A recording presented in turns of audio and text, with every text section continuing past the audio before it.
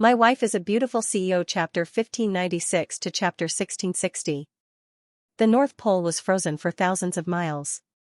In the center of the white ice cap, there was a splendid scene of gold and jade. Compared to 2 months ago, the Tree of Earth had more than doubled in size.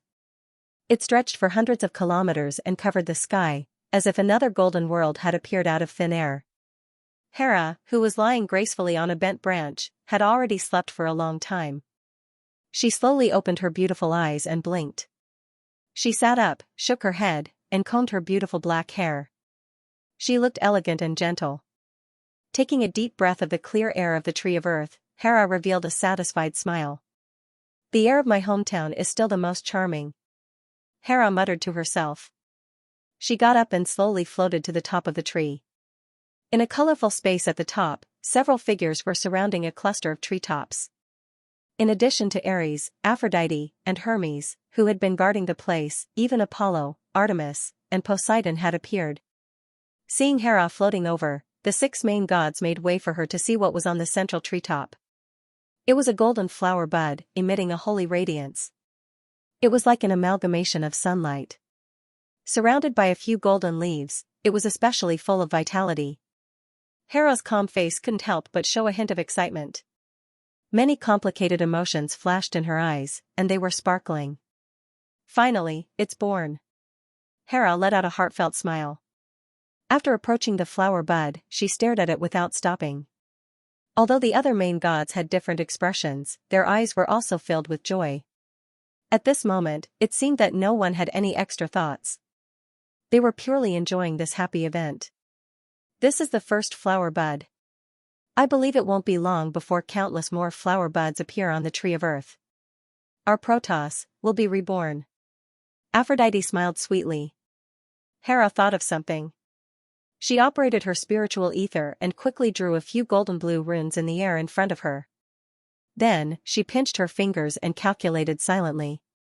It was the divination technique she had studied. After calculating, Hera revealed a strange smile. While I was sleeping, you guys did something big. You've sunk so many human fleets that came to the North Pole. Letting humans get close to the Tree of Earth will only cause more trouble, so we might as well deal a heavy blow, so that they won't come to investigate again and again, Ares said proudly. Hee. The humans are already building some so-called Noah's Ark. What a bunch of stubborn low-level life forms. Hera chuckled. Aphrodite looked at Hera with her beautiful eyes. I didn't expect your divination to be so accurate. Why don't you calculate when Athena will come? She should be the one who wants to see the Tree of Earth bloom the most. Her? If I wanted to calculate her trajectory, it would consume too much energy, and it might not even be accurate. I'm too lazy to do it. Hera casually rejected the idea. You're finally willing to admit the gap between you and her. Apollo said gently, Hera, that's enough. Athena's contributions cannot go unnoticed now that the Protoss are about to usher in a renaissance. Although she is indeed domineering, her intentions are still for the good of the Protoss. Aren't you happy to see this flower bud as well? This shows that we're all essentially the same, and you're no exception. Rather than competing with Athena, why don't you enjoy the glory of the god race? Hera snorted lightly, but no one knew if she heard it or not. At this time, Poseidon let out a long sigh and said emotionally, if we could have found Gaia's heart 20,000 years ago and revived it earlier, perhaps the result would have been different. Who would have thought that among the low-level life forms on Earth, there would be such a group of people with such strength, and in the end, there would be that monster like Gaia? Hera gritted her teeth. At the mention of this, the other main gods revealed expressions of anger and pain. After a moment of silence, Hermes chuckled, do you guys think that guy Hades will be a friend or an enemy in the future? Hades? Hera was stunned. Yes, how did his fight in the illusion go? What's the outcome? There's been no news. Don't you have divination? Calculate where he is now. Aphrodite asked. Hera didn't think much of it and performed divination again. However, the result made her frown deeply. What's wrong? Did something happen to Hades? Artemis asked worriedly. A rare trace of embarrassment appeared in Hera's eyes. She pursed her red lips and didn't say a word. At this time, suddenly, an illusory voice came from afar. He's in the demonic eye. The gods were stunned, and then looked not far away, at a slender phantom that stepped out of the void. Athena, dressed in a black ancient Greek dress, had a fair and slender neck, and her fair arms hung naturally. In the blink of an eye, she appeared in front of the gods. The sovereigns were all silent. None of them spoke, because great waves were roiling in their hearts. Just as they had expected, with the recovery of Gaia's heart and the growth of the tree of earth, everyone's strength had increased exponentially. And Athena's strength had now recovered to a level that amazed them. Although they were already familiar with Athena, after 20,000 years, the other main gods were still a little stunned when they felt the strength of the goddess of war again. Hera's eyes showed some undisguised jealousy, and she sneered, "Even if you don't say it, I know that he's in another space, meddling in other people's business." The other gods knew that Hera wouldn't admit defeat, but Athena's great prophecy spell had clearly proved that it was more powerful and accurate. Sure enough, as Hera said, the great prophecy spell wasn't perfect, but it wasn't something that the divination created by humans could compare to. Athena's cold eyes stared at Hera, and she said indifferently, "If you don't find trouble with me, I naturally won't meddle in your business." Her meaning was obvious. She knew exactly what Hera had done in secret, but she just didn't find her to expose it. Hera's expression was ugly, but she didn't buy it. "Don't be too happy, things haven't come to an end yet. Just like in your previous life, even if your great prophecy spell is 99% accurate, the little variable that you didn't calculate can still turn everything around." But Athena was no longer interested in her argument. With a light tap of her bare feet, she came to the side of the flower bud. Slowly, Athena stretched out a soft hand and placed it on the side of the flower bud. She moved closer, as if feeling the life contained within it. The other sovereigns all fell silent. They seemed to be able to sense that although Athena appeared calm, she was actually filled with a myriad of emotions, and her heart was in turmoil. After a long time, Poseidon asked, "Athena, when are you going to find Zeus?" The other gods were also paying close attention. Freeing Zeus was another important matter for the gods. Athena turned around and said indifferently, "There's no need to find him, he can come out himself." He can come out himself? She means that when Zeus recovers a certain amount of strength, he can escape from the formation. Hee, I'm right, right? Hermes laughed. Athena said, 20,000 years ago, he and I lost at least 30% of our strength. In addition, the creator of the formation was too powerful, and the laws he added to the formation were too mysterious, causing the variables of the formation to exceed the range of my great prophecy spell. If not for that, not only can I escape the range of the formation, I can also tell Zeus in advance, and I won't be tricked by that person. In half a year, our strength will recover to more than 90%, and when that time comes, it won't be difficult to break out of the formation. In fact, that person who plotted against us will pay back double. This is really something to look forward to. However, since you and Zeus can defeat that person if you join forces, why did you deliberately guide Hades to this point? Hera smiled strangely from the side. When she said that, the other overgods became confused as well. They looked at Athena in confusion. Athena was silent for a moment, and looked at the gods calmly. "You don't need to know." Hee. "Don't tell me that even you don't know." Hera didn't budge an inch. "Things have already come to this. Logically speaking, everything should be as you expected. What is there to hide? The only explanation for your ambiguity is that you can only predict the beginning, and not the end. I used divination to predict Hades' future, and his fate is a complete mystery. His fate is in a mess, and I can't even predict good or bad luck. I don't believe that no matter how strong your great prophecy spell is, the difference can't be so great." In the face of Hera's aggressiveness, Athena seemed to have no interest in talking more. After glancing at her indifferently, she took a few steps and disappeared into the air. Seeing that Athena left without saying goodbye, Hera's face turned pale and she gritted her teeth. "Bitch, I hate her attitude of not taking others seriously the most." Artemis smiled bitterly and said, "Alright, Hera, you've known Athena for tens of thousands of years. She's just like that. She's stronger than all of us. Of course, she's not interested in explaining everything to you. Besides, your attitude. What's wrong with my attitude? I'm not like you. A group of cowards, isn't it just reviving Gaia's heart? It's not a glorious thing. I've only done something that you wouldn't dare to do. Is there a need to be so submissive? Humph, Hera glared at the former and turned to leave. She was obviously looking for a place to vent her anger. The remaining gods looked at each other and smiled bitterly. However, whether Athena really didn't know the final fate of Hades, they were also quite concerned. At the same time, in the eye of the heavenly demon, in the palace of the Netherworld Emperor, Xianxia sat on a cornice at the top of the palace, looking at the gloomy underground world in front of him, in a daze. After a rough calculation, he knew that more than 2 months had passed. In Xianxia's heart, the feeling of anxiety was getting stronger. He was worried about what happened to his family.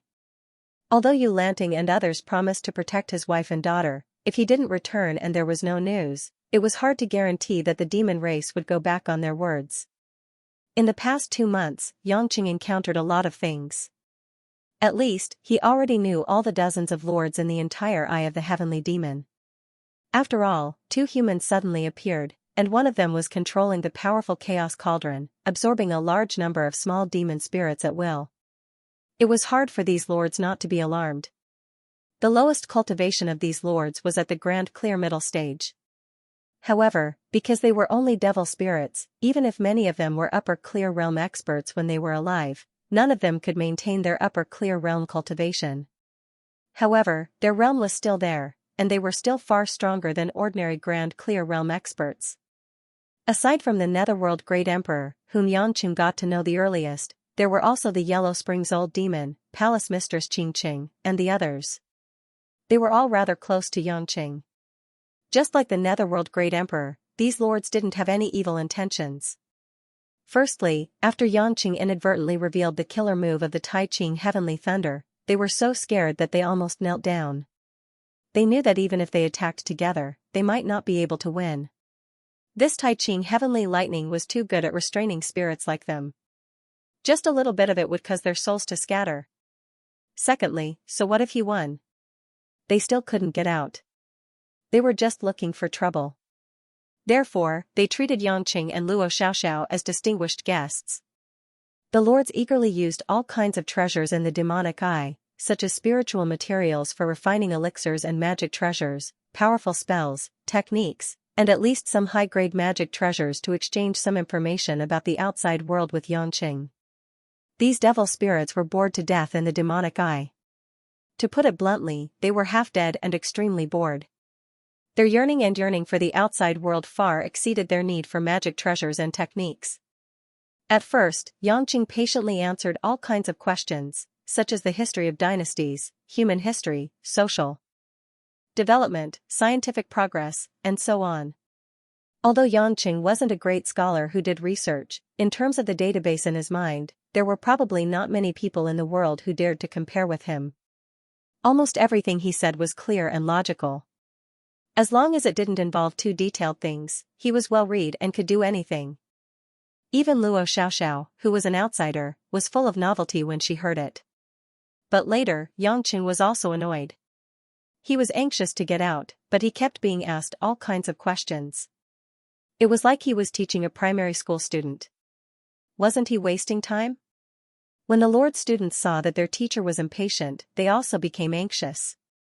Indeed, Xianxia was stronger than you, and he had no obligation to tell you so much. Why did you keep dragging him to talk? Therefore, the lords began to court Xianxia and gave him gifts to please him. Xianxia wasn't a gentleman. He accepted gifts and didn't refuse them.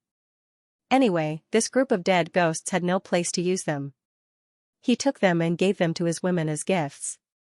For a moment, Xianxia didn't expect that there would be as many as 17 immortal artifacts in his hands. That's right, they were indeed immortal artifacts. This was probably more than the total number of immortal artifacts owned by the 3 great hidden families.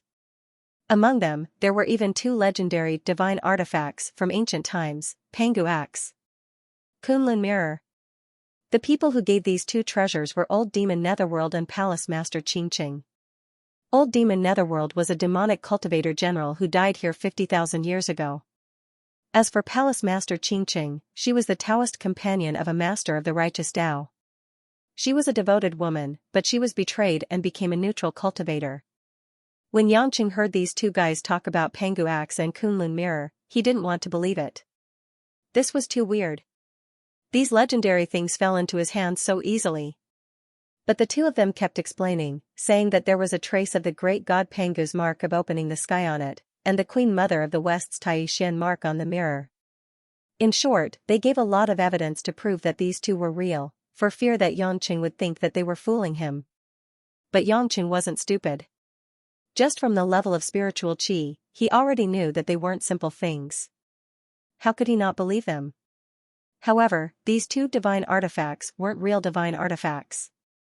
They could be regarded as supreme great immortal artifacts. Just like Xianxia's chaos cauldron, they weren't in their original state. According to these old guys, people like Pangu, Goddess Biwa, Eastern Emperor Tai, Queen Mother of the West, and Yellow Emperor Xianyuan actually existed. They were the first group of primeval immortals more than 400,000 years ago. When those primeval immortals broke the void and left Earth, their strength was in another dimension. They didn't need these divine artifacts anymore, so they left them on Earth and gave them to the fated people. However, if one didn't reach the strength of those primeval immortals, these divine artifacts couldn't recover their true power. It was like a giant beast, but its master was too small. The giant beast naturally didn't know what to do and couldn't really play the role of creating the world. Because too much time had passed, the information about these primeval immortals had long been divided into various versions, and the ancient books of cultivators didn't have any records about them. They were all lucky enough to see some remnant books because they were born 50,000 years ago, and they were able to pry into the real background of some primeval immortals. No matter what, 20,000 years ago, during the Great War of Deities, immortal artifacts were already very precious. However, it didn't mean that during the Great War of Monsters and Demons 50,000 years ago, immortal artifacts were rare. These demon spirit lords were overlords or heroes of a region when they were alive, and they were at least in the prime clear realm. If they didn't have one or two immortal artifacts, they would be embarrassed to come out. But now, they didn't need so many immortal artifacts. Except for the personal artifacts that accompanied them for tens of thousands of years, they were almost useless. Instead of keeping them for resting, they might as well give them to Xianxia as a gift. Apart from paying tuition fees, they couldn't guarantee that Xianxia would bring them some surprises when he went out. After all, Xianxia could just wait until the Eye of the Heavenly Demon opened, and he would definitely be able to go out. As for whether or not the immortal artifact could be used after it was given to Xianxia, Xianxia didn't need to worry about it. With his strength, even if the immortal artifact recognized him as its master, he could use the Tai Ching Divine Thunder to remove the soul imprint inside. Moreover, these lords had already dealt with them in advance, so he didn't need to worry about not being able to use them. Originally, this was something worth being happy about. Xianxia felt that women would be very happy when they received the immortal artifact gift from him. Unfortunately, it was difficult for him to get out of this predicament early. When the Eye of the Heavenly Demon opened next year, whether or not his family would be safe would be a huge problem. Therefore, Xianxia didn't have the mood to fiddle with and study the newly acquired heaven-defying artifacts. Xianxia asked almost everything that the lords knew about the Eye of the Heavenly Demon, but he still couldn't find any clues to break through this damn place. And that dark and swarthy Ming family's spiritual treasure also didn't have the slightest reaction. Almost every day, Xianxia took Luo Xiaoxiao to search inch by inch in the Eye of the Heavenly Demon. This time, because of the goodwill of the lords, Xianxia didn't have the nerve to find the demon spirits for the chaos cauldron to eat, but he didn't have the mood to do so. Day after day, until now, there was still no clue. Just when Xianxia was sitting there thinking about what to do, whether to continue searching or to give up, Luo Xiaoxiao suddenly flew up from below, ran to Xianxia's side, and said, "Xianxia, Uncle Yuming and the others have invited you over. They have something to discuss with you." Uncle Yuming was the name that Luo Xiaoxiao gave to the Netherworld Great Emperor. Xianxia couldn't help but admire this girl. She wasn't young anymore, but she was really naive. After spending a day or two with these ghostly demon spirits, she wasn't afraid at all. Later, she called them Grandpa Yellow Spring, Sister Qingqing, Uncle Bloody Hand, Little Sister Yaoda. She could call them anything. It was worth mentioning that the little sister Yaoda was just a small and exquisite flower demon. She looked like a 13 or 14-year-old little girl, but Luo Xiaoxiao called her younger sister, who was more than 50,000 years old. However, the old woman herself was enjoying it, so Yangqing didn't say anything. You want me to go again? 4 hours ago, I just finished telling them the story of Xiang Yu's suicide in the Wu River. It has already been 12 hours. I will talk about the history of the Western Han Dynasty tomorrow. Yangqing was a little crazy. He was about to become a history teacher. However, Luo Xiaoxiao shook her head and said excitedly, I'm not asking you to tell me a story. They're discussing an interesting matter in the demonic eye. I thought that it might be helpful for us to get out, so I wanted to tell you about it. When Yangqing heard that it was about this matter, he immediately became spirited and followed Luo Xiaoxiao to the central hall of the palace. In the hall, more than a dozen demon lords of different shapes and sizes were floating in the air, gathering together to discuss something. Seeing Yangqing come over, the Netherworld Great Emperor chuckled and said, Brother Yang, you're here. We thought of something and wanted to ask you for your opinion. Xiaoxiao said it's about whether or not we can get out. Don't beat around the bush. Hee hee. Little brother Yang is really impatient. Are you going to stay here with me for a few more months? The one who spoke was a tall and beautiful woman dressed in a dark blue dress. Her long hair was like strands of green flames. It was Palace Master Xianxia. If there's nothing going on outside, I naturally won't be in a hurry to go out. The Palace Master has treated me well, but my wife and children are not safe inside. If something happens to them, I won't be able to bear it. Yang. Qing smiled bitterly. He was an old demon spirit with a gray body and sunken eyes. He was none other than the old devil Huang Quan. He said in a hoarse voice, Actually, I might not be able to help you. It's just that we are about to go to the Sky Demon Crack to cultivate. I wonder if little brother Yang and the Luo girl are willing to go with us. Sky Demon Crack? What is that place? Yangqing frowned. He had already searched the entire world of the demonic eye, but he hadn't found any cracks. Palace Master Xianxia said with a smile, Little brother Yang, don't be anxious. Listen to me slowly. This cold and elegant woman loved to chat the most. She would talk non-stop whenever she had the time. The other demon spirit lords were too embarrassed to fight with her. Yangqing listened patiently and finally understood the specific situation.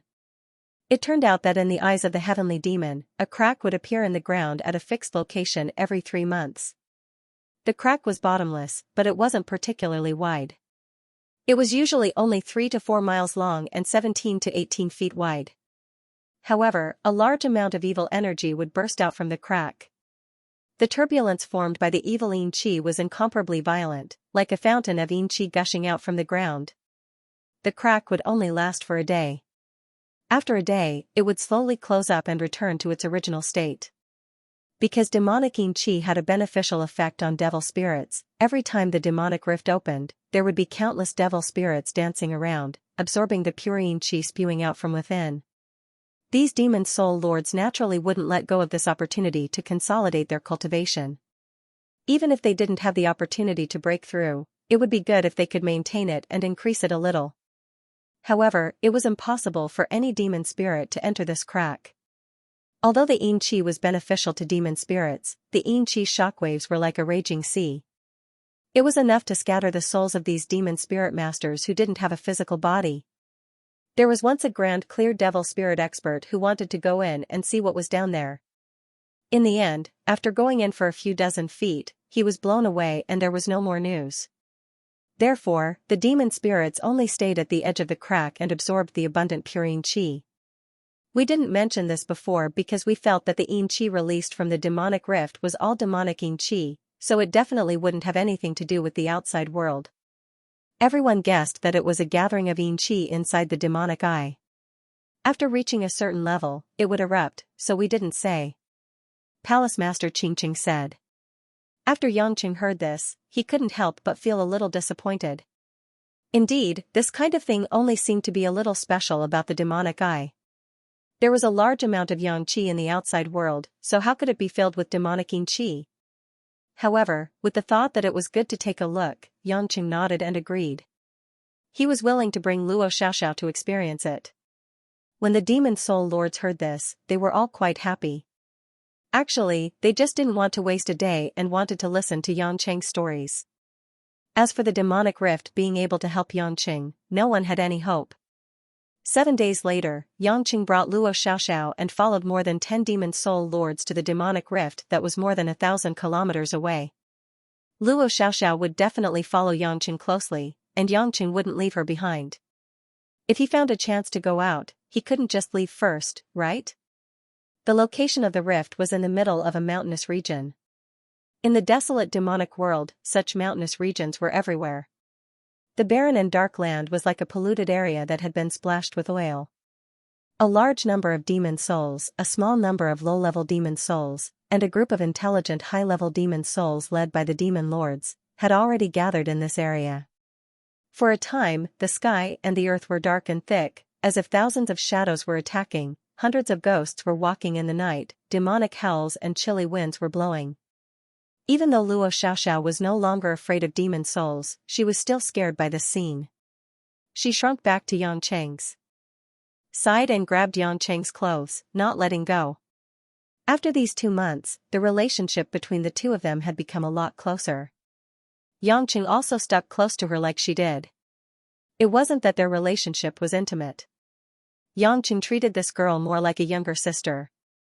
From time to time, he would feel that she was delicate and pitiful, and would always want to take care of her. But Luo Xiaoxiao obviously didn't think so. She felt that Yanqing still liked her in his heart, so he slowly didn't reject getting close to her. "Little brother Yang, look at the demonic rift in front of you. It's about to open." The Netherworld Great Emperor pointed forward. The mountains within a radius of several dozen li began to shake and tremble. In the middle of those dozens of towering mountains, a fine crack gradually formed in the crack, and then began to slowly expand and be torn apart. It was as if a god had used a knife to cut a hole in the ground, wanting to see what was inside. Boom! The overbearing and turbulent evil aura was like a gushing spring as it sprayed out from the crack. The originally dark gray sky seemed to have been dyed by it into a thick ink. It was as if the sky was covered by a black curtain. In the blink of an eye, the area within a radius of a few miles became extremely dark, and even the central area was so dark that one couldn't even see their own fingers. What a powerful yin qi! It's at least 100 times stronger than usual. Yanqing exclaimed. He didn't forget to open a true essence shield to protect Luo Xiaoxiao. He didn't care about this yin qi. Although he wouldn't enjoy it as much as demon souls, he could still bear it. But Luo Xiaoxiao couldn't bear it with her cultivation. "Haha, little brother Yang, you stay here and watch. I'll go and absorb it first. Remember to tell us about the war between the 3 kingdoms later." The Netherworld Great Demon laughed and flew to the edge of the crack with the other lords and kings. At this moment, Yanqing sensed that the Chaos Cauldron transmitted a powerful thought to him in his mind, trying to make him use it to absorb a large amount of yin qi. However, Yanqing knew that although the yin qi here was very dense, there were demon souls everywhere. Once the Chaos Cauldron began to absorb it, it might eat up some demon souls. With his current cultivation, he didn't lack this. The Netherworld Great Demon Souls had given him so many immortal artifacts. It would be too inhumane if he ate their minions and even some intelligent demon souls. Therefore, Yanqing suppressed the desire of the Chaos Cauldron and ignored it. However, as soon as he suppressed the Chaos Cauldron, Yanqing sensed that the damn guy in his spatial ring began to move again. The Meng family's spiritual treasure. This time, Yanqing didn't want to be fooled again. He grabbed Luo Xiaoxiao with one hand and waited for the spiritual treasure to fly out by itself with the other hand. Sure enough, the black ball flew out of the spatial ring and floated in the direction of the crack at a moderate speed. Yanqing quickly grabbed the black ball in his hand. He only felt that the black ball was still trying to fly forward, and he didn't know what was pulling it, but it was trying to break free from his hand. However, Yanqing clearly didn't sense any special spiritual qi. Yanqing was startled. This time, it wasn't a teleportation. Could it be that this thing was flying over to take him to find something? The Meng family's ancestors said, the hope of restoring the demonic kingdom? What's going on with this thing? Luo Xiaoxiao asked nervously. She also realized that something was wrong. Xianxia frowned. I don't know, but I think, whether we can get out or not depends on this guy. Don't move. Hold my hand and don't let go. After saying that, he let go of the black ball, and the black ball continued to fly toward the crack according to its original trajectory. Xianxia and the girl immediately followed the black ball. After a while, they arrived above the crack, and the black ball began to descend gradually.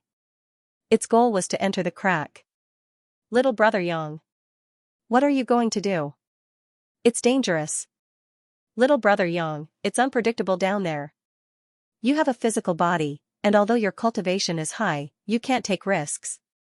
When the Netherworld Great Emperor and the others saw that Xianxia was going to take Luo Xiaoxiao down, they couldn't help but shout. Xianxia turned his head and said to the other lords, it's urgent, I have to see where this black ball is going. Don't worry, I know what to do. The demon spirit lords were anxious, but Xianxia wouldn't listen to their advice easily. They didn't dare to go too close to the crack, or they would be in danger, so they could only sigh. In fact, Xianxia also had a plan in his heart, and he was a little worried. But in the current situation, if he missed this opportunity, it might really be too late to go out. Although he had to take Luo Xiaoxiao, who was a burden, with the Chaos Cauldron in his hand, he could have a big guarantee.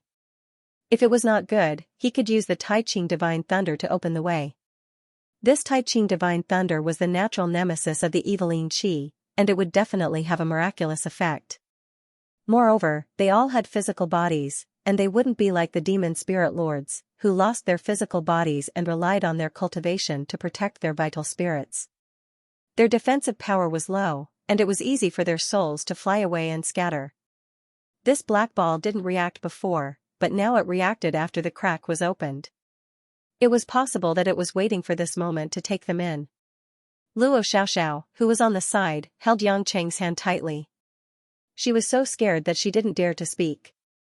She simply closed her eyes, and her facial features tightened, letting the man take her wherever he wanted. As soon as they went more than 10 meters into the crack, Xianxia felt that the evil Yin Qi gushing up from below began to become particularly majestic and terrifying. It was as if countless sharp steel knives were slashing at them from all directions, trying to chop them into minced meat. Fortunately, Xianxia's quintessential essence was abundant, and the power of heaven and earth was endless. Layer after layer of the protective shield was consumed, but it could be replenished. However, for the sake of safety, Xianxia took out the Chaos Cauldron and absorbed the evil qi in the surroundings. The Chaos Cauldron was meant to devour all living things. Naturally, it would not reject anything. Like a fish in water, it began to absorb the energy in the crack. Once again, Xianxia felt traces of pure spiritual qi entering his dantian. It was the Chaos Cauldron that converted the Yin Qi. Suddenly, Xianxia furrowed his brows as he noticed something strange. There was actually a small space around the black ball that led the way. It was as if it had some kind of magic power that caused the evil energy to retreat. It was completely unaffected by the Qi wave geyser inside. No wonder he felt that something was wrong. It turned out to be the strange behavior of this black ball. It seemed to be innately unaffected by the evil energy. Wherever it went, the evil energy would make way for it. Thoughts flashed through Xianxia's mind quickly. After thinking of something, he immediately dragged Luo Xiaoxiao down and grabbed the black ball. Sure enough, the moment the black ball was grabbed, everyone, including Xianxia and Luo Xiaoxiao, obtained the special protection effect of the black ball. The evil energy started to not affect them. At this time, Xianxia estimated that he was already hundreds of feet deep into the crack. His surroundings were already pitch black and he could not see his fingers in front of him. If he did not use his divine sense, he would be completely blind. Xianxia thought that if this black ball had such a miraculous effect, did it mean that those demon spirit lords could also pass through this crack through the black ball? Should he go back and find them to explore together? However, after thinking about it, Xianxia gave up. Not to mention whether they were willing or not, even if they were willing, it might not be feasible. After all, they didn't have a physical body, so the special effect of the black ball might not be useful. The more he looked at this black ball, the more it looked like it was left by the ancestors of the Meng family for the descendants of the demonic cultivators. If there was no accident, those who could come here must be demonic cultivators. The descendants of the Meng family with a physical body were definitely not prepared for these demon spirits. If those demon spirit lords were killed, it would be a big mistake. After thinking about it, Yangqing didn't delay any longer. While holding the black ball, he went deeper and deeper according to the traction of the black ball. With the help of the black ball, Yangqing no longer felt any pressure. All the way down, he could also use the chaos cauldron to devour a lot of yin energy. Although it was impossible to devour all of it, it was enough for Yangqing to feel happy. After all, many a little makes a mickle, and his cultivation level was high. Time ticked by. For cultivators, time was something they didn't care about. However, in such a dark underground world, he couldn't cultivate. He could only move forward slowly, but he didn't know where the end was. Whether it was good or bad, this was also a big test for Yangqing. Unknowingly, Yangqing estimated that he had been in this dark underground world for more than 7 days, but the bottom was still bottomless. What Yangqing could be sure of was that this was no longer the crack. All around, it was thick and dense in energy. It was as if he was in an underground dark space, and he couldn't sense where the edge was. If there was no accident, this was the core of the world of Sky Demon Eye, just like the Earth's core. However, the core of this Sky Demon Eye was a bit weird. It was reasonable to say that it shouldn't be so bottomless. What's more, Yangqing had tried it before. The world of Sky Demon Eye was spherical, so shouldn't its core world go all the way down to the other end? But if he kept flying like this, it seemed that he had long exceeded the scope of the world of Sky Demon Eye. Could it be that the central area of this Sky Demon Eye was connected to another space? Yangqing also didn't know. At present, in addition to continuing to follow the path of this black ball, he could do nothing. Even the way back, Yangqing was not sure if he could find it at once. The ancestor of the Meng family, is he playing with me? Yangqing hated it so much that his teeth itched. He was really unlucky. Yangqing. Suddenly, Luo Xiaoxiao, who had been leaning on Yangqing's body, called out. You're awake? Yangqing looked back at the girl. His tone was a bit soft and guilty. These days, Luo Xiaoxiao followed him in this dark world. In the first 2 days, she was still in the mood to talk, but later, she was a little scared. After all, the girl had not experienced too many hardships. Such a situation was too scary for her. Therefore, under the advice of Yangqing, she calmed her mind and tried to let herself fall asleep, so that she could get through this dark and boring time. But there was a time when she had enough sleep. After sleeping for 5 days, when she woke up, she still found that there was no hope, so the pressure in Luo Xiaoxiao's heart was getting heavier and heavier. Yangqing felt that he might have caused this girl trouble. Although he didn't do it on purpose, Luo Xiaoxiao wasn't related to him in any way. He had wronged her by beating her up earlier, and now he had caused her to come to this godforsaken place. He felt really bad about it, so he tried his best to speak to her in a gentler tone. Can we? Can't get out? Luo Xiaoxiao asked cautiously, seemingly afraid that Yangqing would get angry. Yangqing smiled bitterly, no way, this thing is still moving forward. It's probably because this passage is particularly long. I can't speed up. After all, walking around randomly may cause an accident. In the darkness, Luo Xiaoxiao bit her lip and suddenly said in a low voice, then. If we encounter any danger, can you leave me alone? Yangqing was stunned, but then he smiled and said, what nonsense are you talking about? You don't have a head or tail. I've been carrying you for so many days, how can I just leave you alone? Although I'm not very smart, I'm not stupid either. In this situation, you're not confident. If we encounter any danger, you're very strong, and you may have a high chance of protecting yourself. But I'm too weak, and my strength is low, so I can't help you. Instead of bringing me along, it's better for you to take care of yourself. There's still a chance to get out. Luo Xiaoxiao said seriously. Yangqing didn't know what to feel in his heart. He felt a little uncomfortable, but he knew that when it came to this kind of adventure, his strength might not be enough. Don't jinx it. Aren't we fine now? Yangqing forced a smile. Luo Xiaoxiao reached out, took a small thing from her waist, and tried to stuff it into Yangqing's hand. What is this, a jade pendant? Yangqing felt something warm in his hand. He scanned it with his divine sense and found that it was a Lantian jade pendant of excellent quality. In the hands of ordinary people, Lantian jade might only have a little effect on the body, but cultivators wearing good quality Lantian jade could use it to adjust their spiritual energy, nourish their blood, and maintain their beauty. The carving of this Lantian jade was very exquisite. Xianxia could feel that this jade pendant was carved by an expert who had reached a very high level of true essence. On the jade pendant there was a lifelike deer with its slender neck raised high, full of spiritual energy. Xianxia didn't understand why Luo Xiaoxiao would give him a jade pendant. This wasn't a magic treasure. This is a jade pendant that my father gave me. Luo Xiaoxiao said softly with a trace of longing, when I was young, my nickname was Luer, so my father gave me a little deer jade pendant. I have always worn it. Xianxia was slightly surprised. It seemed that Luo Xianxia had personally carved this jade pendant and gave it to his daughter. He didn't expect that he would be so concerned about Luo Xiaoxiao. However, Xianxia had already experienced the feeling of being a parent. Not to mention the jade pendant, even if the chubby little girl wanted the moon in the sky, Xianxia would still think of a way to blow it down. Since your father gave it to you, just keep it. It's not like it's a treasure, so why give it to me? Xianxia asked. Luo Xiaoxiao shook her head, I want to leave it with you. If I don't have a chance to go out, I want to beg you to hand this jade pendant to my father. Tell him that your daughter has one last request.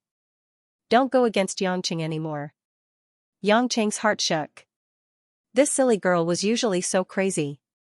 He thought that she didn't take his relationship with Luo Xianxia to heart, but he didn't expect that she had been holding back and didn't mention it. Heh, do you think that your father is the kind of person who would let you go just because you beg him? Besides, you have to understand that it was me who wanted to kill your father. Your father is not my opponent. Xianxia wasn't that soft-hearted. I know. Luo Xiaoxiao sighed. But I really don't want to see either my father or you die. My father has done a lot of bad things, but he's not a bad person. It's not as simple as you think. Let me finish. Luo Xiaoxiao interrupted Xianxia's words. With a rare frown, she said seriously, perhaps everyone in the world thinks that my father is ruthless and only cares about himself, but he really isn't that kind of person. Ever since I was young, my father had always been very protective of me. Although I wasn't Mistress Ling's biological daughter and my brother was the heir of the family, the people in the family didn't really take me seriously. But what they didn't know was that Dad had never gone out with Big Brother. Dad would only secretly take me out for sightseeing, eat delicious food, make toys for me, and tell me stories of the secular world. At that time, my brother was eating large amounts of spirit pills and cultivating the clan's Luo Tian scripture. As for me, I didn't start cultivating until I was a teenager. Others thought that it was because Dad didn't value me and didn't want to properly cultivate me. But they didn't know that Dad did that to protect me. Moreover, my childhood was much more blissful than my brother's. Although I didn't have a mother, I could feel that Dad loved me more than my brother. If I started cultivating too early and my potential was discovered, no matter if it was the people of the Ling family or some of the elders in the family, they would all see me as a thorn in their side. Because my innate talent was actually much stronger than my brother's. So, when I hadn't even reached the congenital realm, Dad sent me out of the dreamland and sent me to Zhonghai to study. It was to avoid the eyes and ears of those people and make them think that Dad didn't care about me. Although Dad never asked about my life, he would send someone to transfer a lot of money into my bank account every month because he knew that I liked to fool around and spend money recklessly. As she spoke, Luo Xiaoxiao's big watery eyes were filled with tears and rolled down. My dad always pretended to be very strict. But the bitterness in his heart was unspeakable. Those uncles and elders in the family, they all wanted to harm him behind his back. He knew all of them in his heart. Because my grandfather's generation personally snatched the position from the other Luo family clansmen, my dad's position as the head of the family wasn't actually supported by all the elders. In the family, he had to be wary of his relatives and clansmen. Outside the family, he had to be wary of the Xiao and Ning family. There was so much pressure, but he silently endured it all by himself. There were many things that he couldn't say out loud like a normal father, and there were many things that he couldn't teach his children like a normal father. I understand all of this, so I never blamed him. One of Yang Cheng's hands held on to the Lantian jade pendant, and he couldn't help but tighten his grip. He had underestimated Luo Xiaoxiao. As a father, he couldn't help but be moved when he heard his daughter say these words. A cold-blooded and cruel father who killed people like flies. In Lanlan's eyes, perhaps he was also such a father. Although the child was still young, when she grew up and knew that his hands were stained with tens of thousands of lives, how would she view him as a father? The world was filled with enemies, and there were probably countless people who wanted him dead. He was such a heinous demon. But in his daughter's eyes, no matter how much he deserved to die, he was still her biological father who loved her dearly. All right. Don't say any more. Yangqing let out a heavy sigh. Although he couldn't see it, his eyes were definitely a little red.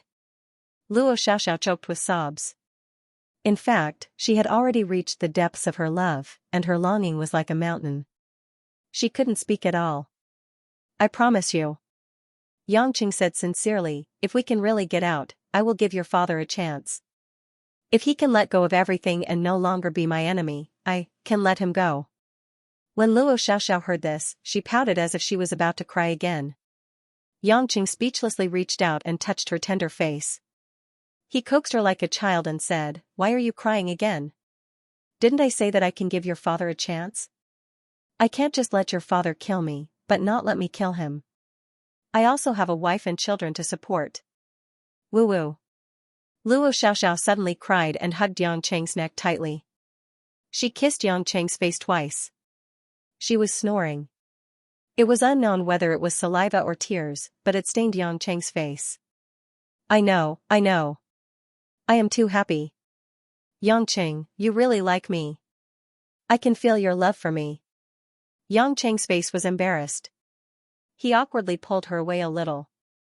He didn't know whether to laugh or cry. Oh my God. These are two different things. I know. You are also a shy man. This is what I like about you. Although you are quite perverted, your heart is actually very conservative. You can't trust a man who easily says he loves you. Luo Xiaoxiao laughed and cried at the same time. She even used her hand to wipe the tears off her face. Looking at the girl's happy and naive appearance, he wondered if it was the same person who had used those words to move his determination just now. Yangqing shook his head and sighed, Maybe I really like you.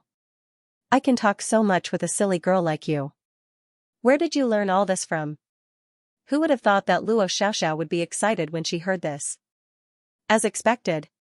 Tell me quickly. When did you start to like me? Yang Cheng's face slightly twitched. Why is this girl's understanding and thinking different from ordinary people? Luo Xiaoxiao anxiously asked, Then do you know when I started to like you? I don't want to know. Yangqing rolled his eyes. He finally understood why his wife couldn't help but roll her eyes when he talked to Lin Ruoxi. Why? Luo Xiaoxiao pouted angrily. Yangqing smiled, I just don't want to know. Luo Xiaoxiao's little mouth pouted even more. Her face puffed up like a white and tender little bun. All right. Is this that important? I just want you to relax a little. And believe that I can take you out. Yangqing poked the girl's face. Luo Xiaoxiao's pretty face was instantly dyed with a touch of rouge. She lowered her head in embarrassment and smiled sweetly. Seeing this extremely fast change in expression, Yangqing couldn't help but say, Miss Luo, I want to ask you a question. Huh? Luo Xiaoxiao raised her eyes curiously. Yangqing asked with a mischievous smile, You. Have you always been this cute since you were young? As soon as he finished asking, Yangqing thought to himself that something was wrong. Sure enough, Luo Xiaoxiao's pair of beautiful eyes that could speak seemed to be filled with a layer of mist. Her dimples were completely pink as she bashfully punched Yang Cheng's chest, annoying. How can you confess in such an unromantic place? Ugh. You misunderstood me, I was just saying. Yang Cheng quickly wanted to explain, but Luo Xiaoxiao punched him in the chest again. All right. I know you're shy and worried that I won't agree, right? Actually, I said that I liked you before. You don't have to be afraid that I'll reject you. Although this place isn't very good, but I'll agree to it for the time being. In the future, choose a romantic place to confess to me. But in the future, this doesn't mean that I'll follow you in everything, it still depends on your performance in the future. Luo Xiaoxiao said a lot of things to herself, leaning on Yangqing's chest like a little bird, as if she was already set in stone. Yangqing wanted to explain, but after thinking about it, explaining that he didn't say that he liked her at all? That's not right, it doesn't seem to be a good time to explain it to her. After thinking about it, Yangqing could only sigh. For the time being, he would have a lot of time to explain it to her after he got out. However, Luo Xiaoxiao's jumping thoughts had already made Yangqing a little unable to handle it. In the end, Yangqing remembered the dear jade pendant in his hand, and stuffed it back to Luo Xiaoxiao, saying, "Take this jade pendant yourself, you won't be unable to get out, I have confidence that I can take you out." However, Luo Xiaoxiao shook her head and refused, "Just treat it as a token of love from me." Token of love? Yangqing was bitter and wanted to cry but had no tears. However, he suddenly thought of something. Wait, jade pendant? This? Yangqing thought for a moment and asked, "Miss Luo, have you ever seen a jade pendant made of Kunlun jade with a pear blossom on it?" Luo Xiaoxiao was startled, blinked and asked, "You mean my father's pear blossom jade pendant?" "Your father's?" Many thoughts suddenly flashed through Yangqing's mind. "Are you sure your father has one?" "Of course, it was left by my mother," Luo Xiaoxiao said. "I've seen it a few times, but it was always held by my father. However, there will be more than one piece of Kunlun jade with a pear blossom carved on it." "I don't know if you're talking about my father's piece." Yangqing was silent. He didn't think that there was such a coincidence in the world. He put all the previous clues together. He had coveted his endless resolve restoration scripture, the Tang family fortress, the Luo family's vassal family, the fictional Wangxing, the real Wang Shu, the Kunlun jade pear blossom jade pendant, and the jade pendant with a small deer carved on it. Luo Xiaoxiao's nickname was Luer. Lu? Yangqing could not help but smile bitterly. This Luo Qianxiu really knew how to beat around the bush. It seemed that Tang Lui was most likely Luo Xiaoxiao's birth mother. As for that Wang Mian, he was merely acting under Luo Qianxiu's orders, using Tang Lui's relationship with him and Kai Ning to deceive Tang Lui into using the pseudonym Wang Shu for his daughter. The Wangxing of that year was actually Luo Qianxiu himself, a pseudonym he used in the secular world, just like sorrowful Sammo Xing, except that Luo Qianxiu was even more nonsensical.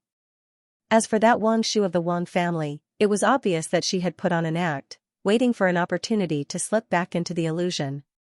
However, because her name was indeed Wang Shu, when he called her name, he was very calm, and there was no flaw in his act. Luo Qianxiu's nickname for Luo Xiaoxiao was Luer. Could it be that deep in his heart, he had always been obsessed with Tang Lui? Perhaps in the past, Yangqing would not have believed that Luo Qianxiu would care about the relationship between a man and a woman. But now, after listening to Luo Xiaoxiao's story, it was possible. If that was really the case, Luo Qianxiu was not only Luo Xiaoxiao's birth father, he was also Tang Lui's lover. This relationship made Yangqing feel that killing him was becoming more and more difficult. "I'll see when the time comes, I'll test his attitude first," Yangqing thought to himself. In this dark and unfathomable world, the two of them had their own thoughts as they continued to follow the black sphere. Because they had been stuck in this damned place for so long, Yangqing had lost count of how many days they had been inside, but he was certain that it had been close to half a month.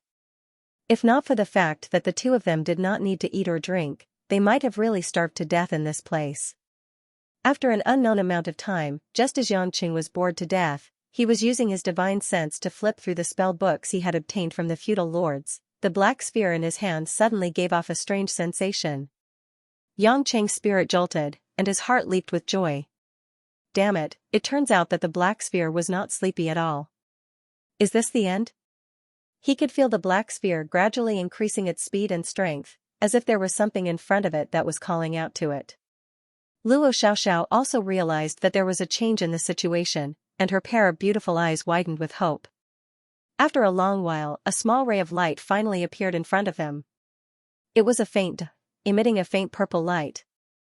Yangqing knew that this was because it was too far away, but there was no doubt that it was most likely the exit.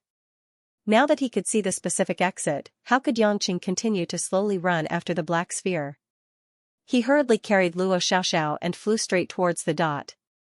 But unexpectedly, the closer they got, the more the scene in front of them shocked them to the core, leaving them in a daze.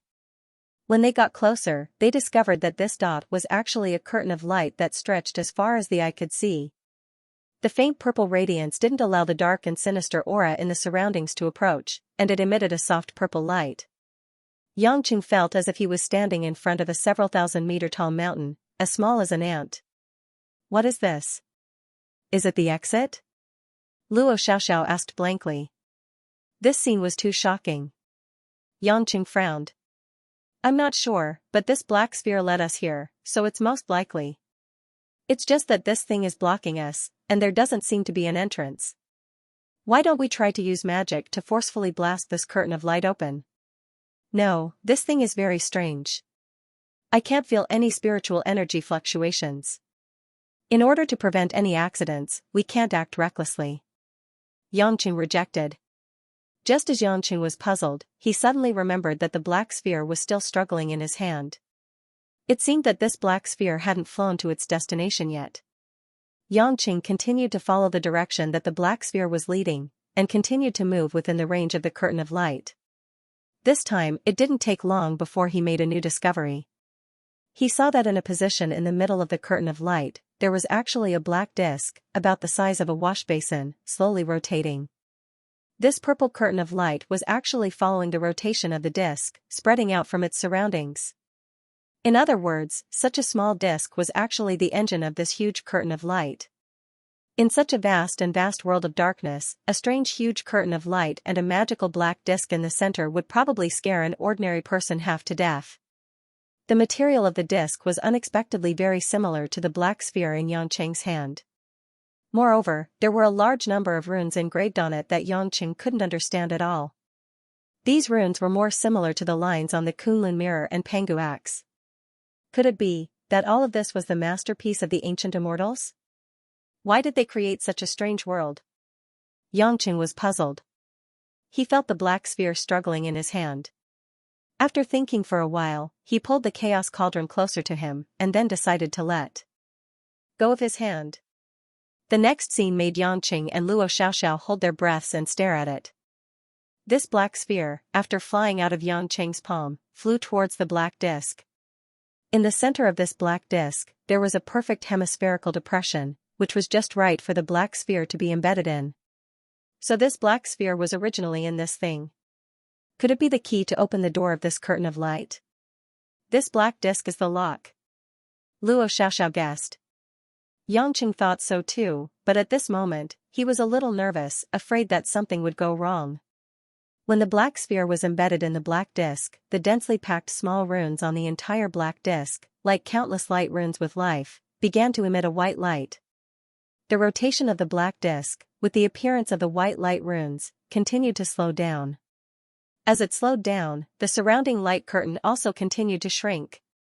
The light curtain began to shrink from the edge, and the evil qi, like a wild horse, began to unscrupulously rush into the vast space passage behind the light curtain. The light curtain shrank faster and faster. After half a cup of tea's time, the entire light curtain had shrunk to only 12 feet wide.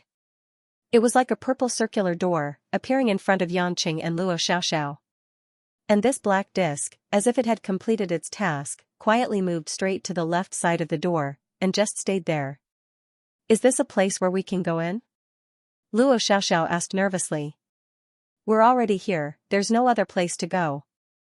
Yangqing said, and after confirming that nothing else had happened, he tried to reach out and touch the black plate. In the end, the black plate did not give any reaction, and there seemed to be no special mechanism. Yangqing thought for a while, reached out to touch the black ball in the center, and slowly tried to push it inside. The black ball really moved. When the black ball was slowly pushed into the depths, the purple light door began to gradually dissipate, revealing another scene inside. In front of him was a wide stone space. The dense stones were made of some special materials, and there were some tiny golden rune arrays flashing everywhere. Yangqing's divine sense swept over, and his face suddenly changed. He couldn't help but shout, "This is Tong Tian Tower." Yangqing, who had seen this tower on the first floor of Tong Tian Tower, didn't think of it just now. No wonder these golden runes were so familiar. What is Tong Tian Tower? Luo Xiaoxiao asked in confusion. Yang Cheng's mind was in a mess, and he didn't have time to explain in detail to the girl. He didn't know how he came to the top of Tong Tian Tower all of a sudden. Could it be that the Eye of the Demonic Demon and the Tong Tian Tower of the 10,000 Demon Realm were connected? But why? Did this passageway already exist, and was it created by the ancient immortals? There was no way to know. Yang Qing thought of Yu Xuaning, who had entangled Wen Tao in order to save himself and Hui Lin. He didn't know what happened to this peerless demon fox. Since he was already here, he might as well enter Tong Tian Tower again to see what was going on. Let's go. Yang Qing took Luo Xiaoxiao and stepped into Tong Tian Tower. What came into his face was a spiritual energy that was completely different from the natural world before. It was indeed the rich spiritual energy in Tong Tian Tower. When they were inside, Yang Qing found that the light curtain door behind him was not closed, and the key black ball, after pushing in, was suspended above it. Perhaps, the ancestors of the Meng family had taken the black ball from here. Wait a minute. An idea popped up in Yang Chen's mind, and he thought, if the ancestor of the Meng family took the black ball from here, doesn't that mean he once came to the Tong Tian Tower and left? This thought made Yang Qing extremely shocked. Because Yu Xuaning once said that no one had ever left the 10,000 Demon Realm, and Yu Xuaning had entered the 10,000 Demon Realm 50,000 years ago and was also the strongest with the longest lifespan in the 10,000 Demon Realm. It could be said that Yu Xuaning was the living epic of the 10,000 Demon Realm. It was impossible for her to not know anything, not to mention such an important thing as someone passing the Tong Tian Tower. If that was the case, the only explanation was that long before Yu Xuaning entered here, the ancestors of the Meng family had already entered here and even broke through the 99 layers of purple and blue heavenly thunder and got out of this tower. In this case, Yu Xuaning had no way to know the truth of this history. Yang Qing hesitated for a moment and took Luo Xiaoxiao to the center of this floor of the Tong Tian Tower. This Tong Tian Tower was too big, and Yang Qing was not sure if this was the top floor. As for the purple and blue heavenly thunder, it would not pose much threat to Yang Qing now. After all, he had the Chaos Cauldron in his hand, and his cultivation was not what it used to be. It was completely no problem to protect Luo Xiaoxiao. After a while, the scene in front changed, and they arrived at the central area. There was a huge golden array. It was like a layer of golden film, covering the empty central area, but this was definitely not easy to destroy. The purple and blue heavenly thunder locked the intruder through these golden arrays. Below the spirit array, one could vaguely see the layers of spirit arrays below. There were no other spirit arrays above the spirit array.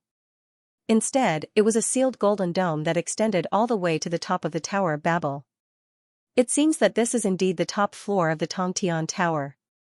Yang Qing murmured, could it be, the top floor of the Tong Tian Tower, there are 2 entrances and exits? It made Yang Qing think so. When he escaped with the Chaos Cauldron, he would definitely not go out through the Eye of the Heavenly Demon. There must be another exit that directly leads to Shushan. Luo Xiaoxiao also learned something about the Tong Tian Tower and the 10,000 Demon Realm. She couldn't help but say happily, then can we go out?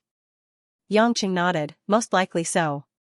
Let's go and find if there are other exits. Although this top floor is also big, it will not be as boundless as the first floor. We should be able to find clues if we are careful. Luo Xiaoxiao was overjoyed. Thinking of going out, for a while, such a dangerous and strange place didn't matter. And Yang Qing was still thinking in his heart. Could it be that the ancestor of the Meng family said that the demonic cultivators could be revived? Did he mean that those demonic cultivators and demon cultivators could be released from the 10,000 demon realm? If there was really a way, then it was true. With the strength of these sky demons and sky demons in the 10,000 demon realm, their combat power would at least double when they go out. There were nearly 200 masters who were at least at the Tai Ching Heavenly Thunder stage. There were also masters like Yu Xuaning and the Demon Emperor Zi Xiao, who were at the Yu Qing Heavenly Thunder stage in the outside world. Weren't those righteous cultivators killed in seconds? The problem was, the ancestor of the Meng family had already reached such a level. It was so easy to break through the Tong Tian Tower, and he also took away the key to the door of the Eye of the Heavenly Demon. How could he fall to the point of self-destruction? Could it be that there were no other masters in the 10,000 demon realm who could be brought out at that time? Or he couldn't think of a way to bring other masters out of the tower? Or, there were other secrets in the war that happened 50,000 years ago, which was likely to be earlier than Yu Xuaning's time. Just as Yangqing was lost in thought and puzzled, suddenly, Yangqing heard a faint sound of thunder coming from the bottom of the Tongtian Tower. Is it the purple-blue heavenly thunder? Yangqing's heart shuddered. This divine thunder fell directly from the formation of different floors according to the level of the intruder. At the top floor, because it was tacitly accepted that the tower was successfully broken through, there was no divine thunder to attack Yangqing, but each floor below, there would be divine thunder of different powers constantly falling. Yangqing couldn't help but think, could it be that someone broke through the tower? But it stood to reason that the Tongtian Tower opened once every 60 years, and it should have been closed long ago. No one could come in at this time. Unless, it was someone who had been in the tower for a long time. Yangqing swallowed his throat. Although he felt unbelievable, it was very likely that it was Yu Xuaning or Wen Tao who entered the tower with him a year ago. No matter who it was, Yangqing couldn't sit back and do nothing. Now Yangqing had reason to believe that he had the strength to break through from the first floor to the 99th floor, so it was reasonable to go down and have a look. If it was really Yu Xuaning who was still fighting with Wen Tao, then he couldn't leave Yu Xuaning behind again. Miss Luo, you stay here. There will be no divine thunder on this floor. It's very safe. I'm going down to see the situation. If I don't come up after a day, then you have to find an exit by yourself. There must be an exit here. Yangqing was worried about taking Luo Xiaoxiao down, so he solemnly exhorted. When Luo Xiaoxiao heard this, she grabbed Yangqing's arm anxiously. You, don't leave me. Yangqing, didn't you say that you wouldn't leave me? I'm afraid to be alone. Yangqing helplessly explained the danger to her. It was better for two people to go alone than for him to have nothing to worry about. After coaxing and pestering, Luo Xiaoxiao agreed to stay on the top floor. However, Luo Xiaoxiao stubbornly said that if Yangqing didn't come back, she wouldn't go out either, which made Yangqing feel a little guilty and couldn't bear it. But in contrast, if he didn't go down to see what was going on, his heart would always be tied down by Yu Xuaning, and he wouldn't be able to forgive himself. Moreover, the monster cultivators of the wilderness sect, Yu Lanting and the others were eager to take their ancestor out of the tower. If there was a chance this time, it was better to take Yu Xuaning out. Anyway, with Yu Xuaning's realm, height, and mind, she wouldn't be the kind of evildoer who would bring disaster to the world. After all, she didn't do that 50,000 years ago. Sister Fox, I hope nothing happened to you. Yangqing muttered silently in his heart, then he jumped down. The chaos cauldron emitted a dark light, and the power of chaos began to wreak havoc around Yangqing, and the chaos soul also opened its huge mouth, waiting for orders. When Yangqing passed through the first layer of the golden array, there was indeed divine thunder falling from the array, and it hit the position where Yangqing was. Boom! The power of the highest level of divine thunder was the greatest, but with Yangqing's current cultivation base, coupled with the recovery rate of the chaos, it was not a problem to take it head-on. As soon as the purple-blue divine thunder entered the chaos blood mouth, a burst of purple electric sparks appeared and disappeared without a trace. Instead, it turned into a pure spiritual energy and was injected into Yangqing and the chaos cauldron. The power of the purple-blue heavenly thunder was still not as good as the Tai Ching heavenly thunder. If Yangqing only relied on his physical body, he might not be able to survive the 99th level, but with the chaos cauldron, everything was very simple. This chaos cauldron was really tailor-made for breaking through the tower. It was a pity that Yangqing's cultivation base had reached the peak of the Tai Ching realm. No matter how much spiritual energy there was, it couldn't make his true essence much stronger, because every increase was difficult to maintain. This was also the reason why Luo Qianqiu refined the heart demon divine weapon. Yangqing also experienced the awkwardness of the realm not being able to keep pace with the cultivation base. After Yangqing withstood the strongest lightning, the lower he went, the easier it was. His body was like falling straight to the 9th heaven. In the blink of an eye, he had already reached the bottom 10 floors. At this level, the power of the purple-blue heavenly thunder was negligible for Yangqing, and he could easily resist it by relying on his physical body. Yangqing searched with rapt attention, and the scene on the first floor made him stunned for a moment. It really was them. On the first floor of Skysplit Tower, a huge mass of silver-gray energy was fighting with another mass of white true essence. That silver-gray energy was Wentao's antimatter energy, and Wentao's body was in the center of the energy group, just like a year ago. The difference was that this guy's strength had skyrocketed, and the pressure of the antimatter energy was completely different from that day. In another milky white true essence shield, Yu Xuaning looked a little embarrassed, and her true essence seemed to be a little difficult to maintain. She could only defend but had no spare power to attack. Her black hair had long been scattered, and the white dress on her body was also damaged in many places. Behind her, 9 snow-white fluffy fox tails were protecting around, looking a little weak. If it weren't for that charming face that could topple a nation, it would be hard to tell that this was the noble and arrogant Jade Fox Palace Master.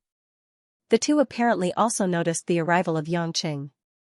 When they saw Yangqing descending from above, whether it was Yu Xuaning or Wentao, they were stunned and felt incredible. "How come it's you? Brat. Didn't you go out?" Even though Yu Xuaning had seen countless storms and waves, she couldn't calm down at this moment, but when she turned to perceive, she frowned slightly. "No, your cultivation base has increased so much." Yangqing was also a little surprised. From the looks of it, these two people had really stayed in the first floor of Tongtian Tower for more than a year, and they had even fought until now. "Haha. Yangqing. You coward, you've come at the right time. If you have the guts, don't run away this time."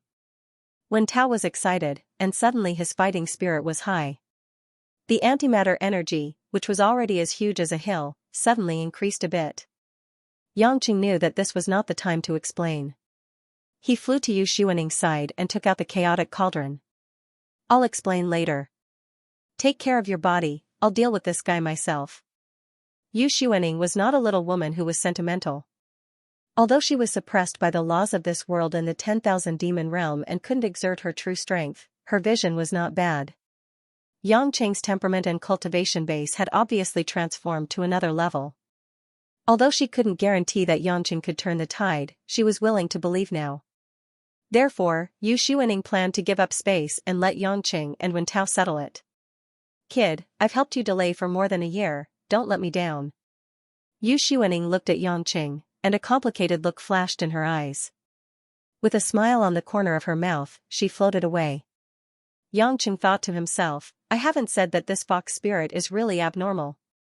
She can actually fight with Wentao for more than a year. However, Wentao on the opposite side is what I need to pay attention to."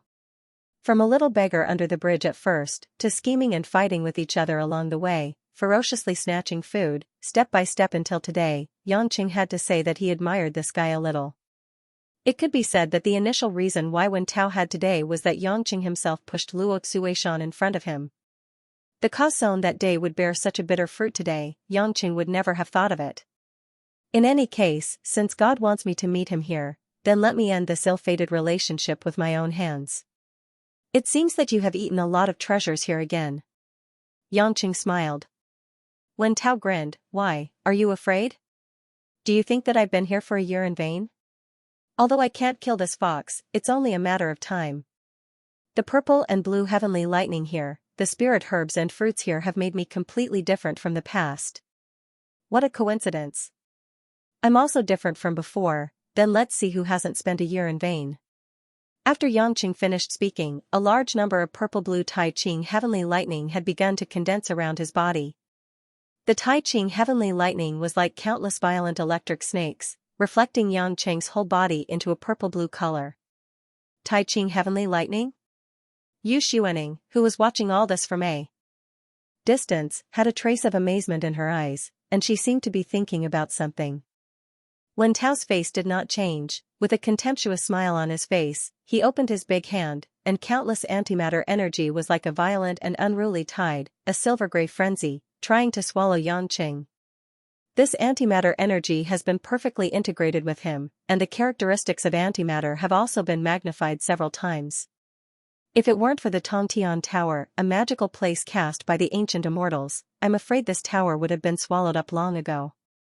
Yangqing faced the antimatter energy that rushed over, and instantly transformed several Tai Ching heavenly lightning into a condensed cloud-piercing divine lightning. Like a sharp divine lightning spear, it stabbed into the antimatter energy. The power of the divine lightning was not trivial.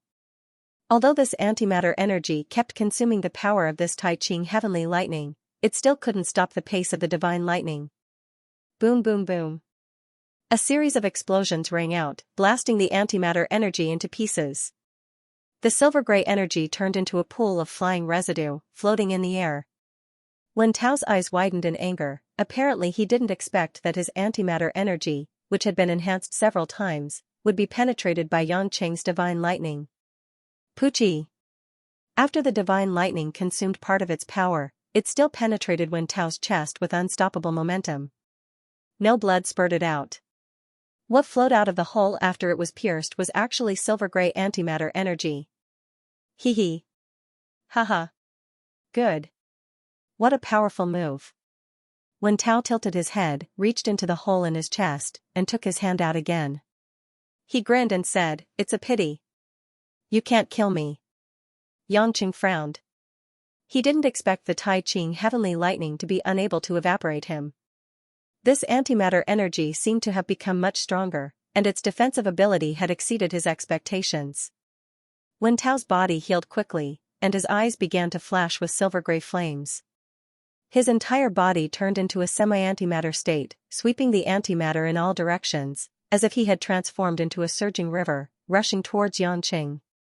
Yang Qing threw the chaos cauldron forward, and the chaos-fierce soul suddenly rushed out. Its pair of blood-red eyes revealed an indomitable fierceness, and brazenly opened its mouth to swallow Wen Tao. "Do you think I'm afraid of the same move?" Wen Tao laughed wildly, and without dodging, he rushed straight into the chaos-fierce soul's bloody mouth, and the entire antimatter energy actually exploded like a nuclear bomb. Bang! Roar! In a muffled sound, the chaos-fierce soul roared miserably, and was actually poured out by the silver-gray energy, like the Milky Way flowing backwards, once again falling out, condensing into the human form of Wen Tao. Yang Qing only felt his mind shake. This chaos cauldron was connected to his divine soul, and if the chaos was seriously injured, he would also be injured. Wen Tao was so strong that he could instantly make the chaos cauldron unable to bear it, and could only disperse its power and shrink back into the cauldron. Just how much explosive power was needed to achieve this? The primal chaos could even eat the Tai Ching heavenly lightning. Why are you in a daze? You're the next one. Wen Tao did not know when he had condensed the antimatter energy into a fortress-like, enveloping Yang Qing under it, and then quickly retracted, completing the trap. Only then did Yang Qing realize that not only could Wen Tao control the antimatter energy, but he could also extract the antimatter energy from heaven and earth at will, just like how Yang Qing could use the power of heaven and earth at will. Go to hell. Go to hell. Go to hell. The antimatter energy cluster exploded in all directions around Yang Chen, like a blooming silver-gray firework, but it was mixed with fatal power, tearing and devouring everything. Wen Tao roared madly, as if venting all the pain and hatred he had suffered in the past few years, and it was also like the roar of countless dead people who had been eaten by him. It was like a burning fire of revenge. Compared to when he fought Yu Xuaning before, his emotions had reached an unprecedented madness. Because he saw the hope of revenge and getting out of the tower. Yang Qing densely covered himself with the power of chaos, while swallowing a large amount of antimatter energy. He also resisted this continuous huge explosion. But the vital energy, blood, and internal organs in his body still felt as if they were being trampled on. It was as if countless devil claws were squeezing every single one of his blood vessels, causing his entire body to feel as if pieces of flesh were being cut off with knives. Even when he was sealed by Yin Shouji's 9-turn-dragon trap nail and was attacked by the group of cultivators, Yang Qing didn't feel so uncomfortable. For a time, the stubborn disease of the brain that had not been stimulated for a long time also showed signs of reigniting. Yang Cheng's eyes were full of scarlet blood, and he let out a low roar like a demon from hell. Ugh! The muscles of Yang Cheng's whole body seemed to have their own consciousness, agitated and knotted, and the fighting instinct made him make a more crazy judgment without hesitation. Tai Ching Heavenly Thunder! Yang Qing suddenly exploded the power of chaos around him, pushing away the control of the antimatter energy, and regathered hundreds of thick and thin Tai Ching heavenly thunder from all directions. The purple-blue electric light was like a torrent that poured down out of thin air, evaporating and shattering the ubiquitous antimatter energy. The clothes on Xianxia's body had already been torn, as if he was naked, and the raging electric light was flowing on his muscles. The whole person was like a thunder god. Bang bang bang. Taking huge steps, every time Xianxia stepped on the ground, there was a heavy drumming sound. It was like a purple-blue thunder burst out. In a blink of an eye, Xianxia had already come to Wen Tao with a huge thunder force field. Puff. A fist mixed with divine thunder blasted on Wen Tao's head, and another thunder fist blasted on Wen Tao's chest. Boom. Boom. Boom boom boom. Xianxia's fists were like dense machine gun bullets, all of them blasted on Wen Tao's body, beating Wen Tao into countless antimatter energy residues. The antimatter energy was eroded by the power of the Tai Ching heavenly thunder and dissipated in the air. Even the stable space around him was affected by Xianxia's high-speed punches, causing the flow of time and space to become chaotic. After a few seconds, Xianxia had thrown thousands of punches with all his might. The speed and strength of his fists were beyond the comprehension of ordinary people. Yu Xuaning, who was watching the battle from afar, subconsciously widened her beautiful eyes in disbelief. She was already a powerhouse in the world 50,000 years ago, and there were not many masters who could surprise her. In the demon realm, even in the Tongtian Tower, which was full of spiritual energy, she was restricted by the laws of the demon realm and could only exert about half of her strength. However, this more than half of her strength had allowed the unsuppressed Wen Tao to fight with her for more than a year without killing her. Therefore, although Xianxia seemed to be much stronger now, Yu Xuaning knew that if she went to the outside world and her strength was really restored, Xianxia was still far from being her opponent. However, at this moment, Yu Xuaning felt that if Xianxia's realm continued to improve, she was afraid that he would surpass her. This brat, his physical fitness is too outrageous. Yu Xuaning muttered in her heart, and even felt that the physical strength that the dragon clan was proud of was not worthy of carrying shoes for Xianxia. However, this did not mean that the current Wen Tao would really be easily defeated. Seeing that Xianxia had already beaten Wen Tao to the point that there was nothing left, but not far in front, another human figure condensed. Wen Tao was like a nightmare that was difficult to erase. He seemed to disappear, but when you stopped attacking, he appeared in front of you again. With a sinister smile, Wen Tao twisted his neck and gathered the dissipated antimatter energy again. What's wrong, Xianxia? Is this the power of your fist? This divine thunder seems to be so powerful, it doesn't seem to work on me? What should I do?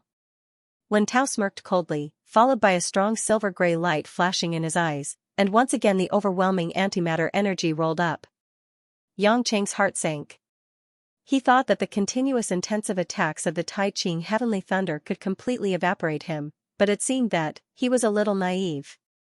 In Wen Tao's hand, a large amount of antimatter began to condense, and gradually form a vague light sphere. Xianxian, did you know, in nature, when matter and antimatter collide, it will achieve a high mass energy conversion rate of almost 100%. But now, humans use fusion reactions to create hydrogen bombs, and the conversion rate is less than 1%. In other words, now, if the antimatter bomb in my hand is used in the outside world, it can instantly destroy at least 3 to 4 provinces of Xianxia and kill hundreds of millions of humans. And here, I just want to use it to destroy you. You have nowhere to run. After speaking, Wen Tao threw the antimatter energy bomb in his hand directly at Xianxia. Xianxia subconsciously wanted to use the Chaos Cauldron to swallow it, but just now, the Chaos Evil Soul in the Chaos Cauldron had been shaken a little.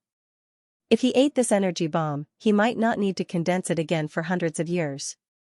Xianxia had to grit his teeth and take out the Pangu axe from the space ring that old demon Netherworld gave him, which he had not used yet. Among the 17 fairy weapons, Palace Master Qingqing, who gave it to him, was not very clear about the magical function of the Kunlun mirror. It was said that it could travel through the void, but the previous owners did not understand it and only gave it to him. As for the Pangu axe, it was known that it had the power to tear the space and break the law, but it also depended on the cultivation of the user. Old Demon Netherworld obviously did not exert the real power of this artifact, otherwise, he would not have ended up as a devil spirit. Yangqing did not expect himself to be like the legendary great god Pangu, who used the Pangu axe to split the sky and the earth. But if he used other fairy weapons to receive this antimatter energy bomb, or resisted it himself, he would be seriously injured. Moreover, in Wen Tao's situation, it seemed that it would not be a problem to throw a few more. Therefore, in the demon realm where the law of space could not be used, using the Pangu axe to tear the space seemed to be the only hope. As soon as the Pangu axe fell on his hand, the heavy weight made Yangqing feel refreshed. With Yangqing's physical fitness, he could still feel the weight of this axe, which showed that the real weight of this axe was simply unimaginable to ordinary people. As soon as the Pangu axe appeared, it expanded in the wind and became more than 10 feet long in an instant. The simple bronze body of the axe, without any decoration, looked like a piece of ancient black iron more than 10 feet wide, heavy and blunt, but it exuded a dense and illusory spiritual qi, with a trace of Pangu's mark in it, like a giant spirit descending to the world, extremely powerful. Of course, this was not the great god Pangu controlling the axe, but a trace of Pangu's divine power had long been integrated with this axe, otherwise it would not be enough to make this axe surpass the category of fairy weapons. Ah! Yangqing roared, raised the Pangu axe high, and swung it down heavily in an instant. Boom! This Pangu axe shone brightly, and the wanton spiritual qi was like a flood that had opened the floodgates, and thousands of beasts broke out of the cage, rolling wildly to both sides. This white antimatter energy bomb happened to hit the area where the axe fell, and with a shock from the axe, it exploded into a dazzling light. Yu Xuaning, who was in the distance, could naturally feel the power of this energy. Bomb. She thought that if Wen Tao threw it at her, she could only escape to the higher levels of the Tongtian Tower, and would never be able to resist it. But when he saw Yangqing take out a ferocious-looking axe out of nowhere, he couldn't help but stare blankly. This kid. Where did this Pangu axe come from? When the Pangu axe was heavily chopped down, Yu Xuaning's eyes couldn't help but flash with excitement. She didn't care whether this would affect her, she just felt that Yangqing had given her too many surprises. Hiss. Imperceptibly, the space seemed to be torn by some force. A vast starry sky, countless stars, twinkling with bursts of starlight, flashed between Yangqing and Wen Tao out of thin air. Yangqing himself was shocked. This is space tearing. Just now, such a fierce divine thunder only caused the space to fluctuate chaotically. This Pangu axe split the space. This was not an ordinary parallel space. In the 10,000 demon realm, not only the space laws of the gods were ineffective, but even the communication with the outside world was extremely difficult. There was its own law here. It was a more stable and sturdy space than the ordinary parallel space, otherwise, it would not be able to trap these powerful demons. It could be seen that the characteristic of Pangu axe was that it had a different kind of damage to the space. Of course, this was also due to the explosive effect of Wen Tao's antimatter energy bomb. Otherwise, even if Yangqing had Pangu axe, it would not be able to really exert its magical effect. This 10,000 demon realm would not be so easily split by Yangqing. The crack in the space only existed for a moment, but it was enough to squeeze out the power of the antimatter energy bomb. The space pressure of the outside world was far lower than that of the 10,000 demon realm, so the energy release naturally rushed to the outside space. Wen Tao's self-proclaimed flawless attack was actually resolved by Yangqing's inexplicable axe. Naturally, he was furious. Impossible, how can you be fine? Wen Tao gritted his teeth, and the antimatter energy was like a stormy wave. 2 antimatter bombs were condensed in his hands again. The silver-gray light bombs were like concentrated shadows of death, and they were thrown at Yangqing again. Yangqing had experience, and this time he was much more confident in defending. He waved Pangu axe and made 2 consecutive crisscrossing slashes at the trajectory of the light bombs. With the explosion of the energy bomb and the instability of the space, Pangu axe successfully tore a larger space, repelling the 2 concentrated energy that could destroy heaven and earth. Fortunately, the space of this 10,000 demon realm was relatively high, and the space outside was the boundless universe galaxy, not the surface area of the earth. Otherwise, Yangqing would not dare to split it so casually, because it was likely that several countries would be completely blown up. Wen Tao saw that he clearly occupied the upper hand, but he could not kill Yangqing. He was extremely angry, and simply did not care about anything else. He used all his skills and used all kinds of fierce uses of antimatter energy. His body seemed to have turned into a mass of antimatter energy, or like an aircraft carrier loaded with countless weapons. A large number of silver-gray light beams, shockwaves, energy bombs, and shockwaves flashed before Xianxia's eyes like a swarm of locusts. Xianxia relied on the power of chaos and the Tai Ching heavenly thunder to protect his body, and he also had the nemesis of the Pengu axe in his hand. He didn't believe that he couldn't hack this guy to death, so he fought fiercely with high fighting spirit. At this time, he had already put away the chaos cauldron. He directly raised the Pengu axe and waved it violently. His whole body was like a battle axe whirlwind.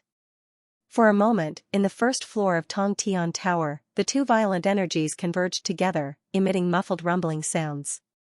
Moreover, from time to time, spatial cracks would appear, and a large amount of energy would wreak havoc and flow out of the cracks. It was as if countless heavenly rivers were flowing in reverse, and it was a magnificent sight. Yu Xuaning, who was watching the battle, had already recovered her vitality, but she did not intervene. Instead, she retreated further away. It wasn't that Yu Xuaning couldn't help, but Yang Chang's surging and determined fighting spirit made her feel that there was no need to intervene.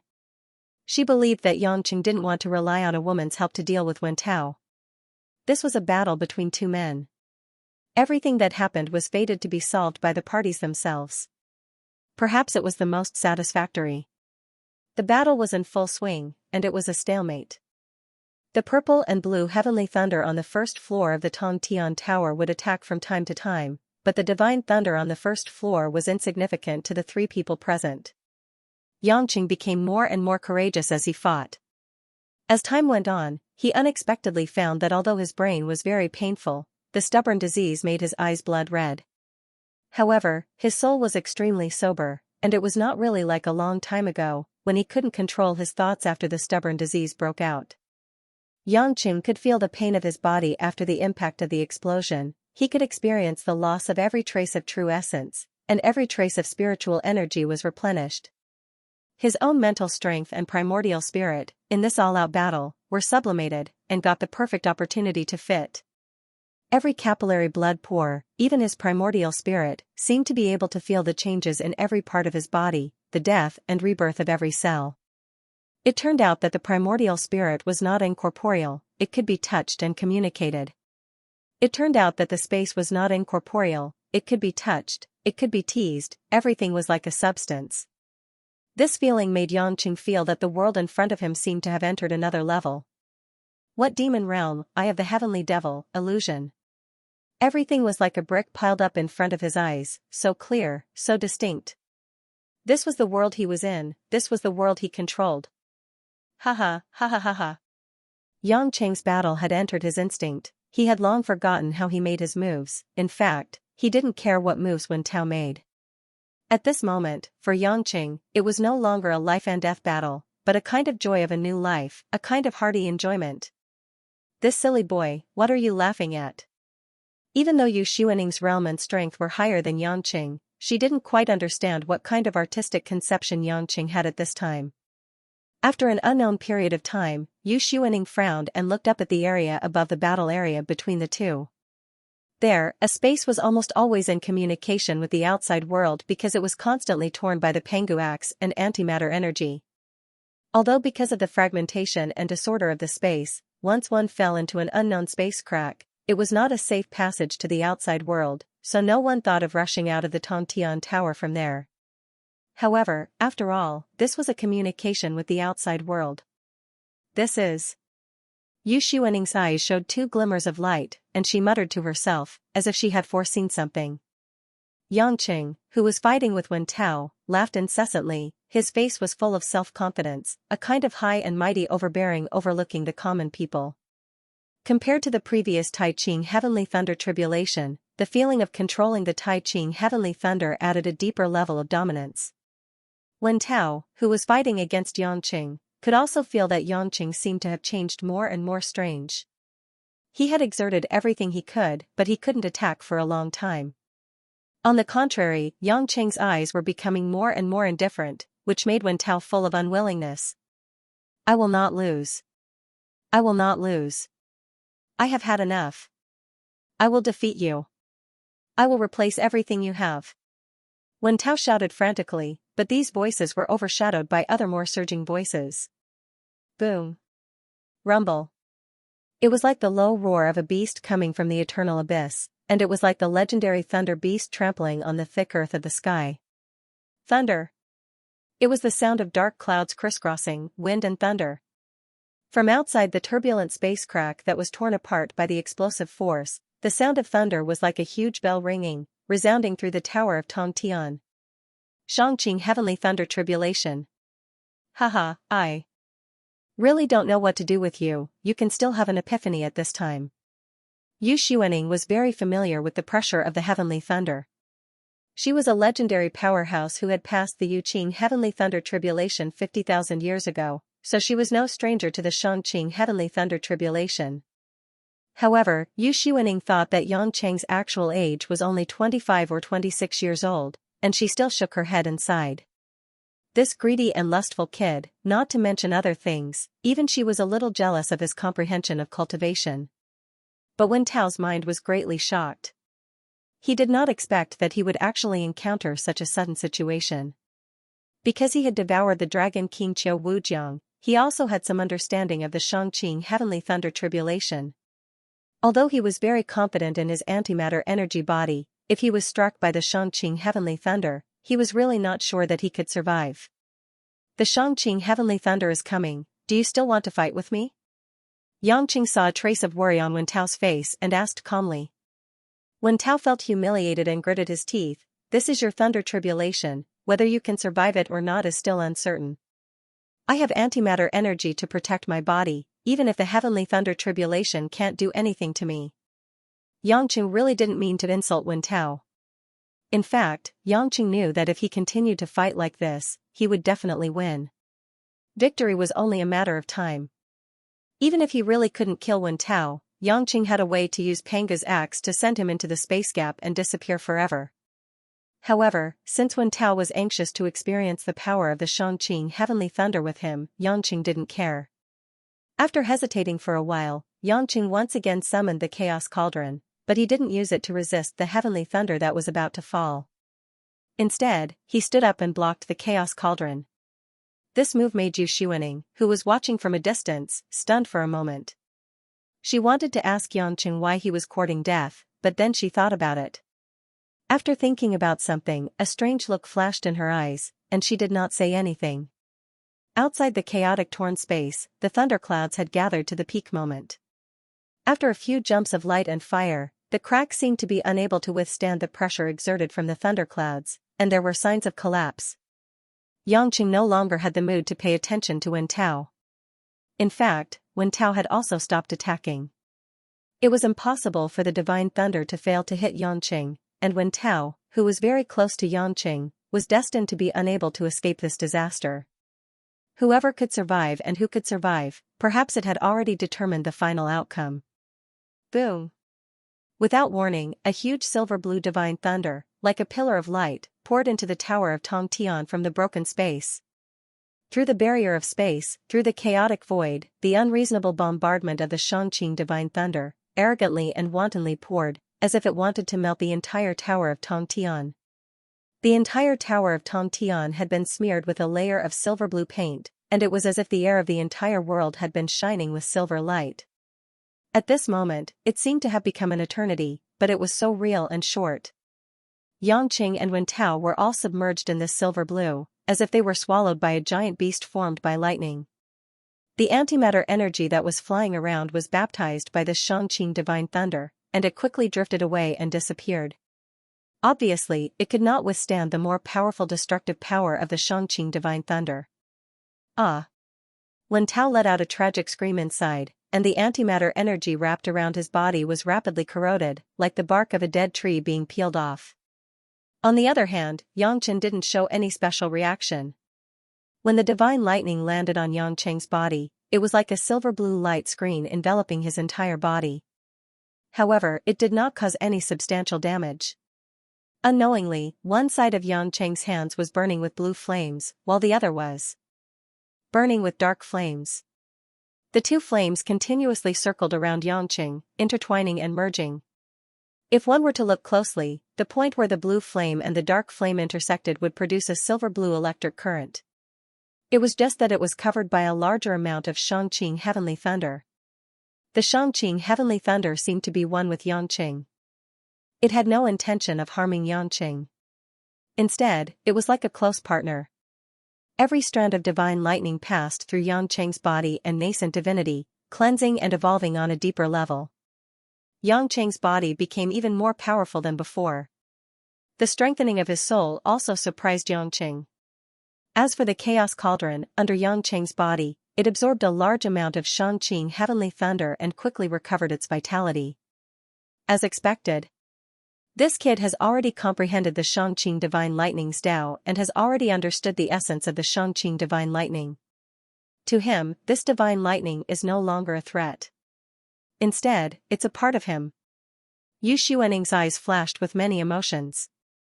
It seemed that she was not surprised that Yangqing had also comprehended Xianxia heavenly thunder in addition to mastering the Taiqing heavenly thunder.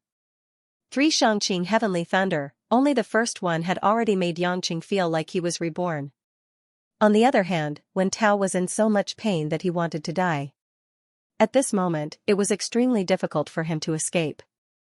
Although the previous Xianxia heavenly thunder could destroy his body, the antimatter energy could repair his body indefinitely. But this time, the Xianxia heavenly thunder not only destroyed his body more purely, but at the same time, it corroded his soul more seriously. No matter how powerful the antimatter energy was, if the 3 souls and 7 spirits were scattered, it was equivalent to losing the backbone and vanishing into thin air. Wen Tao could use the antimatter energy to protect his soul from harm, but there was also a limit. Obviously, the power of the Xianxia heavenly thunder, as he had expected before, had exceeded the scope that he could bear. His body seemed to be cut off piece by piece, and his soul seemed to be injected with a strong poison as it quickly began to rot. The heavenly thunder was mighty and mighty. Boom! Another divine thunder fell. It was even more majestic and majestic. Yangqing enjoyed being bathed in the divine thunder, feeling his increasingly powerful transformation, and completely ignored the increasingly weak state of Wen Tao on the side. The time of the 3 divine thunder falling was not long, but for the 2 of them, it could be described as 2 days of ice and fire. One felt that it was extremely short, while the other felt that it was as long as a few centuries. When the 3rd round of thunder retribution was over, the chaotic and broken space was quickly restored to its original state. The silver-blue world in the Tongtian Tower also returned to peace. Compared to the previous terrifying power, the disturbance of the purple and blue heavenly thunder was really insignificant.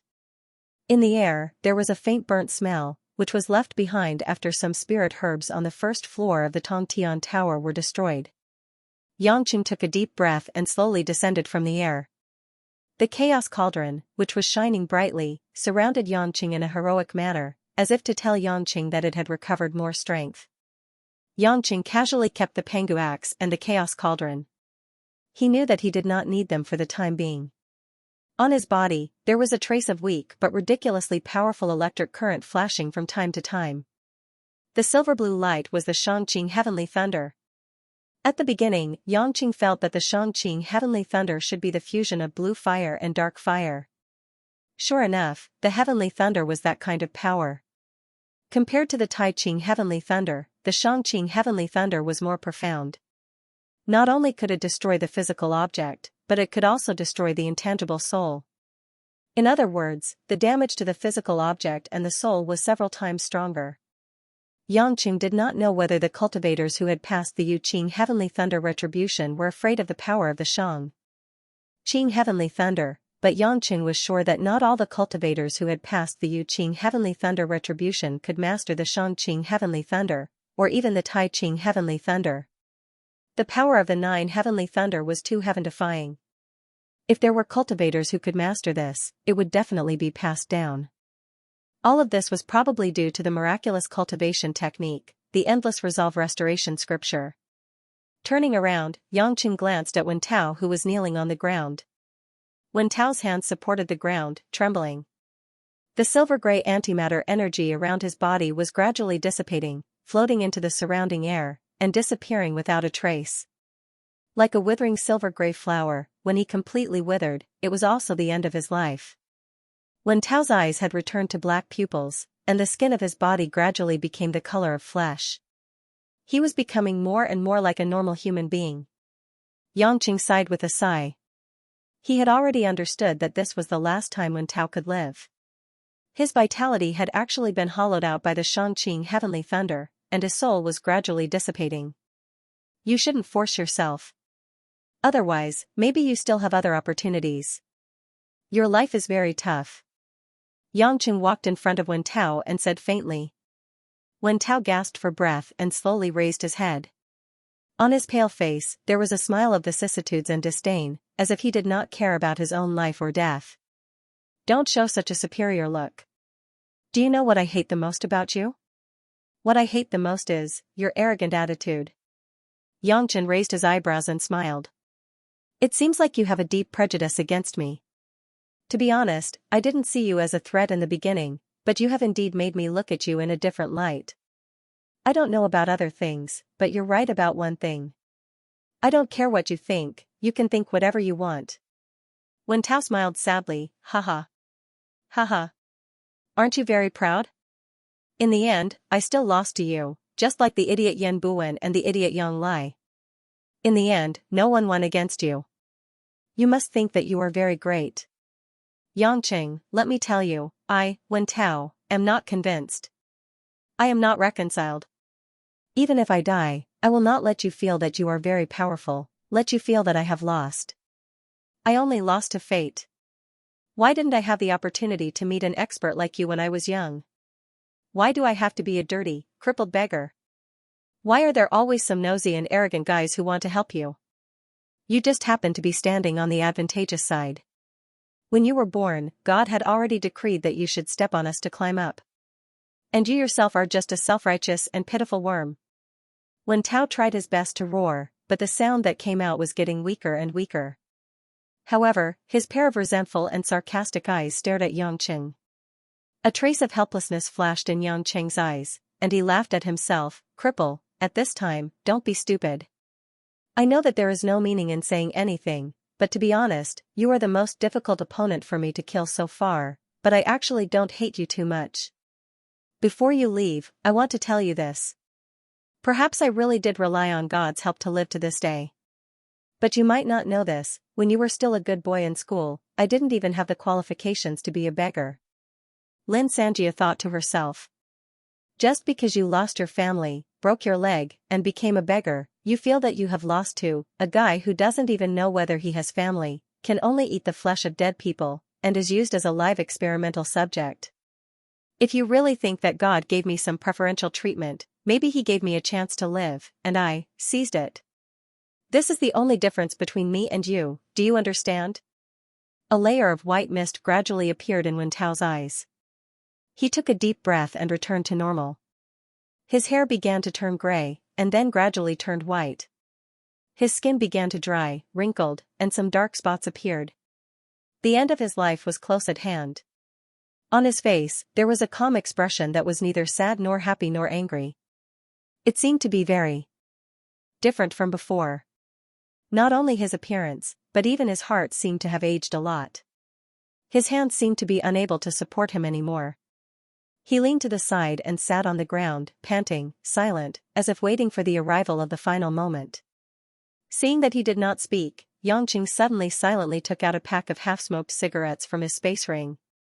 He had always carried some of these 2 yuan of inferior tobacco with him, but he had not thought of this daily smoking habit for a long time. In fact, he had never had the mood and effort to do so. Do you want one? Before you became conscious, you should have never smoked.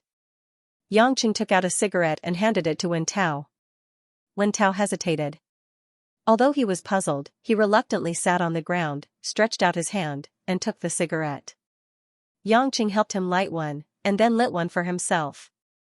He squatted in front of Wen Tao and took 2 puffs. Cough. Wen Tao was not used to it. He choked and then threw the cigarette butt away. You did it on purpose? This thing can be smoked. Looking up, he saw Yangqing looking at him with a strange smile. Wen Tao frowned again. Why, do you want to laugh at me? I accept this cigarette, but I feel that it's a pity not to experience it. Don't think that I will think that you are very tolerant and noble. Yangqing continued to smoke, glancing at the weakening antimatter energy on Wen Tao's body and his increasingly thin body.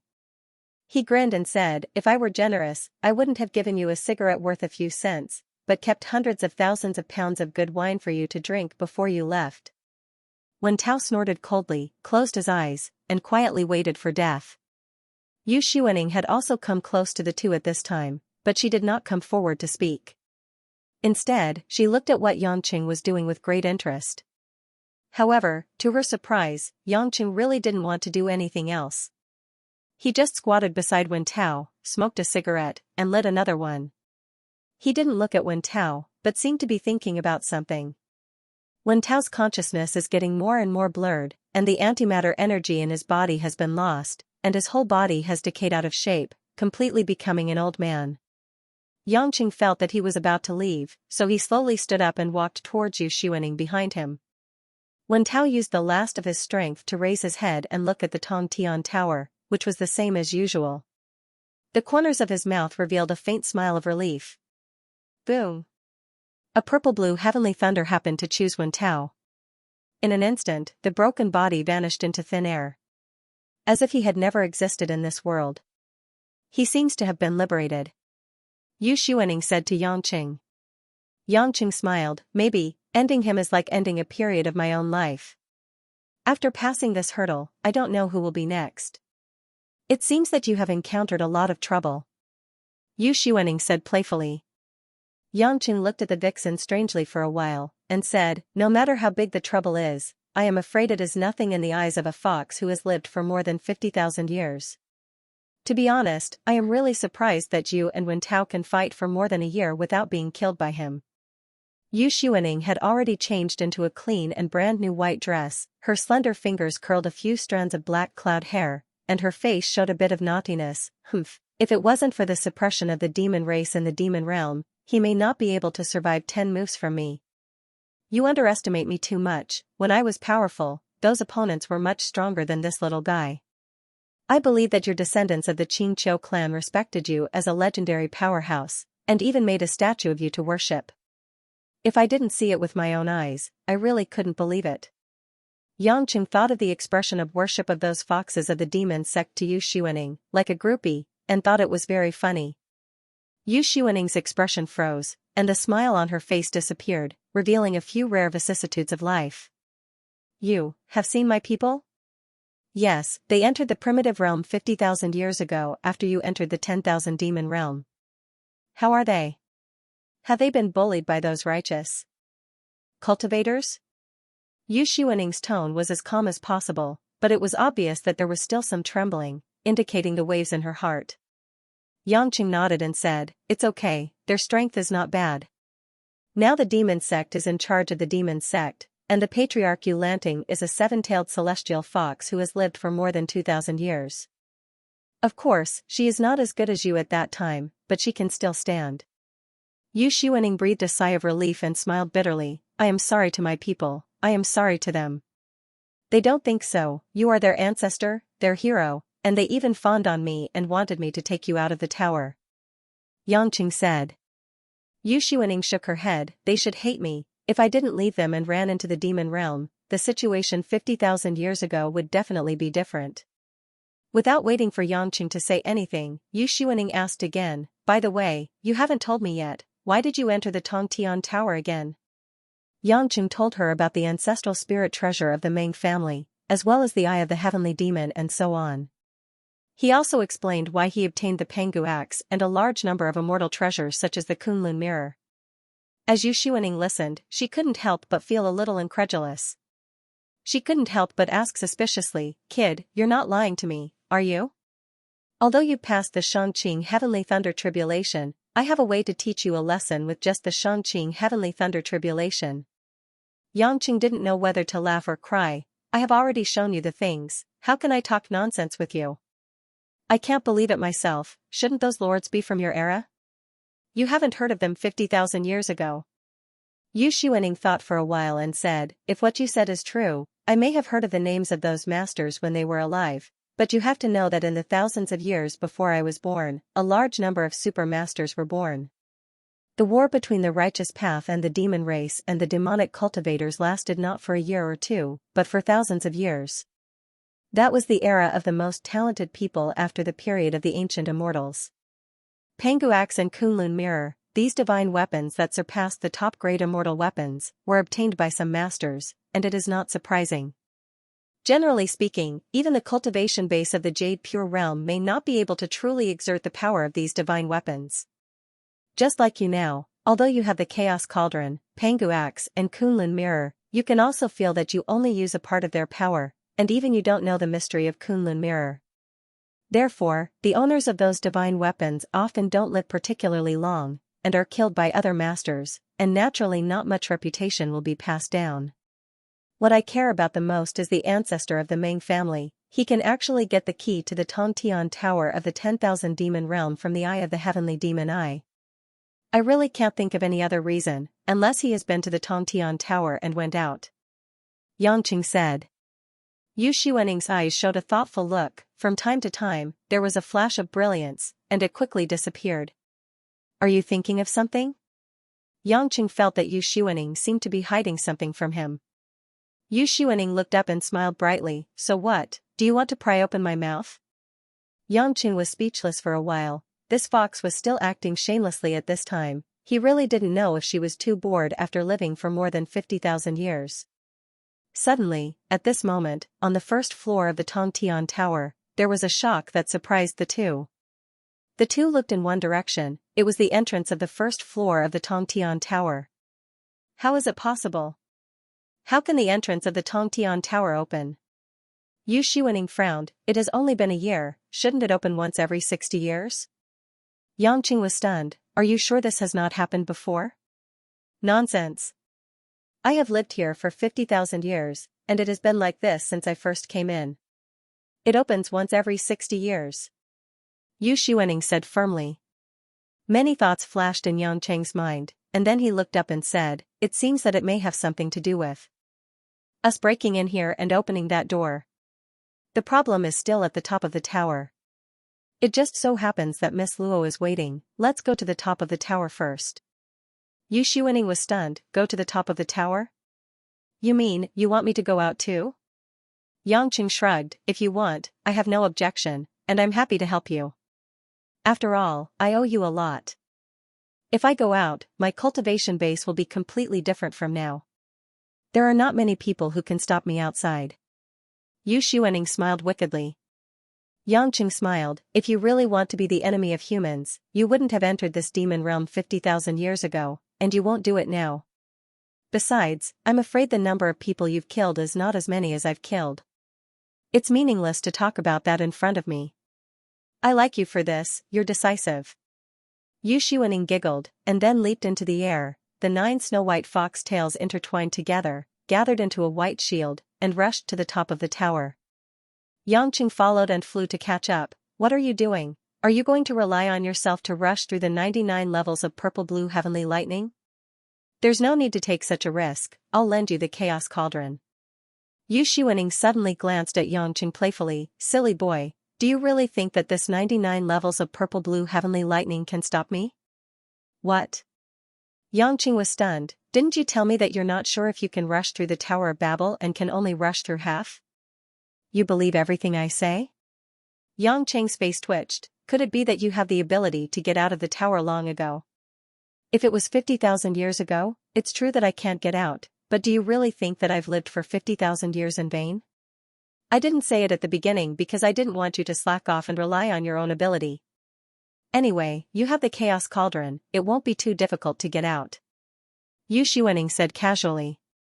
As the two talked, they had already passed through more than 20 floors of the Tower of Babel, and the purple-blue heavenly lightning fell on the two of them from the golden array on each floor. Yangqing was naturally not hurt, and Yu Xuaning was not affected at all. The shield condensed by the 9 fox tails was surprisingly tough. Seeing Yu Xuaning deal with it easily, Yangqing had already believed Yu Xuaning's words. Are you kidding me? Why didn't you leave when Tao here and rush out of the tower first? Yangqing said gloomily. Yu Xuaning rolled her eyes at him. Are you really stupid? If I don't stay here to stall him, would it be easier to kill him once he goes to the outside world? That's why he has nowhere to go. That's why he doesn't have the chance to hide. Yangqing was speechless again. Yu Xuaning turned out to be for that purpose. He smiled bitterly, but if I didn't come in this time, are you going to keep pestering Wen Tao? Of course not. If there's really no way to delay, I'll have to let him out.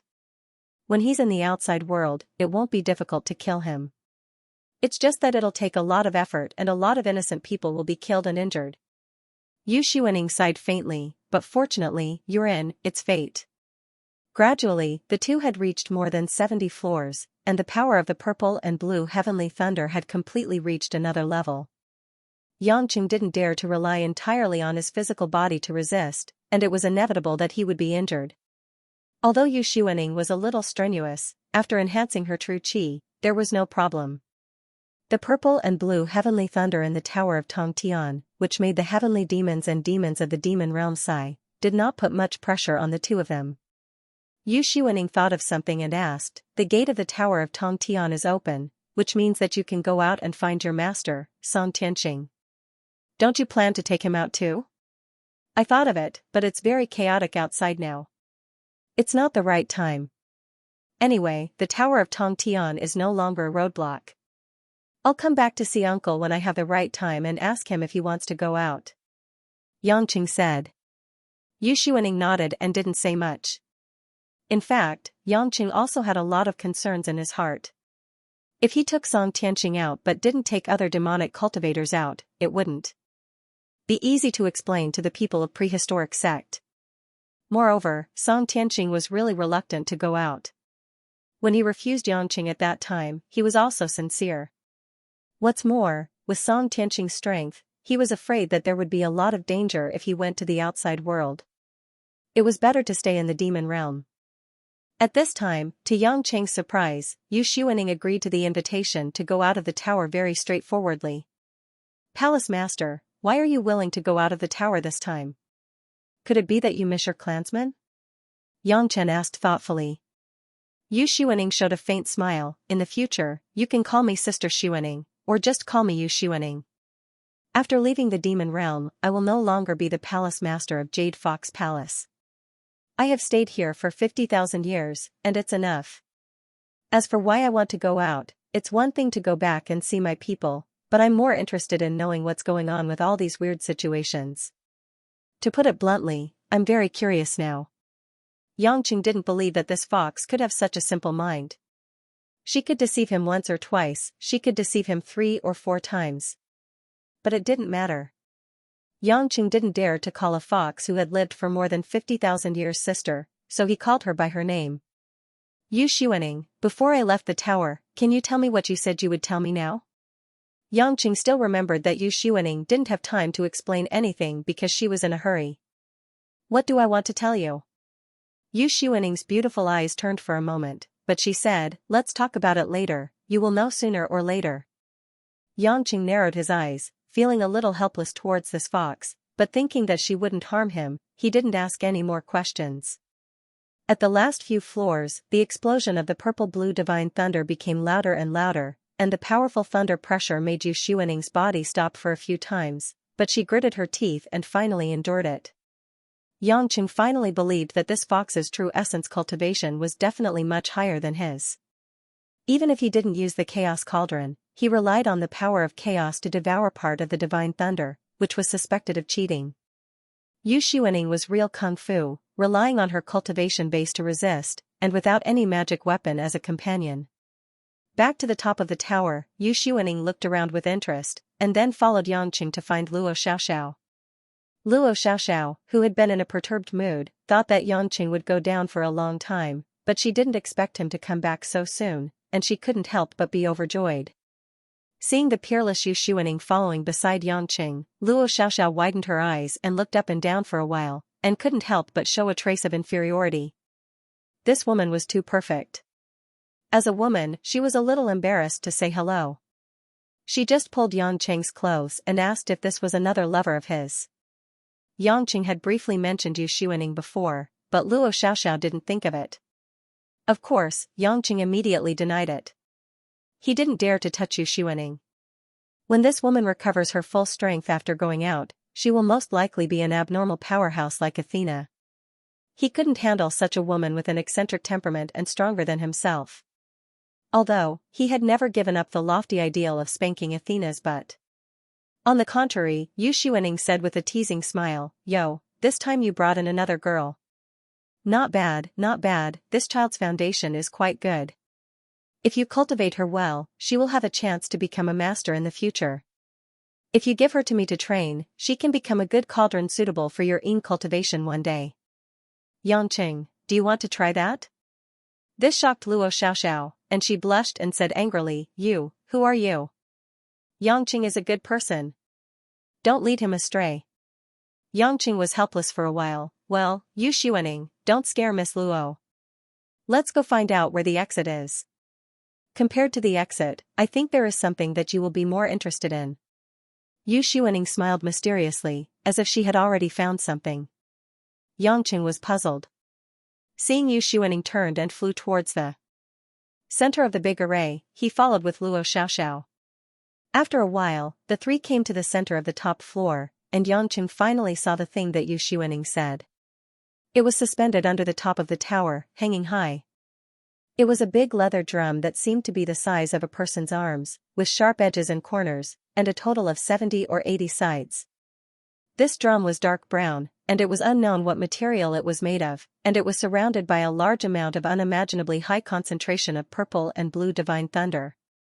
It was easy to see that the divine thunder of this Tongtian tower was all released by this drum. Yu Xuanning's eyes flashed with a hint of understanding, and she pursed her lips and smiled. "It turns out to be this. One of the ancient divine weapons, Kuei-nyo drum. Kid, you have learned something new again. Kuei-nyo, a legendary beast as huge as a mountain, with horns on its head but only one leg. Standing in the sea with one leg, it stirred up trouble and was killed by the ancient heroes. It was rumored that the Yellow Emperor Shenyuan was one of them. But there was no way to verify this. Yangqing only knew that this legendary beast existed, but before seeing this drum, he didn't dare to imagine that it really existed. Little did he know that because of its special talent in controlling thunder, the Kuei-nyo drum made from its skin was an extremely powerful magic weapon. Yangqing asked in surprise, "How can you recognize it at a glance? Have you seen this thing before?" "Of course not, but our Qingqiu clan has a lot of ancient books passed down since ancient times. I have seen some descriptions of the Kuei-nyo drum. It seems that this Kuei-nyo drum was placed here by the ancient immortals 400,000 years ago.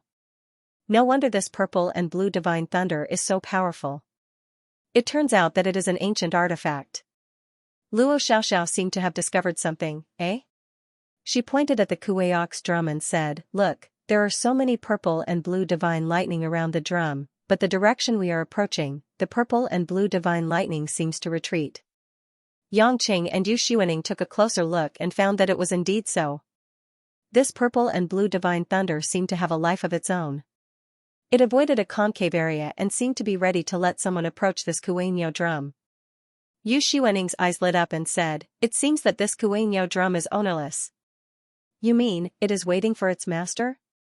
Yangqing asked. "Yes, the more powerful the immortal weapon, the more autonomous the spirit of the weapon is, especially a divine weapon like the Kuei-nyo drum. I am afraid that there is a trace of the beast soul of the Kuei-nyo drum in this drum. This is similar to your chaos cauldron, there is a chaos soul in it. This Kuei-nyo drum is probably waiting for someone to take it out of the tower, so when it saw us, it planned to let us approach it," Yu Xuanning said. Yangqing frowned, thinking of the words left by the ancestor of the Ming family, saying that this spiritual treasure could bring prosperity to the demonic cultivators. Could it be that he meant to enter this Tongtian tower and get the Kuei-nyo drum? Yu Xuanning seemed to see through Yangqing's mind and chuckled, "Silly boy, don't think too simply. This drum can control the release of the 99 levels of purple and blue divine thunder by itself. If someone consciously uses it, the power is limitless, it is indeed powerful. However, no matter how powerful an artifact is, it can only exert enough power by relying on the master's cultivation base. Kudos, but even the most powerful artifact can only exert enough power by relying on the master's cultivation base." "Nyo. Kudos, Yangqing Nyo drum," was Ming said. "Dao, a mountain. Who cares, just take it away, Yang Chen. This Kuei bull drum seems to be very lonely here, Luo Xiaoxiao suggested excitedly. Yang Chen's heart was indeed a little itchy. No one would want to miss this treasure.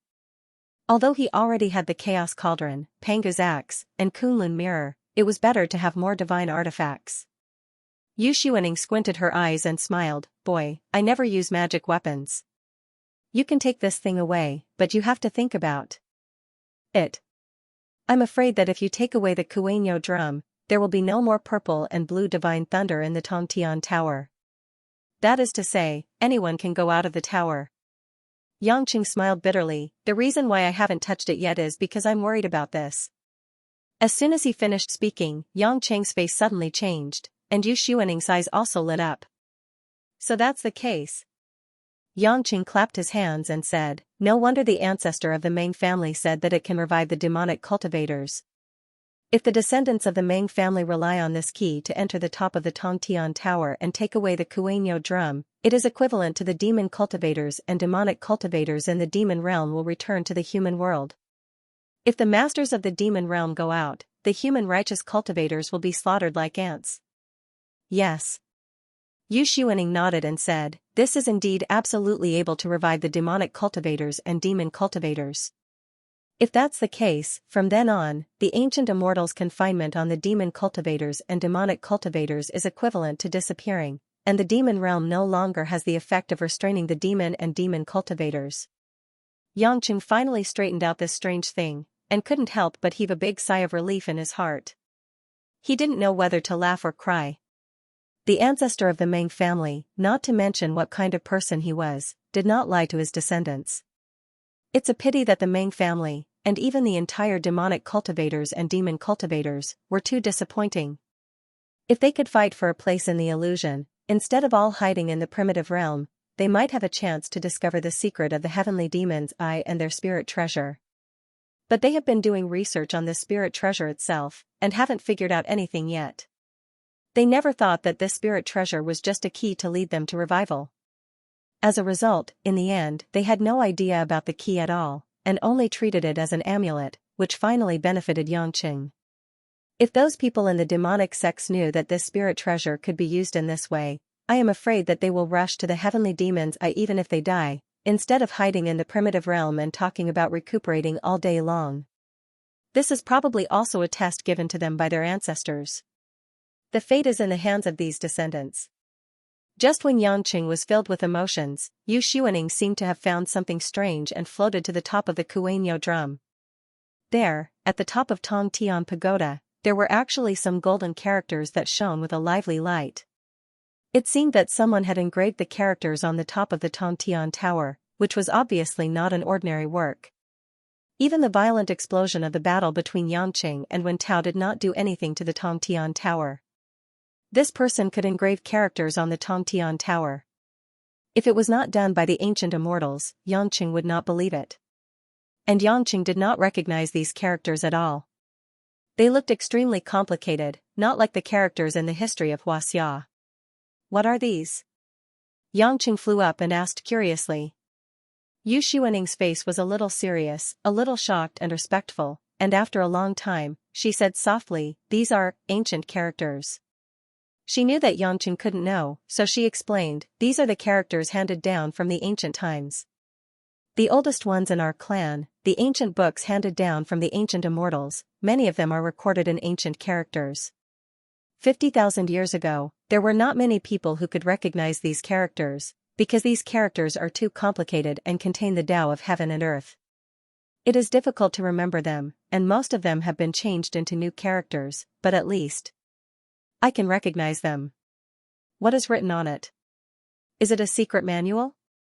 Luo Xiaoxiao also followed up, listening to Yu Xuaning's amazing explanation, and her eyes were full of anticipation to hear what was said. After Yu Xuaning read it carefully, there were many complicated thoughts in her eyes. In the end, she smiled faintly. It is written about the connection between the 10,000 demon realm, the Tongtian Tower, the Eye of the Heavenly Demon, and the 12 Heavenly Demon formation. Yang Qing opened his mouth and was speechless. This news was too shocking. Was this an instruction manual left by the ancient immortals for future generations? Moreover, how did it involve the celestial demon formation? Yu Xuaning translated the content of these words and briefly explained it to Yangqing and Luo Xiaoxiao. It turned out that the 12 heavenly demon formation, the 10,000 demon realm, and the Eye of the Heavenly Demon, which seemed to be unrelated, were actually a set of masterpieces created by the ancient immortals. 400,000 years ago, in order to seal a large number of ancient demons, the ancient immortals created the 12 heavenly demon formation. However, the immortals found that the demons in the formation kept resisting, and the number was increasing, causing the evil aura in the formation to be too heavy. In time, it might not be able to support it.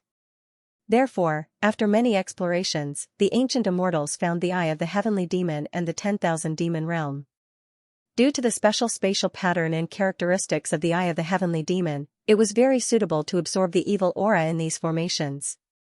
The immortals modified the formation and let a large amount of evil aura flow to the Eye of the Heavenly Demon, which solved part of the problem. But the Eye of the Heavenly Demon was closed, and one day it would collapse due to too much evil aura. Therefore, the immortals opened a passage from the Eye of the Heavenly Demon to the 10,000 demon realm, which was also the passage that Yangqing and Luo Xiaoxiao passed through. The evil aura from the Eye of the Heavenly Demon was like a drop of water, constantly penetrating into the space passage and coming to the 10,000 demon realm. It just so happened that the demons in the 10,000 demon realm needed to be suppressed, so the immortals created the Tongtian Tower. They hung the Kuenyao drum at the top of the tower, as the final gathering point for the evil aura. As long as it was spiritual aura, be it the evil aura or the masculine aura, the Kuenyao drum could transform it into the purple and blue heavenly thunder. As a result, the three of them were in perfect harmony. The evil aura of the demons in the formation was absorbed into the Eye of the Heavenly Demon, and the Eye of the Heavenly Demon acted as a transit, transferring the evil aura into the Tongtian Tower for the Kuenyao drum. The Kuenyao drum could release the purple and blue heavenly thunder to suppress the demons. The advantage of this was that it would not let the evil aura directly enter the 10,000 demon realm. It could be considered as the mercy of the ancient immortals, as they gave the 10,000 demon realm a beautiful pure land. After listening to it, Yangqing and Luo Xiaoxiao were stunned and speechless.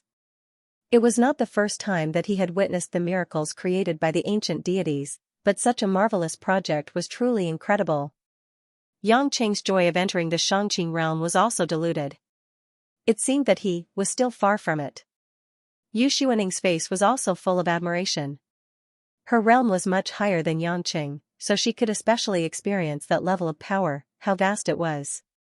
After a long silence, Luo Xiaoxiao blinked and asked in a low voice, if this is the case, were those ancient immortals not afraid that bad people would do evil, take away the Kuenyao drum, and release the demon cultivators of the 10,000 demon realm? Didn't the ancestor of the Meng family come here and take away the key? Asking such a question at this time, although it was a bit of a spoiler, it was also a kind of question. Yu Xuaning smiled and said mysteriously, so what? This is already the limit that the ancient immortals can do. Their goal is to let all living beings have their own way of living, not to destroy living beings. As for this arrangement, whether it will be used by evil people, I think they have already considered it, but there is one thing I can tell you, the ancestor of the Meng family chose to give up and take away the drum, the reason, you still can't understand at the moment, and you won't understand even if I tell you. What? Don't say it. We are not children. Luo Xiaoxiao pouted angrily. Little girl, I have lived for more than 50,000 years, how old are you? Haha, your temper is not small. Yu Xuaning seemed to think that Luo Xiaoxiao was very cute, reached out and pinched her face, which made Luo Xiaoxiao depressed again. Yangqing always felt that Yu Xuaning was hiding a lot of things from him, but he knew that he would not be able to ask. Speaking of the ancient text in this Tongtian Tower, whether it only recorded the origin of these strange realms, Yangqing did not know. Only Yu Xuaning could recognize it, so what she said, he could only believe it. In any case, through these ancient text records, Yangqing and Yu Xuaning could more or less understand why the Tongtian Tower suddenly opened in less than 60 years. In fact, the Tongtian Tower was always open, not only once every 60 years, that is to say, it has always been accepting demon cultivators from the demon realm to break into the tower. However, because the ancestor of the Meng family took away the key to the Eye of the Demon more than 50,000 years ago, causing the link to the eye of the demon to be closed. That is, the huge purple formation that Xianxia and Luo Xiaoxiao saw in the passage. As soon as the big formation was closed, it blocked the evil Lin Qi from the eye of the demon to enter the Tong Tian Tower. Gradually, the Tong Tian Tower could not get enough evil Lin Qi to produce purple and blue heavenly thunder. In order to have enough power to suppress the demons of the demon realm, the Tong Tian Tower chose to accumulate evil Lin Qi every 60 years, and the tower opened again. And now, the key returned, the Tong Tian Tower once again obtained enough evil Lin Qi, and it continued to open again. One had to admit that the design of the ancient immortals was very ingenious.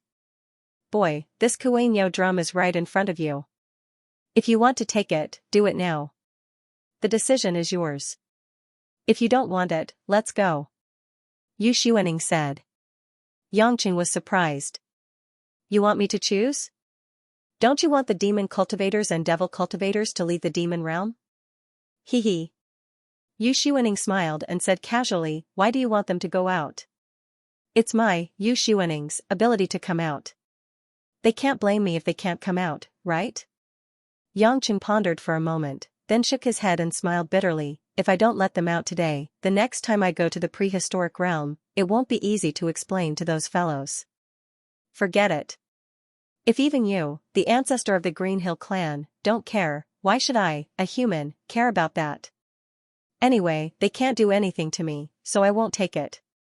I'll just leave the Kuei drum here. Yu Xuaning narrowed her eyes, why don't you take it too? You have to know that if you take this Kuei drum, not to mention the power of this artifact, more than hundreds of heavenly demons and heavenly demons in the demon realm will be grateful to you. When they go to the outside world, they all have the strength of the Grand Pure or even the Shangqing Peak. Xianxia shrugged, so what, when the world is in chaos, I still have to clean it up. Although I have killed a lot of people, I can't let the human race have the fear of extinction, I still have this bottom line. That's a pity, I thought you would take a gamble. After all, you seem to have a lot of trouble outside. Yu Xuaning's eyes flickered with a hint of emotion. After taking a last look at the Kuei drum, the three still planned to leave the Tongtian Tower and find the exit. The process of finding the exit was much easier. Soon they found that in the opposite direction of the Heavenly Demon's Eye passage, it happened to be the door to the outside world. There was no special mechanism at this exit, but it was made by a special formation that could only be exited and not entered. The three did not hesitate much and passed through the exit one after another. After the scene in front of them fluctuated for a while, what came into view was a snow-covered forest and quaint buildings. It was outside the demon-locked tower of Shushan, and Xianxia was also in this area last time when he left the tower. Just at this moment, Xianxia suddenly felt a chill in his heart, and his scalp tingled as he turned his head to look at Yu Xuaning behind him. A powerful pressure that made Xianxia feel as if Mount Tai was pressing on him, suddenly broke out. This nine-tailed celestial fox did not look like a delicate beauty at the moment.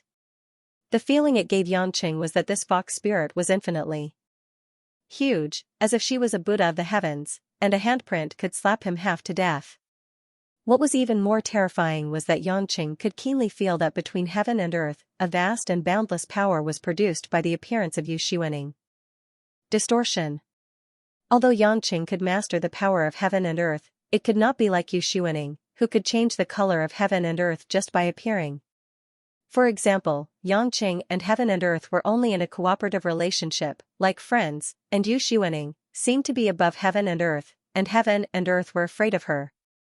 Strangely, the demon-locked tower did not react to Yu Xuaning, a demon cultivator, and it was very docile. Yu Xuaning's face was filled with a beautiful and quiet smile, she spread her arms and stretched gracefully.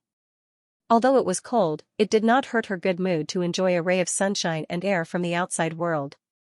When Yu Xuaning realized that Xianxia's face had changed, Luo Xiaoxiao was even more scared to prop up the true qi shield. Her little face was red, and her eyes were full of panic. She couldn't help but laugh. Sorry, I forgot that I will recover my strength after coming out.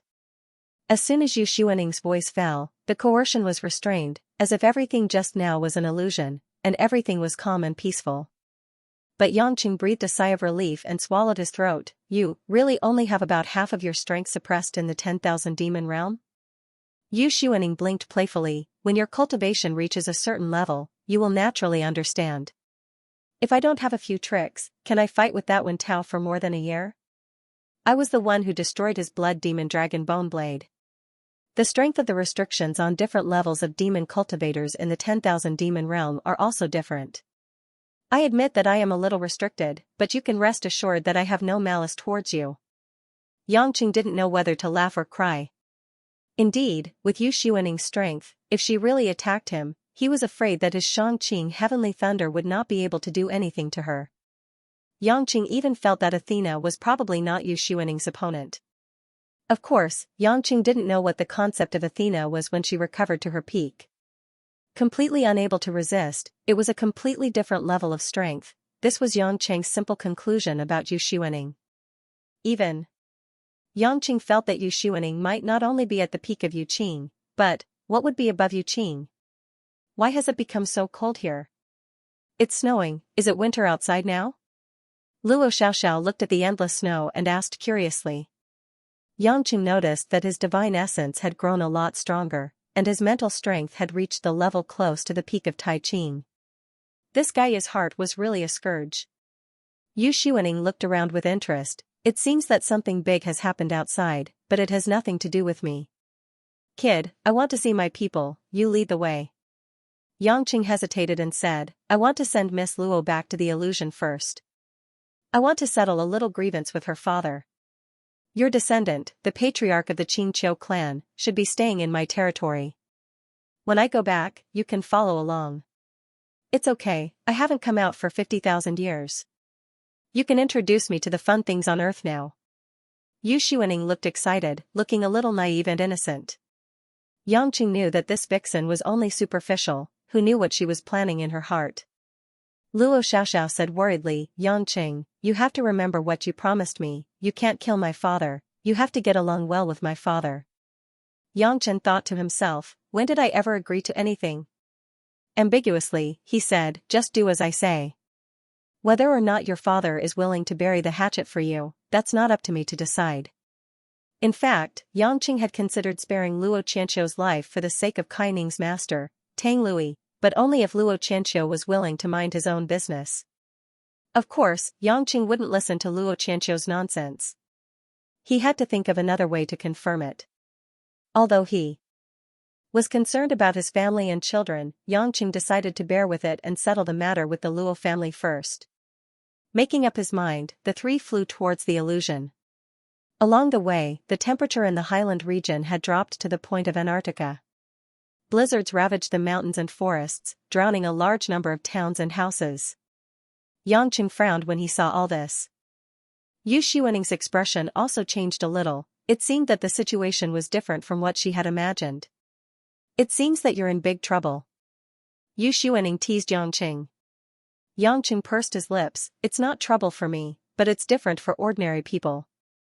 Not long after, the three entered the illusion and headed towards the Luo castle. With Yangqing and Yu Xuaning's means, it was easy for them to not be discovered by the people in the illusion. After all, one was a Shangqing master, and the other was an unfathomable master who was likely to be above the Jade Pure. Seeing that they were about to reach the Luo castle, Luo Xiaoxiao asked nervously, Yangqing, do you think my father will not agree to me being with you? What if he doesn't agree? How about we? Yangqing suddenly turned around and injected a trace of true yuan into the girl who was chattering on her back, causing her to faint. Yu Xuaning looked at him with a sly expression, brat, your new lover is planning to elope with you, and you're so cruel as to knock her out? Come on, this girl's thoughts are too fast. I don't even remember when I promised her anything.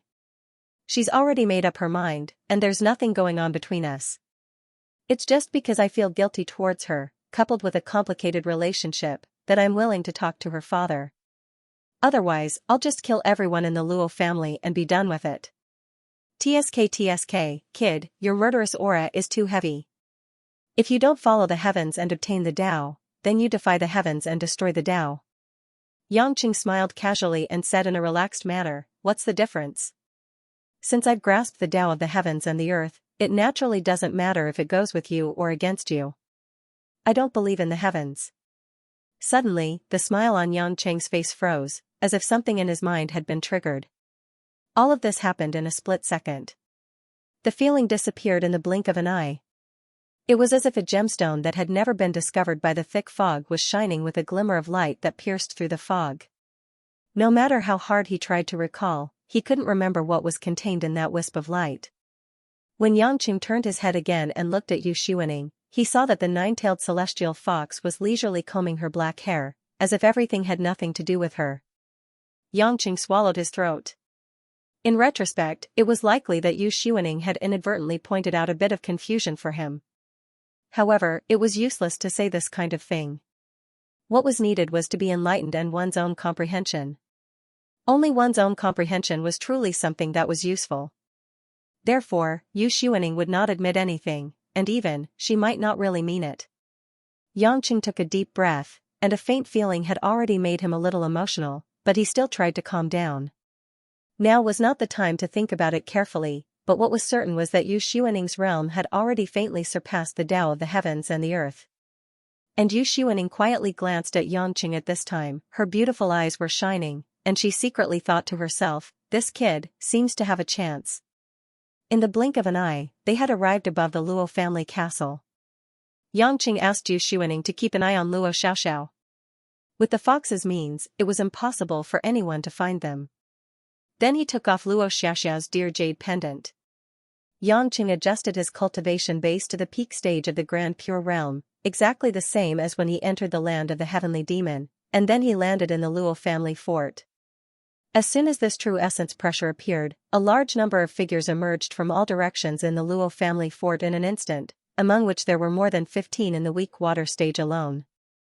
However, these could already be ignored, and only the father and son pair of Luo Qianxiu and Luo Pingqiao, the two cultivators of the Grand Pure Realm, might be able to withstand one move from Yangqing.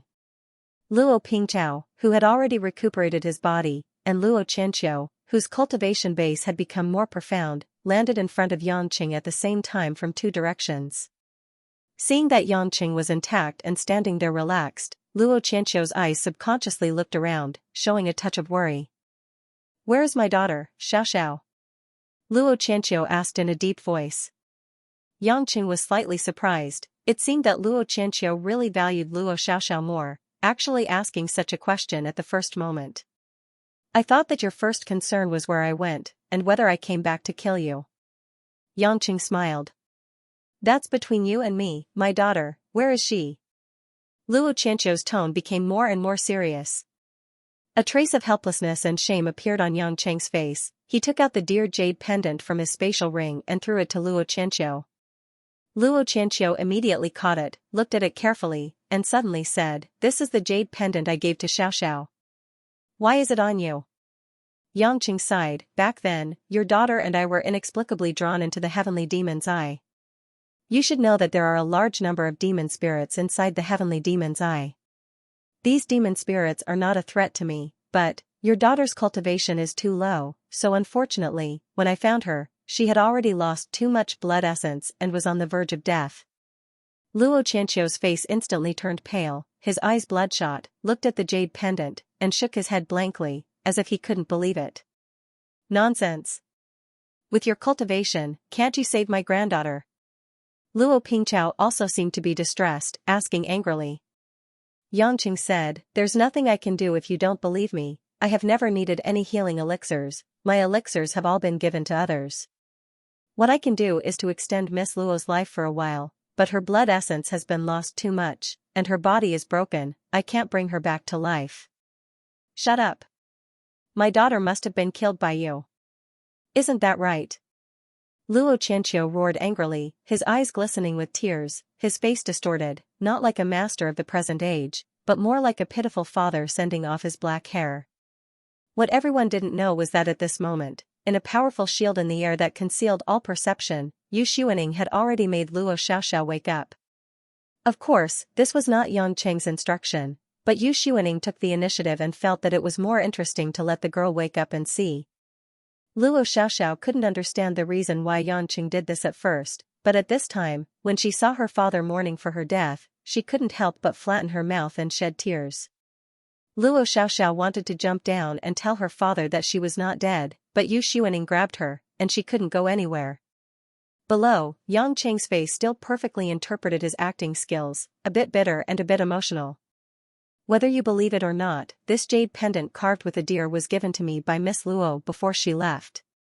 She said that you gave her the nickname Luer, said that you treated her better than her brother, said that you have a lot of difficulties, said that you are not a bad person. She wanted me to stop being enemies with you, and she also hoped that you could let go of some things, at least not to be my opponent, because she didn't want to see you die. Before Yanqing finished speaking, Luo Qianqiu had already clenched the jade pendant with both hands, gritted his teeth, and his emotions were difficult to control. Luo Qianqiu still held back his tears and didn't let them fall, because this was in front of too many people. However, his performance and emotional outpouring had already made many people sympathize with him. Yang Chen waited for a while before he said, "You should know that if you want to fight me to the death, I won't be afraid of you. In fact, if it wasn't for the fact that Jiqing and I are indebted to Miss Luo, I wouldn't have taken her words seriously. But now, I am willing to abide by her last words. The premise is that your Luo family, you, Luo Qianqiu, will not go against me in the future. In fact, you know in your heart that I have no interest in playing with you in the illusion. Nor am I interested in fighting for power. My people and I are living a carefree life overseas. If it weren't for you looking for trouble with me, I wouldn't have come to you at all." As soon as Yang Cheng's words came out, many people of the Luo family couldn't hide the surprise on their faces. They were not as open-minded as Luo Qianqiu. If they could live, who wouldn't want to live longer? It wasn't easy to cultivate. Why would they want to be cannon fodder against someone who was absolutely invincible? For a moment, everyone's eyes fell on Luo Qianqiu. Even Luo Pingqiao gave the decision to Luo Qianqiu, waiting for his reply. If Luo Qianqiu insisted on fighting, there was nothing they could do. With Yang Cheng's personality, he might not even be willing to accept betrayal. Luo Qianqiu looked a little haggard at this time, stroking the jade pendant in his hand as he muttered his daughter's pet name. His eyes were red, filled with complicated memories of the past. After a long time, under everyone's bated breath, Luo Qianqiu raised his head with difficulty and let out a deep breath. In those sorrowful eyes, there was a trace of clarity. Luo Qianqiu suddenly said, "Your cultivation has increased by quite a bit. With the ability to move unhindered under the heavens, why bother hiding your strength and deliberately acting mysterious?" Not only Yang Cheng, but everyone present, including Luo Pingqiao, was also shocked. Yang Cheng frowned. He had used the one leaf to conceal his cultivation, so how did Luo Qianqiu see through it? Luo Qianqiu laughed bitterly, "You were once my greatest enemy, so I naturally understand you well. Although your cultivation did not seem to have changed, your temperament has improved and the confidence in your eyes has become stronger. I'm afraid only I can sense such a subtle change here." Yang Chen was startled. "You said, used to be? That means. How can I not accept Xiaxia's last wish? Besides, I don't want the Luo family to end up like the Ning family and be slaughtered by you." Luo Qianqiu sighed helplessly, as if he had aged several decades in an instant. In fact, in these days, although Luo Qianqiu had been busy annexing the Shao and Ming families' forces, winning over the Grand Elders, and eliminating the remaining enemies, he did not feel much of a sense of accomplishment. His daughter could be said to be his only family apart from his father and grandfather, as well as his only flesh and blood. Luo Qianqiu had hoped to share his achievements with his daughter, but his daughter was nowhere to be found. Luo Qianqiu felt a sense of loneliness that he had never felt before. This loneliness was unlike the past, where he still had attachments and warmth in his heart. This was a loneliness where he could not see the future, where everything seemed illusory. It turned out that many things were not as important as he thought they were. It turned out that he could let go of many things a long time ago. Gradually, Luo Qianqiu no longer hoped that he could reach a higher realm, only hoped that the heavens would suddenly give him a pleasant surprise and Luo Xiaoxiao would once again appear before him. If he was given another chance, he would never treat his daughter harshly again. He would never scold her for her absurdity and naivety. He would never deliberately treat her coldly again. He would never. However, it was all too late. It could be said that this was Luo Xiaoxia's last wish. She had given him a way out of this embarrassing situation, but it was also like a bucket of cold water poured over his head, completely waking him up. Yangchen heaved a sigh of relief. At least he didn't have to kill Tang Lui's lover.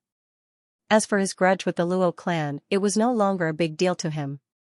After increasing his realm, he could let go of many things that he could not let go of in the past, because everything was under his control. With a faint smile, Yangchen raised his head and said, "All right, let her come down."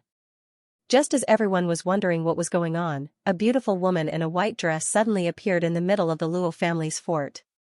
That woman was holding on to Luo Xiaoxiao, whose eyes were filled with tears and was sobbing uncontrollably. Luo Pingqiao and Luo Qianxia were both incomparably shocked. They didn't even notice that someone was looking at them from so close up in the air, and it was even under the situation of bringing someone with her.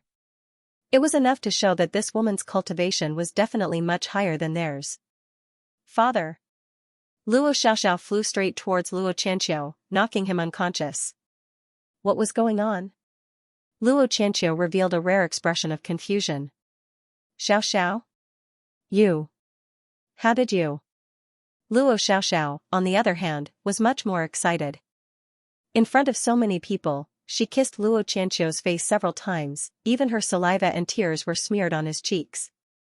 By the time Luo Qianxiao came to his senses, he realized that his daughter had embarrassed him to her grandmother's house, and his face turned red. "What are you talking about? Stop kissing." Luo Qianxiao could feel the people around him snickering, and he was even more embarrassed. Yangchen smirked, thinking that this scene was quite amusing. It seemed that Luo Xiaoxiao was indeed Luo Qianxiao's nemesis. Many people had already figured out the cause and effect, and could not help but feel grateful to Yangchen. Luo Qianxiao, on the other hand, felt that he had been played by Yangchen, but his daughter was still clinging on to his neck. He could only glare fiercely at Yangchen, but it was a pity that he no longer had any lethality. Yu Xuaning giggled and winked at Yangchen. "Brat, you did a good job. I thought you only knew how to fight and kill." Yangchen rolled his eyes at her. "There are still a lot of things you don't know." "Okay, things are over here, let's go." Yangchen didn't want to stay any longer, lest Luo Xiaoxiao say something embarrassing again. Yu Xuaning naturally had no objection, and the two soon disappeared from everyone's sight. With the speed of the two, it was impossible for anyone to catch up with them. When Luo Xiaoxiao noticed that Yangchen was gone, it was already too late. She could only stomp her feet in anger, feeling that she was abandoned by Yangchen again, and couldn't help but curse him for being a heartless man. Luo Qianxiao hurriedly asked his daughter what happened, worried that Yangchen might have done something to her.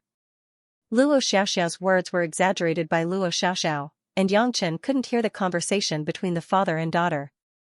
After leaving the illusion, Yangchen did not fly directly to the Mediterranean Sea. The exciting reunion of Luo Xiaoxiao and Luo Qianxiao lingered in his mind, and Yangchen couldn't help but miss his mother. After hesitating, Yangchen turned around and went directly to the Jiangnan Military Region Commander's compound. Because they had to explain all kinds of new things to Yu Xuaning, the curious baby, the two didn't move fast, looking at the scenery below along the way. The entire Huaxia had entered a terrible winter, and except for a few areas in the north, there was almost no one. Even in places such as the southern Guangdong province, the temperature had dropped to -10 degrees during the day, and it was -20 to 30 degrees at night. A large number of areas in the south still had no heating supply, and the large use of air conditioners led to frequent circuit failures, but because of the snowstorm, maintenance was difficult to carry out. For a time, the south was also in chaos, and it was dark everywhere, and the crime rate had also increased significantly. The rich had migrated overseas, the rich could only protect themselves at home, and the ordinary people were miserable. When Yangchen and Yu Xuaning came to the Jiangnan military region, the scene they saw undoubtedly made Yangchen stunned. The military region was empty, all the armaments were unattended, and there was no one in the commander's compound. Thinking of all the things she saw along the way, Yu Xuaning pursed her lips and smiled. "What to do? The chaos in the world should have nothing to do with the appearance of a monster like me." Yangchen didn't have the leisure to listen to her jokes. Even if all the people in the world died, Yu Xuaning wouldn't think it was too big a problem. Yangchen's eyes showed a touch of worry, and a trace of indignation.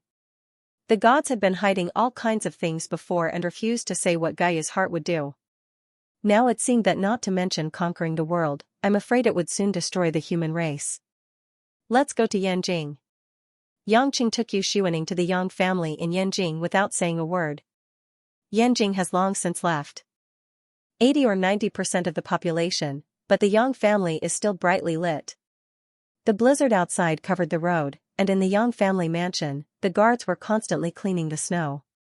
The electricity in the house was taken from their own diesel generators. Fortunately, the reserves were sufficient, and the Yang mansion could survive in the short term. Sensing that Yang Gongming, Guo Shuihua, Yang Pijuan and others were in Yang Gongming's study, the two went directly to the door of the study. The Yang family was gathered in front of Yang Gongming's desk, discussing something. When Yang Qing pushed the door and entered, everyone inside was shocked. Yang Qing.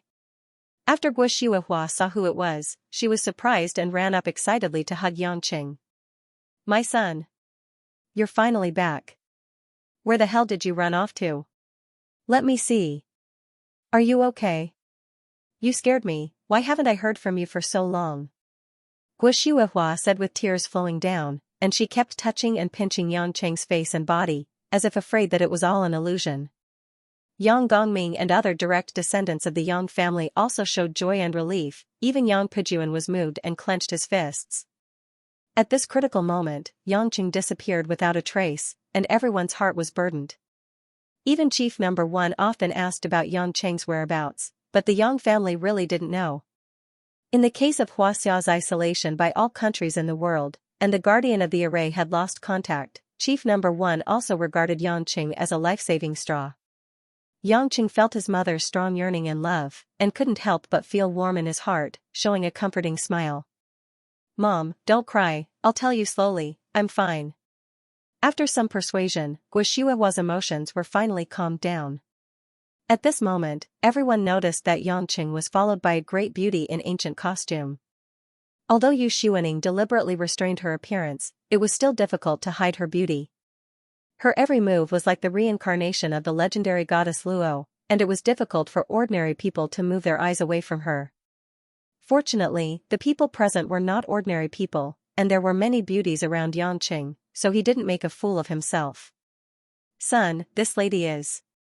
Guo Shuihua's eyes showed a bit of curiosity and blame, obviously thinking that Yang Qing was fooling around with this great beauty, and that was why he was so happy. Yang Qing smiled bitterly and briefly introduced Yu Xuaning's identity. At this juncture, there was no need to hide many things. He said everything that should be said, such as the 10,000 demon realm, demon clan, demonic cultivator, and so on. There was no taboo. Knowing that the nine-tailed celestial fox in front of him was more than 50,000 years old, the legendary fox spirit, even Yang Gongming was taken aback. Looking at Yu Xuaning's beauty, he couldn't help but feel a little difficult to accept. This was a living fossil. After confirming that Yu Xuaning was not Yang Qing's lover, Guo Shuihua breathed a sigh of relief, otherwise, she didn't know how to get along with this daughter-in-law who was more than 50,000 years old. Yu Xuaning listened quietly by the side, smiling faintly, reaching out from time to time to call various books in Yang Gongming's study, and playing with the computer and other electronic equipment. She didn't feel bored. After Yang Qing briefly explained his experience, Guo Shuihua suddenly remembered and asked, Son, do Ruashi and the others know that you are back? Yang Qing shook his head, No, I just finished some things in the illusion and came back home. Guo Shuihua couldn't help but smile when she heard it. It seemed that all the previous haze had been swept away, and it didn't matter whether it was cold outside or not. She happily hugged Yang Qing again. I knew my son is the most obedient, you should let Mom see you first, you are so sensible. Yang Qing's face was embarrassed, he felt that he was a little bit treated like a child in front of his mother. Yu Xuaning on the side looked at this scene and giggled, it seemed that she enjoyed Yang Qing's embarrassment. Yang Gongming coughed twice and stopped the deep love between mother and son drama, and said, Yang Qing, it's better to let Ruashi and the others know that you are here as soon as possible. Something happened on the island while you were away. Yang Qing frowned, how is it possible? Before I left, there were 3 masters of the Beast King clan guarding there. No one should be able to hurt the people on the island. It's not that they were hurt, it's Princess Jane, she was recruited by the European and American Joint Army. Guo Shuihua recounted what happened before. Yang Cheng's face suddenly sank. He didn't care so much about this Noah's Ark plan, but knowing that Jane was his woman and still dared to take her away, he couldn't tolerate it. After thinking for a moment, Yang Cheng said, "The temperature in Yanjing is too low, and there is a lack of security here. I will take you to the island to take shelter first." Guo Shihuahua showed a difficult expression and looked at Yang Gongming. The old man shook his head and said, "Our four families have reached a consensus with the number one chief to command and mobilize the forces of each family in Yanjing to protect the people. We will never leave Yanjing until the last moment. This is the last line of defense. If there is really nothing we can do, we will contact you or other people on the island. You can rest assured and do what you should do first." Yang Cheng frowned. He didn't expect Yang Gongming to be so stubborn. Perhaps this was the last backbone of the Yang family and the protection of the family's glory. Yang Cheng knew that there should not be a big problem in the short term, and Yang Gongming should have a sense of propriety, so he didn't force it. After seeing his family, Yang Cheng was anxious to see his wife and children on the island. When he turned around, Yang Gongming stopped him. Yang Gongming walked to Yang Cheng's side, patted Yang Cheng's shoulder, and whispered in his ear. "Boy, now is not the fate of the country, but the moment when all mankind is tested. The greater your ability, the greater your responsibility, but because of this, no one can force you to take responsibility. If there is any major decision suddenly placed in front of you in the future, don't be overcautious for others. Follow your own heart, make a decision, and don't regret it." Yang Cheng was stunned, vaguely pondering the old man's meaning. He was silent for a long time and finally nodded heavily. Yu Shiwening saw that Yang Cheng was about to leave, so she followed and went all the way to the Mediterranean Sea. The Forgotten Kingdom, the main island, and its affiliated islands have also fallen below zero. The white snow fluttered on the sea, but it could only decorate this group of desolation. A large number of tropical plants died, causing the Forgotten Kingdom to be unprecedentedly desolate. The residents on the island have hidden in their houses, made stoves, and began to avoid the cold. Fortunately, the island has always had emergency measures, and the food reserves are sufficient. There is no need to worry about any shortage of supply for half a year. Located in the castle above the cliff, relatives and family members of many women, including Mother Wang, Su Xian, the Lu family couple, Ma Guifeng, and many other women, have moved in. The castle has tidal power generation equipment, which can provide a stable supply of heating, and a large number of guest rooms, so that these family members can have sufficient living space. At this moment, in the large central dining room of the castle, several women and some relatives were sitting at the long dining table. Although the food is not as sumptuous as before, it is still very attractive. However, everyone obviously has no appetite. Except for Lan Lan sitting on the high chair, who is still happily eating, everyone else is dispirited. Lin Ruashi sat next to Lan Lan, wiping her daughter's oily mouth with a napkin from time to time, and sometimes stuffing some vegetables into her mouth regardless of the little fat girl's objection. She looked particularly natural and calm. Choi Yun stirred the spaghetti on the plate with a fork in boredom, and said with some envy, "Ruashi, the world is almost finished, my husband is still missing. How can you still be so calm? Even Sister Tangwan can't help but go to the basement to cultivate and meditate, and you can still feed Lan Lan." Lin Ruashi raised her head, and after slightly moving the corner of her mouth at Choi Yun, she continued to busy herself as if nothing happened. Mother Wang smiled reluctantly and said, "Don't look at how calm Miss is, she is anxious like you, it's just that she is like this." Everyone couldn't help but smile a little. After getting along with her these days, they almost understood that Lin Ruashi is not deliberately so cold, it is really her nature.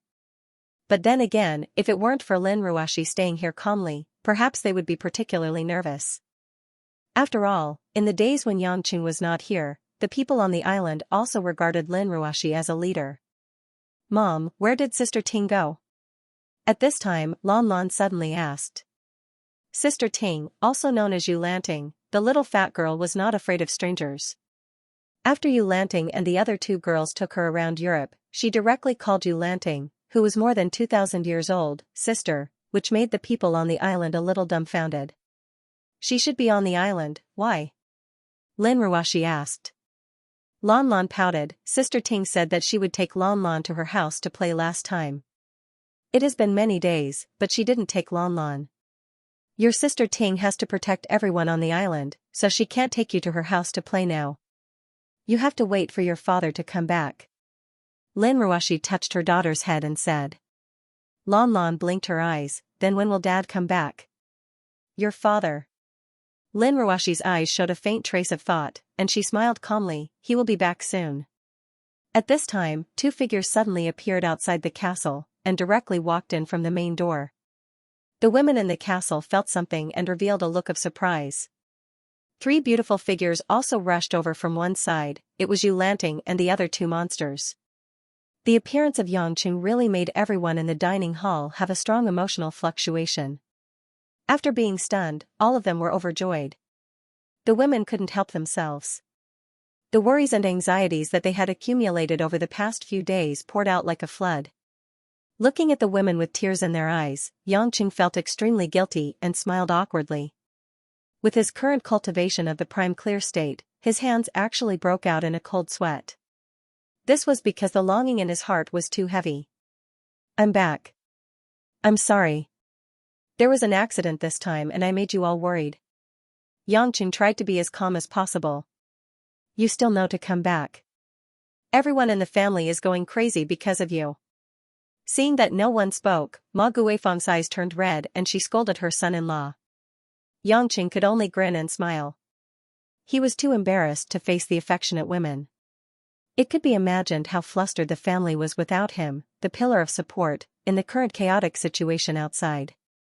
He looked at Lin Ruoshi deeply and found that the woman's expression was the most at ease, as if she already knew that he was coming back. This made Yangqing feel a little uneasy, and the joy of reunion was also diluted a little. When Lan saw that her father was really back, she put down the fork in her hand and ran to Yangqing like a gust of wind. She hugged Yangqing's thigh and rubbed her fat face against it. Dad, where did you sneak off to play? Did you bring a gift for Lan? Yangqing's heart warmed.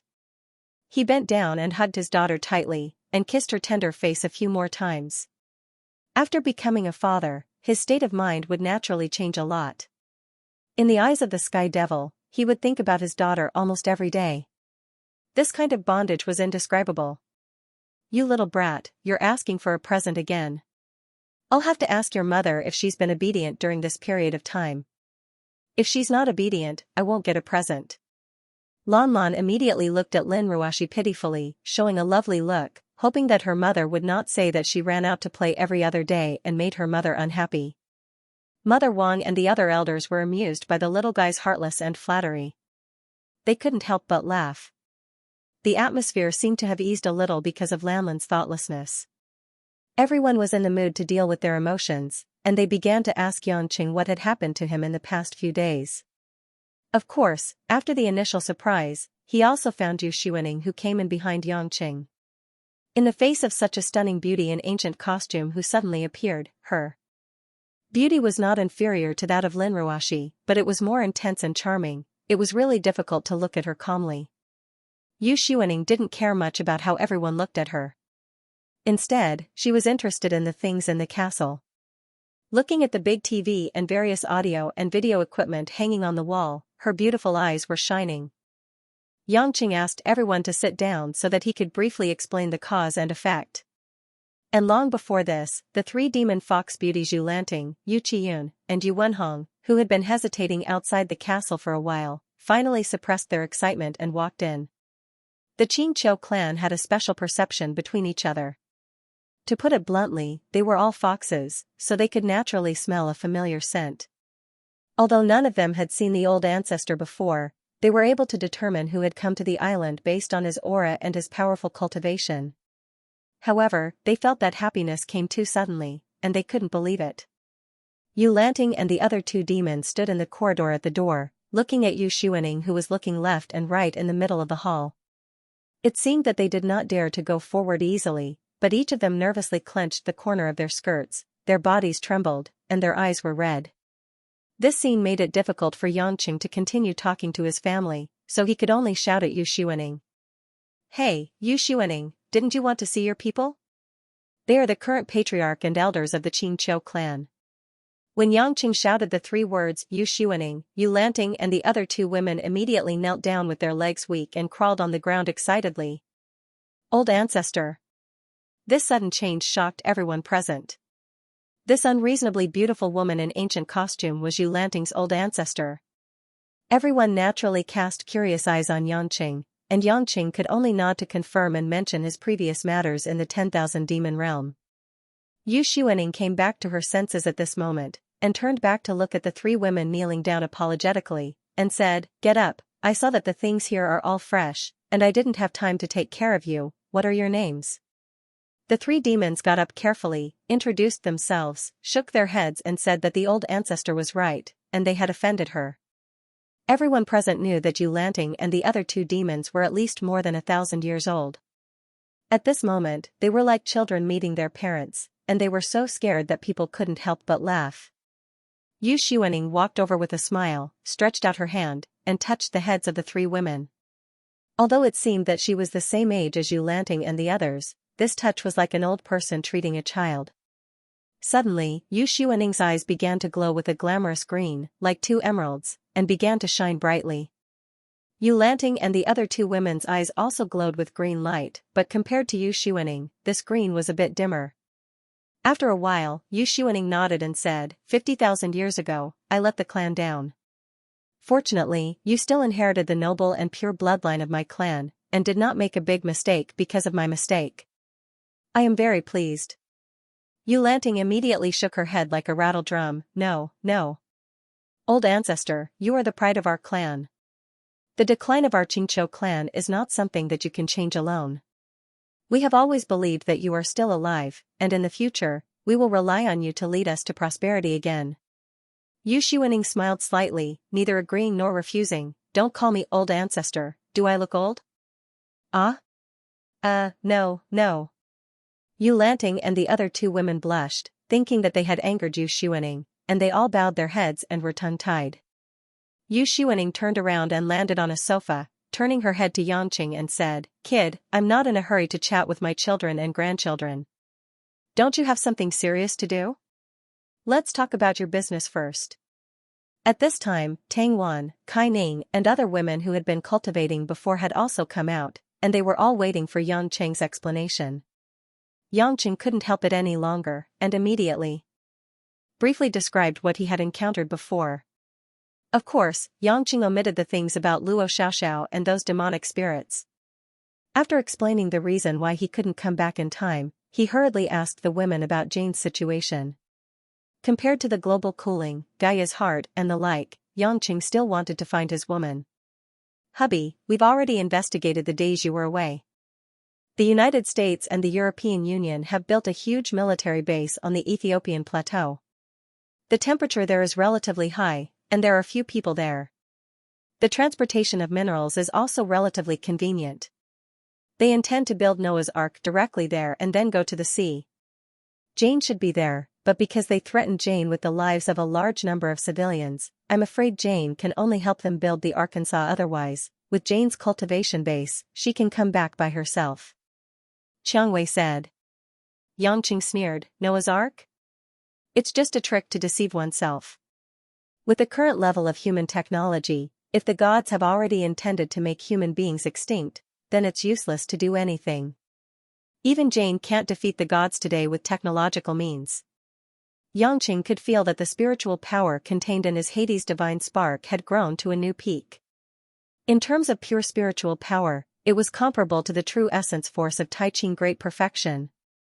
If this continued, his own spiritual power could reach the power of the Shangqing realm.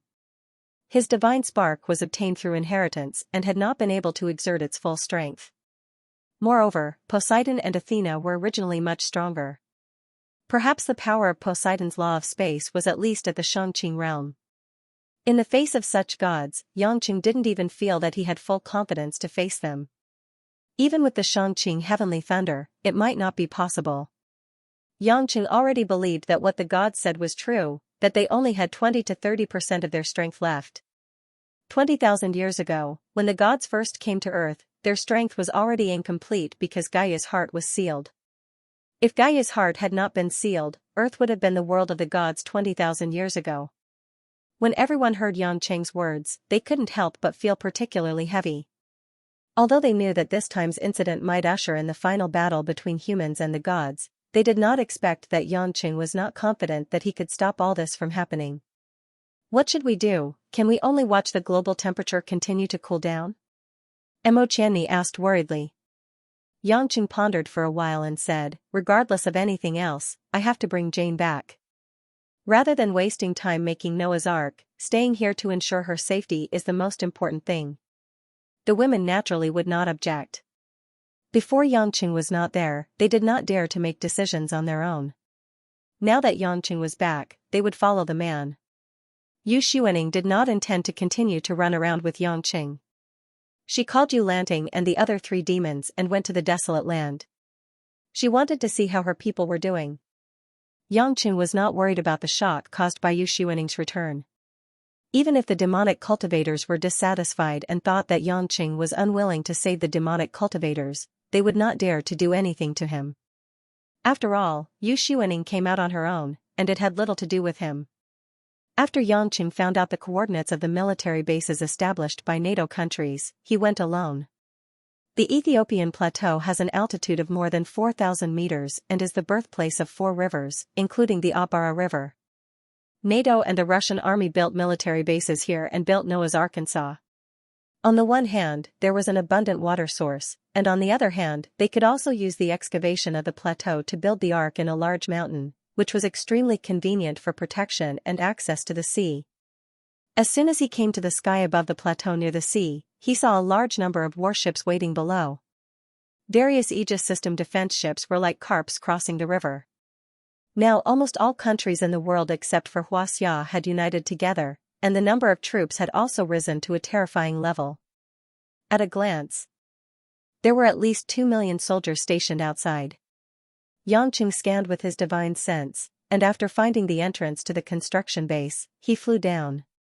On the periphery of a huge mountain, there was a huge door made of high-strength alloy that was more than 100 meters high and 300 meters wide, sealing the space inside. When Yang Cheng's figure appeared on a nuclear aircraft carrier outside the alloy gate, it immediately attracted the attention of the various garrisons outside. Stop. Who is it? A total of 50 to 60 U.S. Navy SEALs who were armed to the teeth were closing in from 4 directions. 3 Apache helicopters in the sky were also monitoring Yang Cheng closely. Yang Cheng didn't waste his breath on them. He strode towards the steel gate and leaped, crossing dozens of meters of space. His fist smashed into the center of the alloy gate like a clap of thunder. Boom! With a dull thud, the earth shook and the mountains shook. Huge rocks began to tumble down from the plateau around the gate, startling the nearby army. Under countless horrified gazes, Yang Cheng actually used his bare fist to smash open the alloy gate that was more than 10 meters wide, creating a huge hole. Yang Cheng calmly walked through the hole, leaving behind a group of dumbfounded UA soldiers outside. The space that had been excavated inside the plateau was so large that Yang Cheng was a little surprised. It was like a wonderful world that had appeared out of thin air in just a few months. At a glance, he couldn't see the end. The height of the entire space was more than 300 meters, and the central area was a pool formed by seawater flowing in. On the pool, there were already 2 black and gold steel behemoths that were countless times larger than aircraft carriers. Like the starships that appeared in science fiction movies, they were truly majestic. They looked like submarines, but many of the exterior details were more like passenger ships. The space was surrounded by steel castings, and hundreds of steel fortress-like buildings were also entrenched in the surroundings, each with their own functions. Most of them were processing plants and development organizations that served the construction of arcs. White light shone down from the top like countless stars, illuminating the entire mountain space. Workers, researchers, and managers were all busy. They were like countless tireless worker ants, constantly moving about in this world. Yang Cheng couldn't help but wonder when humans had such terrifying excavation and construction abilities. This was not a small project. This base could be called a miracle world for humans. Because of Yang Cheng's forced entry, the entire secret base had already sounded the alarm. Red lights flashed everywhere, and ear-piercing sirens and English warning sounds rang throughout the field. Attention all parties! Attention all parties! Enemy attack. While some of the workers inside were still in a daze, a large number of troops and guardians had already emerged from all directions, quickly rushing to Yang Qing's location. Yang Qing gradually realized that things were a little more complicated than he thought, because it seemed like there were more than just humans here. A large group of people with snow-white skin and black clothes rushed over with ghostly speed. They were all blood breeds of a high level. Following closely behind, a group of espers with all kinds of special abilities also flashed one after another. Even the werewolves, who had been enemies with the blood breeds for generations, bared their sharp claws and fangs as they rushed toward Yang Qing. What was even more peculiar was that even the Vatican, which was absolutely irreconcilable with the Covenant of Darkness, had actually sent crusaders and holy knights to outflank them from all directions. Yang Qing couldn't help but smile as he looked at the large group of heretics and espers that suddenly appeared in front of him, and he also understood many things. No wonder humans could build such a huge base in such a short time. It turned out that these espers and heretics had all helped. If werewolves, blood breeds, and espers worked together, they could indeed create a miracle that humans could not achieve in a short time. In the Merlin Magic Society alone, the mages could use powerful spells to disintegrate the earth elements in these mountains, quickly creating hollows. As for creatures with incomparably strong bodies like werewolves and blood breeds, they could easily carry some heavy objects that human machines could only dream of. Among the first batch of blood breeds to arrive in front of Yang Qing, someone had already recognized Yang Qing, and couldn't help but ask everyone to stop moving forward. This sweet-looking and voluptuous blood breed lady was Lilith, who had a one-night stand with Yang Qing. Everyone stop. He's His Majesty Pluto. Lilith's eyes flashed with a trace of astonishment and shock, and she immediately ordered everyone not to attack. At this time, a few blood breed princes and werewolf elders appeared, followed by human generals and special forces. Among them were some of Yang Qing's old acquaintances, such as Lilith's father Prince Sargeras, the director of the US FBI Balotelli, and Fodessa of the French Security Service. All of them had already recognized Yang Qing. However, Yang Qing's appearance this time made these people's expressions turn solemn as they waited for him to show up. Looking at the hundreds of special guards with extraordinary backgrounds and varying levels of strength, Yang Qing couldn't help but sigh. TSK. I used to think that the Vatican and the Dark Parliament would always fight, that there would never be a day of peace between werewolves and Camarilla, and that places with the FBI wouldn't allow the Russian KGB emblem to appear. Seems like my thoughts have been completely overturned today. You guys are actually working together. Yang Qing grinned. The high-class people present all knew what Yang Qing looked like. After all, Hades was one of the main gods known to the higher-ups of the human world a long time ago. This was a special period between the humans and the gods, so it was natural that they were especially nervous. Your Majesty Pluto, your appearance is even more inappropriate than our cooperation. Prince Sargeras frowned. Yang Qing smiled. Sargeras, have you recovered from your injuries? Being injured by the Seraph of the Vatican won't recover so easily. The people of the Vatican looked a little unnatural, but Sargeras smiled faintly. I haven't recovered, but I can't sleep anymore. The destruction of humans doesn't mean that the blood breed can survive. Your Majesty Pluto, although you are one of the main gods, you are also a member of the human race. Please don't make things difficult for us. We know that you are extremely powerful, but in order to survive, we will do our best. A trace of pain flashed in Lilith's eyes, but she had already held a butcher's knife in her hand. Yang Qing shrugged. You guys are thinking too much. I just want to bring back my woman. Where is Jane? Why can't I feel her in this place? Although Yang Qing was very angry that various countries united to threaten and take Jane away, it was a matter of life and death for all mankind. Yang Qing could also understand the human survival instinct. It was just that now that he was back, he couldn't watch his woman being threatened, so he came to bring Jane back. At this time, Yang Qing felt strange. With the coverage of his divine sense, he didn't detect Jane in a certain area here. Could it be that there are other bases? When the important people in charge heard Yang Qing's question, they all looked embarrassed and nervous.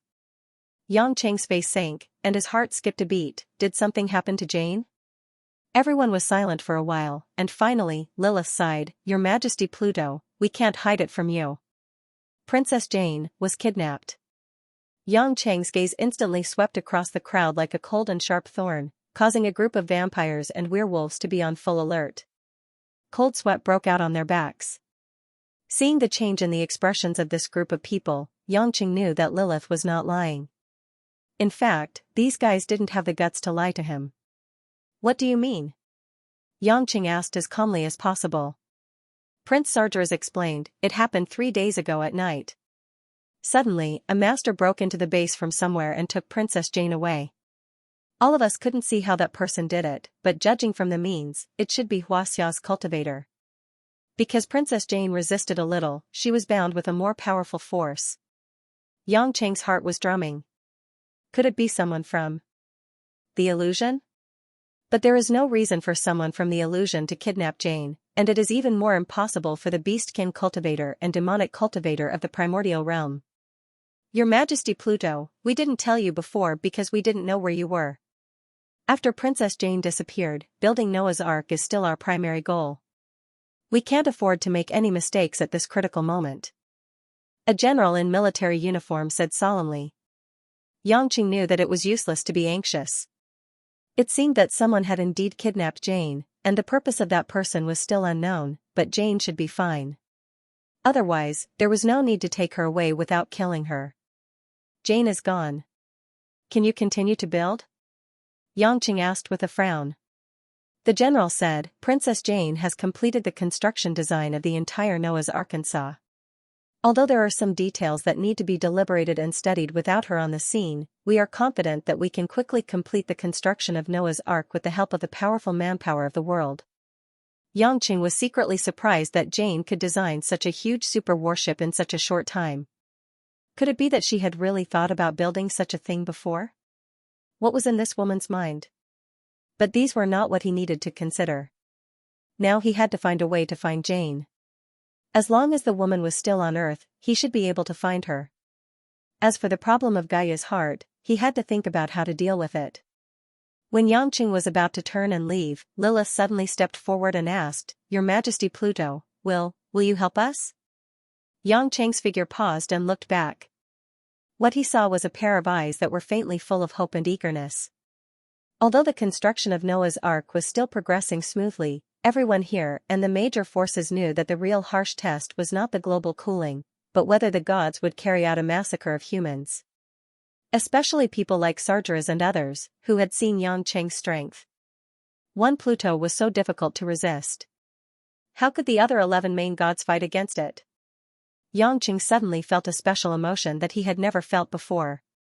Whether as a human or as a main god who inherited the quintessence, Yang Cheng didn't feel much difference before. He was him, a person, and a god. But now, he realized that humans and the Protoss were really two different races. Just like in the animal world, even if two different animals could live together peacefully for a long time, at some point, it was difficult to guarantee that the hungry strong would eat the weak. If they didn't eat the weak, it was just because the time was not right. There was no real affection or morality to speak of. Yang Cheng wanted to say something, but when the words came to his mouth, he didn't know what to say. In the end, he could only sigh and didn't answer. The members of the forces obviously showed a disappointed look, but it was somewhat expected. After all, how could Yang Cheng resist the general trend alone? Yang Cheng quickly left the base and returned to the Forgotten Realms. Along the way, he slowed down a lot, and Yang Cheng's mood was a little heavy. As soon as he came to the sky, Yang Cheng noticed that something was wrong. His heart shuddered, and he quickly flashed into his castle. In the hall of the castle, the atmosphere looked a little strange at this time. The women and many relatives were sitting around, and their eyes were all fixed on an unfamiliar man in the middle. This man sat leisurely in the seat that Yang Cheng usually sat in. He was wearing a slightly old white thin shirt and a pair of earthy gray Western-style casual trousers. His short hair was also cut as if it was from a barber at a street stall. His face was white without a beard, his chin was slightly sharp, and his facial features were delicate. If it weren't for the vicissitudes and depth in his eyes, he would definitely think that he was a rural college student. What made Yang Cheng frown was that this man was actually holding the Fengxiang bracelet that Lin Ruoxi usually wore.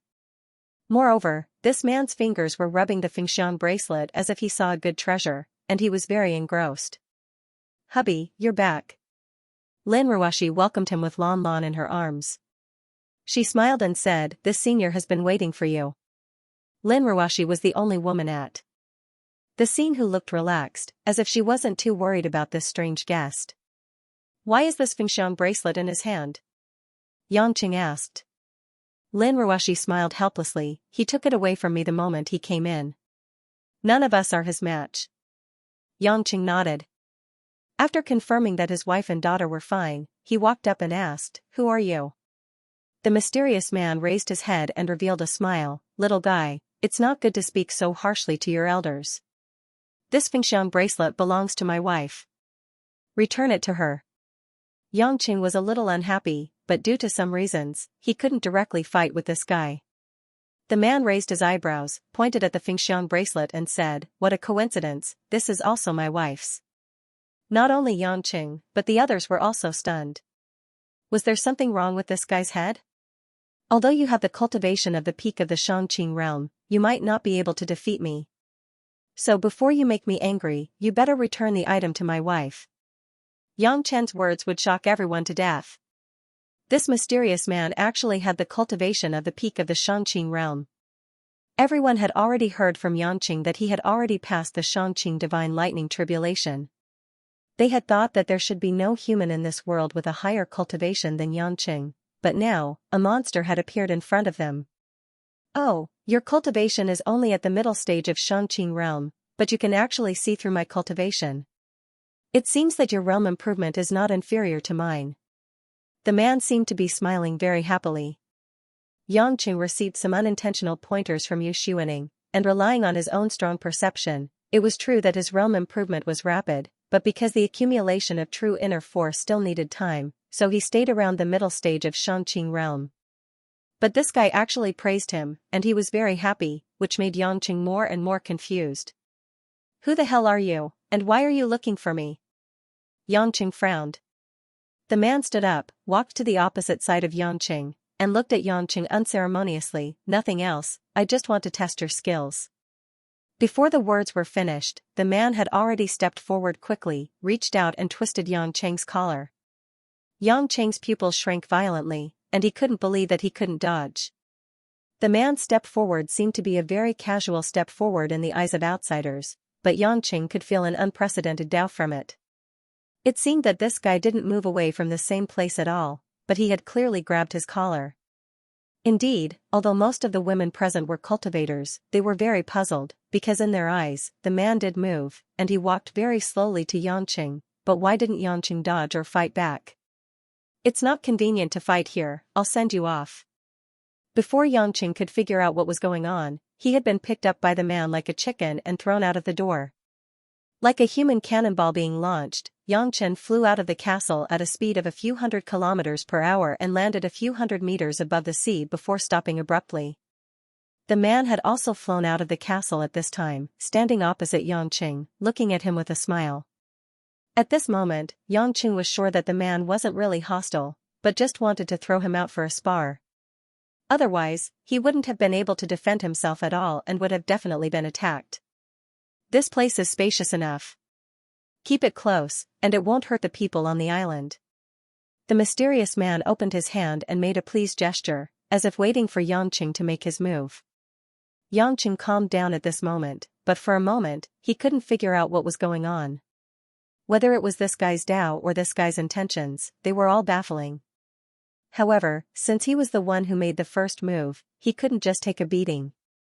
He might as well beat him to the ground first before reasoning with him. With a single thought from Yangqing, the power of the world around him began to stir and entangle with one another. Very quickly, large patches of dark thunderclouds gathered in the sky above the sea for dozens of miles. It was as if countless black steeds had formed a wild herd, galloping across the sky at high speed. This grand occasion could be seen clearly by everyone on the island. This movement that swept across the heavens and earth caused the women to widen their beautiful eyes in astonishment. Although they knew that Yangqing's strength was very strong when he reached the Shangqing Heavenly Thunder Trial, they didn't expect that Yangqing's strength had already reached such a level that seemed to be able to destroy the heavens and earth. However, the mysterious man, who was standing tens of feet away from Xianxia, shook his head with some regret, as if he didn't care. "Do you think you can scare me by making such a big commotion?" Xianxia sneered, "Don't boast if you haven't tried it." With that, he suddenly summoned two purplish-blue Tai Ching heavenly thunder from the dark clouds, and it fell with a loud bang. Kaboom! The lightning danced like a sea dragon, and it exploded on the sea. The purple and blue glaze was incomparably hot. The mysterious man didn't seem to dodge at all, and just let the two Tai Ching heavenly thunder land on him. Xianxia frowned. Could it be that this guy's speed was too slow, and he couldn't even dodge a single Tai Ching heavenly thunder? That's not right. The pressure of his true vitality was still there, and it didn't weaken. Could it be? Oh no! Xianxia's heart skipped a beat, and just when he realized that the situation wasn't good, he had already been kicked hard on his back. Bam! A muffled sound, but it was like a heavy hammer, and it pressed hard on Xianxia's back, and he flew diagonally downwards.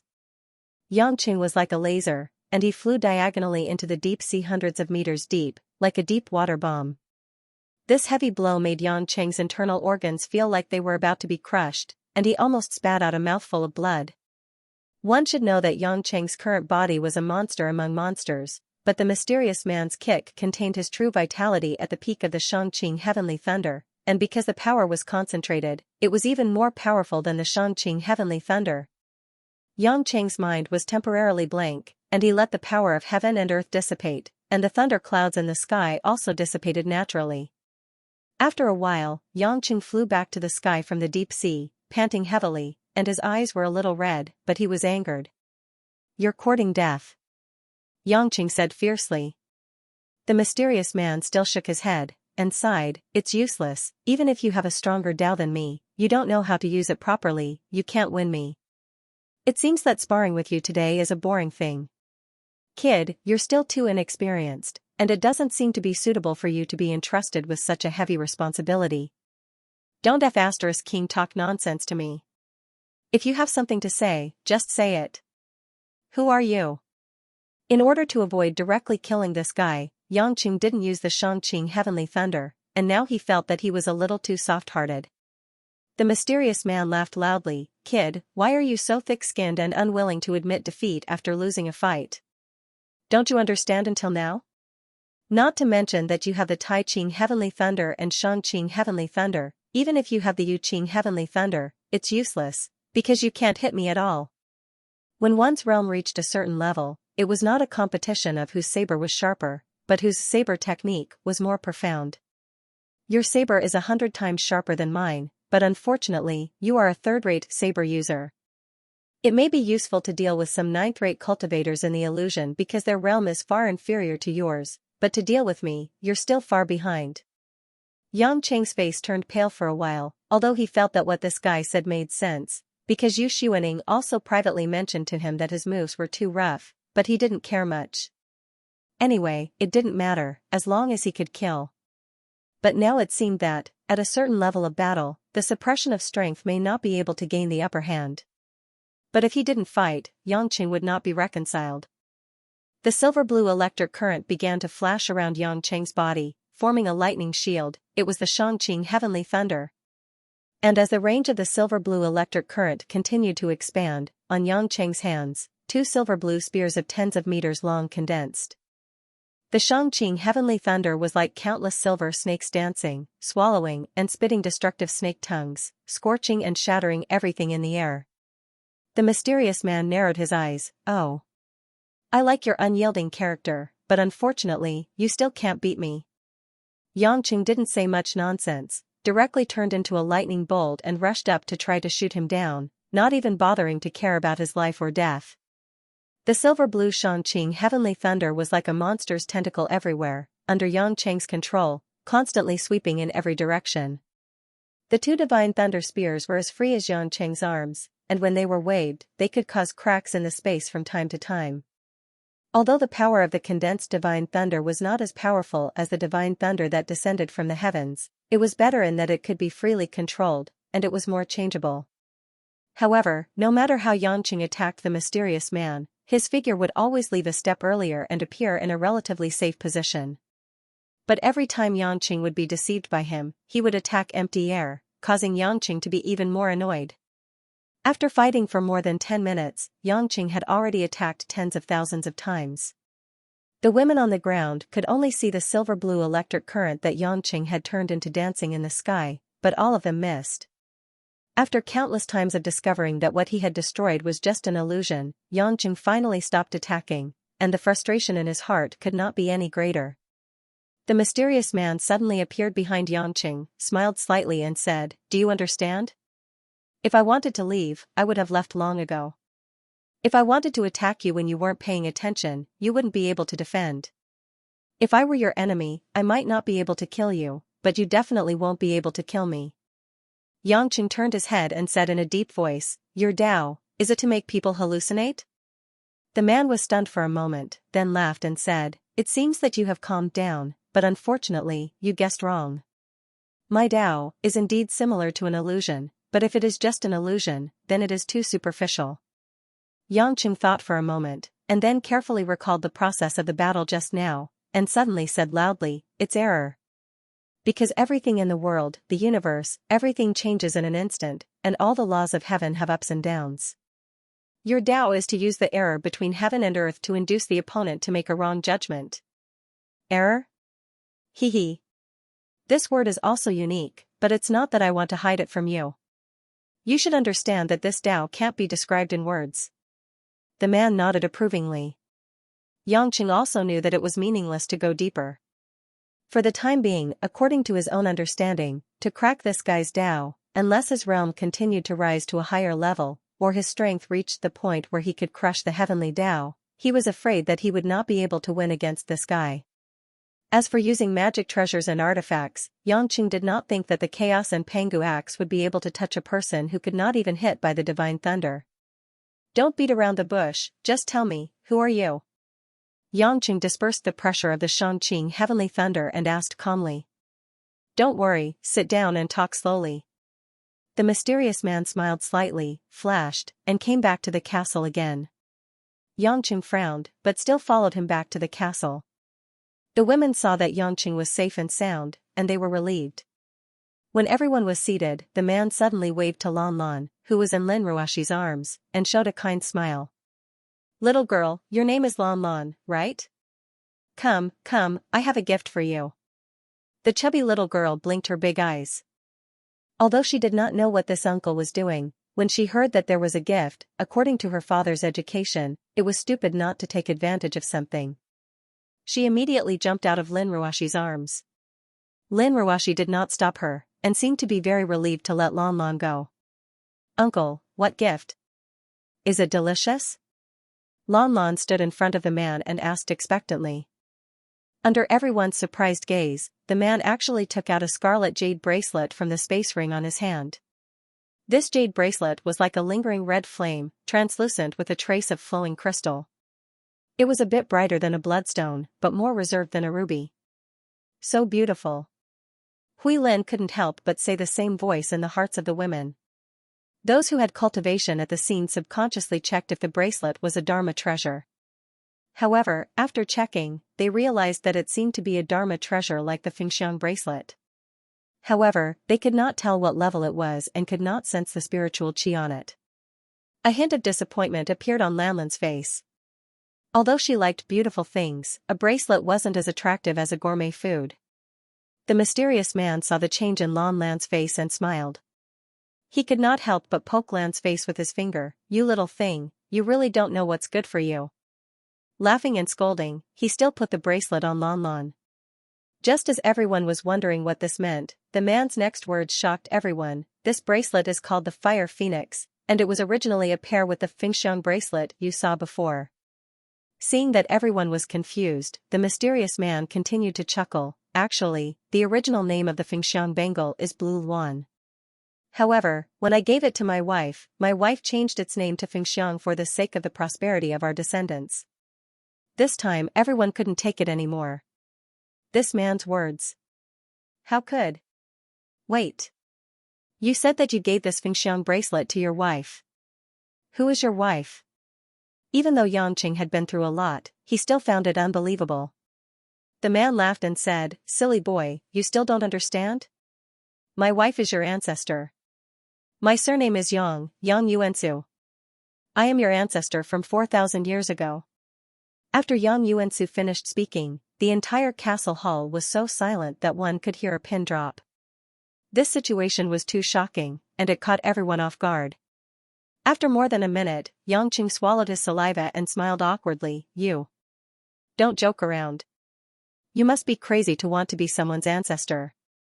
Although he said so, even Yu Xuaning, who was more than 50,000 years old, had just left not long ago. Yang Qing had actually begun to believe it. Yang Yuansu shook his head and sighed.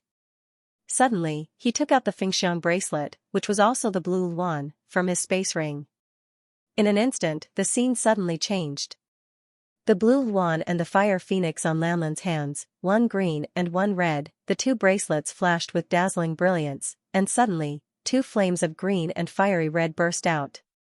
In the midst of two crisp bird cries, a green phoenix and a fiery red phoenix flashed out from the bracelet respectively. They shone and danced in the hall. After a while, the two phoenixes flew back into the bracelets, and everything was annihilated as if nothing had happened. But this time, people with cultivation could immediately feel the abundant and powerful spiritual energy and coercion from the two bracelets. Fairy artifact. Yang Qing was stunned. He could conclude that this was definitely a top set of fairy artifact bracelets. A trace of warmth and nostalgia flashed in Yang Yuansu's eyes, and he said emotionally, "It's been more than 4,000 years. This wind-fire wheel has finally been reunited." Wind-fire wheel. Everyone wondered if they had heard it wrong, but there seemed to be too many things that made people hallucinate today. Yang Qing didn't know whether to laugh or cry. "You mean, this pair of bracelets is the legendary wind-fire wheel used by Neza in the investiture of the gods?" The investiture of the gods is a romance, and it can't be taken seriously. However, this blue luan fire phoenix is the wind flame wheel, and it is right in front of you. It is an ancient immortal item bestowed upon me by my master. Later, I gave it to my wife as a token of love. Unfortunately, my wife's physique was ordinary, and she passed away more than 4,000 years ago. But this green phoenix has been a family heirloom, and it has been passed down from generation to generation until now. The green phoenix and the blue phoenix inside the wind-fire wheel are lovers, and only when they are together can they show their true power. This is also the reason why you couldn't see that it was an immortal artifact before. The wind-fire wheel is powerful, but if the user's cultivation is not high enough, it can only be used as a protective magic treasure to escape. It is suitable to be given to the descendants, so I have never thought of taking it back in these thousands of years. Yang Yuansu said, and then he gave the green phoenix to Lin Ruoshi and said, "Now that the wind-fire wheel has been reunited, I will leave it in your care." At this moment, everyone believed him, and they looked at Yang Yuansu with a bit of respect, especially the women. After all, this was their man's ancestor. Yang Qing didn't seem to care much about the title of ancestor. He curled his lips and said, "So you are still alive. You old man, you are really ruthless. The bloodline of the Yang family has been severed several times, and you have been watching your children and grandchildren being killed in these thousands of years." Yang Yuansu smiled and said, "You are wrong. I have not been paying attention to the Yang family. Most of the time, I have been cultivating. Even without me, the Yang family would still be able to survive to this day. Your grandfather should have told you the reason why the Yang family was able to survive to this day even after losing their bloodline.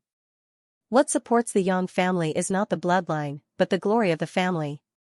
The old man only knows how to say these kinds of nonsense. It seems like you are the same." Yang Chen shook his head in disgust, but he quickly chuckled and said, "Since you're my ancestor, you're not here to cause me trouble. Could it be that you're here to help me out because I've been in trouble recently?" "Oh right, you said you have a master? If your master can give you the wind-fire wheel, then he must be very powerful. He should still be alive. He doesn't even care about immortal artifacts, so why not give me a few? Also, maybe he can solve the problem of global cooling? You see that the people on Earth are dying, so why don't you come to save them? It is difficult for me to be stuck between the humans and the gods. That Athena is too ruthless, I can't beat her." The women on the side couldn't help but cover their mouths and laugh. This man's nerves were too thick. No wonder he was Lanlin's father. How could he be thinking of extorting the ancestor so quickly? Sure enough, Yang Yuansu couldn't handle Yang Cheng's continuous questions. He pointed at Yang Cheng and said, You. After a long time, he finally sighed and said, You little brat, what should I say? You almost made me dizzy. After saying that, Yang Yuansu stood up and said seriously, This disaster is the fate of humanity. Whether we live or die, you will be the key. I didn't have to come this time, but since you and I are from the same clan, I got permission from my master to meet you. I want to exchange blows with you to let you know your own strength. It is best if I can help you improve. However, it is not that I don't want to help you, but the enemy you will face is not someone I can fight. The smile on Yang Cheng's face disappeared, and he laughed absurdly. Are you kidding me? Why can't I see that you are worse than me? If this goes on, all the people on the earth will die. You and your shitty master, if you have the ability, you are not willing to help. Are you going to watch me argue with the other gods? Damn it, my women are nowhere to be found now. I still want to find my woman. I don't have the mood to care about the life and death of all the people on the earth. In the end, Yang Qing was already extremely angry. He was very happy to know that there were more powerful existences on this earth. Perhaps Yu Xuaning, the fox that had nothing to do with her, refused to take action, and there were other human powerhouses. But he didn't expect that this human powerhouse actually intended to watch the fire from the other side. What the hell? He knew that he was not strong enough, but he intended to watch him face it. Alone? Why? When the women next to him heard Yang Qing say that the woman was missing, they couldn't help but think of Jane and hurriedly came up to ask what was going on. Yang Qing took a deep breath and briefly told about Jane's abduction, which made everyone particularly worried and felt that the situation was getting more and more torturous. Yang Yuansu seemed to have expected Yang Cheng's reaction, and he was not angry. He smiled slightly and said, First of all, there are some things that you can't take for granted. Standing at a different level, the thinking is naturally different. Secondly, you can rest assured that the girl, she is fine now, but she will not come back until the last moment of this disaster. Did you take Jane away? What are you going to do? When Yang Qing heard this, he suddenly became even more annoyed, as if the top of his head was about to be lifted up. If he didn't know that he couldn't subdue this guy by force, he wouldn't care whether he was an ancestor or not. Yang Yuansu smiled mysteriously and said, At a certain time, you will naturally know what you should know. Boy, you will face it sooner or later. This is the path you have embarked on, and it is up to you to make the final choice. You just need to remember that your choice is related to the fate of all mankind, but for you, it is just a choice. I know that you can actually choose to become stronger. It's just a matter of whether you want to or not. So, don't ask me why. There are many things that you know very well. Yang Cheng's face darkened as if he had been stabbed in his vitals. Clenching his fists tightly, he remained silent. Yang Yuansu turned his head and suddenly looked at Xiao Qi-Ching, who had been silent all this time, and said, I can't help you with anything else, but you have a woman here with 9 meridians. Right now, with your cultivation, you can forcefully suppress the yin poison. I can help you solve the problem. Then, Yang Yuansu took out a small jade slip. It was a small object used to record some cultivation techniques. He threw it to Xiao Qi-Ching. There is a cultivation method here called 9 yin-yang transformations. It can clear and unblock the meridians of those with 9 yin meridians or 9 yang meridians. In fact, the 9 yin meridian was an extremely gifted innate physique. It was very powerful when cultivating it. It was just that the people in the illusion realm did not understand this ancient cultivation technique. If you, little girl, can cultivate well in the future and make good use of it, you will definitely become a great person. Xiao Qi-Ching was a little emotional. Her eyes were red, and she couldn't believe that this was real. Feeling that there was nothing more to say, Yang Yuansu turned around, bent down, and lovingly touched Lanlin's mushroom head. Then, he turned around and walked out of the castle. Yang Qing didn't stop him. The women also looked at Yang Qing in a daze. At this moment, they felt that this man was very helpless. They wanted to go up and show some concern, but they didn't know where to start. Hubby, what are you going to do? Are you going to the North Pole to find the gods? Lin Ruoshi walked up and asked with clear eyes. Yangqing raised his head and looked at the woman deeply. There was a trace of confusion and bitterness in his complicated eyes. In the end, he forced a smile and said, "I'll think about it. First, help Qing'er take a look at the cultivation method. Don't be fooled by that old thing." After saying that, Yangqing walked to Xiao Qiqing's side and took the jade slip. He used his divine sense to check the cultivation method recorded on it. After a while, Yangqing frowned and thought for a while. Under Xiao Qiqing's hopeful eyes, he nodded with certainty. That old thing finally did something good. This cultivation method is indeed ingenious and profound. Our Qing'er can cultivate normally in the future. Yangqing smiled from the bottom of his heart. If Shui Jiqing could cultivate, it would solve the knot in his heart that had been bothering him for a long time. This might also be the only bit of warmth in this cold winter. Somewhere in the Indian Ocean, thousands of feet above the sky. After leaving Yang Cheng's residence, Yang Yuansu passed by this place and was flying towards the east. At this moment, Yang Yuansu frowned and stopped in the void, no longer moving forward. Gradually, Yang Yuansu revealed a helpless smile. He stretched out his hand and touched the air in front of him. Bang! There was a lingering sound. There seemed to be a wall, blocking the way. He had been unknowingly imprisoned in place. If he hadn't discovered it earlier, he would have been sent flying by the shockwave. Of course, the other party had no intention of hurting him. Otherwise, he would not have been imprisoned, but directly beaten to death.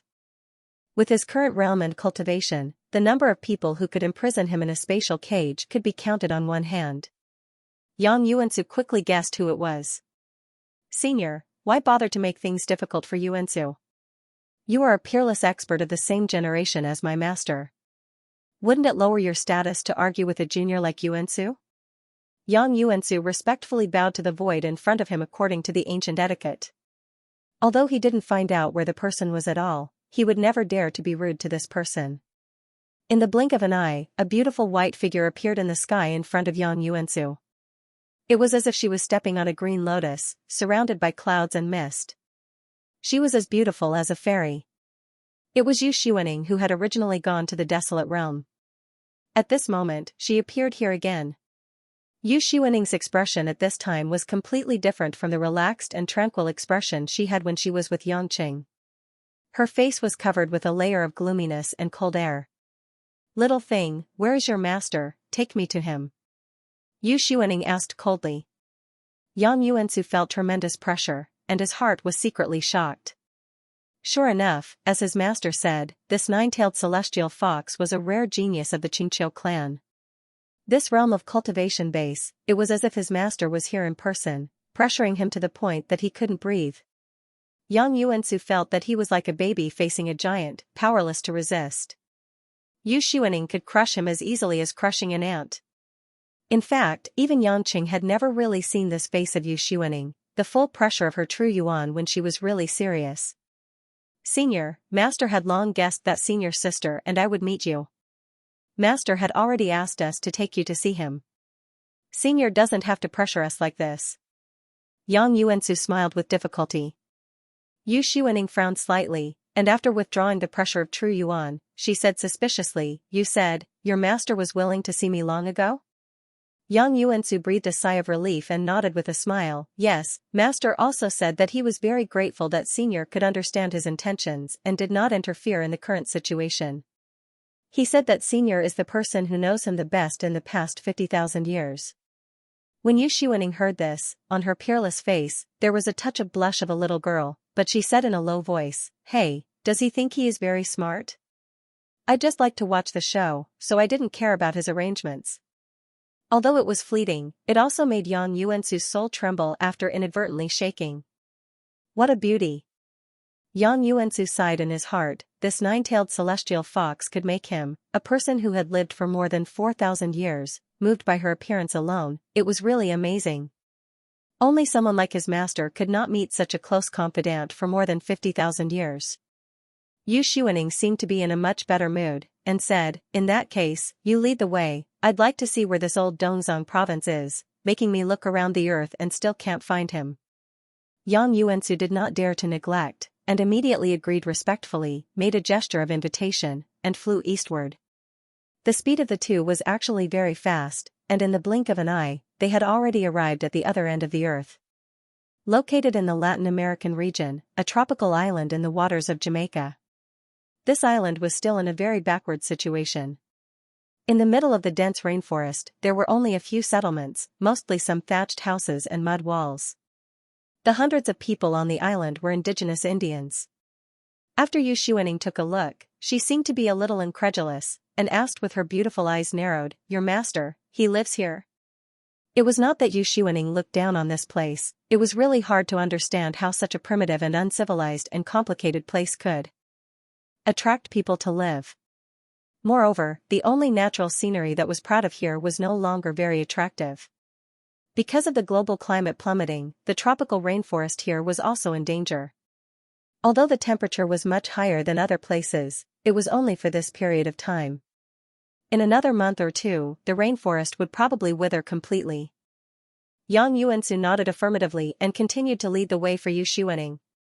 In the north-central direction of the island, on a high ground about 300 feet above sea level, there was a very inconspicuous wooden house. The rugged path wound up, 3 sides of the forest, 1 side of the cliff. If you don't pay attention, you won't realize that there was someone living here. At this time, a woman wearing a green-gray coarse cloth dress and a wooden hairpin on her head was drying some dried herbs outside the wooden house. The woman looked to be in her 30s or 40s, with a slim figure and a delicate appearance, but the old clothes covered most of her appearance, full of rustic style. When Yang Yuansu appeared on the mud ground outside the house with Yu Xuaning, the woman put down the bamboo basket in her hand and rubbed her hands on her cloth skirt. She turned to Yu Xuaning respectfully without a smile. "Senior." The woman bowed and then continued to dry her herbs as if nothing had happened. Yu Xuaning looked at the woman's back with interest, and asked Yang Yuansu with a smile, "Is she your senior sister?" Yang Yuansu smiled bitterly. It seemed that he was also very helpless about this senior sister. "Yes, this is my senior sister, Li Xueme, one of the ancestors of Huaxia's currently family. My senior sister has always been silent, but she admires Senior from the bottom of her heart. Senior, please don't blame her for being rude." Yu Xuaning giggled and said, "This ignorant child, as if I robbed her man.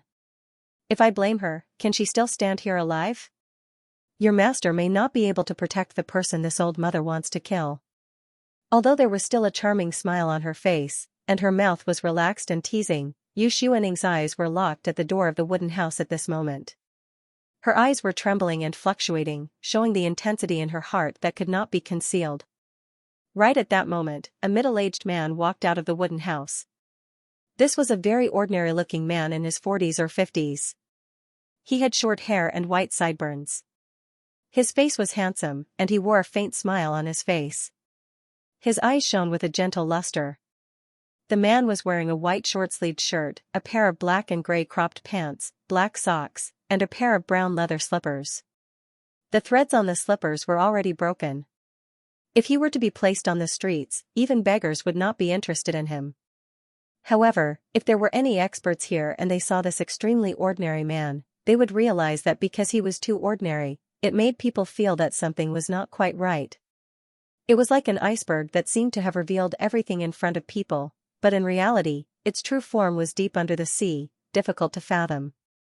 Of these two people, the woman was like a fairy from the heavenly palace, while the man was like a passerby on the streets of the mortal world. However, Yang Yuansu's eyes were glowing with a strange light. "Little Shui, how are you?" The two stared at each other for a long time and finally, the man broke the silence and greeted softly. The man's voice was a little old, unlike his appearance, it was more like an old man. A simple greeting, but it made Yu Xuaning's delicate body tremble slightly, and her eyes turned red. Suddenly, a terrifying surge of true essence energy, from her body as the center, emanated violently. It was as if hundreds of nuclear warheads were about to explode close at hand, making Yang Yuansu and Li Xueme, who was originally busy drying herbs, suddenly widen their eyes. The strength of Yu Xuaning was not something that the two of them could contend with. Both of them were suppressed by the pressure that made them breathless and unable to move. This was a kind of suppression of mysterious laws that they dared not imagine. It was like using the whole earth to press a matchstick, the power was beyond their imagination. At this critical moment, as long as Yu Xuening did not restrain herself, not to mention the entire sea, even a dozen large and small Latin American countries outside the sea would be razed to the ground. Just at this moment, the man showed a wry smile, his footsteps somehow moved, and he was already in front of Yu Xuening, and then he reached out and put his hand on Yu Xuening's fragrant shoulder. In an instant, the terrifying invisible force that was about to destroy the world was pinched by an invisible giant hand, and all of it shrank back. All of this happened in the time it takes for a spark to fly off a flint. Even Yang Yuansu and Li Xuemei were unable to react. However, they were already in a cold sweat.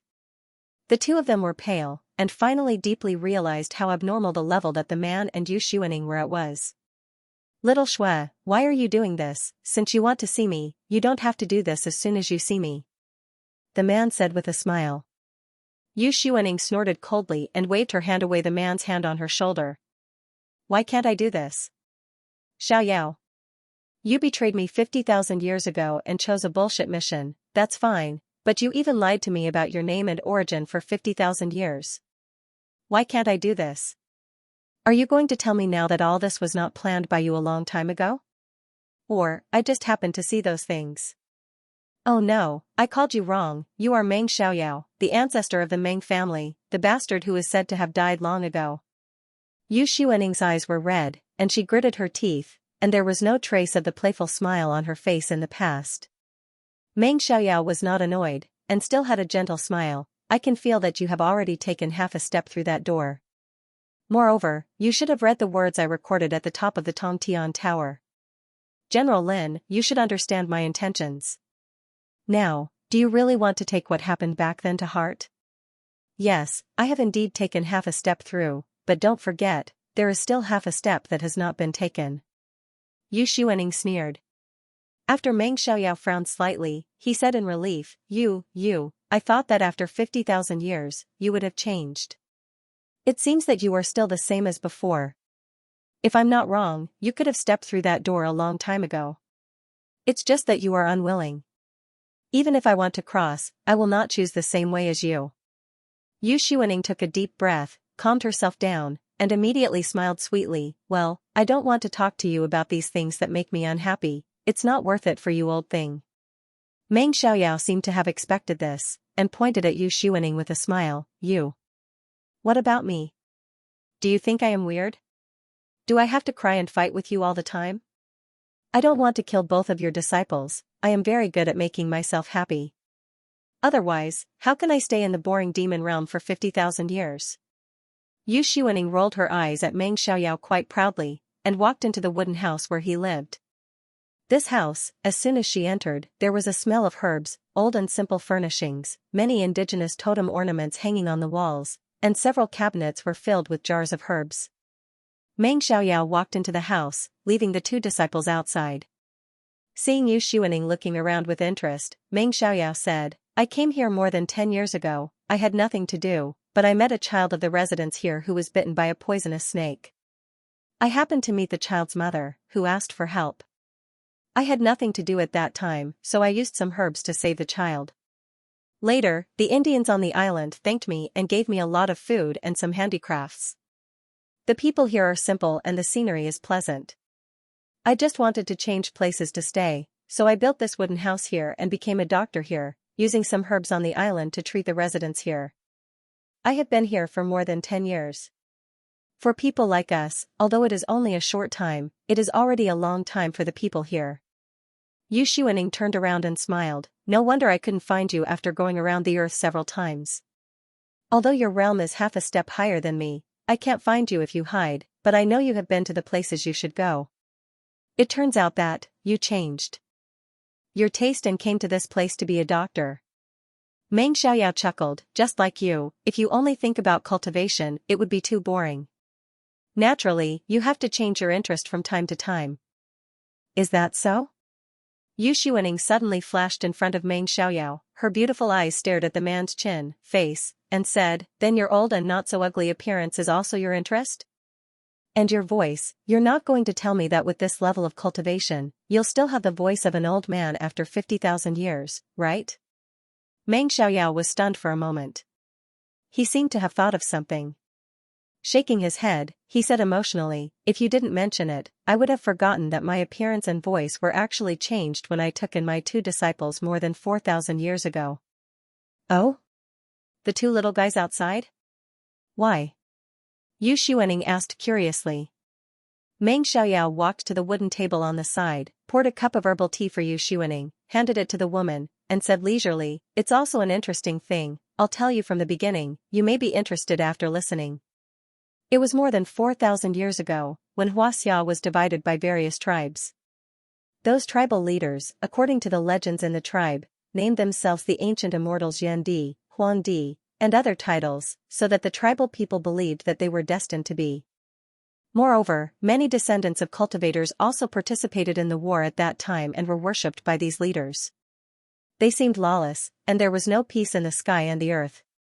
I saw that there were not many descendants of Huaxia, on one hand, suffering from the flood, and on the other hand, suffering from the war. I'm afraid that 99% of them would perish before I met a suitable successor. So, I thought of looking for two disciples first, to help me maintain the overall situation of the world, and secondly, to control these cultivators and separate them from the secular world. After all, I had been in charge of these trivial matters for more than 45,000 years, and I was really tired of it. It took me several years to choose my current two disciples, Haruyuku and Shuemei. Not only because of their innate talent and wisdom, but also because of their upright natures. Although they are nobles of the clan, they have restrained themselves. But when I wanted to accept them, because my appearance was too young, they didn't believe that I could be their master. They claimed that if they wanted to be apprenticed, they should be apprenticed to those experts who had hundreds of years of cultivation but looked like old men. I didn't expect it to be like this at that time, so I had no choice but to lie to them that I deliberately made myself young. In fact, I was already very old. So, I turned into this appearance now, and my voice became the voice of an old man. Yu Xuening smiled sweetly, as if she could imagine Meng Xiaoyao's embarrassment at that time. She asked, "Now that I'm back, do you want your disciple to see you like this, or do you want to listen to me and change back to your original annoying appearance?" As soon as the voice fell, Meng Xiaoyao's face changed in an instant, and turned back into a clear, white, and handsome face. His hair also turned black, and he looked calm and ordinary, a little weak, but his pair of eyes were like burning stars. When he spoke again, it was already a young man's magnetic voice. "Although you said this appearance is annoying, I still have to listen to you."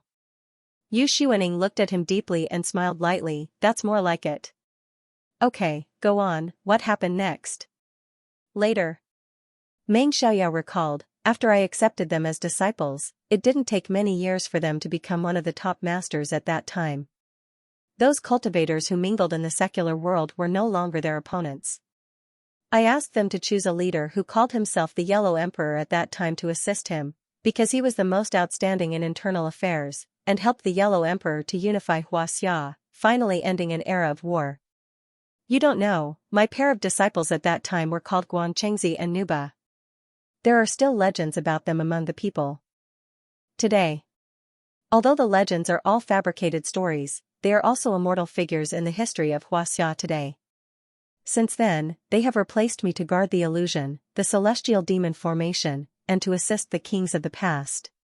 It's not that they are helping the kings to do anything, but they don't let the cultivators have too much influence on the secular world." Yu Xuening listened with interest and seemed to think it was very interesting, so she asked about the past dynasties. Although she occasionally heard some things in the illusion, it was not as vivid as what Meng Xiaoyao said. The two of them talked one after another, but they seemed to be calm and elegant, not as emotional and uncontrollable as before. This was not that the two of them were really calm, but at their level, they actually understood each other's thoughts, so it was meaningless to spend time arguing. It was better to get along as much as possible. After 50,000 years, after experiencing the vicissitudes of life, all kinds of things in the past were difficult to remember. The only thing that did not change was that both of them could feel that they had a special place in each other's heart, and that was enough. They were not ordinary lovers, they loved passionately, they loved each other with feelings and hatred, and they loved each other until the sky fell and the earth cracked. Perhaps, the plain chat at this time was the most suitable reunion for these two people after a long separation. For a day and a night, the two people in the wooden house had endless things to talk about. Yang Yuansu and Li Xuemei did not dare to enter the house for fear of disturbing, so they waited outside. They were actually very surprised that their master, who had always been a man of few words, could talk for so long. In fact, it was not that Meng Xiaoyao was a man of few words, but it was just like how it was impossible for adults to chat with children. In Meng Xiaoyao's eyes, only people like Yu Xuaning were on the same level as him who could talk freely. At noon the next day, before the two of them came out, someone ran up from under the island. Yang Yuansu and Li Xuemei saw that the dark-skinned, strong Indian man with a beard was the second son of the Indian chief on the island, Alex. The Indians here had always regarded Meng Xiaoyao and his disciples as ordinary kind-hearted foreign doctors, and their relationship was very harmonious, especially the chief's family. "Alex, what's the matter?" Yang Yuansu went forward and asked curiously in English when he saw that Alex was running in a hurry. "Dr. Yang, it's not good. You should run away by ship from the port in the southwest of the island. A European army has come to the island, and those people want to make this island their garrison. My father and the elders are negotiating with them, but I'm afraid they won't last long. My father asked me to inform you. Take this opportunity to run away quickly. If we wait until they start robbing and killing, we must fight them to the end, but you shouldn't die here." Yang Yuansu and Li Xuemei looked at each other and spread out their divine sense to investigate. Sure enough, they found a few more warships in the north. It was just that they didn't pay much attention to it before, so they didn't notice it. Obviously, this small island in the tropical area was the territory of Jamaica, and Jamaica was unable to protect it. At such a critical moment, it was normal for some European troops to be ordered to seize the last safe gathering place of human beings. The whole world was in chaos. Who would care about the life and death of the Indians on a small island? It was conceivable that if the two sides fought, the Indians on the island, relying on dozens of guns and some farming tools, would be completely slaughtered. The two frowned. They didn't know how to deal with it, mainly because Meng Xiaoyao and Yu Xuaning hadn't come out yet. At this time, the two came out of the wooden house, still smiling, and seemed to be chatting very well.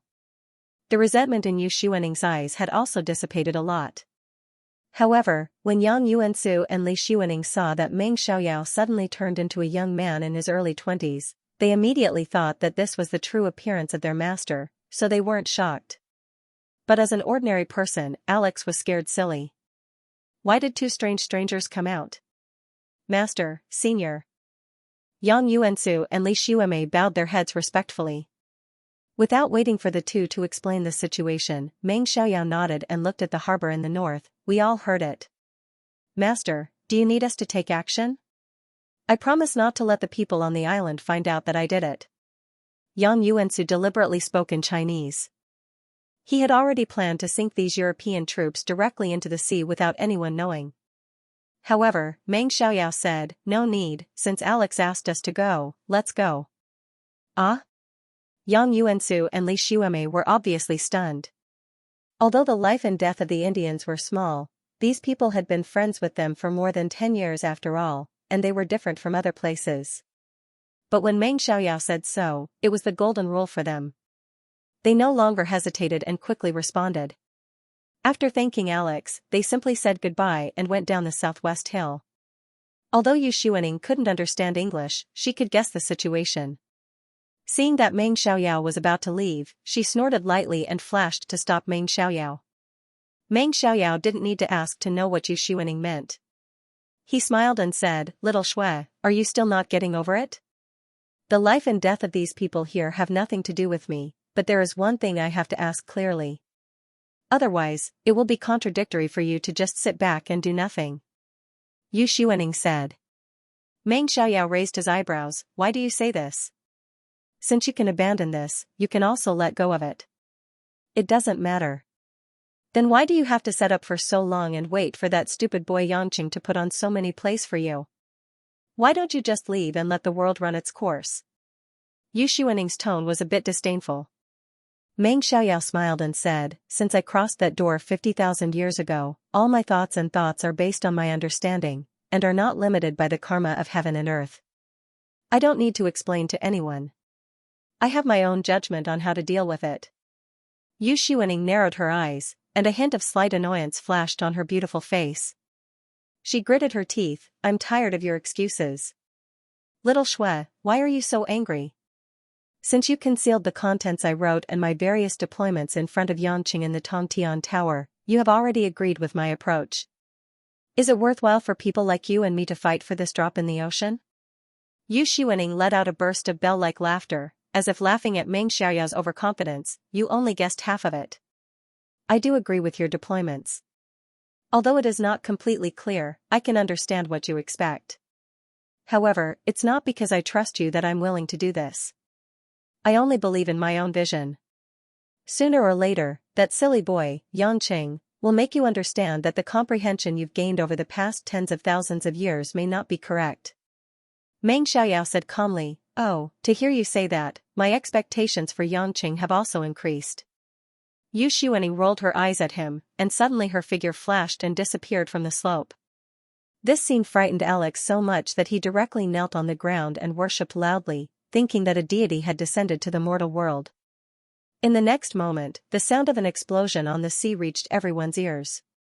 The warships with steel and iron frames were like giant sea beasts in grief, making a series of roars. Yu Xuaning used a little trick and directly sank these European troops. After doing this, Yu Xuaning's figure returned to the mountain again and turned to Meng Xiaoyao. You want to give up on them, but I won't let you. Meng Xiaoyao didn't care at all, as if he was looking at a little girl who was fooling around. He didn't take it too seriously and said, my days here have come to an end. Let's go to my place now. There's a little guest there. I can't let her stay alone all the time. It's inevitable that I can't serve her well. This made Yu Xuaning a little puzzled, but she didn't ask much. She followed Meng Xiaoyao and his disciples and left the island. In an incomparably quiet small world, there were birds and flowers everywhere, and lush trees. The air was filled with the fragrance of nature, the temperature was comfortable, and the sun was bright. In the middle of a fragrant grassland, there were several ingenious wooden pavilions and attics, surrounded by waterside pavilions and flowers, and a few acres of small land were planted with some exotic flowers and plants. And it just so happened that in such an antique place, a white woman with beautiful amber hair was sitting on a stone platform outside the building. She was holding an object that looked like a bamboo slip in her hand, but if one looked closely, they would see that it was a jade slip. On these turquoise jade stones, there were all kinds of golden runes flashing. The runes recorded a lot of content, and through the infusion of true yuan, a massive amount of information could be retrieved from it. The white woman was very engrossed in this jade slip. On the stone table beside her, there were many other copies placed. It seemed that she had read them and didn't have the leisure to sort them out. The scene in the courtyard outside the pavilion changed, and 4 figures appeared after a flash like a water mirror. It was Meng Xiaoyao, Yu Xuaning, and the other 2. Yu Xuaning was quite interested in this side of the world and smiled. Meng Xiaoyao, you really know how to enjoy yourself. Sure enough, after crossing that door, you can open up a stable space by yourself. I will also try this magical power of the ancient immortals in the future. If you want to, you can do it long ago. You don't have to be so sarcastic. Meng Xiaoyao said and smiled, walking towards the white woman. At this time, the white woman who had been buried in the jade slip also noticed the person coming. After frowning, she put down the jade slip and looked at Meng Xiaoyao with a complicated gaze. Senior. The woman's tone was more respectful. Meng Xiaoyao smiled and said, Jane, have you learned anything after reading these jade slips? This white beauty was Jane, who was brought over by Yang Yuansu before. Jane showed an indescribable wry smile, pursed her lips, hesitated for a long time, then shook her head and said, I thought that a master like Huaxia like Senior should focus on comprehending the heavenly way and look down on scientific theories, but I didn't expect that Senior's scientific research and knowledge reserve would amaze me. The jade slips that she read before were chosen from Meng Xiaoyao's study, and Meng Xiaoyao allowed her to read them. These jade slips were not secret manuals, but Meng Xiaoyao's achievements and ideas in various scientific research, all of which were beyond the technology of this era. Meng Xiaoyao said matter-of-factly, that's natural. If you live for tens of thousands of years like me, you will always start to learn all kinds of things out of boredom. Compared to me, your understanding of the power of science is much higher. I just rely on the precipitation of age to surpass you, but in terms of future creativity, I am not as good as you. Senior, you flatter me. Jane smiled and said. Meng Xiaoyao shook his head, I won't flatter you.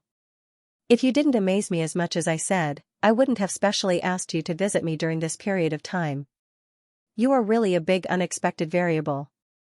After listening, although Jane knew that it was a compliment, she still smiled bitterly and helplessly. Yu Xuaning, who had been listening, was confused.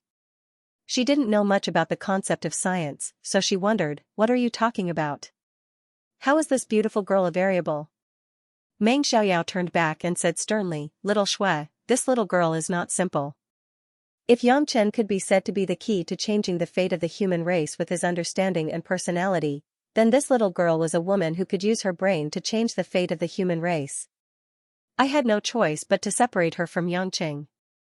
Otherwise, with her assistance, it may not be possible to stimulate the true limit of Yangqing. Yu Xuaning was startled and looked at Jane up and down, seemingly not believing it. And Jane also looked at Yu Xuaning curiously. Beauties always pay special attention to each other. It can't be. Although this little girl looks pretty good, her cultivation is only close to the crossing calamity stage. Her comprehension and innate talent are excellent, but there is still a gap between her and little Yang's abnormal aptitude. You should know that if little Yang were to go all out, his strength could easily double. How could this little girl become the key? Jane heard and asked excitedly, what? Senior, you know Yangqing? Is he back? Where is he now? Yu Xuaning thought about it and remembered that Yangqing seemed to be looking for a woman. She couldn't help but giggle, it turns out to be you. You are that silly kid's confidant who was threatened and taken away? Hee, don't worry, he's fine. I'm afraid he won't be too happy if he can't find you. Jane breathed a sigh of relief. There was some anxiety in her eyes, but helplessness was written all over her face. Don't worry too much, Yangqing already knows that you are safe and sound. He has more important things to do now and needs to make a decision. When everything is settled, I will naturally let you out. Meng Xiaoyao comforted. Jane nodded, but her worries were obviously not reduced.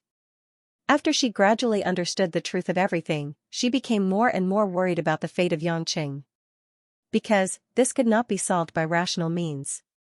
Yu Xuaning's face was also a little expectant.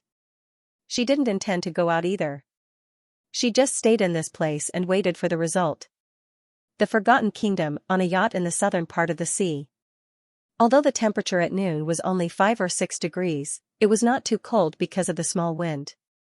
The sun was not too dazzling, but Yangqing was still wearing a pair of sunglasses, a white short-sleeved shirt, and a pair of loose colorful beach pants. He was leaning on a beach chair. One hand was holding a sea fishing rod, and the other hand was holding a cigarette, smoking from time to time. Beside Yang Chen, there was a small beach chair. The chubby little girl was wearing a short-sleeved shirt and shorts just like her father, exposing her fair, fleshy arms and legs. She was also holding a fishing rod, but her face was a little angry, and she was pouting her little mouth. It was no wonder that Lan Lan was not very happy, because Yangqing had fish for the whole morning, but she did not catch a single one. The chubby little girl was very unhappy.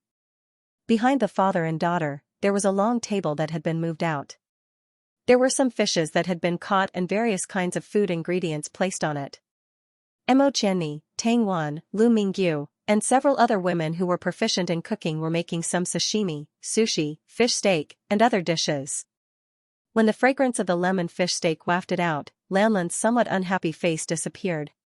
She immediately turned her head, stared at the pan in front of Mo Qianni, and licked her pink tongue. Yangqing threw away the cigarette but in his hand, reached out, and pinched his daughter's face to make her turn her head. What are you looking at? Concentrate on fishing. If you don't catch one, you're not allowed to eat today. Yangqing smirked. The chubby little girl wanted to cry at this cruel father. Dad, Lan Lan can jump into the sea to catch fish? Fishing is not fun. Yangqing smiled and said, you are so impatient. You come up every 3 to 5 minutes, of course you can't catch any. If I let you jump down to catch fish, why did you fish for so long? Lan Lan thought that the little fish are stupid. Who knows, they are so bad. They refused to eat Lanlan's hook. The chubby little girl argued seriously. Don't find excuses, sit still, and continue fishing. Yangchen insisted and refused to budge. On the surface, he acted like a strict father, but in his heart, he was secretly happy. Having a naive daughter was truly one of life's greatest joys. Life wasn't boring at all. The women behind couldn't help but smile, knowing that Yangqing was teasing Lanlan, and Lanlan was trying to play tricks. Mo Chenni put 2 fried fish on the plate, brought it to the chubby little girl, and smiled. Okay, don't worry about your father. He's just scaring you. Eat first. The chubby little girl felt as if she had been pardoned. She couldn't hold it anymore. She didn't even use the knife and fork. She directly reached out to grab the fish steak and started eating. Her little face was pink and full of happiness and satisfaction. Once she started eating, she didn't care about anything else. She threw down the fishing rod and ran directly to the dining table at the back and asked Tangwan for sushi. Yangchen curled his lips and was about to get up to grab the food from his daughter when he saw Lin Ruoshi coming out of the cabin. She was on the phone and seemed to have something to talk to him about. Lin Ruoshi answered a few times to the phone. After hanging up, she walked to Yangqing and said, "Hubby, Mom called and said that they can no longer stay in Beijing. They plan to move to Hainan." Yangqing was stunned, and then shook his head helplessly. This old man is really stubborn. The whole of Huaxia is almost frozen, but he still refuses to leave Huaxia. Yes. Lin Ruoshi answered in a low voice, and then said, "There is one more thing. Mom asked me to tell you that Chief Number 1 still wants you to meet him." When Yangqing heard this, he smiled and waved his hand. No, I know what he wants to say even if I don't meet him. He wants me to confront the gods. I'm not a psychopath, nor am I a hero. When someone was protecting him, he pretended to be mysterious in front of me. Now that he has been abandoned by them, he wants me to die? I'm not a fool. Tisk, you're so stingy. Lin Ruoshi smiled and rolled her eyes at him, but she also agreed with Yangqing's approach. She didn't want Yangqing to get involved in this human catastrophe. It had been more than a month since the day Yang Yuansu left. Deaths, famine, low temperatures, and man-made crimes had begun to appear everywhere in the world. Not only poor areas and countries, but even developed countries were in chaos.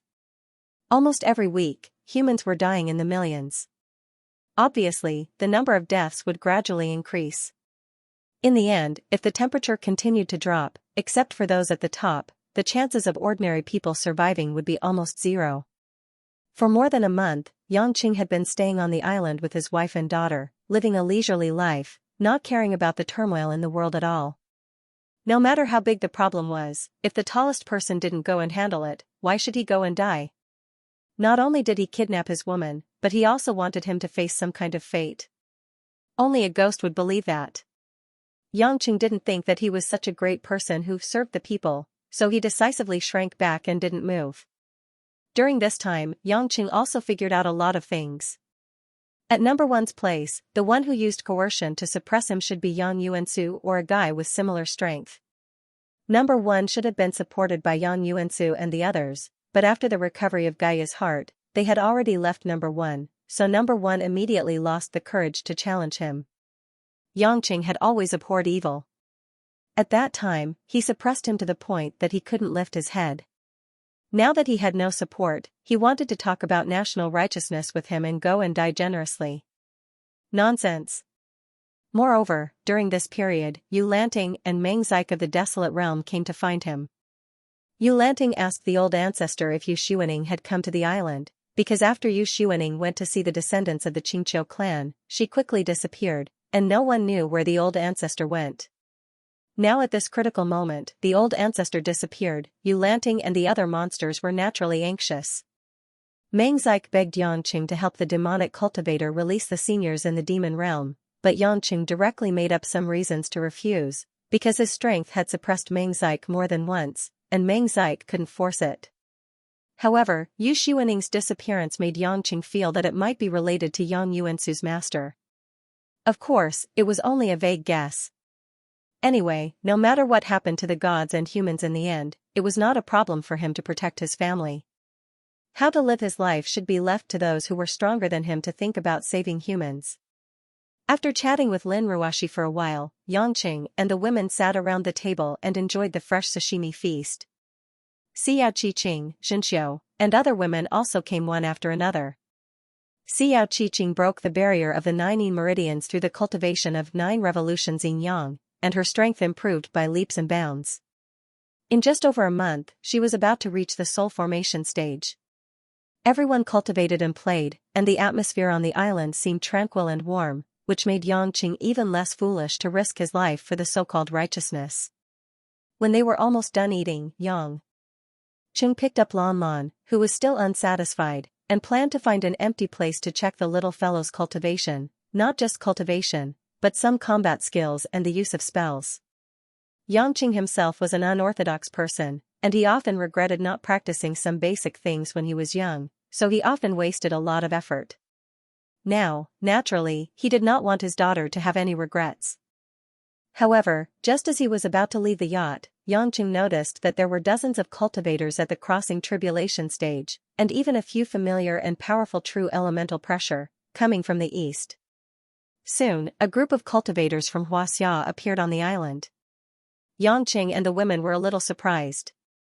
The people who came were the experts of the Luo family and the Xiao family led by Luo Qianqiu, as well as Yan Xiaoming, Lu Xiuan, and other experts from Hongmeng. Most of them were at the weak water stage, but there were also many with lower cultivation, such as Yangqing's acquaintances, Luo Xiaoxiao, Yan Sanyang, and others. However, these people obviously did not come to find trouble. First of all, they should understand that even if they joined forces, they would not be a match for Yangqing. Secondly, because their bodies were full of traces of battle, torn clothes, messy hair, and a lot of blood that had not yet dried, there were also many weak water stage experts who were still injured. "What's the matter with you all?"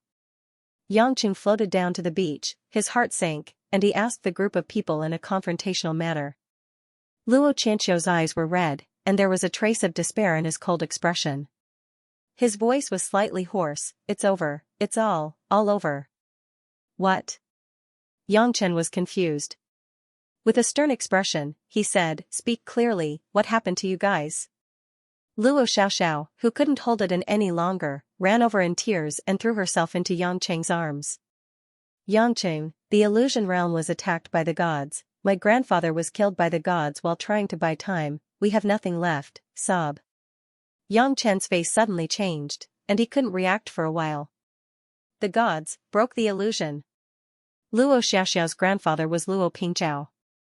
He was stronger than Luo Qianqiu, but he was killed. It seemed like the gods had crushed the cultivators in the illusion realm. As expected, the strength of the gods was already unstoppable. The impact made Yangqing forget that Luo Xiaoxiao's intimate actions were in front of the women. The women frowned. Where did this woman come from? When Yangchen came back to his senses, he quickly pulled Luo Xiaoxiao away. However, he couldn't say anything harsh to this pitiful girl. He could only say, "Stop crying." Then, Yangchen walked over to Yan Sanyang. The 3 siblings, Yan Feiyun and Yan Feiyu, were there too. However, the 3 siblings of the Yan clan looked as if they had lost their souls. Even Yan Sanyang looked sad when she saw Yangchen. She simply nodded at him. "Child Yang?" Yangqing asked with concern. "Granny Yan, what happened? Which gods attacked the illusion realm?" Yan Sanyang sighed. She wanted to say something, but she choked on her words. Her tears fell like pearls from a broken necklace. "Yangqing, don't make things difficult for Yan Feiling." Lu Xiuan, one of the 4 elders, said. Elder Yan Wuchen died in battle. The 3 siblings are having a hard time now. Yangqing was stunned. Yan Wuchen died too? But it was no wonder. He was so stubborn and couldn't even defeat Luo Pingzhao. It was understandable that Yan Wuchen died. It was a pity that Yan Sanyang seemed to be very sad. No matter how much of a gap there was between them, the death of her own father was still a source of grief. At this time, Luo Qianqiu took a deep breath and said in a low voice, "It's Master Yan Yun, the 3rd son of the Ning family who disappeared before, Ning Ruaju, and another person dressed like a Westerner. He should also be one of the main gods." 3 main gods. Wizard Yan Yun? Yangqing said in disbelief, "That fellow who is one of the 4 great elders of Hongmeng?" Based on Yang Cheng's understanding of Hongmeng, he only knew that Venerable Yan Yun rarely participated in Hongmeng's operations. His strength was profound, and he led the Buddhist cultivators of Hongmeng, but he was compassionate. This was the evaluation of him by the people in the illusion realm. He was actually a main god. And that third son of the Ning family, one of the top 10 experts in the illusion realm, Ning Ruozhu, was also a main god? I never would have thought that Yan Yun, that monk, was actually a master god. From his methods, it's very likely that he's the legendary fire god. As for that Ning Ruozhu and that extremely fast bastard, I don't know where they came from. Yan Xiaoming said while gnashing her teeth. Yangqing could roughly guess that the extremely fast guy should be Hermes, who was wearing the flying shoes. As for that Ning Ruozhu, the chances of her being Athena was extremely high. It was very likely that she was Hera, whom he had yet to meet. Yangqing frowned. What were these people thinking? Were they really forcing people into a dead end? The whole world was already under their control. Was it necessary to beat up the cultivators of Xianxia so badly? However, Yangqing wouldn't say it out loud. Luo Qianqiu and the others in front of him weren't his friends. On the contrary, it was already good enough that he didn't go and kill them. I've already heard about what happened to you guys, but I still don't know, what's your purpose for coming here? Yangqing said with a calm and unruffled smile. Most of the people in the illusion realm didn't look too good. It was as if a layer of window paper in their hearts had been poked through, and Yangqing saw their most unwilling and helpless pitiful self-esteem. Back then, we don't know who it was that wanted to kill us by hook or by crook. Now that their nest has been destroyed, it's also the cycle of nature. What, you still want to come here to seek our protection? Don't you guys think that you're too shameless? Cui Yan had always been a person who didn't care about what she said. She sneered coldly at the side. Her older sister, Kai Ning, felt that at a time like this, personal grudges should be put aside. After all, this was an important matter that concerned the entire human race. She pulled Cui Yan to stop her from interrupting. It wouldn't be good if she affected Yangqing's judgment. Cui Yan was unwilling. She broke free from her older sister's hand and said unhappily, "Big sister, why are you pulling me? Am I wrong? Look at them, acting as if nothing had happened and that it was only natural for them to come here to seek refuge. Even I feel disgusted." Yonyan. Kai Ning reprimanded her in a low voice. She looked apologetically at the people in the illusion realm. She felt that although most of these people had a grudge against Yangqing, she couldn't just kill them all. When they heard this, Lu Xiuan, Yan Xiaoming, and the others all had dark expressions on their faces. They were angry, but they didn't dare to say anything. For hundreds of years, they had held high positions and could be said to look down on the entire world. But who would have thought that after the rise of the gods and geniuses, they would end up in such a state? They had to abandon Mystic Heaven Island dejectedly and seek protection from a 20-year-old brat, who could even be considered to be someone they had a grudge against. Yan Sanyang sighed and walked in front of Yangqing. She smiled bitterly and said, "Child Yang, Miss Kai is right. Although my father was involved in what happened in the past, the Yan clan has indeed let you down. None of us here have the face to ask for your help." Yangqing didn't like to see Luo Qianqiu and the others, but he had no intention of targeting Yan Sanyang. He hurriedly smiled and said, "Granny Yan, there's no need to be so courteous. Even if I don't welcome the entire world here, I won't reject you. You've been a great help to me today. I, Yangqing, understand the principle of repaying a drop of water with a gushing spring.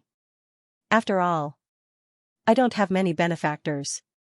Yan Sanyang's eyes flickered with tears of gratitude. She smiled and nodded, "Thank you, Child Yang, for thinking so highly of me. I'm already satisfied with your words. But Child Yang, any of the other seniors here today is more important than me, Yan Sanyang. The illusory realm has already collapsed. Almost all of the human cultivators have gathered here. If any of them were to perish, I'm afraid that Huaxia will never be able to recover." So. Before Yan Sanyang could finish, Yangqing raised his hand to stop her. "Granny Yan, although I respect you, there are some things that I cannot go against my principles. I, Yangqing, have always repaid kindness with kindness and vengeance with vengeance. I've never done something so foolish as to repay evil with kindness. Most of these people here have nothing to do with me. Even if they do, they're my enemies. I don't intend to kill them in front of my daughter, nor do I wish for their dirty blood to stain my home. However, I don't welcome them to stay on the island either. Besides, what if the other gods come here and think that I'm on their side? Wouldn't that bring me unnecessary trouble? Although I'm strong, I'm afraid that I'm no match for the current Athena. That's why I can't let my family be in danger. Xianxia wanted to persuade him, but Yan Feiyu had already stepped forward. She glared at him and said, "Forget it. Sister, this kid is obviously afraid of trouble. He wants to hide on the island like a coward. No matter how you explain it to him, he'll just feign ignorance. Moreover, he might be on the same side as the gods. Even if we're not as strong as him, we should at least die with dignity." That's right. Elder Yan, you should be glad to have such a son and daughter in the afterlife. Lu Xiuan said solemnly, "We're here because we have no other choice, but it's not because we're afraid of death. Now that the lives of the cultivators and people of Xianxia are hanging by a thread, we'll just head to the North Pole and fight the gods to the death. At least we'll have a clear conscience." With that, the experts in the illusory realm unleashed their arrogance. All of them agreed loudly, their eyes burning with the desire to fight to the death. However, Luo Qianqiu, Yan Xiaoming, and a few others who were calmer remained silent. They knew that going to the North Pole was no different from courting death. Yangqing ignored Yan Feiyu's provocation. Among these people, he only cared about Yan Sanyang and Luo Xiaoxiao. As for the others, they could go and die if they wanted. At this moment, a cultivator who was standing on a giant blue sword appeared in the sky above the East Sea. He led a large group of cultivators with varying cultivation bases. It was Su Xiaogong who was nowhere to be seen. Early Tai Ching? Yang Chen could tell at a glance that Su Xiaogong had advanced to the Tai Ching realm. Although he didn't know when it happened, it hadn't been a long time since the last time he saw him. This guy was indeed a genius. A sword cultivator's combat strength far surpassed that of other cultivators. Therefore, even Su Xiaogong, who was at the early Tai Ching stage, would not be much weaker than Luo Qianqiu. "Su Xiaogong, where did you go before? Did you only cause trouble for your family?" One of the Xiao clan's supreme elders asked angrily. As a vassal family of the Xiao clan, Su Xiaogong had disappeared at the most critical moment of the Xiao clan. This had caused the Xiao clan to be extremely dissatisfied. Su Xiaogong's cold gaze swept across, like an ice-cold sword piercing into the elder's eyes, causing the elder's entire body to tremble. "Humph, I didn't have the time to ask you. I just found a secluded place and went through the 9 heavens divine lightning tribulation. Why did more than half of our Su family's 100+ people die when we returned to the illusion realm?" The elder said with a lack of confidence, "What are you saying? Only your Su family suffered. The entire illusion realm was massacred by those 3 main gods. The 3 great clans suffered heavy casualties, and Hongmeng lost more than 80% of its cultivators. Do you think we don't feel heartache?" Su Xiaogong sneered and said, "It is indeed tragic. You bunch of old fellows only care about running for your lives. You didn't even look behind me. There are still so many cultivators with low cultivation who were left behind in the illusion realm. Fortunately, I gathered them together along the way, and someone told me that you might have escaped here. Otherwise, I would have thought that all of you were dead." As he said that, Su Xiaogong ignored the group of angry Xiao clan and illusion realm elders and stared at Yangqing. In the end, Su Xiaogong seemed to feel that it was absurd and laughed. Are you trying to anger me to death? I originally thought that after I finished my seclusion, I would be able to have a good fight with you, but now your strength. It seems that I can't even touch your heels." Yangqing did not dislike this arrogant sword cultivator. He smiled faintly and said, "You also want to take refuge here?" Su Xiaogong put away his flying sword and raised his head. "I don't have any enmity with you, but I don't want to take refuge here. I just happen to have nowhere else to go. If you don't want me to stay, I will naturally leave." Yangqing pondered for a moment, wondering if he should let some of the cultivators stay. After all, some of them had no enmity with him. But at that moment, Kaining suddenly exclaimed from behind. "Master! Why are you here?" Kaining's gaze landed on a beautiful woman dressed in a red dress. She had almond-shaped eyes and rosy cheeks, and a slim figure. It was none other than Tang Lui. It was only then that Yangqing realized that Tang Lui had already reached the early divine transformation stage. She must have stumbled into the illusionary realm, which was why Su Xiaogong had bumped into her. Tang Lui, on the other hand, did not seem to hear Kai Ning's call. The woman's gaze was locked on Luo Qianqiu, who was standing in front of the crowd. It was as if she had seen something that made her panic and agitated. Her breathing quickened, and her eyes blurred with tears. At that moment, Luo Qianqiu's eyes swept across the crowd. But the moment he saw Tang Lui, Luo Qianqiu's calm face revealed a trace of astonishment. Wang Xing? It's really you. Tang Lui's voice was choked with sobs, as if she could not believe her own eyes. Yangqing and Kai Ning were taken aback. Yangqing had already guessed it, but Kai Ning was shocked beyond words. Luo Qianqiu's hands were tightly clenched into fists. Beside him, Luo Xiaoxiao looked at her father and this strange woman with a puzzled expression. The atmosphere at the scene became a little strange. Everyone could tell that Luo Qianqiu and this beautiful early divine transformation stage woman had some kind of unforeseen relationship. Tang Lui finally took a step forward, sprinting towards Luo Qianqiu. She stared fixedly at Luo Qianqiu's face and muttered to herself, "There's no mistaking it, it's you. Your looks may have changed, but your eyes, your aura. I'll never forget it.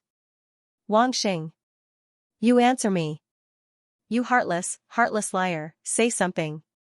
Tang Lui grabbed Luo Qianqiu's collar and shook him violently. She screamed and screamed as tears streamed down her cheeks in a heart-wrenching manner. Some of the elders of the Luo family could still remember that when Luo Qianqiu went to the secular world to train, he used the name Wang Xing. Could this woman be? Many of them had already guessed what was going on. They looked at Luo Xiaoxiao, then at Tang Lui, trying to make a comparison. "Woman, what are you doing? Don't you dare pull my father." Luo Xiaoxiao snapped out of her daze and tried to pull Tang Lui away. Tang Lui, however, was startled by Luo Xiaoxiao's words. She quickly grasped Luo Xiaoxiao's shoulders and looked at the girl from head to toe in delight. "You. Child, you called him. You're his daughter? What's your name? How old are you?" Tang Lui fired off a barrage of questions. Luo Xiaoxiao thought that her auntie had lost her mind. She looked at her father in confusion, only to find that her father's eyes had reddened. "Father. What's going on?" Luo Xiaoxiao finally realized that something was amiss. Yangqing, who had been silent all this while, finally stepped forward and said, "Luo Qianqiu, at this point, you still don't want to acknowledge her. After all, she's Miss Luo's mother." Everyone turned to look at Yangqing in surprise. How did Yangqing know about this? Yangqing did not know why he felt the urge to say it out loud. It was as if he was reminded of what Luo Xiaoxiao had told him about her birth. He felt that it was best to let the girl know that her mother was still alive.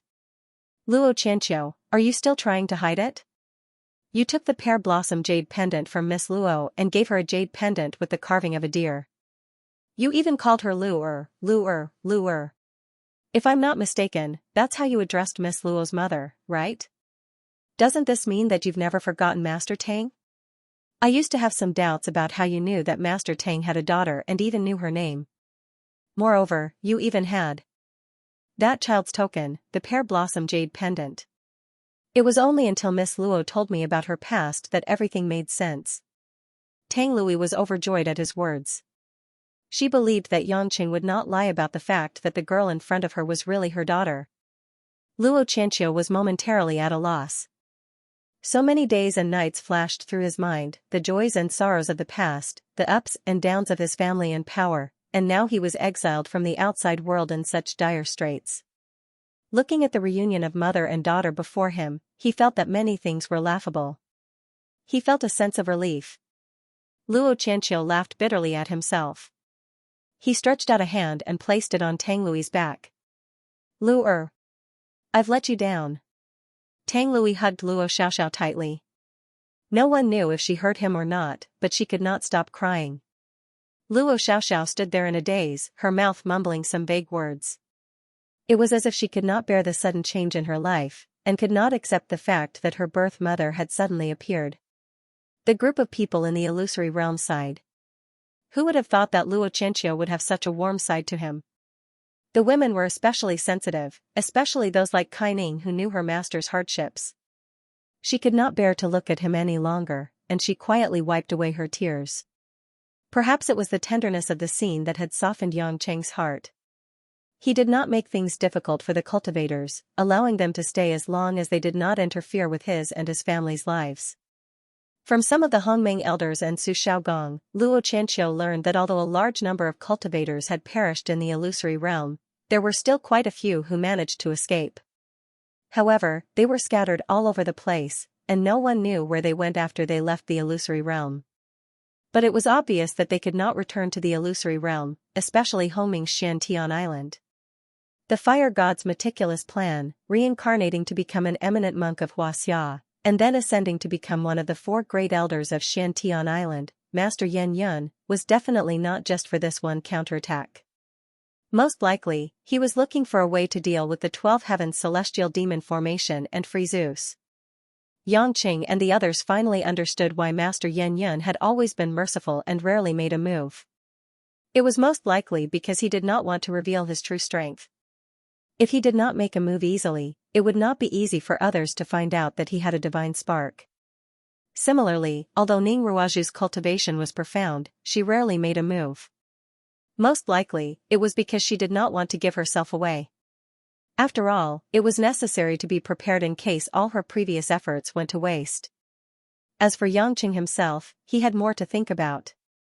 Aphrodite and Apollo had made it clear that Hephaestus, the god of fire, was not the most powerful god, but he was the creator of many divine weapons. His divine weapon, the hammer of the god of fire, was said to be able to cause earthquakes and lava eruptions. More importantly, it could fuse divine power with the divine weapon. Moreover, he was a divine craftsman. Previously, he had been wondering how the fake magical girdle came about. Now, he could finally solve the mystery. It was most likely the work of Hephaestus. Due to the limitations of materials and strength, he could not forge a real divine weapon. But creating a fake one was not a problem for him. Coincidentally, this time, Hermes and the god of fire attacked the illusion together. Their relationship should be good, which explained why Hermes disguised himself as Grey Robe and participated in that strange operation. As for Ning Ruaju, who was most likely Hera, Yang Qing felt that she must have played a lot of tricks. But for the time being, he was not sure if she was the mastermind. At this point, Yang Qing had gradually understood the things that Kristen and the others had repeatedly hidden from him. After the recovery of Gaia's heart, they must have known about the various plans of the god race, but they did not want him to know. It would be a lie to say that Yang Qing didn't care at all.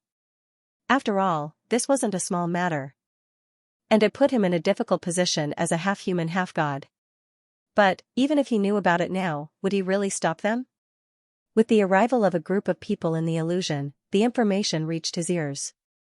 Inevitably, Yang Qing felt a little confused. Something seemed to be mixed up in his heart, making him panic. 4 days passed quickly.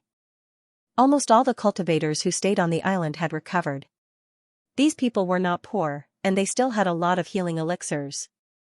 Yang Qing did not care about them. Anyway, these people would not freeze to death or starve to death. It was impossible for all of them to stay in the house. Of course, people like Yan Sanyang and Tang Lui who were related to Yang Chen still had to be treated well. It would be embarrassing to separate them from other related people.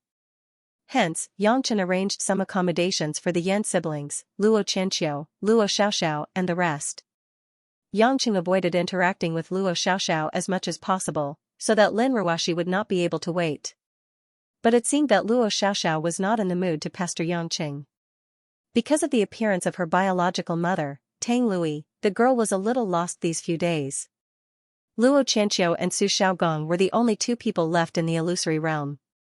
After everyone had recovered their strength, the 2 of them gathered a group of experts to discuss how to return to the illusory realm. These experts were different from Qing Qing. They knew that it was impossible for them to be friends with the god, and the gods would not let them go. The reason why they did not come looking for trouble was probably because the gods were busy recovering their strength and releasing Zeus from the formation.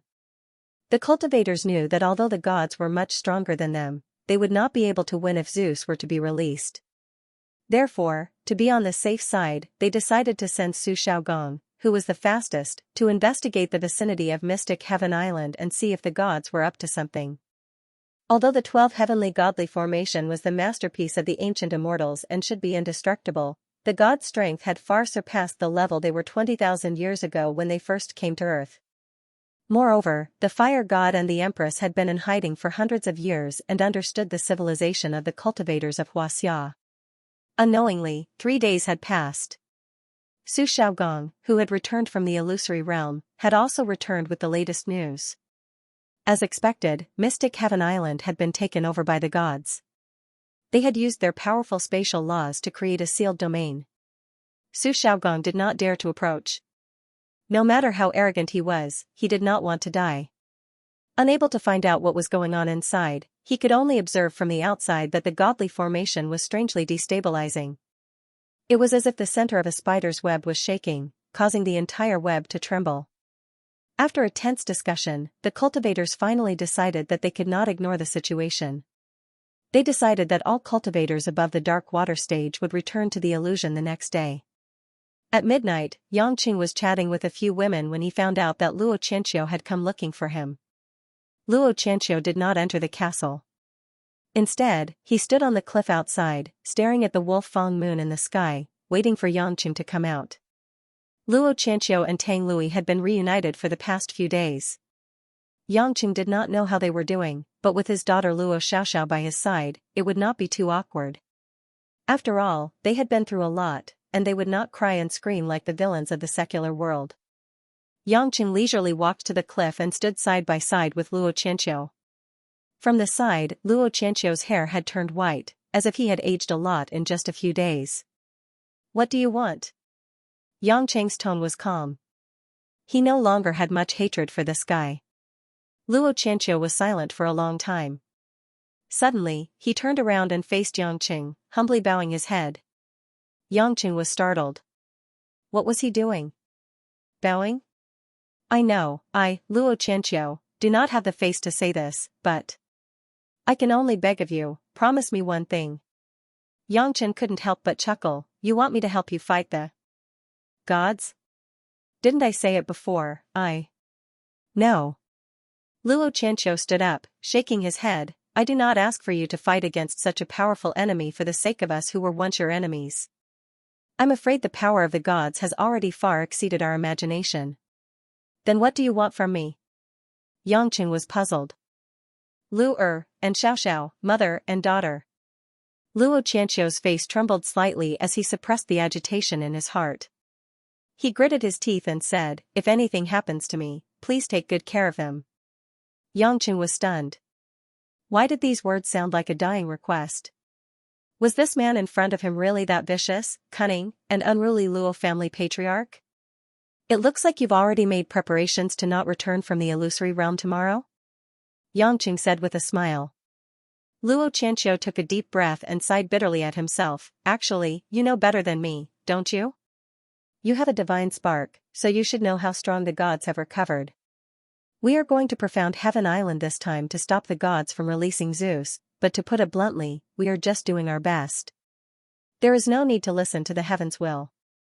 Then why are you still going? At least someone like you can hide for a while.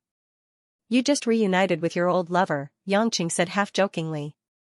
Luo Qianxiu's expression was solemn as he said word by word, no, Lu she is my wife. You were right, I have never forgotten her. Yangqing was silent.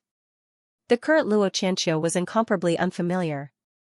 I know that Xiaoxiao has feelings for you, but you don't really have feelings for her. However, I believe that since you were able to stay by her side in the eye of the heavenly demon, she definitely has a place in your heart. As a father, I don't want my daughter to be with someone like you. When I asked her to return to the illusory realm early, it was because I was afraid that she would get too close to you. She is a pitiful child and deserves a good man who treats her wholeheartedly, but I have no other choice, so I can only trust you.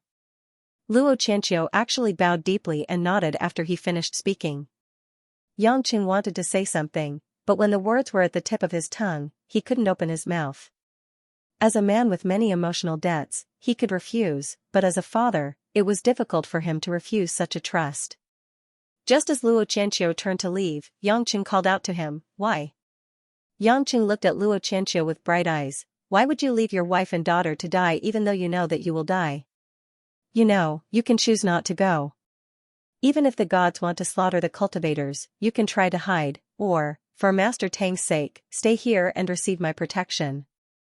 Luo Qianqiu turned around, chuckling lowly. "If I said that it was because of a common saying, the rise and fall of the world, every man has a responsibility, would you believe me?"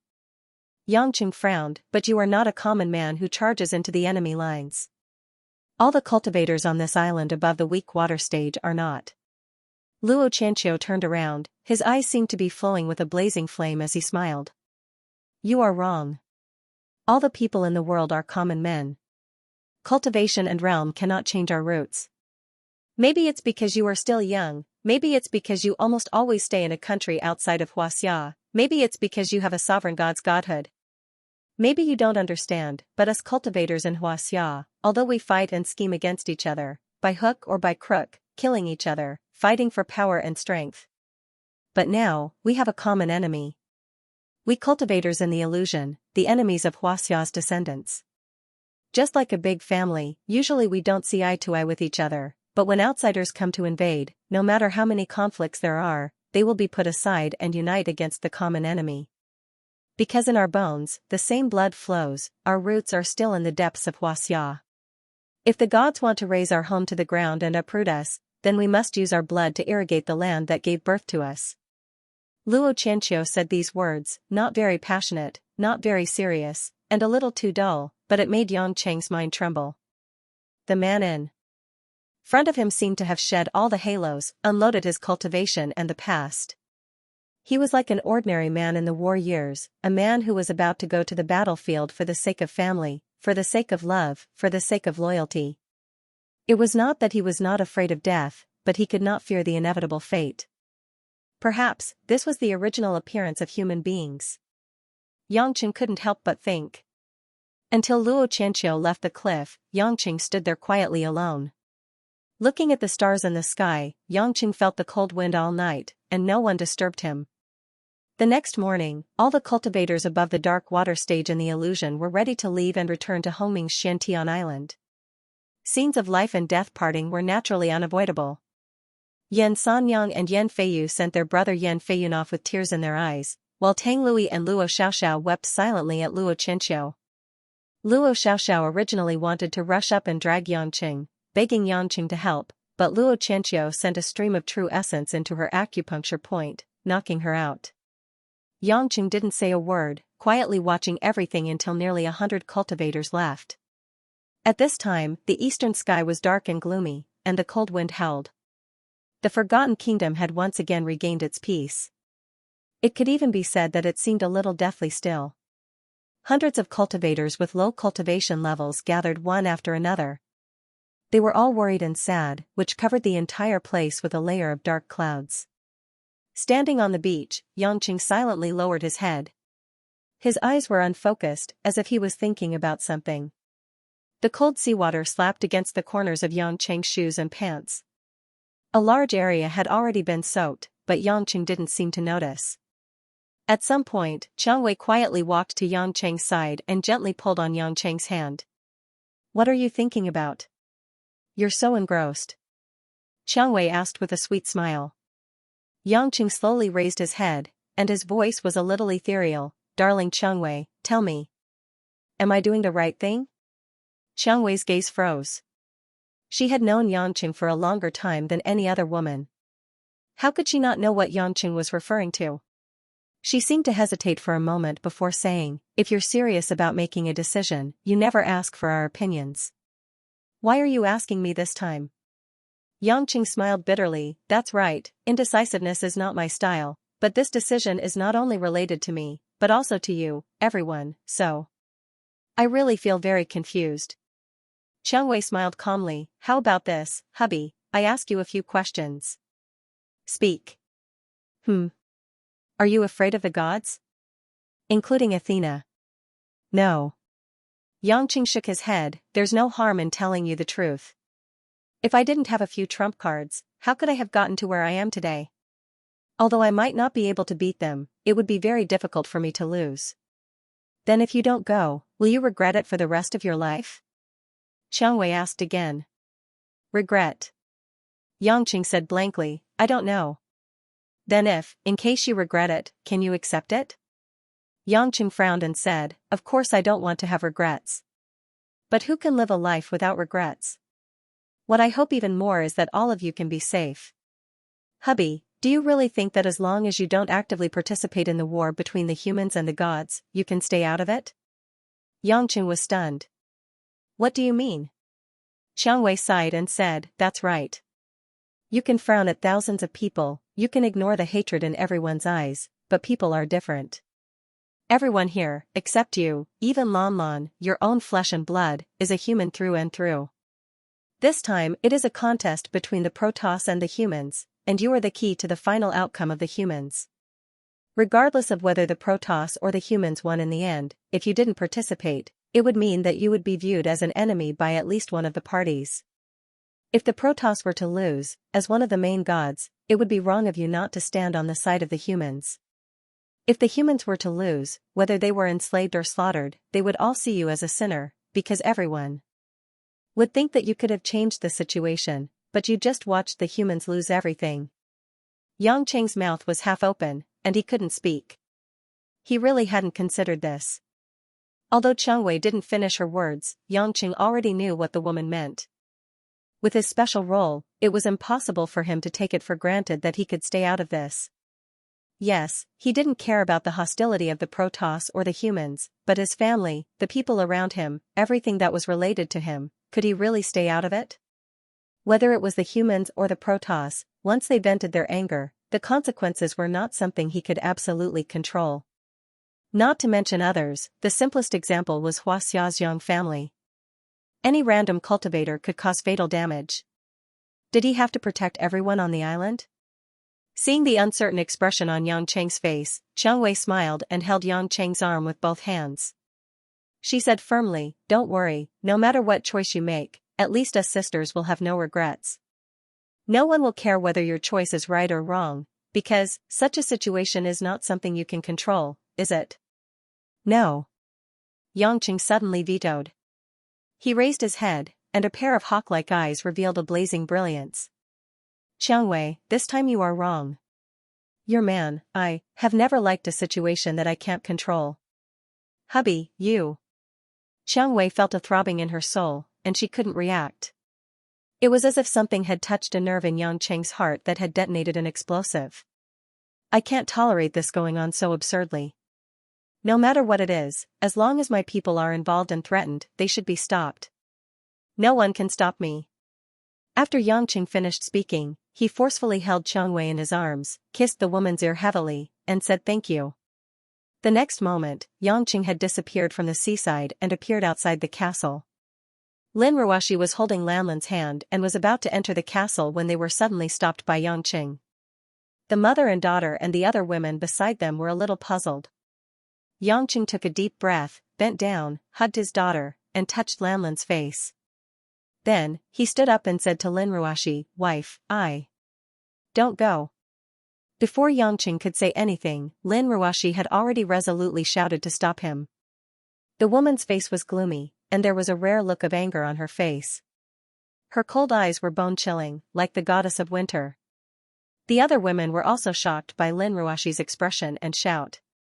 When they realized what it meant, they all looked at Yangqing in shock. Yangqing looked at his wife with a complicated gaze and said with a bitter smile, I haven't said. Even if you don't say it, I know what you're going to do. I won't allow you to participate in the battle.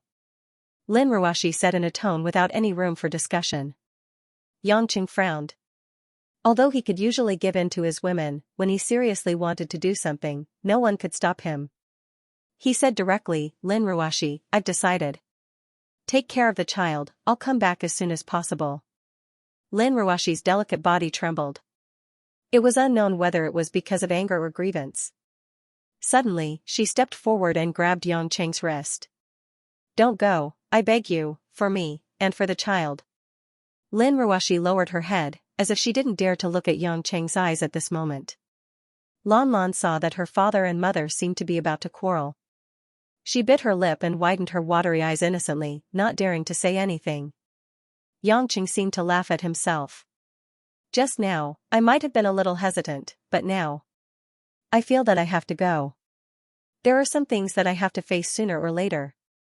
Lin Ruoshi's hand that was grabbing Yangqing trembled and gradually loosened.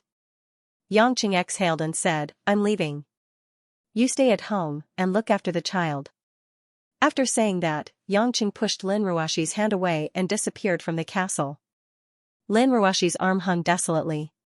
Her back was full of powerlessness and frustration.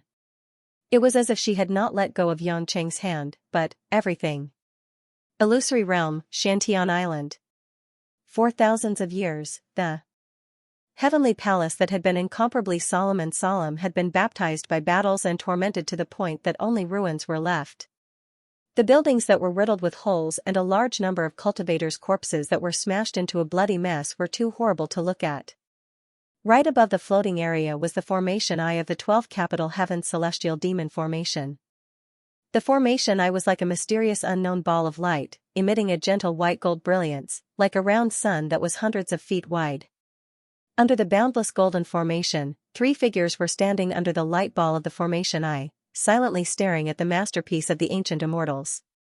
Hephaestus, are you sure this thing works? Hera, who was wearing a long green dress, turned her head and looked at the old monk beside her. This kind-looking monk in a kasaya was Master Yun, also known as the fire god Hephaestus. In Hephaestus's hand, there was a golden sawtooth-shaped magic treasure that was very eye-catching, engraved with a large number of obscure runes. If Meng Xiaoyao or Yu Shiwening were present, they might be able to immediately recognize that these were runes from the ancient times. Hephaestus looked at Hera with an exceptionally gentle gaze and said leisurely, I'd been on Xiantian Island for more than 300 years, thinking of ways to break this formation every day. The wisdom and power contained in this formation is not as simple as we first thought.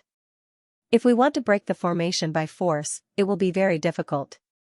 Even if we can open a gap for a short time, it will be immediately covered by the overbearing spiritual pressure inside, and it will easily cause turbulence and destroy the exit. But later, I found that the formation eye, which is the most terrifying spiritual pressure, is instead the only possible breakthrough, because this formation eye contains the most crucial runes of the formation. Therefore, I spent hundreds of years collecting and studying ancient books to understand the ancient runes and formation techniques. Then, I spent nearly 30 years secretly collecting materials before I successfully forged this reverse wheel. This reverse wheel can't open the formation immediately, but it can gradually slow down the operation of the formation eye. In the end, it will cause the spiritual pressure inside the formation to weaken, allowing Zeus inside the formation to have a chance to break out. Hee, Hephaestus, is it really so magical? Then what are you waiting for? Hermes urged from the side. Hephaestus helplessly said, Don't be anxious. I've observed that the formation eye will be at its weakest at noon due to the excessive yang qi. At that time, it will be the easiest to place the reverse wheel inside. Otherwise, it's highly likely that we'll be injured. I don't care about what you said, as long as Zeus can come out as soon as possible. So that bitch doesn't always look so arrogant, Hera said disdainfully. Hermes smirked. I say, Hera. Now that things have come to this, the outcome has been decided. Even if your old lover Zeus comes out, he won't put you in front of Athena. Strength is everything. It's useless for you to be jealous of her. Everything is still under her control. You've already lost. Hera glared at him coldly and was about to say something, but she frowned and sneered, I was just worried that I had nothing to do. It seems that some stupid humans are in a hurry to die. I'll leave it to you, I won't make a move. Hephaestus said indifferently. His attention was still on the formation eye and he didn't take it too seriously. He. You won't have the chance to make a move. This motley crew isn't even enough to fill the gaps between our teeth. Hermes's feet had already spread out his wings, and he summoned the golden double serpent staff in his hands. It was a group of illusion cultivators led by Luo Qianxiu and the others. At this time, they instantly rushed over. Nearly 100 experts above the dark water stage surrounded the three. I didn't expect that you humans don't even know how to escape. You only know how to die. Hermes laughed mockingly. The group of Xianxia cultivators were full of anger. Everyone gathered their true qi, ready to fight to the death at any time. Luo Qianqiu's gaze noticed the golden Dharma wheel in Master Yan Yan's hand, and his face immediately darkened.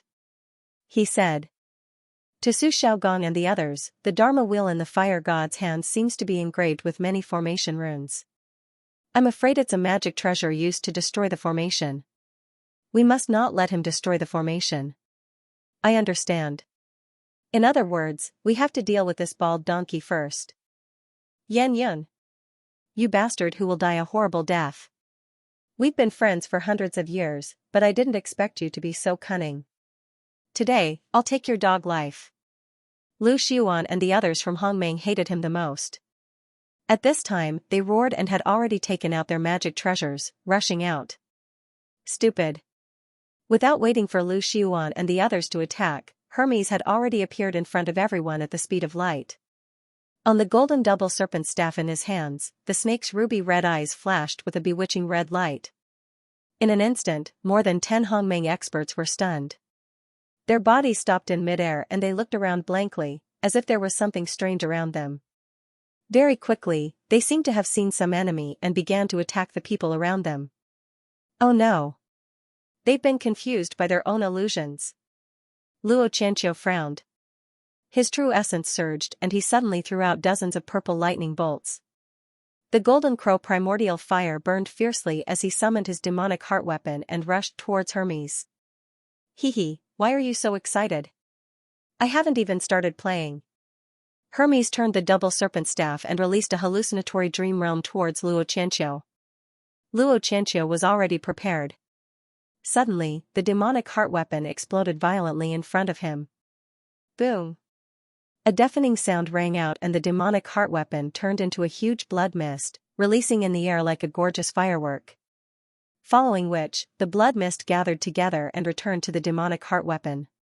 But it was precisely this explosion that caused Lu Xiuan and the others to regain their senses. They looked at Hermes with fear and anger, knowing that they had been fooled. If it was the Hermes of the past, he would not have been able to fool these experts with illusions. But now, with the help of Gaia's heart, Hermes's mental strength had become so strong that it overshadowed everyone's true essence cultivation. Naturally, he could easily fool these cultivators. TSK. I don't like it when people spoil my fun. Hermes's figure had appeared behind Luo Qianqiu, his face sinister. On the double serpent staff, one of the golden flying snakes had actually come to life. It flicked its tongue and bit towards the back of Luo Qianqiu's head. Only then did everyone realize that the Hermes they had seen just now was actually an illusion. It was enough to show that Hermes's strength alone was superior to all the cultivators here. Luo Qianqiu's face was also pale. He had no time to dodge. His opponent's speed and moves were superior to his. But he was not afraid, he was unwilling. He had actually been defeated by such a trick. Just at this moment, an azure sword chi that was like a shock wave appeared out of thin air without any warning. An exquisite and precise flower needle condensed its power into a single point and shattered the flying snake. Azure sword chi, 27 layered heavens, shadow-breaking stab. Fortunately, Su Xiaogong had already noticed Luo Qianqiu's back and was able to block Hermes's attack in time. Hermes saw his flying snake shatter into golden powder and was obviously unhappy. Although the golden flying snake quickly condensed back into the staff, it still made him extremely angry. Your reaction is really fast.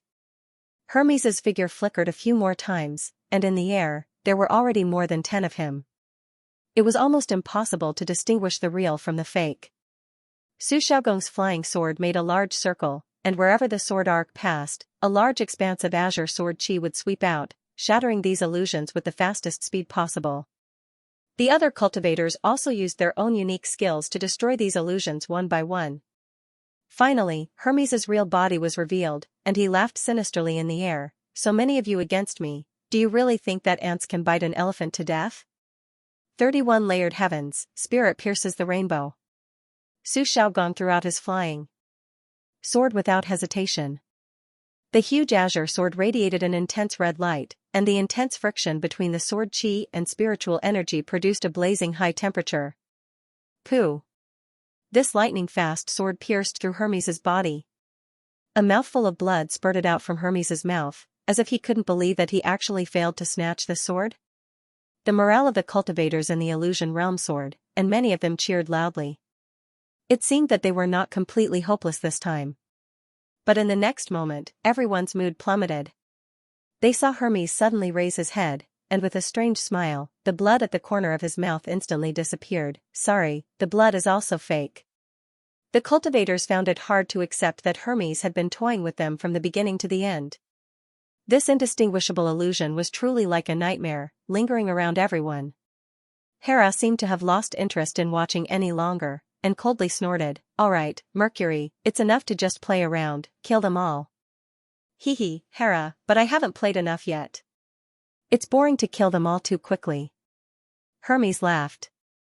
"Since you're not going to do it, then I'll do it myself." A cruel sneer appeared on Hera's face, and she summoned the huge golden-red longbow in her hand. This bow didn't have a bowstring, but it didn't affect its awe-inspiring immortal artifact's spiritual pressure at all. Not good. It's the Ning family's divine bow, setting sun. A weak water stage great elder cried out in alarm. I never thought that the Ning family would actually hand this treasure over to a traitor. Who knew that she was from the God clan? How sinister and despicable. The setting sun divine bow was said to be the divine bow that the ancient Hui shot the sun with.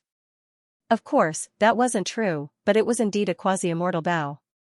When this bow was handed over to the Ning family, it had already fallen to the level of a middle-grade immortal weapon because of some irreparable damage. However, its power was still domineering and fierce. One of the great characteristics of the setting sun divine bow was that it could shoot an unlimited number of setting sun divine arrows. It would change its power according to the user's cultivation level and the time it took to condense it. The higher the cultivation level of the cultivator, the longer the divine arrows could be condensed with the setting sun divine bow. The final power would even exceed the user's cultivation level by more than double, achieving a terrifying effect that could destroy everything. Using your Xianxia cultivator's magic treasure to shoot your group of Xianxia cultivators to death, this should be a good ending. Hera laughed mockingly. Her delicate white hand stretched out in the air and pulled the bowstring of the setting sun divine bow. The invisible bowstring immediately gathered a large amount of blazing fire attribute spiritual energy, and it continued to heat up, forming a dazzling arrow that seemed like it was going to scorch the surrounding space. This action seemed slow, but it was actually very fast. While the group of cultivators were still nervous, it had already condensed. Sue! The ear-piercing sound of air tearing pierced through the sky, and the flaming arrow was the first to shoot towards the weak water stage elder who had just recognized the divine bow.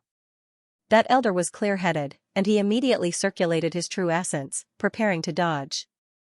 However, just as he was about to move, he abruptly discovered to his horror that he was actually unable to move. How can this be?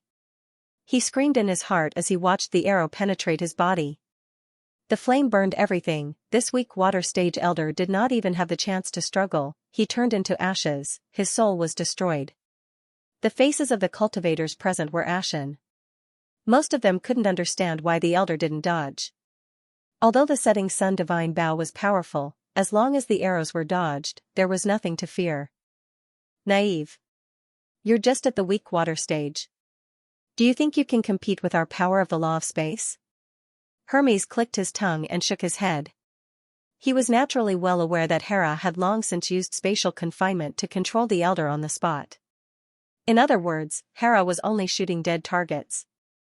Hera glanced mockingly at Luo Qianxiu and Su Xiaogong, who had ugly expressions on their faces. You guys seem to be the leaders who came to die.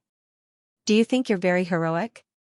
I will let you lowly human cultivators understand that you don't even have the qualifications to pretend to be strong in front of our god clan. Ha ha ha ha. Ha ha ha ha. Hera laughed almost crazily, but the movements of her hands did not stop. Her white hands continued to gather divine arrows in the air, and then quickly shot them out. Su su su su. Accompanied by wave after wave of piercing sounds, the divine arrows burning with scorching hot flames, were like homing missiles, bombarding the bodies of the weak cultivators one after another. It must be known that these were all cultivators above the dark water stage, But even the supreme elders of the weak water stage who had lived for hundreds of years were like lambs waiting to be slaughtered, without any power to resist. One after another, their bodies were completely incinerated. They didn't even have the chance to open their shields and regret coming here. Luo Qianxiu, Su Xiaogong and the others all had ashen faces. Although they didn't think that they would win, but they also didn't think that the difference in strength would be so great. Hera's strength, according to the realm of cultivators, was probably already at the peak of the Shangqing realm, and was more than a level higher than the strongest among them. There was no need for the other main gods to make a move, just Hera alone was enough to flatten the illusion.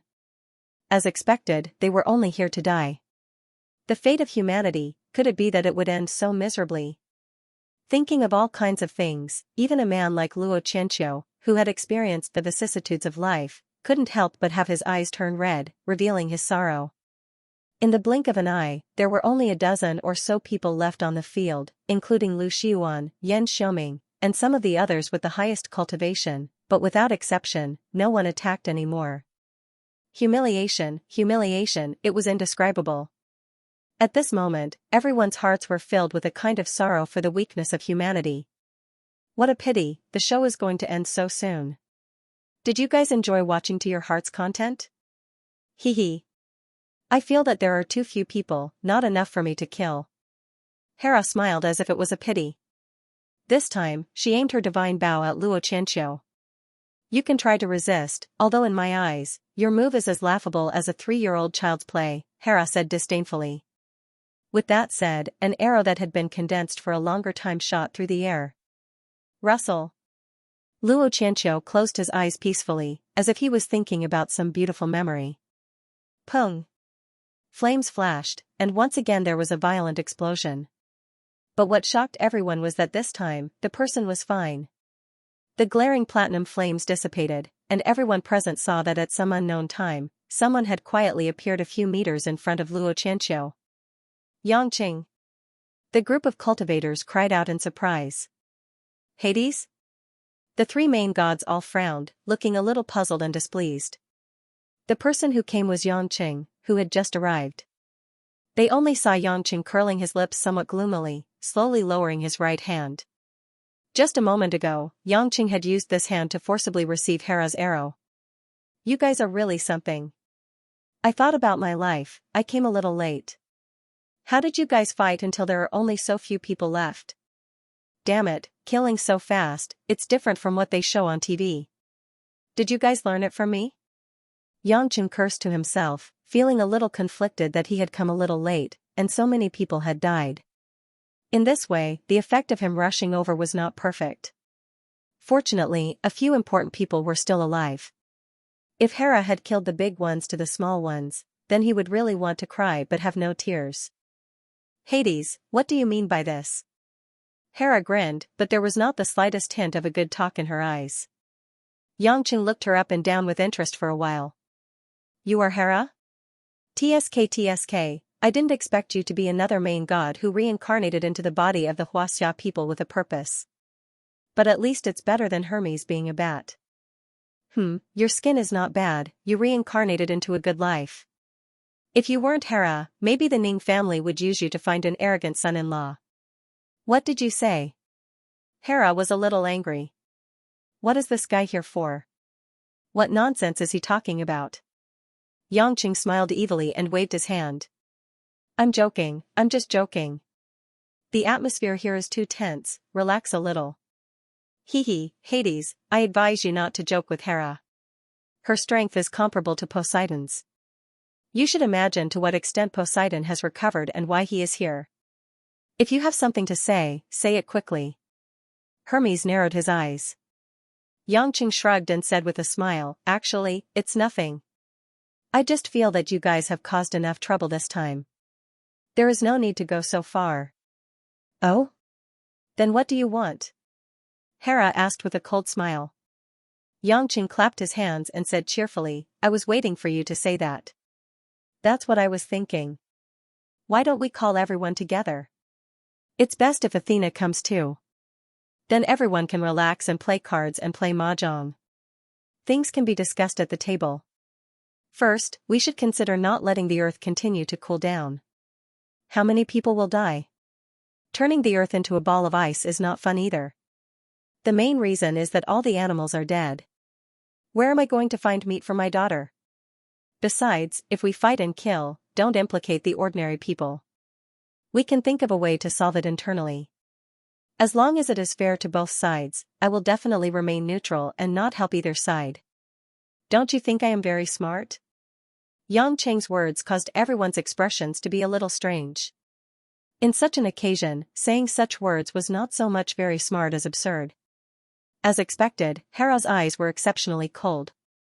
She said unhappily, Hades, if you're just here to cause trouble, then I advise you to return to your island first. Otherwise, we'll have to consider whether you've betrayed the Protoss and joined the Xianxia Empire's camp. Aya, this is the first time we've met. Why are your words so unpleasant? Didn't I say that it's mainly because there's no benefit to either side? There's no need to be too ruthless. Yangqing said with a grin. Hera shouted, cut the crap. You have two choices. First, get out of the way and watch from the side. Second, help us kill this group of ugly ants. In an instant, the oppressive might of Hera's space laws was released. Like a giant invisible hand, the entire profound heaven island was enveloped by it. Luo Xianxia and the other cultivators were shocked to discover that they could not even move a finger. This was the power of the laws of space that a sovereign's current spiritual energy could reach. Hermes and Hephaestus both revealed rather pleased expressions. They were very confident in Hera's strength.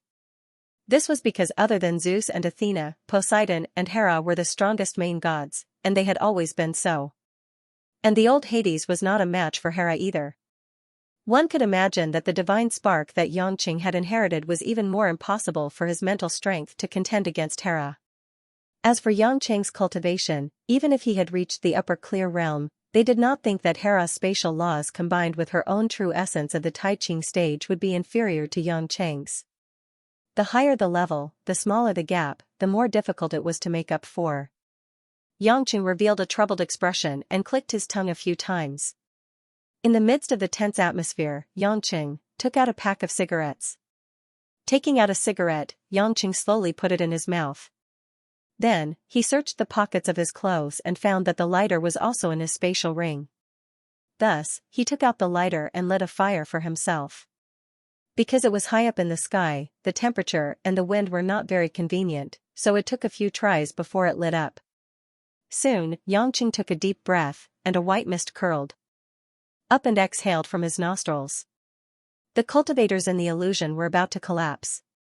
How addicted was this guy to smoke? Why are you still smoking at this time? Yangqing smiled awkwardly and shook his head at the crowd. Don't misunderstand. It's not that I'm addicted. It's just that I'm also nervous at this time. I need to light a cigarette to calm down. I say, Hades, stop pretending. You've messed around enough. It's time to go back.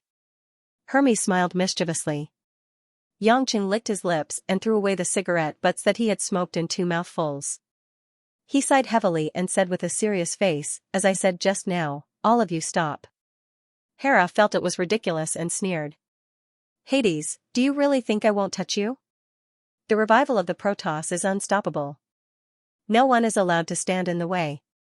Yangqing's face also darkened. It was as if a thick gray aura of death shrouded around him. In an instant, he was filled with a terrifying murderous aura. Old woman, I call you Hera because I think highly of you. You'd better not misunderstand. When I know you, I'm called Hades. But if I don't know you anymore, I'm called Yangqing. I'll say it again. Either you stop and negotiate, or get lost to samsara immediately. You don't seem to understand one thing. I'm not here to negotiate with you. I'm not here to beg you. What I say is the law of heaven. If you don't listen, then die. The 3 chief gods' faces turned pale. They were clearly furious. Hera gritted her teeth. How dare you, a mere half-human half-god, speak to me like this? Today, no one can save your face. I'll let you know who you are. Hera reached out and made a grabbing motion. The space around Yangqing was instantly stacked with tens of thousands of layers. The dense and heavy power of space was like a heavy machine that could crush everything. It wrapped around Xianxia. The setting sun god bow in Hera's hand had already condensed a blazing light arrow that was more powerful than all the arrows from before. Go! The light arrow was like an intense beam of light that tore the entire sky apart. It went straight for Xianxia's heart. Xianxia didn't move at all from start to finish. He looked at the setting sun god arrow shooting toward him with a gloomy look in his eyes. Just as the divine arrow was about to pierce through Xianxia, a silver-blue electric arc suddenly bloomed around Xianxia's body. It was like a huge silver-blue electric flower had bloomed. It was dazzling and dazzling. Bang! The setting sun god arrow that was so powerful just now was completely shattered the moment it came into contact with the Xianxia heavenly lightning. It didn't even cause a ripple. Not to mention the Xianxia heavenly lightning, even the Tai-Ching heavenly lightning was extremely lethal to the three chief gods present. One could imagine how shocked Hera and the other gods were when the Xianxia heavenly lightning, which should not have appeared on earth, was released from Xianxia's body in such a strange manner. This. Xianxia. No. Impossible. You've comprehended the Xianxia heavenly lightning. Hera screamed. She didn't have any of the goddess-like attitude she had just now. It was as if she couldn't believe that Xianxia could advance so quickly. They could still deal with the Tai-Ching heavenly lightning. But the Xianxia heavenly lightning. Even if they recovered to their peak, it would be difficult for them to resist. Unless Zeus and Athena at their peak came personally. Xianxia casually took a step forward. He communicated with all things in the world and had the awe-inspiring heavenly might that ruled over all things. In an instant, the wind and thunder rumbled. The dark clouds rolled like angry waves as they rushed over. The tens of thousands of layers of parallel space energy that Hera used to imprison Xianxia was also completely shattered at this moment. The silver-blue heavenly lightning began to shuttle between the clouds like countless electric dragons. It could turn the entire Xiantian island into dust at any time. Hera's eyes were filled with unwillingness. But she already couldn't think of any way to defeat this man who looked down on the world like a god. Hephaestus, don't wait anymore. Hurry! Hera suddenly turned around and shouted at Hephaestus. Fire god immediately understood what she meant. He suddenly threw the reverse Dharma wheel towards the eye of the formation. Lu Xiuan and the others knew what that thing could mean. They immediately shouted at Xianxia. Hurry and stop it. He wants to destroy the formation. Xianxia didn't notice that Fire God was waiting for this move. He waved his hand without hesitation. A Xianxia heavenly lightning was like a giant sword that pierced through the clouds. It cut through the sky and rushed towards the reverse Dharma wheel. If the three main gods wanted to protect the Dharma wheel, they would be hit by the Xianxia heavenly lightning. They definitely didn't dare to protect it. However, Xianxia was wrong. At the same time, Hera had already teleported and blocked the way of the Xianxia heavenly lightning. She wants to die. Xianxia was startled. Would Hera really choose to die in order to save Zeus? If she was hit by the Xianxia heavenly lightning, it would be difficult for her to reincarnate. Her godhead might be directly destroyed. But the next scene made Xianxia frown again. He saw that the place where Hera was standing was emitting a golden light. It was like a golden figure. After flashing there, it withstood all the power of the Xianxia heavenly lightning. As for Hera herself, she had a look of lingering fear. She flashed behind Fire God, safe and sound. Xianxia saw it clearly. The golden figure was actually derived from a small golden ball-like object. It looked exactly like Hera, like a golden clone. In this moment of daze, Xianxia suddenly thought of the only possibility, golden apple. You used a golden apple. Legend had it that Mother Earth, the Titan god, Gaia, gave Hera a golden apple tree as a congratulatory gift during the wedding of Zeus and Hera. The golden apple was also an important treasure in many ancient Greek myths. It was said that it would only bear one in 1,000 years. But as far as Xianxia knew, those myths were mostly fabricated by the ancient people. The real golden apple's effect was to protect its owner from any fatal injury or danger. This was also one of the life-saving artifacts that Hera possessed that was completely different from the other main gods. No one knew how many golden apples Hera had, but But there was no doubt that if they wanted to kill her, they would not have a chance to succeed unless they killed her hundreds of times. Using the golden apple once, the reverse wheel successfully entered the eye of the formation. In an instant, the formation seemed to be hit by something. It was as if a gear in a huge object was stuck, and it began to stagger with difficulty. The cultivators in the illusion realm were very worried. They stared at the formation, but there was nothing they could do. Hephaestus showed a hint of excitement and joy. Good, the formation is starting to slow down. It won't take long. With Zeus' strength, he should be able to tear a crack and come out. Fortunately, I had a trick up my sleeve. Hera sneered and looked at Xianxia with a complicated expression. Hades, although your strength caught us off guard, but you still can't stop it. Once we bring Zeus out, he will definitely be more skilled. At this time, Xianxia thought of another thing. Previously in the 10,000 demon realm, Xianxia said that the one who chased after him was a female master. When she was almost sucked into the demon lock tower, a golden treasure helped the female master block the disaster. It's you? It was you who chased after my master, Xianxia, and tried to snatch the endless resolve restoration scripture, wasn't it? Xianxia's eyes were gloomy. This seemed to be the case. In this way, Hera had already become enemies with him. If it was because of his own understanding that he would enter the deity transformation stage sooner or later, so the favor given by Yen Sanyang was not too great, then what Xianxia gave was definitely a huge favor. Even if there was no real apprenticeship, in Xianxia's heart, he still regarded Xianxia as his lifelong master. This woman almost killed Xianxia, which made Xianxia unable to accept. Hera raised her eyebrows. Oh, you already know? Have you already seen that poor guy? So what? If he hadn't escaped by chance, I would have already gotten the endless resolve restoration scripture, and you wouldn't be so arrogant today. Xianxia asked suspiciously, who told you about the endless resolve? Restoration scripture? Previously, Luo Qianqiu said that a mysterious person secretly sent a message to him, but he never knew who it was. Could it be Hera too? Hera sneered, I didn't need to tell you originally, but seeing that you are so stupid, it's okay for me to pity you. It's not anyone else, it's Athena. What? Xianxia was stunned. Don't be surprised. Hera chuckled and said, the endless resolve restoration scripture that you're cultivating is the cultivation technique used by the mysterious expert who lured Zeus into the 12th citadel demon's formation 20,000 years ago. It's also the cultivation technique that we've been searching for the past 20,000 years.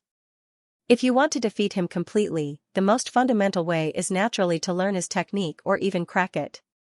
Although Athena has the great prophecy technique, the more powerful the opponent, the more difficult it is to have accurate predictions.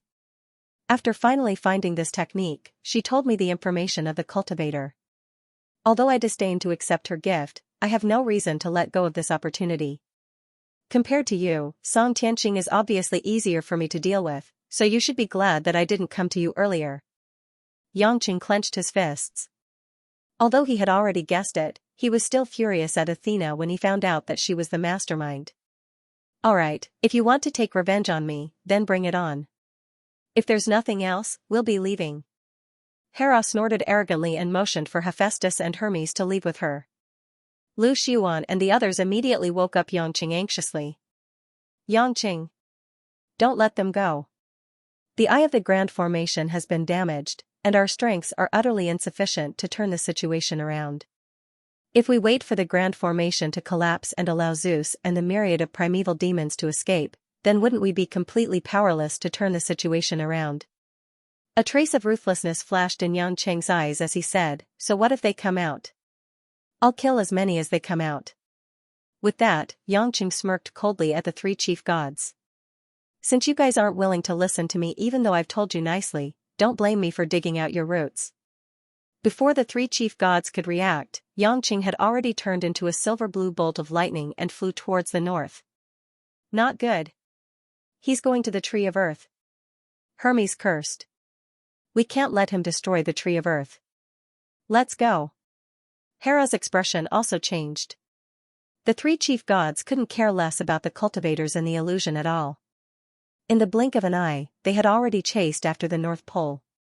The cultivators looked at each other a few times. In the end, they gritted their teeth. No matter what, how could they retreat at a time like this? Thus, they all followed. After everyone left, the mystic Heaven Island returned to its deathly silence under the Grand Formation. At this moment, a dark figure appeared out of thin air. He was wearing a black robe and had an iron face. He looked strange and eerie. This was the mysterious black-robed man who had been guarding the North Pole under Athena's orders. However, after the chief gods went over to guard, Black Robe disappeared without a trace. It turned out that he had been secretly hiding in the illusion all along. Black Robe cackled a few times. He looked at the Grand Formation that was gradually slowing down and the spiritual pressure was weakening. He was extremely pleased with himself. My king, it won't be long before you lead my millions of people to return to the human world. My mission is finally about to be accomplished. At the North Pole, ice and snow were flying in the air. It was like a white dreamland. The tree of earth, which looked like the work of the gods, was like a giant pillar that held up the sky. The canopy of the tree covered the sky. The branches in the distance seemed to touch the sky. The moment Xianxia arrived, he was also stunned by the scene in front of him for a few seconds. He couldn't help but be stunned. Xianxia's face revealed a trace of shock that was difficult to conceal. There were not many things in this world that could shock him. Obviously, Xianxia's arrival could not be hidden. Just the terrifying dark thunderclouds that came together with him had already covered the North Pole with a thick layer of murderous intent. The silver-blue Xianxia heavenly thunder seemed to be Xianxia's most intimate partner. It circled around his body, waiting for his call to destroy everything. To outsiders, the silver-blue light surrounding Xianxia and hovering in the air was extremely fatal and could not be avoided. Soon, a few figures appeared not far in front of Xianxia. The god of ocean, the goddess of love, the moon goddess, the sun god, and the god of war. 5 familiar faces. At this moment, the look in their eyes was not as relaxed as usual. Behind Xianxia, Hera, the god of fire, and Hermes had also caught up. Including Xianxia himself, there were 9 chief gods gathered under the tree of earth. Although Luo Qianqiu and the other cultivators had also arrived, they did not dare to go near. They could only watch from afar. Most of them were afraid of the scene.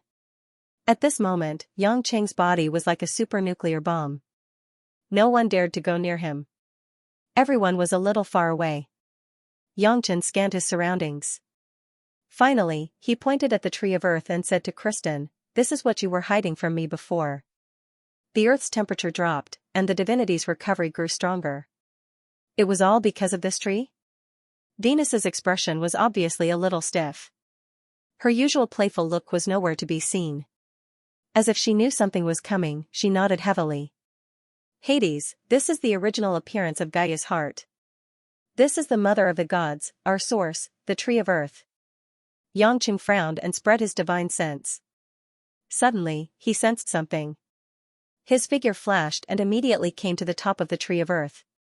The 8 chief gods followed closely behind and looked at Xianxia nervously, afraid that he would do something. After all, none of them could withstand the Xianxia heavenly thunder that Xianxia had just displayed. Even if they were unharmed, there was no guarantee that the tree of earth would not be damaged. Xianxia's gaze focused on the top of a branch. He saw that there were a few golden flowers wrapped in a few golden leaves, swaying beautifully. And where one of the flowers had withered, there was a fruit that was emitting a soft golden brilliance that was full of vitality. This was a faint golden orb. Although it was still very small, only the size of a thumb, it contained an incomparably complex and powerful life force. Spiritual energy. This is quintessence. Xianxia finally realized what it was. It was the quintessence of the gods. Although it was not as powerful as the quintessence of the chief gods, it was undoubtedly a quintessence. And it was gradually growing. That's right. The reason why we say that the tree of earth is the mother of the gods, and Gaia is our mother goddess is that we were all born from the tree of earth, and we grew from quintessence. We were the first to be born from the tree of earth, and the 12 quintessences at the top of the tree crown. Because our power surpassed all the gods that were born later, we became the rulers of the gods, the chief gods. What you see now is just the budding stage of the quintessence. In about half a year, there will be quintessence that will gradually mature, and they will transform into members of the gods. Aphrodite knew that there was no way to hide it, so she decided to tell everything to Xianxia. Although Xianxia had always felt that Gaia's heart was extremely important, he did not expect it to be so important. It turned out that this was what Athena was after for the revival of the gods. With the tree of earth, the gods would truly begin to produce the gods. One by one, the quintessence would grow. Sooner or later, there would be thousands of members of the gods. At that time, thousands of gods with the law of space would not be an opponent that humans could imagine and resist. Xianxia suddenly realized that he only had two choices at the moment: let the Protoss occupy Earth, or destroy the tree of earth and strangle the hope of the Protoss revival. Peaceful coexistence? It was all a dream. There was another key question. Xianxia thought, since once the tree of earth was revived, it could continuously reproduce the Protoss, then why did the Protoss not try their best to find Gaia's heart in the first place? Moreover, the original member of the Protoss, Astrius, had specially used the divine artifact Selene to seal Gaia's heart in ice and hide it well. Was it just because they were worried that the earth would cool down? Moreover, Hera said that the person who lured Zeus into the formation 20,000 years ago, who was it that they wanted to defeat? Could it be Yang Yuansu's master? If it was true, then they should also know the current situation of the Tree of Earth. Could it be that they could not stop all this from happening? Or, there was another reason? Hades, we have always regarded you as one of our own. Now that we are facing the most critical moment for the Protoss, I think you will definitely stand on our side, right? Aphrodite asked sincerely with sparkling eyes. Xianxia snapped out of his deep thoughts and turned his head to look at the gods around him. He then let out a chuckle. One of our own.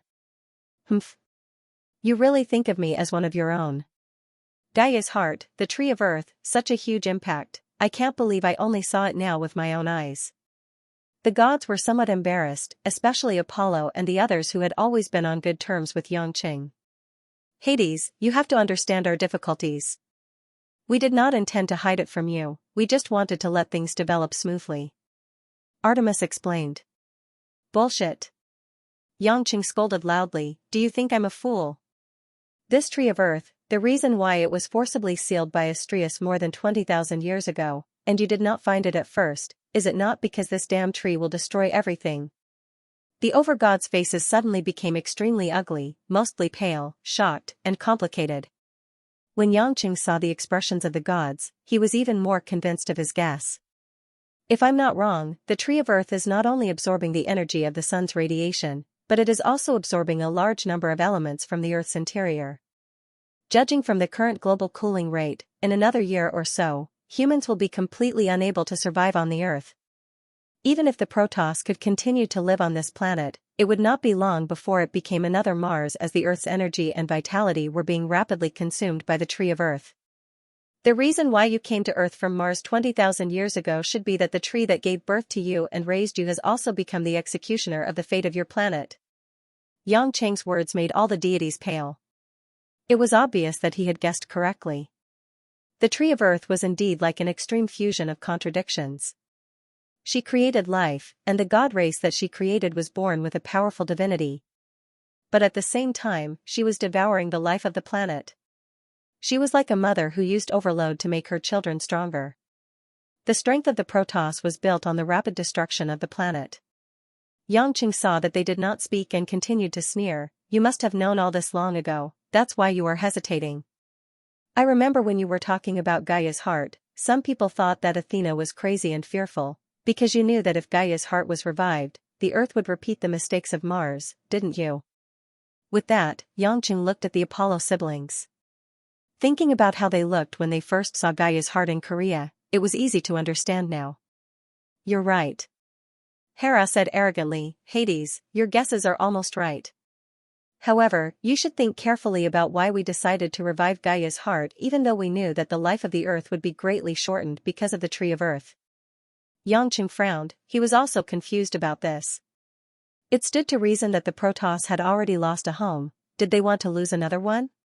A faint smile of madness appeared on Hera's face, let me tell you. Because any planet that breeds life in the universe has its own lifespan. The life of the earth may still be very long in the hands of humans, but even a star like the sun will become a white dwarf and be destroyed one day. And in the hands of the Protoss, the life of the Earth will indeed be shortened by more than half, or even more. But, so what? Lowly and insignificant creatures like humans do not deserve to have this blue planet in the universe. It is like a blue pearl, in the Milky Way, it belongs to a powerful race. It belongs to the Protoss. Compared to humans who don't know how to cherish the Earth, the Protoss can make better use and transform this planet. Instead of being like stupid humans who are still experiencing this primitive and barbaric social system, developing this low-level and backward civilization, and at the same time, constantly polluting and wasting the resources of this planet. To put it bluntly, a bunch of bugs are not qualified to occupy a beautiful palace, do you understand? Xianxia was stunned. He did not expect Hera to say such a thing, straightforward and somewhat cruel. Although the other main gods were a little dissatisfied with Hera's straightforward words, no one spoke out against it. Compared to the Protoss on Mars, today's humans were indeed too backward. If the Protoss really ruled the Earth, then the Earth's civilization would enter a qualitative leap. To put it bluntly, even after 20,000 years, the main gods were just playing with the world, high and mighty, and did not treat human beings as equal beings.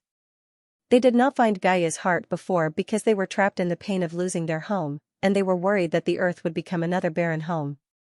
Of course, the mysterious master from 20,000 years ago also made them a little afraid. The Xianxia cultivators who heard these words in the distance were filled with righteous indignation. At this moment, they not only represented the cultivators in the illusion, but also the humans living on Earth. The contempt of the Protoss for human beings naturally made them angry, but they did not dare to easily go up and die. Hades, what Hera said is a little too much, but, you are a rational person. You should know that in fact, all of this is just the law of the weak being preyed on by the strong. If human beings were really not fated to die, then after 20,000 years, they would not still be played by us in the palm of our hands. Humans are really too weak, and they are simply unable to go against our Protoss. All of this has been arranged by fate, so don't make it difficult for us anymore. As the main god, you will share the glory of our Protoss revival. Aphrodite came to Xianxia's side and wanted to reach out and pat Xianxia's shoulder comfortingly.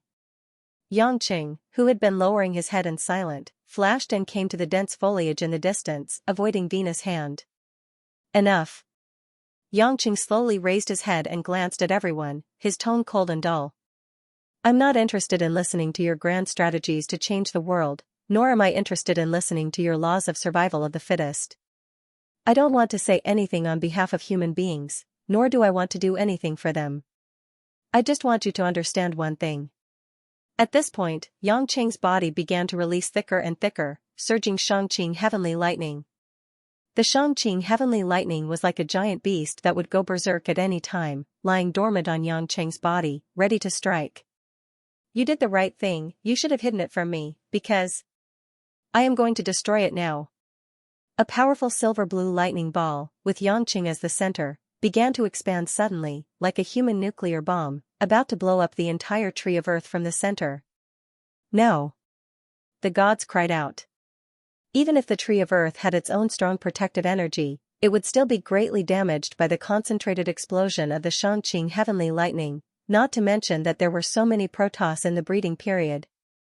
For a moment, the 8 main gods rushed forward almost at the same time, and the law of space exploded and surrounded Xianxia, trying to stop him. But Xianxia's Xianxia heavenly lightning was too terrifying, and at this time, none of the 8 main gods could fight it head-on. The space prison was directly disintegrated and shattered, and the main gods who had just approached a little bit instinctively retreated due to the sense of danger. At this moment, a silver light curtain descended from the sky. It seemed gentle, but it was extremely determined to wrap up the area where Xianxia was. It was like a silver bubble. After colliding with the Xianxia heavenly thunder, it strangely did not break. Instead, after a long stalemate, the color of the bubble gradually weakened. Xianxia frowned. The Xianxia heavenly thunder had actually been countered, and a large amount of silver-blue electric currents were bounced back unwillingly. Although he would not be injured, it was obvious that his Xianxia heavenly thunder could not do anything to this silver shield. And this shield was not unfamiliar to him. Aegis shield. Apollo and the other gods showed a hint of joy on their faces, knowing that the tree of earth was saved. That was close. Did this bitch have to appear so late? Hera, however, was not happy, and her sharp eyes swept towards the sky. Athena was dressed in a long black silk dress, revealing a pair of snow-white arms and a pair of snow-white feet. No one knew when she had appeared there. It was as silent as before, but just by standing there, it gave off an incomparably heavy mental pressure. Xianxia squinted his eyes. Just as he had expected, Athena's strength had reached an amazing level after the recovery of Gaia's heart. Just the pressure from the law of space alone, Xianxia could at least conclude that she was stronger than the Shangqing peak stage cultivators, and was estimated to be at least at the early stage of the Jade Clear stage. Otherwise, this woman would not have been able to resist a Shangqing heavenly thunder so easily with the artifact. What made people even more speechless was that she had obviously not recovered to her peak. As Gaia's heart continued to climb one peak after another, perhaps reaching the peak of the Jade Clear stage was not a distant dream. Perhaps the gods 20,000 years ago had come with their peak strength, and the battle of the gods would not have ended like that. However, Xianxia did not think that he had no hope of winning. Firstly, Athena had not really reached her peak state, and secondly, he still had at least 2 trump cards that he had not used yet. Athena slowly floated down and confronted Xianxia from afar. At this moment, Xianxia and the other cultivators in the distance were trembling so hard that they found it hard to speak. The awe that Athena gave them was unimaginable. Hades, you shouldn't have obstructed the revival of our god race. You went against the natural law of survival of the fittest. This is foolish, Athena said coldly. It was impossible to tell whether she was happy or angry. Xianxia looked at the face that was forever hidden behind the illusory dreamscape and asked, back then, was it you who told Xianxia and Hera that my master and I have the endless resolve restoration scripture? The deities were stunned. Xianxia actually still had the mind to care about such a small matter. He had a fearless look on his face. One had to know that Xianxia was still wrapped in the silver light of the Aegis shield. It was questionable whether Athena would let him out easily. Athena silently turned around and looked at Hera. Hera's expression changed slightly, but she snorted coldly and turned her head away disdainfully. Athena seemed to sigh faintly and said to Xianxia, this is no longer important. Regardless of whether I told Hera or not, everything that happened was within my expectations. I can accept the result. Although she said this, everyone present understood that Hera had more or less shifted the blame to Athena in order to stir up conflict between Athena and Xianxia. There was no difference between the scheming and scheming of women between main gods. After all, the deities knew that Hera's divination technique wasn't just for show. But just as Athena had said, this was no longer important. Athena had no interest in haggling over such a small matter and defending herself. Xianxia's expression became a little better. He looked at the silver light around him and said, are you going to continue blocking me like this? If your great prophecy technique is really so accurate, then you should know that I haven't used my full strength, right? The deities were shocked and didn't dare to believe that Xianxia hadn't used his full strength. Could it be that his cultivation was higher than the prime clear level? Athena suddenly extended her hand and beckoned gracefully. The silver light around Xianxia instantly retreated. A silver light returned to Athena and condensed into a shield that was half the height of a person. It looked like a heavy armor shield of the ancient crusaders. It was silver in color and was engraved with olive leaf patterns. It emitted a dazzling bluish-silver radiance. If one were to look carefully, one would notice that the head of the Medusa was engraved in the middle of it, and it looked rather terrifying. I know that if you disregard everything and use all your strength to destroy the tree of earth, I might not be able to stop you. If you don't have the ability to fight me, then you aren't worthy of my effort and attention. Athena's words were even more shocking. She actually admitted what Xianxia had said. The deities couldn't help but be puzzled. Athena's aura was obviously much stronger than Xianxia's. How could she say something like that? However, Athena's tone suddenly changed, and she said coldly, if you use your full strength, one of us will definitely die in battle. I will use my divine spark to defend the glory of Mother Goddess Gaia. Athena's law of space suddenly increased again. The entire crown of the tree of earth seemed to tremble, and a large number of golden leaves began to tremble. A demonic blue flame descended from the sky and condensed into a 5-feet-long spear in Athena's right hand. The spear's body was made of a unique metal that emitted a faint blue luster, and there was a strange beast totem in the shape of a demon dragon coiling around it. The spearhead was actually burning with a demonic blue flame. It didn't have a fixed shape, and it seemed to be greedily devouring something at any time. This was Athena's other divine weapon, the Spear of Pallas. Before this, Athena had never met an opponent that required her to use both of these divine weapons. Legend had it that Athena accidentally killed Pallas, who had the bloodline of the sea god, when she was young. That was why she renamed the spear to Pallas Spear. However, the true creator of this divine weapon was the fire god Hephaestus. However, this spear was indeed fused with the powerful blood of a type of sea monster on Mars. Together with Athena's incomparable law of space, it could unleash shocking combat power. The deities saw that Athena was actually holding a spear in her right hand and a giant shield in her left, and their expressions turned solemn.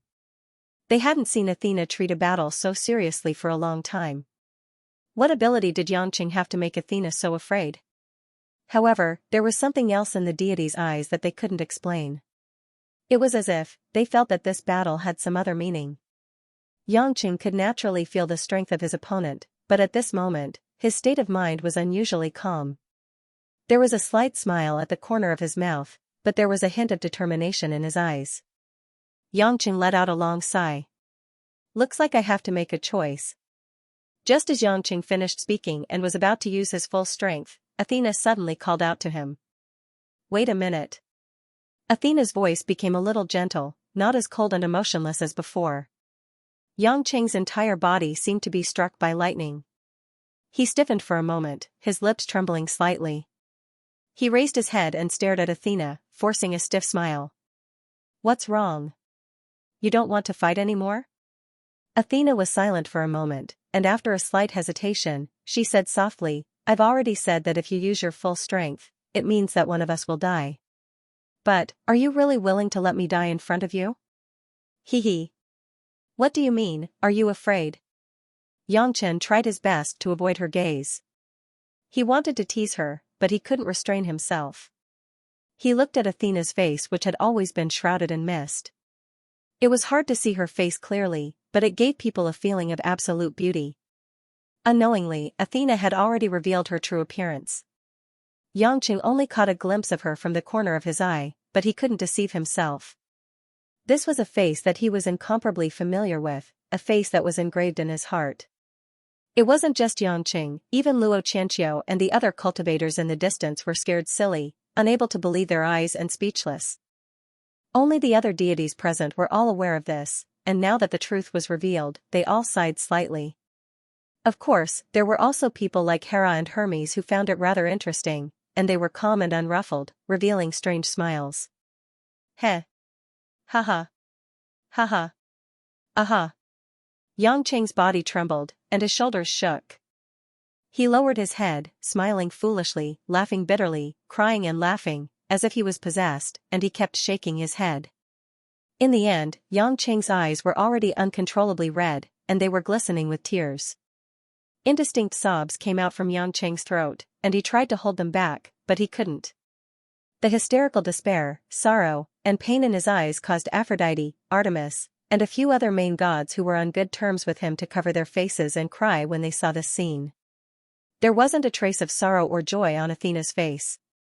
She just calmly and lightly walked through the air, arriving in front of Xianxia. At this moment, the Aegis shield and Pallas spear had already been put away by her. Because she knew that she had won. Just as she had expected, no matter how strong this man was, he would never lay a hand on her in the end. Athena quietly looked at Xianxia, who was covering his face and lowering his head. She gently opened her arms, wrapping them around Xianxia's waist, and leaned into Xianxia's embrace. I knew you wouldn't bear to hurt me, right? Smelling the familiar fragrance, Xianxia's throat was choked, and he suddenly pushed the woman away from his embrace. Then, Xianxia's right hand was like a vice, tightly gripping the woman's chin, and violently raising her face towards him. Their gazes met. Xianxia's eyes were like blazing flames, while the woman's eyes were like a tranquil deep lake. Ice and fire intersected, clashing intensely in the silence. It was already impossible to describe Xianxia's current mood with simple complex emotions. He already felt that he was crazy, but he was crazy to the point where he couldn't allow himself to continue being crazy. Athena didn't resist at all, allowing Xianxia to treat her so recklessly. Because of the powerful pressure and the high and respected status, her cold and beautiful face that could topple a city was exceptionally beautiful at this moment, making it hard for one to free themselves from her. Xianxia swallowed with difficulty, the hand that was gripping the woman's chin trembled, and he said hoarsely, "Lin Rua, she. How could you treat me like this? Didn't I ask you to stay at home and look after the child? How could you do this?" On Lin Ruashi's cold face, there was finally a trace of emotion, her long eyelashes trembled, and her moist eyes revealed a touch of crystal clear color. The woman's lips lightly pursed, and she said softly, "I also persuaded you, I also begged you. I begged you. Don't come." Xianxia had never wished that his life was an illusion, that he had never appeared in this world. Even in the cruelest times of his childhood, his personality had never made him give up on his desire to live. But now, Xianxia's eyes were emitting a faint aura of death. It was a kind of physical and mental exhaustion, a kind of collapse, a kind of defeat that corroded the roots of life. Illusion, falsehood, hypocrisy. His life seemed to have lost its direction and meaning the moment the woman revealed her true face. Xianxia let go of Athena and staggered 2 steps back, his legs a little weak. He stared at the woman in a daze, speechless. Not far away, Aphrodite, who was already in tears, asked Artemis, "Hades, he seems to have known." Artemis nodded. "Probably. From what they said, Athena seems to have known that Hades knew about this. To think that we kept hiding it from Hades. Hera, Hermes, one of you must have told him." Poseidon looked at the 2 main gods with a burning gaze. Hermes chuckled and spread his hands. "I did. I told him a long time ago. But at the time I wasn't sure if he believed me." "Why are you doing this?" Aphrodite said angrily. Hermes smiled evilly. "Isn't it obvious? Even if Hades knew, he would still follow Athena's script. Because he doesn't want to believe the truth that I'm telling him. He doesn't want to believe that his wife has been toying with him all along. In other words, if he gave up on Athena after knowing all this, it could only mean that Athena's plan had failed. Don't you think it's interesting? Let him hold on to hope in his anxiety, until the bubble of his fantasy is blown." "Hermes, you've really gone too far." Apollo frowned. "Huh? I've gone too far?" Hermes sneered. "I've only added a little drama to all of this. I've added to the inner thoughts of the main character of this play. You hypocrites, if you're really on Hades' side, why did you hide all this? Compared to you, I'm not going too far." Hearing this, the other gods could only remain silent. Indeed, all of this was destined. Unless Xianxia never had any true feelings for Lin Ruashi, he would have come to this point regardless of whether he knew about the relationship between Lin Ruashi and Athena. Almost every step Athena took was for the sake of achieving today's goal. To make a person who had the ability to change the revival of the god race lose the possibility of going against the god race. Of course, if others knew about this, they would definitely think that Athena's actions were unnecessary. After all, with the strength of Athena and the other overgods, killing Xianxia would be a piece of cake. However, the gods did not think so. Everything that Athena had done was not groundless. Because she was a woman who always saw more than others. There had to be some undisclosed information in her great prophecy spell, which was why she had to write this script and help Xianxia reach this point. The gods had given Athena full trust, and the reality was, at least for now, that Athena did not let them down. Xianxia no longer had the heart to continue fighting. The revival of the god race was just around the corner. After staring at Athena for a long time, Xianxia's expression became incomparably dull, as if he had lost his soul. "Before I leave, I want to ask you something," Xianxia said weakly. Athena seemed to have expected what Xianxia would ask. She gently stretched out her hand, and a dark, translucent, crystal-like crown-shaped object appeared above her palm. It was strangely surrounded by a dark, deathly aura. "You want to ask how I can always hide myself and not reveal any flaws? This is the answer. The previous Hades agreed to my request and followed my plan. He gave me the helmet of invisibility, and then according to my request, he let you obtain his divinity. This divine artifact can perfectly hide everything. Unless I am willing, otherwise, no one will be able to discover my existence, and you will not be able to see my true face, Athena said. When the gods saw the appearance of the helmet of invisibility, they sighed. For the revival of the god race, the previous Hades had indeed made a great sacrifice. Of course, Hades himself did not reject this plan. He was indeed tired of his long life. This was all within Athena's prophecy. Xianxia grinned bitterly. No wonder, whether it was when you stole the divinity in the Holy Grail or the divinity in the Sword of Thanatos. I could not discover any flaws. What an amazing divine artifact, hee.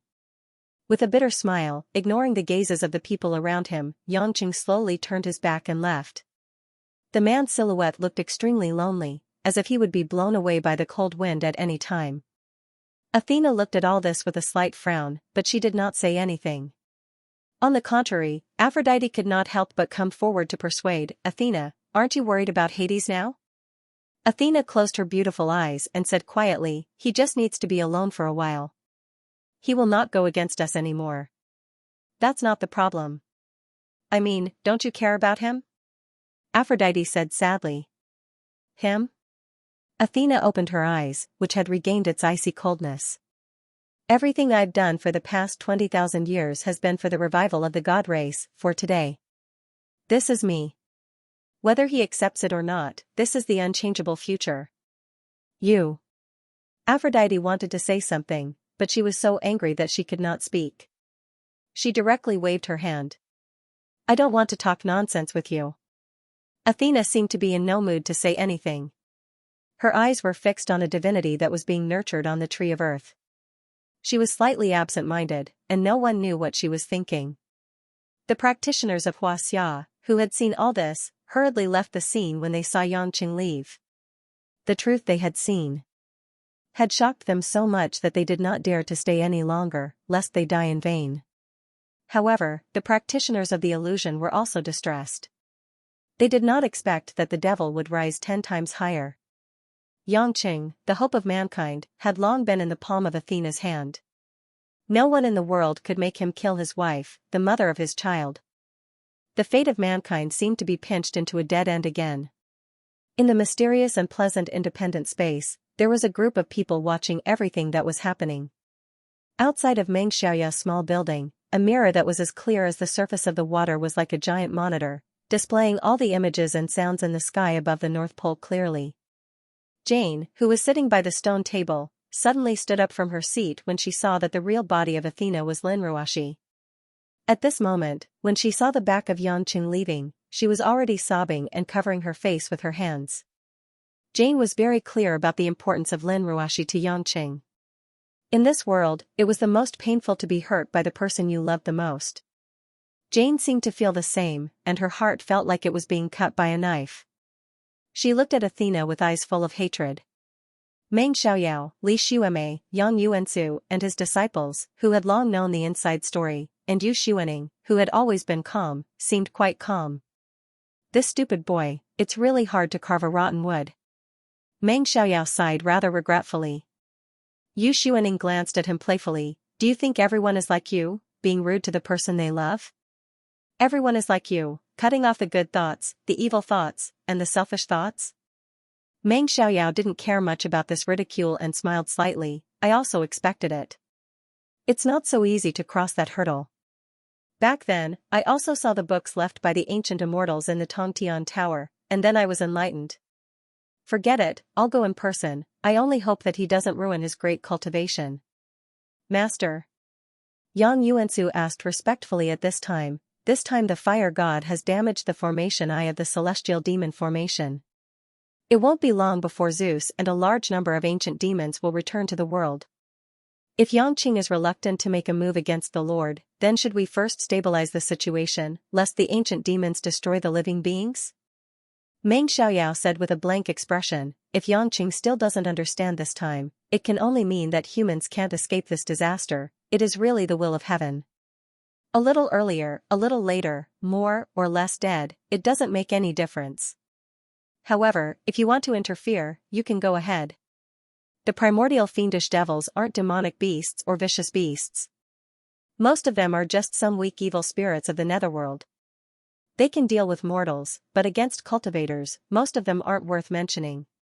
Yang Yuansu and Li Xueme were obviously slightly stunned. Although they knew that their master never cared much about human lives, they didn't expect that he didn't care to this extent. Of course, it was not that Meng Xiaoyao was abnormal, but in his world, there was no such thing as good or evil, and there was no such thing as good or evil. All living beings had a meaning of existence, and at most, they had a trace of kinship with humans and a trace of respect for the ancient immortals. Yu Xuaning chuckled and said, Meng Xiaoyao, you scared your disciples, hee hee. They have followed you for more than 2,000 years, but they still don't know you well enough. They can't stand it if you keep talking about things that go against the heavens in their eyes. Meng Xiaoyao chuckled and didn't want to explain more. His figure flashed and disappeared from this side of the world.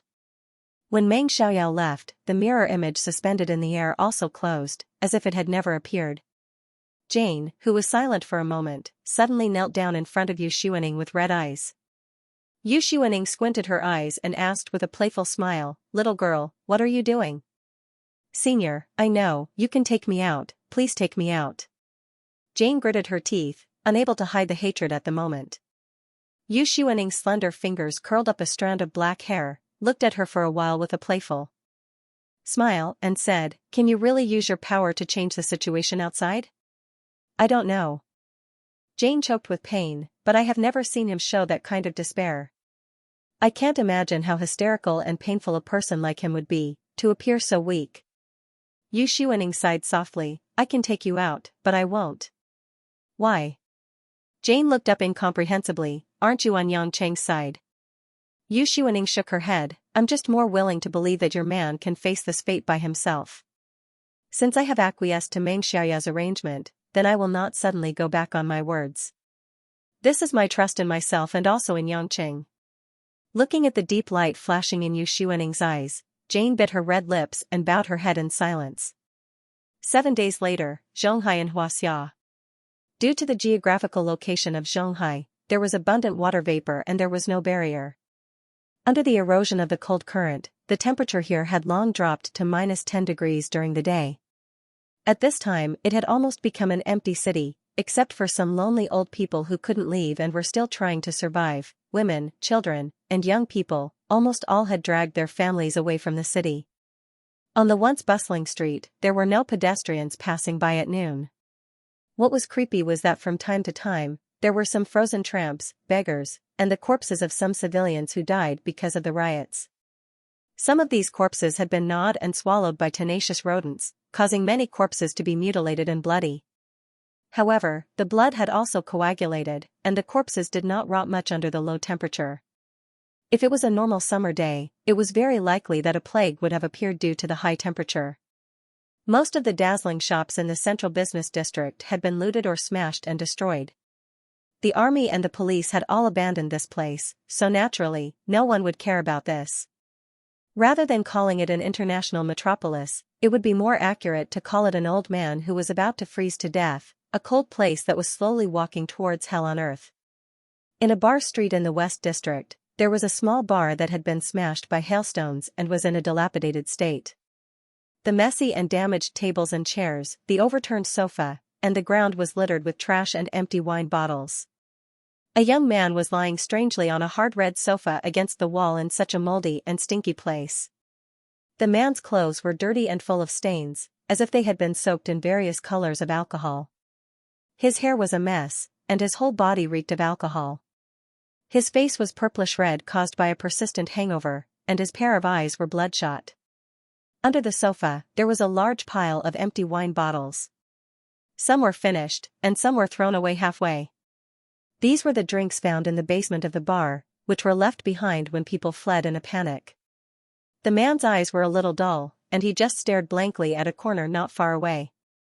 Sometimes there seemed to be a smile at the corner of his mouth, and sometimes there was a painful burp in his eyes, like a mentally abnormal patient. This man was naturally Yang Cheng, who returned to Zhonghai after wandering aimlessly for 2 days. Somehow, Yangqing walked and unknowingly came to the small bar where he had once met Lin Ruoshi. As time passed, things remained the same, but people changed. In the past, perhaps the two of them were absurd and awkward, but there were sweet memories. But at this time, in the eyes of Yangqing, this place became the beginning of deception. Yangqing used the one leaf to hide his cultivation and aura, because he didn't want to be disturbed by anyone, and he didn't want to see anyone. After rummaging through a large pile of alcohol, he lay on the sofa and drank bottle after bottle. He purposely let his nerves undergo the baptism of alcohol, perhaps to numb himself, or perhaps he wanted to get drunk and never wake up. There was even a glimmer of hope in Yangqing's mind. That if he was an ordinary person, it wouldn't be bad to drink to death like this. But in his mind, he thought of his family and daughter, and he felt a sense of powerlessness. He couldn't die, but it was worse than death. This place was quiet, so quiet that no one would notice the man in the dark corner, except for the roaring cold wind at midnight. Until noon on the seventh day, finally, a person, with light steps, stepped on the Ean tide, and walked in. Yangqing was lying on the sofa, drunk as mud. There was a glimmer of light in his drowsy eyes, but it was fleeting, as if he didn't notice that someone was approaching him.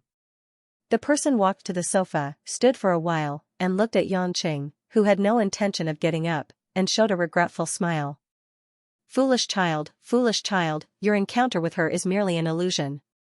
However, the various things that happened on the way are not fleeting clouds. Why must you persist in going about things the wrong way?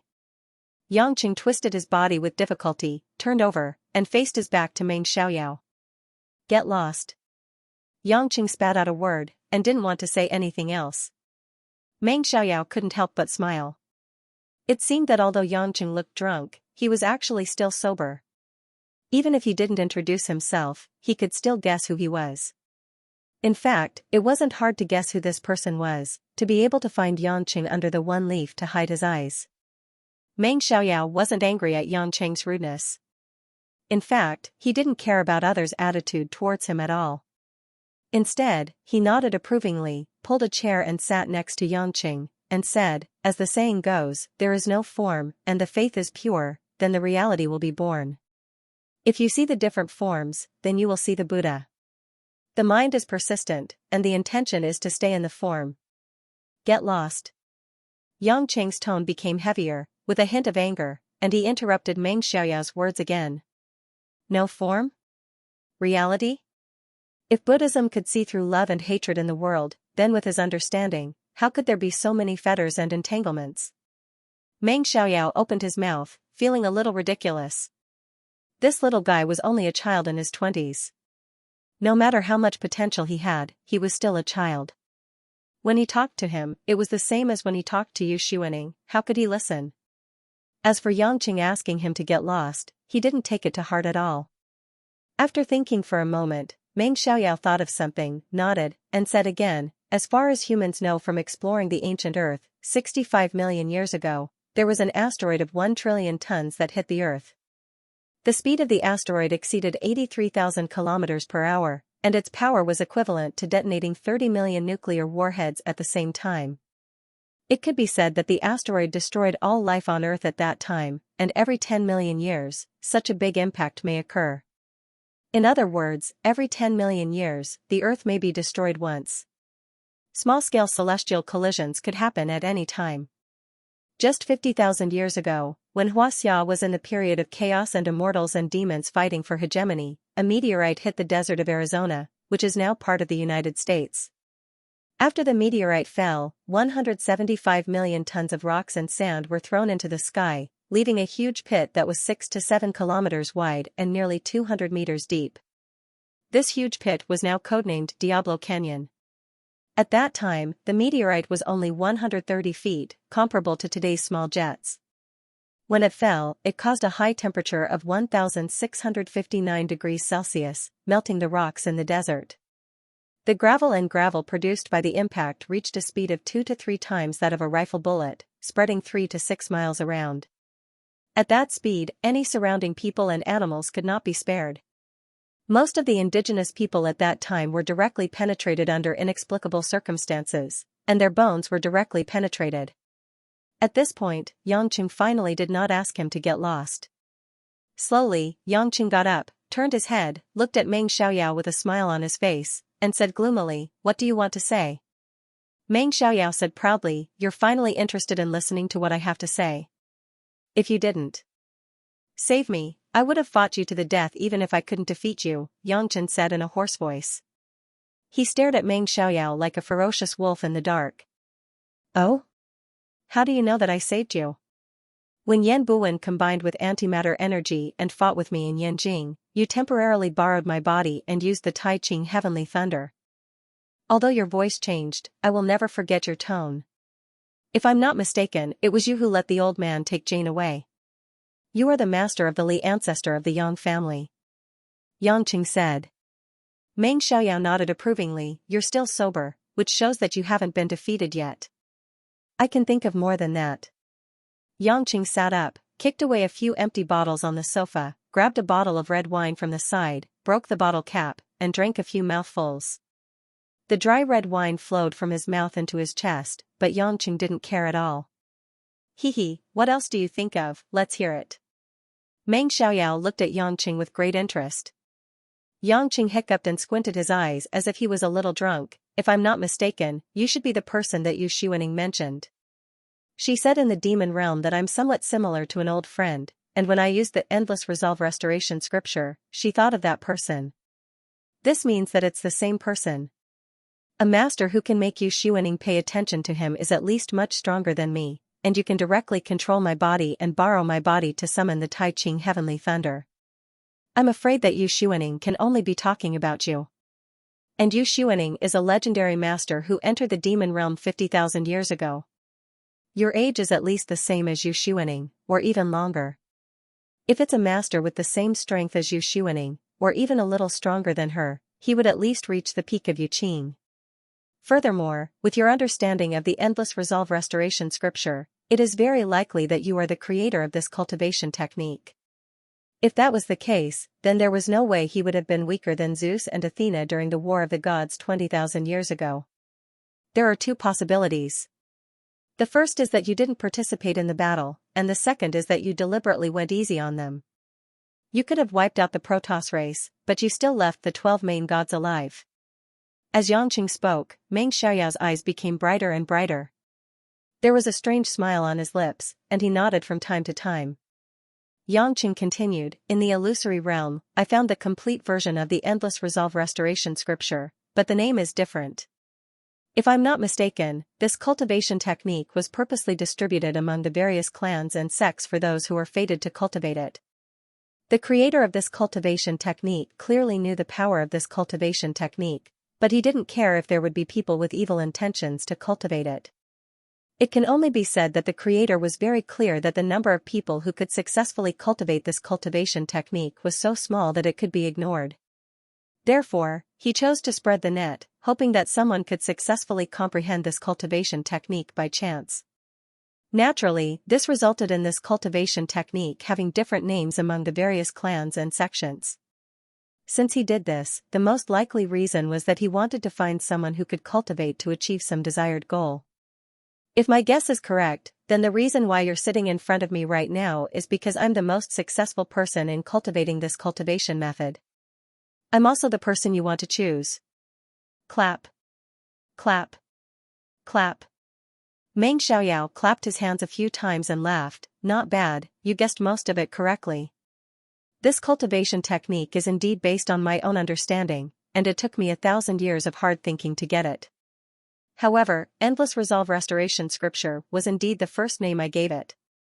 The biggest difference between this cultivation technique and the other cultivation techniques in the boundless world is that the other cultivation techniques draw a path for the cultivator to walk along the path and eventually reach the end to comprehend the Great Tao.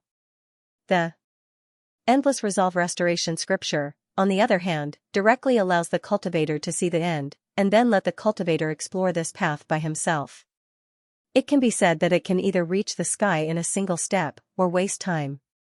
Over the past tens of thousands of years, there have occasionally been some talented talents who have been able to understand some of the true essence, but compared with you, they are still far behind. Your master, Song Tianqing, is just superficial and can't compare with you. Don't talk nonsense. What is the purpose of everything you've done and said just now? Yangqing asked directly without any joy after being praised. Meng Xiaoyao smiled and said, do you know how many meteorites and asteroids that are enough to cause the extinction of life on Earth have come close to Earth in the past 50,000 years? Yangqing frowned, didn't you say every 10 million years? That's only in theory. Meng Xiaoyao said, it's like a mathematical probability. The probability can be very low, but it can't be ruled out that a large number of meteorites and asteroids will appear in a short period of time. Just from 50,000 years ago to the present, other than the meteorite that created the Diablo Canyon, there are at least 23 foreign celestial bodies that are larger than that meteorite. Each of them is enough to destroy the people on Earth. How is that possible? If that's the case, Earth should still be in the stage of the origin of life. Yangqing shook his head. Meng Xiaoyao suddenly pointed to himself and smiled mysteriously. The reason why those celestial bodies that are enough to destroy Earth did not hit Earth is because of me. You. Yangqing suddenly thought of something, but he still felt that it was hard to imagine. He laughed and said, are you trying to tell me that you can destroy asteroids of trillions of tons? Make them deviate from their orbit and avoid hitting Earth? Are you kidding me? If that's the case, can you directly send the moon out of its orbit? However, Meng Xiaoyao nodded his head and said seriously, if I want to, I can. In fact, every ancient immortal who left Earth and went to the other side of the unknown starry sky could easily destroy a planet. Yangqing couldn't see his expression at this time, but he didn't need to think to know that he was completely dumbfounded. Meng Xiaoyao didn't seem to be joking with him. The other side of the starry sky? Destroy the planet? Could it be that the ancient immortals didn't go to the immortal world, but went to outer space? Seeing Yangqing's dumbfounded expression, Meng Xiaoyao realized that he had jumped a little too fast. He reached out his hand to signal Yangqing to calm down and listen to him slowly. As Meng Xiaoyao's thoughts slowly sorted out, an unprecedentedly clear and grand world appeared in front of Yangqing's eyes. Meng Xiaoyao's story started from his own background. About 56,000 years ago, Meng Xiaoyao was an inconspicuous bastard son of the Meng family, the earliest devil cultivator family. In the Meng family, Meng Xiaoyao's cultivation had always been lukewarm, and he was much inferior to some of his other brothers. However, at that time, the people of the Meng family didn't know that this little guy wasn't really bad at comprehension, but because his comprehension far exceeded everyone at that time. He walked a completely different path of cultivation, which was starting from the results. Meng Xiaoyao, who was ostracized in the family, pretended to be dead in battle and directly went into seclusion to cultivate, and was gradually forgotten by people. Until more than 50,000 years ago, when the legendary expert of the demon clan, Qingqiu clan, Yu Xuaning appeared, Meng Xiaoyao had already reached the peak of the Jade Clear realm. He had even touched the threshold of the ancient immortals, a more magnificent and mysterious door to the unknown starry sky. Meng Xiaoyao, who came out of seclusion, could go to any place on Earth freely. He could even go to the 12 heavenly demon formation created by the ancient immortals, the mysterious demon realm, and the Eye of the Sky demon that would not open by itself at that time. Meng Xiaoyao realized that the celestial demon formation, the demon realm, and the Eye of the Sky demon were three worlds that were connected to each other. The ancient immortals had used their vast imagination and unfathomable power to create this peerless masterpiece. Although there were only a few powerful ancient demons imprisoned by the formation and most of them were ghosts with strong yin qi, they would still bring a huge burden to the illusion. Therefore, the ancient immortals used the unique space in the space crack, the Eye of the Sky demon to connect with the formation and absorb the yin qi in the formation. Coincidentally, the yin qi could be condensed into the purple and green heavenly thunder through the divine weapon Kuei drum. It was a kind of yin thunder that was injected into the top of the Tower of Babel to suppress the demons that wanted to break through the Tower of Babel. The reason why the ancient immortals designed all of this was because they had decided to leave Earth at that time. Their power was enough to travel freely in the universe and explore more mysterious worlds. Earth was indeed their home for hundreds of thousands of years, but they also had their own goals. A wider world was in front of them and they could not stay forever. Therefore, for the sake of mankind's descendants and for the sake of Earth, the ancient immortals decided to use this method to control demons and monsters. Before they left, they killed and sealed Chaos, Tao Wu, and other wild and unruly beasts and monsters. After this series of things was completed, the ancient immortals recorded all of these at the top of the Tower of Babel. Although the demon realm seemed to imprison the demon cultivators, in fact, it was only used by the ancient immortals to separate humans and demons to avoid endless bloodshed. Among the ancient immortals, there were humans and demons. Therefore, they did not know who would be in charge of everything on earth after they left. Therefore, at the top of the Tower of Babel, in addition to recording this history, they also left some instructions for future generations. The general meaning was that no matter who it was, the righteous cultivators outside or the demon cultivators in the demon realm, if they could pass the 99 levels of purple and green heavenly thunder and reach the top of the tower, it meant that they were strong enough and not some low-level cultivators. In fact, Yangqing was a special case that was a little abnormal.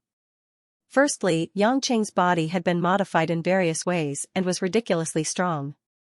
Secondly, he had the Chaos Cauldron in hand. According to the ancient immortals' deduction, those who could reach the top of the tower with their own strength were basically half of ancient immortals, just like Yu Xuaning. Those who reached the top of the pagoda could make a choice. The first choice was to take away the Kuan-Yu drum and release the demons in the 10,000 demon realm, leaving the various races to fend for themselves. The second choice was to leave the Kuan-Yu drum and not make a decision, continuing to maintain the separation between the human race and the demons. This was equivalent to giving the righteous, demon and demon cultivators the same chance. If the demon and demon cultivators really had enough masters to crush the human race, it was also the fate of the human race. But at the same time, if the demon and demon cultivators did not live up to expectations, they could only blame others. Meng Xiaoyao entered the demon realm through the locked demon tower with curiosity. At that time, the Tower of Babel did not open once every 60 years, but it was open all the time. After Meng Xiaoyao wandered in the demon realm for some time, he directly rushed from the lower level of the Tower of Babel to the top. At that time, he could easily resist the purple and green heavenly thunder. When he found the books left by the ancient immortals, he knew that he was the first person to discover this secret. At that time, no one knew where the ancient immortals went, and it had always been a mystery. And through the books left by the immortals, he knew that the earth had been attacked by foreign celestial bodies for the past hundreds of thousands of years. It had always been the ancient immortals who directly destroyed some particularly threatening celestial bodies or knocked them out of their orbit. For them, the earth was like their birth mother, so they naturally had special feelings for it. The ancient immortals hoped that the future generations could continue to protect the earth. After all, they had done a lot for this planet, and it was time to leave. Anyone who had the opportunity to see these messages basically meant that they had the ability to do it. Moreover, if their own strength was not enough, they could also borrow the power of the one-legged bull drum. After all, the ancient immortals were ancient immortals. Even the words left behind contained unparalleled great Tao. After reading all the words, Meng Xiaoyao immediately had a higher level of understanding. This was also equivalent to bearing the kindness of the immortals and sowing a karma.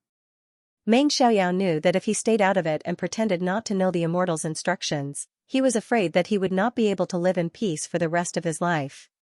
Therefore, he silently accepted this entrustment to protect the earth. Even if he had the ability to leave the earth long ago, he would stay on the earth for more than 50,000 years. However, Meng Xiaoyao also had his own plans. He could not stay on the earth all the time. He had to leave sooner or later and follow the footsteps of the ancient immortals to the vast starry sky. He also needed to find a person who could inherit this mission and help him end this mission. When he passed through the door from the top of the Tongtian Tower and saw the Eye of the Sky Demon, he had a plan. Meng Xiaoyao took the key to the Eye of the Sky Demon, which was the black ball, and then left the demon realm from the Tongtian Tower. At that time, the war between the righteous and the demons was in full swing. With Meng Xiaoyao's strength, he quietly sneaked into the Meng family and became a guest elder. He called himself Xiaoyao, but he did not show his true cultivation base. It was at that time that he and Yu Xuaning were both at the top of the pyramid, and there was a trace of fetters. Unfortunately, he had a mission, and it was impossible for him to be on Yu Xuaning's side. Therefore, even if the beauty had feelings for him, Meng Xiaoyao also seemed ruthless. Although Yu Xuaning was intelligent and could guess a lot of things that others did not know, she also felt extremely resentful. She simply did not want to be a stumbling block in front of Meng Xiaoyao and directly entered the demon realm by herself. Meng Xiaoyao did not stop Yu Xuaning, he had more important things to do. In several key battles, he attracted a large number of enemies, and also a large number of the strongest masters at that time, the giants of the forces, fought at the location of the Eye of the Sky Demon. At that time, it could be said that the sky was dark and the earth was dark. Countless demons and cultivators gathered there. Meng Xiaoyao pretended to self-destruct after being seriously injured, but in fact, they were all blown to pieces. Their souls fell into the Eye of the Sky Demon, forming countless demon spirits later. Under Meng Xiaoyao's transformation, the Eye of the Sky Demon became a special world that opened once every 100 years. And because he took away the key to the Sky Demon's Eye of the Tongtian Tower, the door was closed, causing the evil Yin Qi to be unable to smoothly and continuously converge into the Kuangyo drum. As a result, the demon realm at that time also became a world that only opened once every 60 years. Meng Xiaoyao left the black ball and a will in the Meng family, which could be regarded as fate. After all, he was from the Meng family, and it was considered a repayment to the Meng family. He gave the black ball to the black ball, but only said that this thing had a chance to revive the devil cultivation, and did not specify its use. This was also because Meng Xiaoyao hoped to let fate decide everything. If one day the demon cultivators and devil cultivators conquered the illusion, there would naturally be a chance to use this black ball, just like what happened to Yangqing at that time. If the devil cultivators and devil cultivators did not win against the righteous cultivators, it was also fate, and it could not be forced.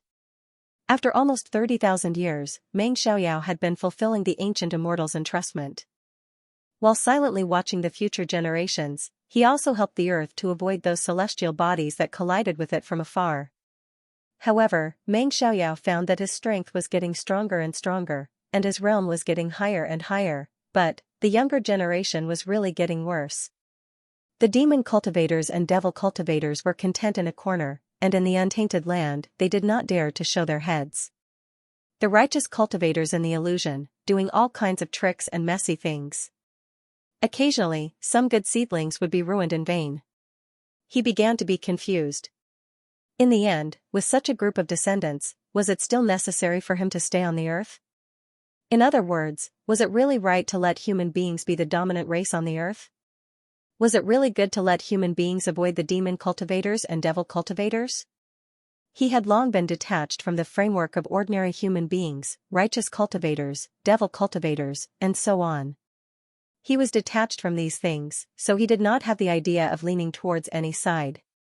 Just when he could not find the answer and fell into confusion, the God race came. Meng Xiaoyao had long known of the arrival of this race. Although he had never been to Mars, he knew their origins from his understanding of the outer space of Earth. In the face of this foreign race, Meng Xiaoyao did not reject or worry. Instead, his eyes lit up. In terms of innate strength and physique, the Protoss had a huge advantage.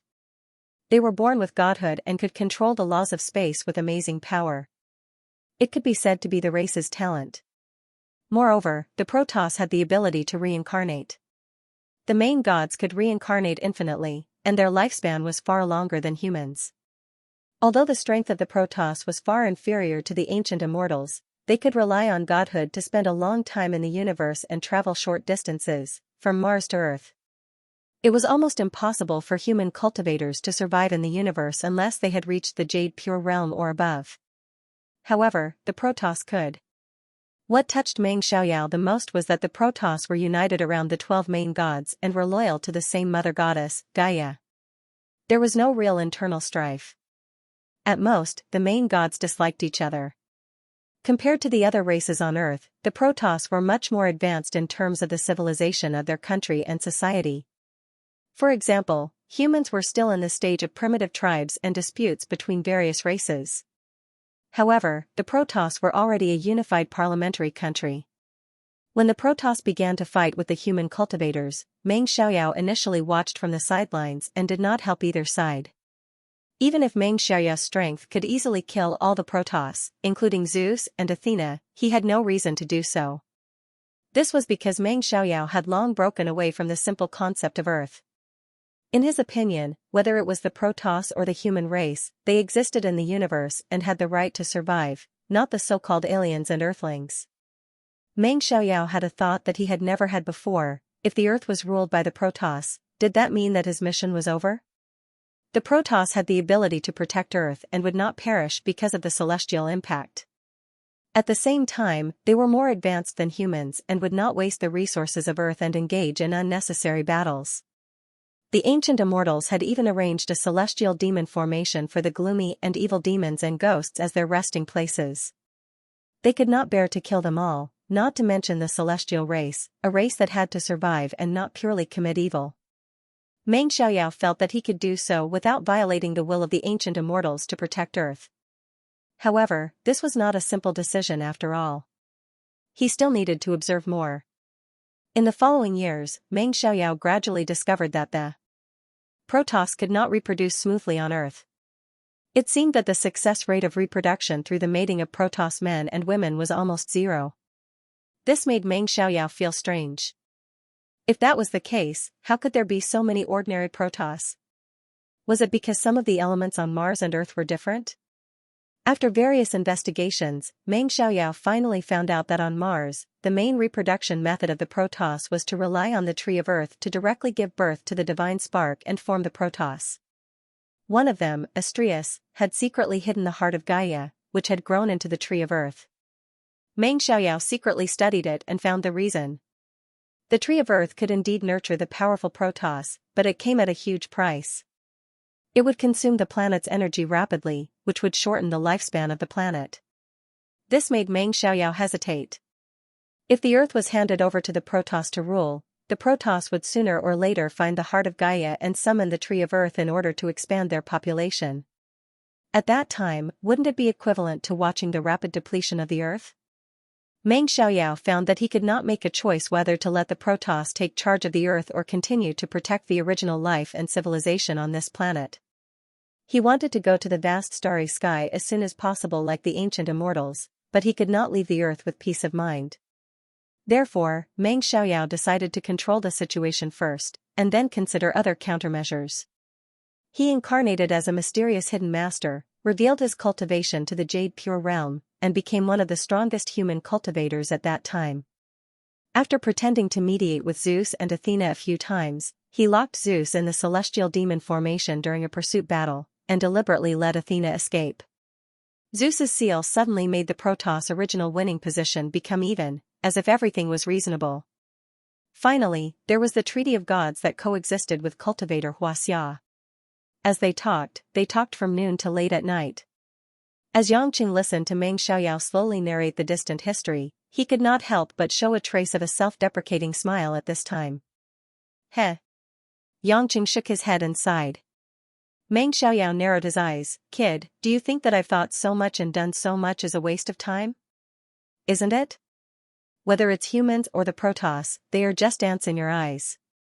The two sides fight endlessly, but in the end, you're actually watching the show from the side. Isn't this funny? In fact, no matter what the decision is, in the end, you have the final say, said Xianxia. Meng Xiaoyao had expected this. He asked with a smile, is that so? If you really think so, why can't you do it when you can obviously defeat Athena? Since you can't bear to kill her, why are you drowning your sorrows here alone? Aren't you also in control of the power to decide everything, but are you still depressed here? Compared to you, what I've done is a waste of effort in your eyes, isn't it much better than your choice? At the mention of the three words Athena, Xianxia's pupils involuntarily shrank. He clenched his fists tightly, and his emotions suddenly became a little unstable. After taking a deep breath, Xianxia finally calmed down. Suddenly, he was speechless because of Meng Xiaoyao's rebuttal. Yes. Even if he really had the ability to change everything, could he really make a decision so easily? My fetters to this planet and all the creatures here are like your fetters to Athena. Although they are different, there are also similarities. You can't make a decision just for a woman. How can I make a decision so easily for all the creatures in this boundless universe? Meng Xiaoyao said with emotion. This time, Xianxia did not laugh at him. He silently understood Meng Xiaoyao's feelings. However, it was precisely because he knew Meng Xiaoyao's intentions that he was a little angry. Yangqing sneered, looked up at him and said, "You've done so much and waited for 20,000 years. Is it because you can't make a decision yourself, so you want me to decide who should be in charge of the earth?" Meng Xiaoyao did not deny it. He nodded his head and said seriously, "Yes, you can understand it that way. However, this was not caused by me, but by your fate. Just like what Athena's great prophecy technique showed, you are the variable that will affect the final outcome." Athena's great prophecy technique. What is it?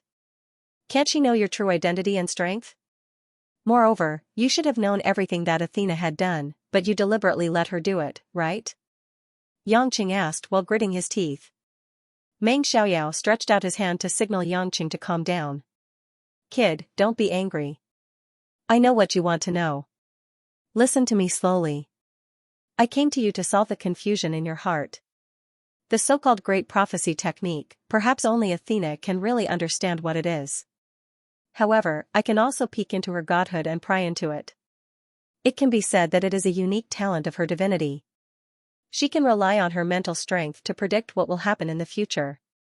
It could be the next second, the next moment, the next year, or even longer. It could be hundreds, thousands, or even tens of thousands of years later.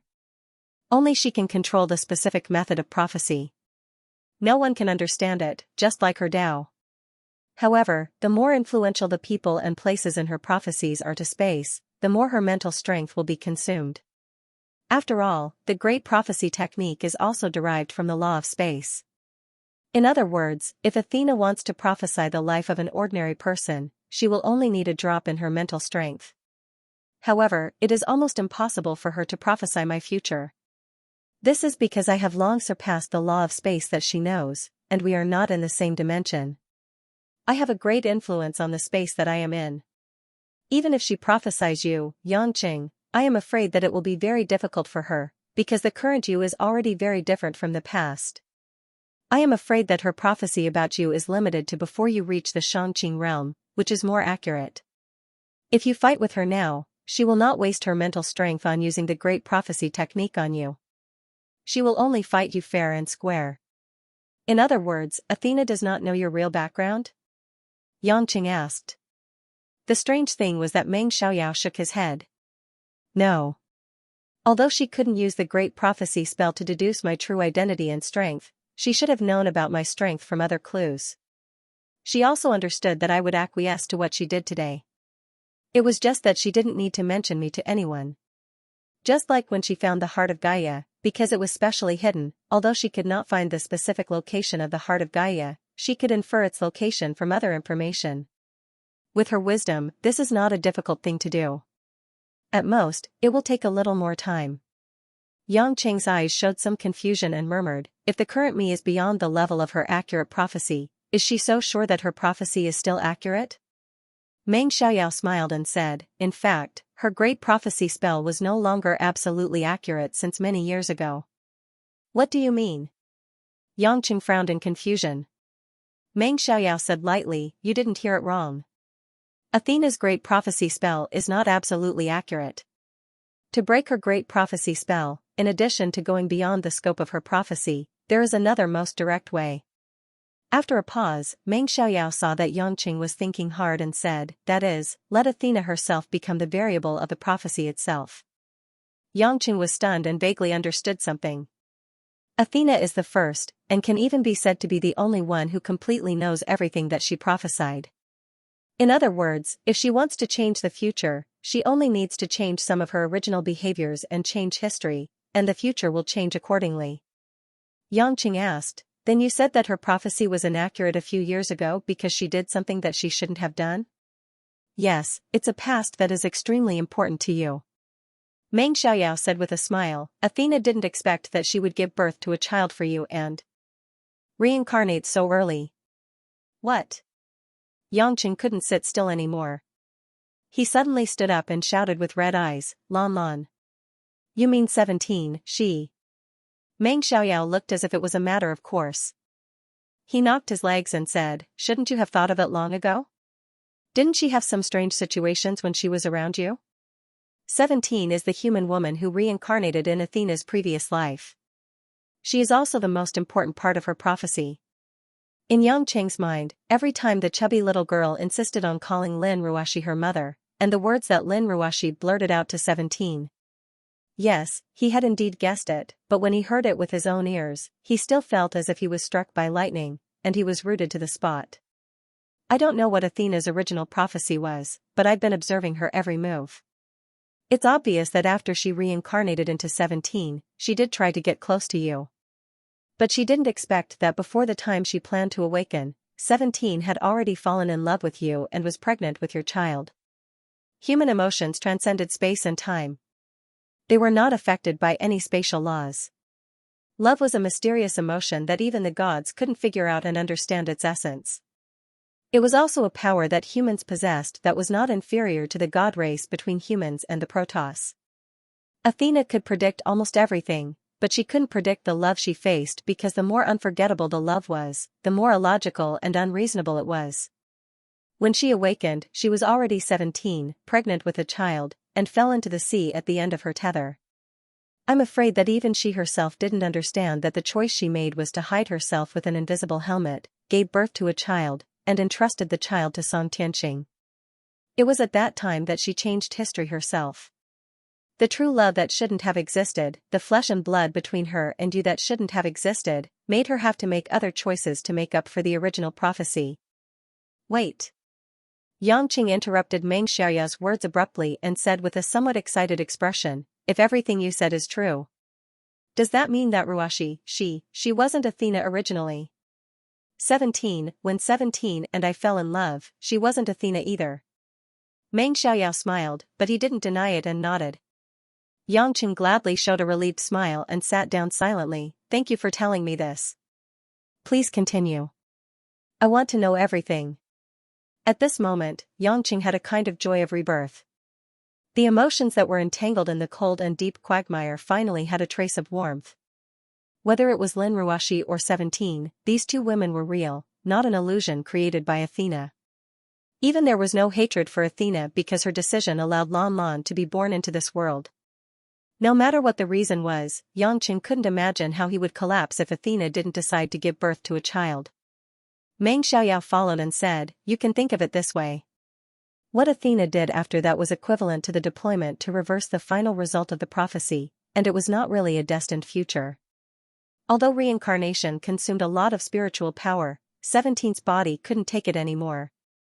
Even if she returned to your side, it would be too late to reverse the prophecy. Athena had no choice but to use the great prophecy spell to find the key person to reverse the situation. After giving up 17's body, Lin Ruoxi reincarnated into Athena's body. She realized that Lin Ruoxi's existence was coincidentally a key person who could lead the future prophecy back on track. It could be said to be the golden key to make up for her mistake. The difficulty of reincarnating into an adult's body and reincarnating into a child's body was different. Needless to say, under the situation where her spiritual power was weak, the reincarnation interval was only about 20 years. Even though she had the invisibility helmet and could not be detected by anyone, she couldn't completely awaken immediately. She could only quietly recover her spiritual power while performing some key control. On Lin Ruoxi. When Lin Ruoxi first came to this bar, it was Athena who interfered with her thoughts so that both of you could meet, and what happened after that. However, almost everything that happened after that was experienced by Lin Ruoxi with you. Firstly, Athena wouldn't take the risk of you discovering her existence too early. Secondly, she didn't want to waste too much spiritual power to control Lin Ruoxi for a long time. Therefore, apart from occasionally seizing the divinity and communicating with Yan Buwen and the other chess pieces, Athena didn't really control Lin Ruoxi. Of course, most of the things that happened between you and Lin Ruoxi were within the scope of Athena's prophecy. It was the things that happened between you and Lin Ruoxi that helped her to lead the changed future back to its original track. However, this time, she didn't choose to hibernate like she did in 17's body. Instead, she maintained the hidden state of awakening to prevent any more mistakes. However, due to the lack of time, the interval between her reincarnations was too short and she didn't choose to hibernate. In her soul, 17's consciousness was still lingering. Therefore, your child was sensitive enough to think that Lin Ruoxi was her biological mother. In a sense, Lin Ruoxi's soul did fuse with part of 17th soul imprint. Yang Cheng's heart pounded heavily because he realized something that he didn't dare to think about before. Yang Cheng gulped and said with difficulty, "You mean Athena?" "Oh no, Ruoxi. Although her soul is controlled by Athena, she and 17 haven't disappeared?" Meng Xiaoyao nodded. "That's right. In fact, when Lin Ruoxi could still control herself, she probably realized something was wrong. However, she couldn't resist Athena's soul after all. Even if she knew that there was another person in the depths of her soul, she couldn't really say it under Athena's surveillance. With the recovery of Gaia's heart and the recovery of the Earth Tree God's spiritual energy in the Godhead, Athena could now completely suppress Lin Ruoxi's and 17th souls. With sufficient spiritual energy, she could always be in control. As far as I know, the Lord God wouldn't lose the memories of each reincarnation, but he would lose the soul imprint of the previous life, which was the original consciousness of the previous body's owner. However, Athena's forced reincarnation this time was not within her original expectations. She awakened too early, so she couldn't erase the original owner's soul imprint in time. As a result, Lin Ruoxi and 17's imprints remained in her soul, but their consciousness was suppressed. This is why you often find that Lin Ruoxi has 17's shadow. No matter what she says, what she does, and every move she makes, there will be times when they overlap. Of course, Yang Cheng had a deep understanding of this. Otherwise, he wouldn't have felt that Lin Ruoxi was so similar to that figure. A glimmer of hope ignited in his eyes. He said, "In other words, if I can erase Athena's soul imprint, whether it's Ruoxi or 17, they can both recover." "You're too naive." Meng Xiaoyao smiled and shook his head. "Do you think it's so easy?" Athena had expected that you would think of this, so in her subsequent plans, she didn't deliberately erase the souls of Lin Ruoxi and 17. She chose to merge with Lin Ruoxi and 17. In other words, unless Athena voluntarily scattered her soul and chose death, any harm you do to Athena will be harming Lin Ruoxi and 17. Athena was willing to merge the souls of 2 human women with her just for today, so that you can't do anything to her, so that you can't stop her plan. Like a bolt from the blue, Yang Chen was stunned on the spot with an ashen face. All the beautiful hopes from before were instantly shattered again. Yang Chen couldn't help but smile bitterly in despair. He sat down on the sofa, as if all his strength had been drained. In the end, he was back to square one. He couldn't even do anything to Athena, who occupied Lin Ruoxi's body. Now that he knew that Athena was equivalent to Lin Ruoxi and 17, it was even more impossible for him to hurt her. Fortunately, Lin Ruoxi and 17, the 2 women who meant a lot to him, were living in another way. But the sad thing was that he couldn't even save any of them. The more Yang Cheng thought about it, the crazier he became. In the end, he began to slap his head with both hands, like a beast being whipped. He let out a low roar from his throat. With his fingers in his hair, hot tears overflowed from Yang Cheng's eyes. What was the use of having a strong cultivation? In the end, he couldn't even save his own child's mother, his beloved wife. Meng Xiaoyao quietly watched Yang Cheng vent and shed tears. He didn't reveal any special emotions. He just smiled faintly and waited for Yang Cheng to calm down. After a few minutes, Yang Cheng seemed to have calmed down. He raised his head and stared at Meng Xiaoyao with red eyes, revealing a chill. At this point, Yang Chen had already sorted out all the threads of thought. To put it bluntly, the game of 20,000 years was nothing more than a gamble between Meng Xiaoyao and Athena. Meng Xiaoyao needed to find an inheritor to replace him. He also needed an opportunity to decide whether the human clan or the Protoss clan would rule the earth. Athena also knew that the mysterious person who purposely released her and only sealed Zeus was not someone she could resist. However, it was obvious that Meng Xiaoyao had intentionally allowed Athena to set up a trap. Athena's great prophecy technique meant that Athena would find a way to revive the Protoss clan sooner or later. He only needed to wait for Athena to choose a suitable candidate for him. The 2 of them were using each other, but Athena could only perform the great prophecy spell according to Meng Xiaoyao's intentions. Meng Xiaoyao was the main reason for all of this. It was his choice that forced Athena to make arrangements in the direction of choosing an inheritor for him. Yangqing, who had the most outstanding understanding of the endless resolve restoration scripture, could be said to be the candidate that Meng Xiaoyao was quite satisfied with. This was the key to the gamble between the two of them, and the most important variable in this catastrophe. Although Meng Xiaoyao had already looked down on who would win between the humans and the gods, he couldn't bear to see Yang Chen, a good seedling, lose to Athena for emotional reasons.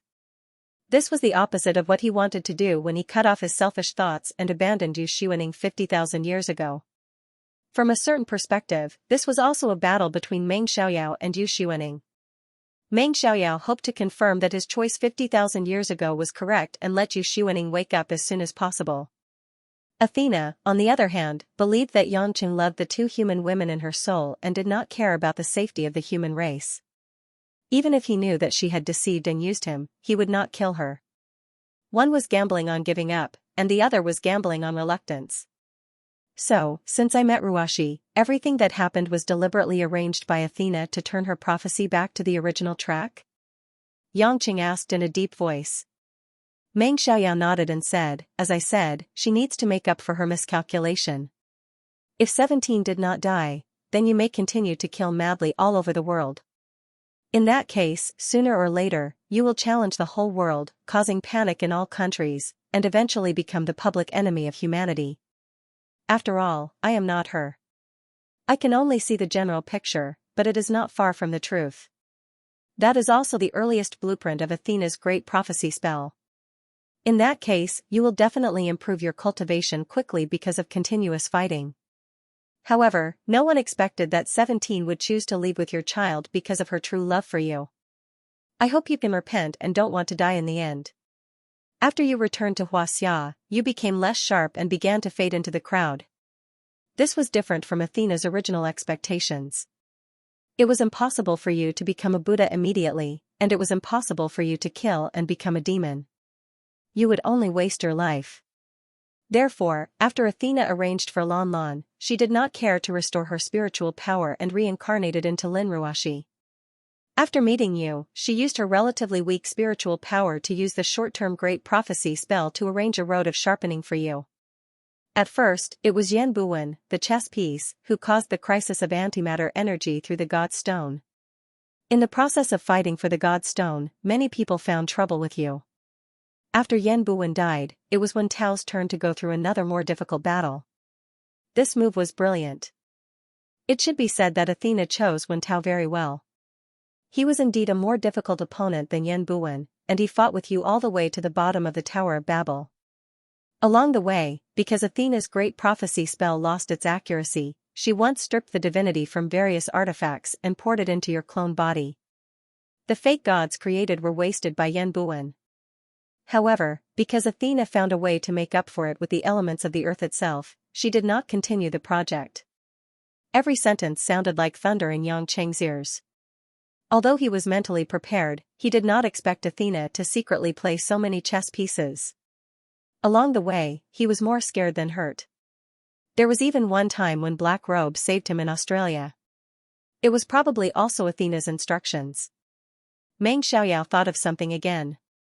He clapped his hands and said with a smile, "There's another interesting thing that I've been observing silently from the side. Among the Protoss, the three main gods, Hera, Hephaestus, and Hermes, are all hostile towards Athena. Hera cultivated a kind of Huaxia's divination spell called divination spell. Although it was not as good as Athena's great prophecy spell, it was still very magical and could predict many things in the future.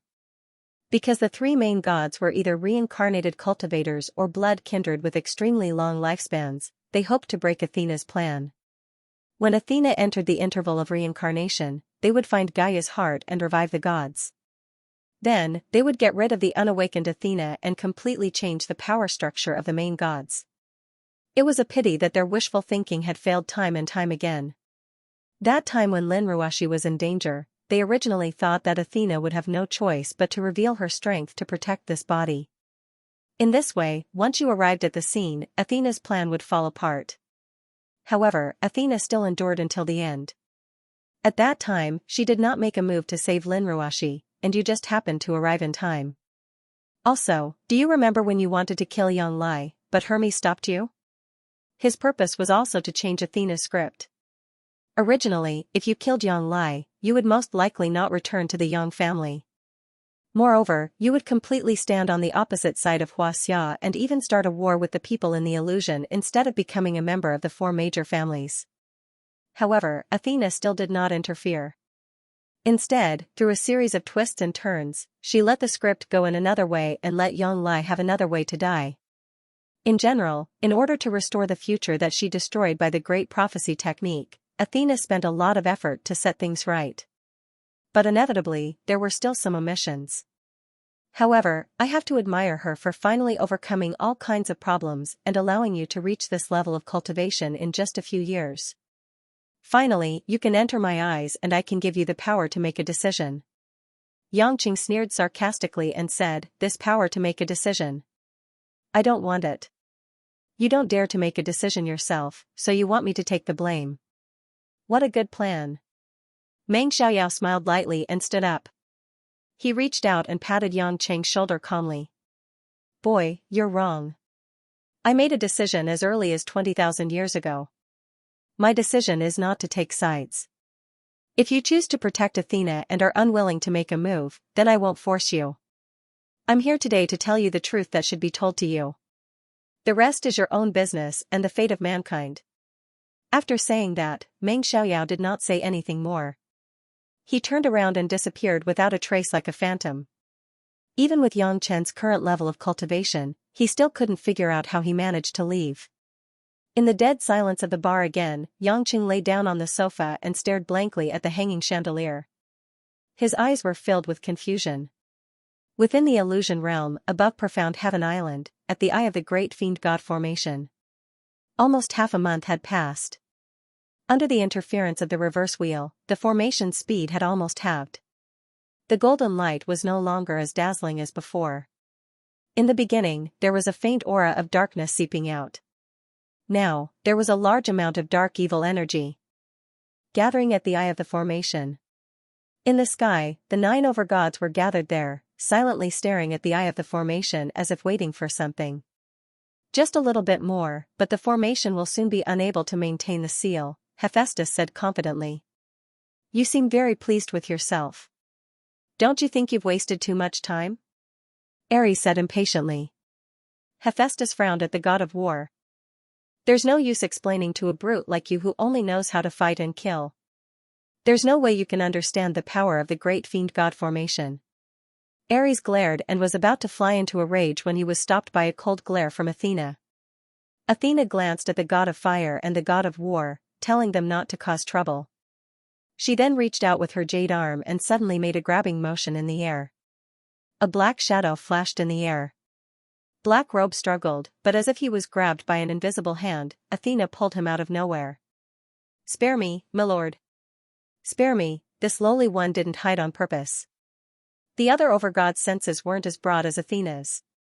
They couldn't help but feel puzzled when they saw Athena grab this guy. Athena snorted coldly. "Sneaking around. Do you think I don't know where you are?" Black Robe cried out carefully, "This lowly one didn't mean to offend you. I just didn't dare to disturb you, my lords, so I watched from afar and didn't dare to approach." Aphrodite asked curiously, "Athena, what is this thing? It doesn't seem human." "It?" Athena let go of Black Robe and said indifferently, "You can show your true form now. There's no need to hide anymore." Black Robe didn't dare to tarry. A ball of black flame that looked like ghost fire ignited, completely incinerating the Black Robe and mask. Very quickly, what appeared in front of the gods was actually a strange black shadow. The shadow was shrouded in black mist, and its face could not be seen clearly. The outline was that of a human, but the head was an illusory skeleton. This terrifying and sinister appearance had indeed stunned all the gods for a moment. The female master gods even frowned in disgust. "It's the messenger that Zeus contacted me for the past few years. It claims to be a type of ancient demon called the Shadow Fiend. Although its strength is equivalent to the weak water stage of a cultivator, it's extremely good at disguising and hiding," Athena said. "It's a primordial fiendish demon? How is this possible? It can run out of the formation?" Hera questioned in disbelief. The Shadow Fiend let out a few weird laughs, "Hee hee. Respected sir, actually this lowly one can't enter or leave the array, but, this lowly one is a little special compared to the other demons. After the Shadow Fiend's proud introduction, the other gods realized that the reason why the Shadow Fiend could stay outside the formation was that it had 2 bodies. When the Shadow Fiend was born, there would be a main body and a shadow. Both the main body and the shadow were controlled by the Shadow Fiend, and their strength was the same. Moreover, as long as the main body did not die, the shadow would have the chance to slowly be reborn. When the ancient immortals drew all the demons into the array, this Shadow Fiend knew that it was no match for them, so it split its shadow, which was extremely good at hiding, and pretended to die in battle, secretly looking for an opportunity to slowly resurrect, while its main body was sealed in the array. It was inevitable that the ancient immortals would make some mistakes. It was impossible for them to cover everything, and if they missed 1 or 2 small fish and shrimp, it was impossible for them to search the entire world. Therefore, it was very careful, and had allowed its shadow to live outside after a long period of time until now. With its clones inside and outside the array, the Shadow Fiend became the communication channel between Athena and Zeus. Occasionally, it would help Athena deal with some matters that she did not need to show up herself. You've really hidden yourself well. So you've always been in contact with Zeus? Hera sneered, obviously a little jealous. Athena glanced at her. It's just that we've only been in contact for the past 2 years. Because there's a barrier with its main body, and because it was afraid of encountering a cultivator that could kill it, its shadow woke up from a state of suspended animation, and it took hundreds of thousands of years. Before that, I'm also not sure about Zeus's situation in the array. In that case, Zeus has already subdued all the primordial demons in the array? Doesn't that mean that our race has suddenly gained a large number of slaves? Hermes laughed evilly. As far as I know, most of the primordial demons are just evil ghosts and shadows formed from evil chi. They don't have a physical body, and their cultivation progress is extremely slow. They don't have much strength at all. I'm afraid that this Shadow Fiend is already a very rare expert among the demons, and they're all a bunch of gloomy and ugly fellows. Moreover, they are all a bunch of gloomy and ugly fellows. If you want them as slaves, you can use them yourself. Hera said disdainfully. The Shadow Fiend listened by the side, and he cowered. Unfortunately, he really couldn't show any human expression, or he would definitely be blushing at this moment. Indeed, he was already considered an expert among the demons.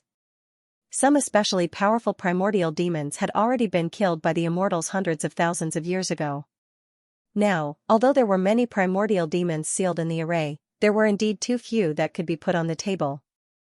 However, no matter how unbearable they were, even if they had to be humiliated by the god race just to get out, it was still better than being trapped in the array. With Zeus's strength, it's only natural that he subdued all the demons in the array and became their king. But what I'm worried about is how his body has been maintained for the past 20,000 years. After all, reincarnation can't get out of the array. Apollo looked slightly worried. A strange light flashed in Athena's eyes. He has his ways. When he comes out, you'll know. At the same time, on the Mediterranean Sea, the cold wind howled. Gray clouds hovered in the sky, lingering on.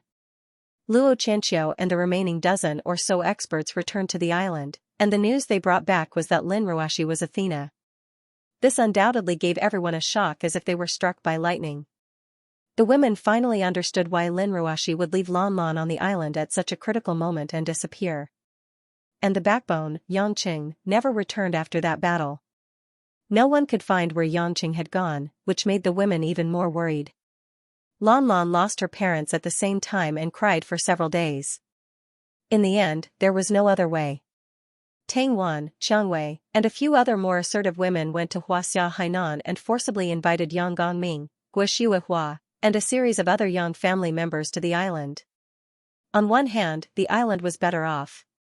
On the other hand, Yangqing was not around at this time, so the Yang family members could take care of them on the island. When Guo Hua learned that Lin-Ruashi was Athena, she was furious. She felt that her son had been cruelly deceived. She was deeply worried and scolded Lin-Ruashi for being an ingrate, a vixen, and saying that she didn't have good intentions. The women felt very upset when they heard this, but they also fell silent. Who could guarantee that Lin-Ruashi's actions were not her own thoughts? no one knew the inside story. More than that, they felt sad for Xianxia and were secretly angry with Lin Ruoxi. To Guo, her daughter-in-law was secondary. She only cared that her only son was missing, and he was so pitifully hurt. However, Guo was not in the mood to care more. She only hoped that there would be news of Xianxia as soon as possible. Every day, she urged the people on the island to search all over the world. But no matter the cultivators, Sauron, Ron, and other subordinates of Xianxia, if Xianxia wanted to hide, how could they find him? But Xianxia's mother had ordered them, so they could only bite the bullet and keep searching. Yang Gongming didn't pay much attention to these. It seemed that it didn't matter what happened to Xianxia. He just thought of ways to make Lan Lan happy all day long. The chubby little girl sought warmth from her great-grandfather. She looked depressed and even lost interest in her favorite meal. Time passed so hard for everyone. Just 2 days later, there was a sudden change. In the sky, a large number of dark gray shadows suddenly flew across the sky, like countless dark meteors across the sky, flying in countless directions. When Luo Qianqiu, Lu Xiuan, and other cultivators saw this scene, they all showed a solemn look and realized that the situation had become worse. The demons were wreaking havoc on the world, and the array was finally broken. Several days later, in the sky above Xianxia, dark clouds blocked all the light. Although it was noon, the sky was still eerie.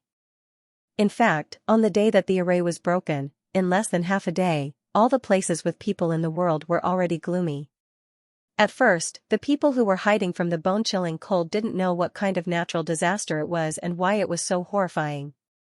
But slowly, people realized that this time, it wasn't as simple as just cooling down. In every area of the world, ghosts that ordinary people didn't even dare to imagine appeared one after another. These ghosts and skeletons that looked like they would only appear in magic movies appeared before people's eyes. Some of them just passed by and shuttled through the steel forests of the cities. Some of them suddenly chose people and devoured them, leaving puddles of blood or dried corpses behind.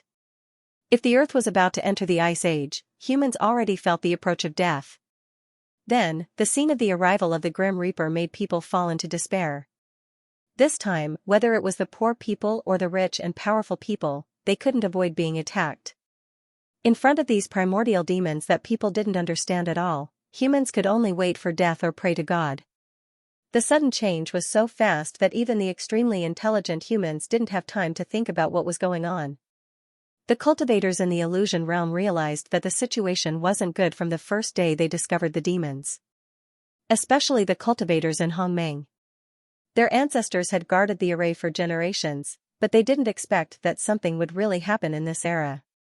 Soon, Lu Xiuan, Yan Xiaoming, and the rest of the cultivators in Hongmeng scattered the remaining hundreds of cultivators on the island and went around the world to kill the primordial demons that had escaped. Because most of the demons were only at the soul formation realm and had low spiritual intelligence, they weren't difficult to deal with. This might be the only thing that was worth celebrating. However, there were too many demons, and these cultivators scattered all over the world were like trying to put out a cart of firewood with a cup of water. In the end, the masters of the hidden families couldn't sit back and do nothing, so they all went around the world to kill the demons. Even if they knew that this was only delaying the decline of Earth and humanity, they could only try their best. The women were waiting for Xianxia's return. When they saw this scene, they couldn't wait any longer. As a result, Changwei, Kai Ning, and the other women who had reached the soul formation stage and above also went to different parts of the world to fight alongside the cultivators in the illusion realm. With a large number of magic treasures given by Xianxia, the women's combat power was not weak, so there was not much trouble. However, there were some primordial fiendish demons that were rather troublesome to deal with. A portion of the demons had extremely high intelligence, just like the shadow demon. They were at the soul formation or soul formation stage, and they were proficient in all kinds of strange techniques that were impossible to defend against. Less than 2 days later, news of over a dozen cultivators being killed came. Some cultivators ran back with injuries, but they were quickly poisoned to death by some insidious poison. In the end, Luo Qianqiu and the others came to a decision. If they discovered any demons that were difficult to deal with, they would immediately report it to the island and have the strongest cultivators deal with them. Although it was not very reliable, it was probably the best choice to reduce casualties. The whole world turned from an ice and snow cage to an azure hell. It didn't matter if you were an ordinary person, a white-collar worker, a peddler, a lady, or an entertainment star. All kinds of people from all levels of society began to die tragically on the streets or in their own homes. In the sound of the horn of doomsday, no ostentatious title could be used as a talisman. The only thing that could save them was the blessing of the goddess of fate. The most basic weakness of human beings was exposed at this moment. In a second-tier city in the south of Xianxia. At the edge of the ghostly city, there were scattered garbage and abandoned vehicles everywhere. The corpses of humans and animals were scattered everywhere. The previously noisy supermarkets and markets were now empty. On a dead silent street, a man with messy hair, wearing a dirty shirt, and holding a porcelain bottle of white wine, staggered across the street. This seemingly drunk tramp was none other than Xianxia, who had been walking aimlessly for so many days. Ever since Meng Xiaoyao left, Xianxia did not know where to go. After staying in the bar for a whole night, the next morning, he walked out of the bar with a blank mind and began to wander around. In the streets of the city, in the fields of the village, Xianxia numbly watched as more and more demons ran amok. However, no matter how the demons slaughtered humans, sucked blood, or stole souls, Xianxia numbly turned a blind eye to it. All of this seemed to have nothing to do with him. The demons could also feel that this tramp was not ordinary and instinctively kept a respectful distance from him, so they did not provoke Xianxia. He did not know how many cities he had passed through. Along the way, other than occasionally looking for some hard liquor, he almost never stopped. He was afraid that if he stopped, he would start to think about where he should go and what he should do. Boom! Suddenly, an explosion came from a residential area not far ahead. A burst of smoke rose into the air, only to see a blue figure climbing up from a pile of collapsed cement wall debris. Then, two young cultivators, a man and a woman with a long sword, flew to the side of the man in blue and asked worriedly if he was injured. The man in blue's face was dark and gloomy, and there was a trace of blood at the corner of his mouth, but he gritted his teeth and shook his head, indicating that there was no problem. However, his expression was obviously not the case. Xianxia stood at the crossroads at the corner of the street. Seeing this scene, his blank eyes showed a trace of strangeness. He hesitated slightly and could not help but stand still. At this time, the female cultivator noticed Xianxia standing not far away from the corner of the street, and immediately shouted at Xianxia anxiously, "Don't come over. It's dangerous here. Get out of here." Before the woman could finish speaking, the man on the side shouted, "Sister, be careful." They saw a black ball the size of a hot air balloon, surrounded by ghost fog, from the inside of the residential area towards the three people. The man stood in front of the woman, the flying sword in his hand rolled out a long snake-like flame, entangling it, blocking the black fog ball, and constantly trying to defeat it. But although the black fog was constantly being worn down, it began to envelop the man's flying sword even faster, and it looked like it was about to swallow the man together. "Brother Zhao, be careful. This fog is poisonous." The man in blue shouted, not caring that he was still injured. He forcefully circulated a mouthful of true essence, put his hands together, and shouted the name of Buddha. Ma. Ma. Ni. Ba. Mi. Ho. One by one, the gilded Buddhist talismans spat out from the mouth of the man in blue, and there was a faint chanting of Buddha, and the sound of Sanskrit entered the ears. The man clenched his fists, suddenly burst out, and two fists with the power of Vajra subduing demon, smashed on the black ball. Bang! A muffled sound came from the black fog ball, and the black ball suddenly shot out a few rays of golden light. It looked like it was about to be destroyed. However, at this moment, a monster whose entire body seemed to be formed from black fog appeared directly above the black ball. This monster had two horns on its head, a horse's mouth, a tiger's beard, and a pair of blood-red eyes. Its body was like a sitting lion, and it had a short black tail with flipped fins. It was extremely ugly. The monster let out a few strange eerie laughs, and with a sweep of its short, thick tail, the three cultivators, 2 men and 1 woman, were directly sent flying. The 3 of them were not a match for it at all. The difference in their cultivation was too great. They all spat out a mist of blood on the spot, not to mention internal injuries. They were all poisoned. The monster proudly roared to the sky, and spat out poisonous fog. It pounced down, stretched out a sharp black claw, and was about to grab the female cultivator's neck and devour her blood essence. Seeing the black fog demon approaching, the female cultivator was so scared that her face turned pale, and her soul left her body, but she could only close her eyes and wait for death. Roar! The cruel scene that the three of them expected did not happen, but they suddenly heard the monster let out a shrill scream. Pung! A blood-red flame had unknowingly wrapped around the black fog demon. The demon kept struggling and roaring, but it was unable to resist the corrosion of this blood-red flame. In the blink of an eye, it was as if the world had evaporated, and the demon had already disappeared. What was even more amazing was that this blood-red flame actually evaporated the poison on the three of them, and directly restored them to health. It could be seen that this blood-red flame was the demon's nemesis. The three of them stared blankly at this scene.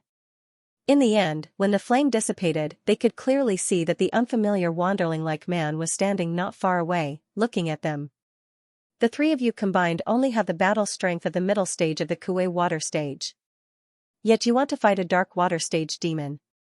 If you guys want to die, why go through so much trouble? Xianxia sighed, then turned around and planned to leave. These 2 men and 1 woman were the siblings Zhao Muyang, Zhao Ting, and Lan Fei, whom he had interacted with in the Xiao family. If it wasn't for the fact that they had a bit of friendship back then, Xianxia really might not care about their life and death. This brother. Please wait. A hint of hesitation and thought flashed between Zhao Muyang's brows, then he hurriedly stood up and called out to Xianxia. Zhao Ting and Lan Fei also immediately stood up. The debt of saving their lives was not a small favor, they didn't dare to slight it. Thank you, brother, for saving my life. May I know your name? I hope to repay you in the future. Zhao Muyang walked to the front of Xianxia and glanced at Xianxia's face. Xianxia picked up the bottle and drank a mouthful of strong liquor. He waved his hand impatiently, no need, go away. As he spoke, he directly pushed Zhao Muyang away and continued walking towards the end of the street. However, he had only taken a few steps when Zhao Muyang suddenly shouted, "Brother Xiao!" Xianxia was stunned and stood still. Zhao Muyang was overjoyed and clapped his hands, that's right. It's Brother Xiao. When he shouted, Zhao Ting and Lan Fei were also stunned. They asked in disbelief, what's going on? The three of them quickly surrounded Xianxia and looked at Xianxia from head to toe. Xianxia narrowed his eyes and said to Zhao Muyang, "Who do you think I am?" Zhao Muyang was full of confidence and said, "Don't hide it, Brother Xiao." "Oh no, I should call you Brother Yang, Benefactor Yang." Hee. This time, Xianxia felt even more strange. He should not have exposed his identity. How did Zhao Muyang find out? "Don't feel surprised, Brother Yang. Actually, not long after you left the Xiao family, we already thought of your real identity. At that time, you caused such a ruckus in the illusion, barging into the Xiao family and the Luo family. Who doesn't know about the illusion? Although the illusion is not small, it is not big either. If you are really Xiao Chen, then it is impossible to have no news of you all this time. In the entire Xiao family, even in Hongmeng, there is no such person. This shows that you are a fake identity. As long as Xiao Chen and Xianxia appear at the same time, it is not difficult to find out that you are the same person. You've given us so many precious pills. Now that I think about it, it's impossible for a cultivator in the illusion to be able to afford it. We're just some small characters in the illusion, so how could an expert take pity on us? Just now, we didn't notice that you were a person with cultivation. It's the same reason why we didn't know your true strength in the past. There aren't many people in this world who can hide their cultivation. To be able to hide it as thoroughly as you, it must be you. Zhao Muyang said happily. So that's how it is. A bitter smile appeared on Xianxia's face. After thinking about it carefully, it wasn't too difficult to guess. Brother, is he really Xiao? Xianxia? Zhao Ting, on the other hand, looked up and down curiously as if she had seen a treasure. Lan Fei, on the other hand, was a little excited. It was as if the words were stuck in his throat, and he could not speak. After all, the name Xianxia had spread far and wide, and now, it represented too many legends. At the age of 25 or 26, He was already standing at the peak of the human race. No one could stop him in the illusion, and he restrained the gods with his own strength. What kind of unattainable realm was this? Xianxia knew there was no point in hiding it. He chuckled and said, "It's fate that we meet again. Let me give you a piece of advice. Don't get involved in this mess. You're still too weak. You can handle normal demons, but those with higher spiritual intelligence are not people you can handle. Even if we can't beat them, we still have to fight. If we don't show up, are we just going to let the demons kill all the ordinary people here?" Zhao Ting said angrily. "Yeah, the three of us formed a team to kill demons. Although our strength is not as good as many of the seniors, we can at least do our bit," Lan Fei said. Brother Yang, I'll still call you that. I hope you don't mind." Zhao Muyang saw that Xianxia admitted it, and became a little reserved. He said, "Where have you been these days? Your family on the island is dying of anxiety. Plus, the entire human race needs you now. Everyone knows about your wife and Athena. But running away is not a solution. Hurry up and go back. Maybe everyone can think of a way to solve it." Yeah. It's fine if you lied to us. But since you can save us, you can save everyone. Don't waste time here," Zhao Ting said anxiously. Xianxia let out a self-deprecating laugh. "I know my own business very well. If it was that easy, I would have solved it a long time ago. You guys wouldn't understand. Some things can't be done just because you want to." As he said that, he patted Zhao Muyang's shoulder. Xianxia was about to leave. All of a sudden, Zhao Ting was enraged. She suddenly grabbed Xianxia's arm with force and held it tightly. "You're not allowed to run. Hey! Are you Xianxia or not? Isn't the rumored Xianxia fearless? Could it be that you're afraid of your own wife at this critical juncture of life and death? Are you a man or not? Sister." Zhao Muyang was afraid that he would anger Xianxia, so he quickly advised Zhao Ting not to talk nonsense. Zhao Ting got even angrier. "Brother, stop talking nonsense. Am I wrong? Right now, Huaxia, the whole world is suffering. This bastard clearly has the ability to change all of this, but he chose to run away and hide. He doesn't even dare to see his own family. If he isn't guilty, then what is? He knows that hiding is wrong, but he still hides. If he isn't a coward, then what is?" Xianxia's face was terrifyingly gloomy.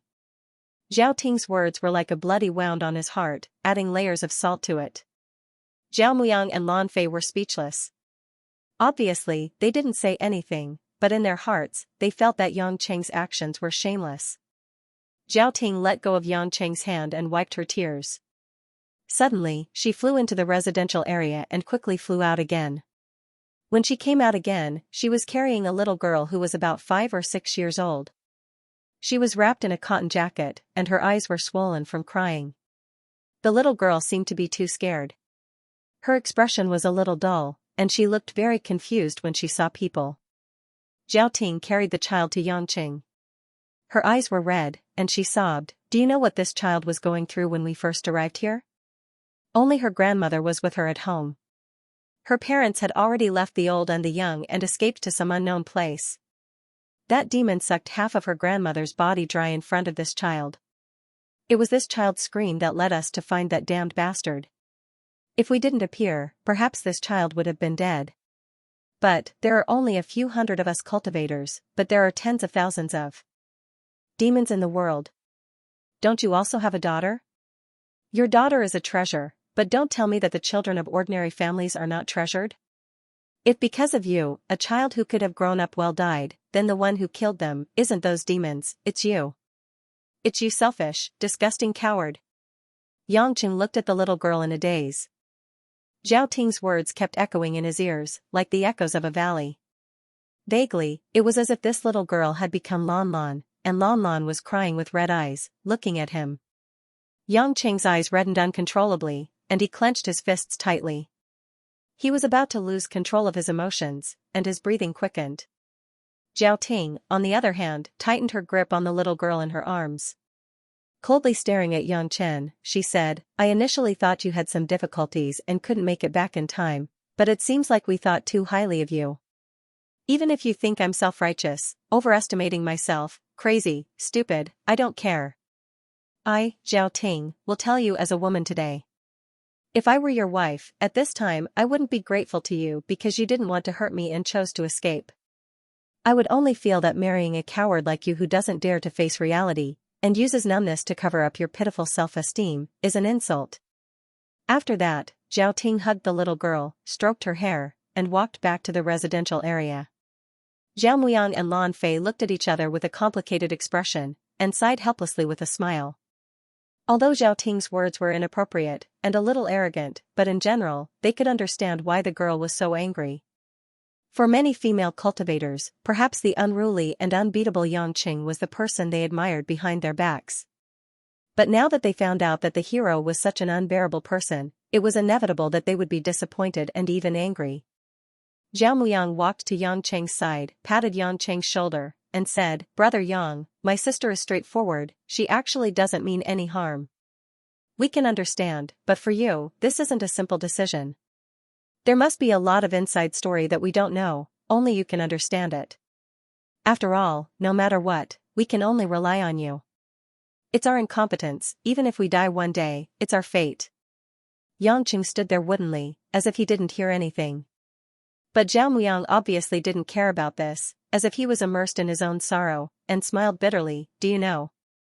Brother Lan and I often talk about you, we're all very envious of you, you're so young, yet you have such ability.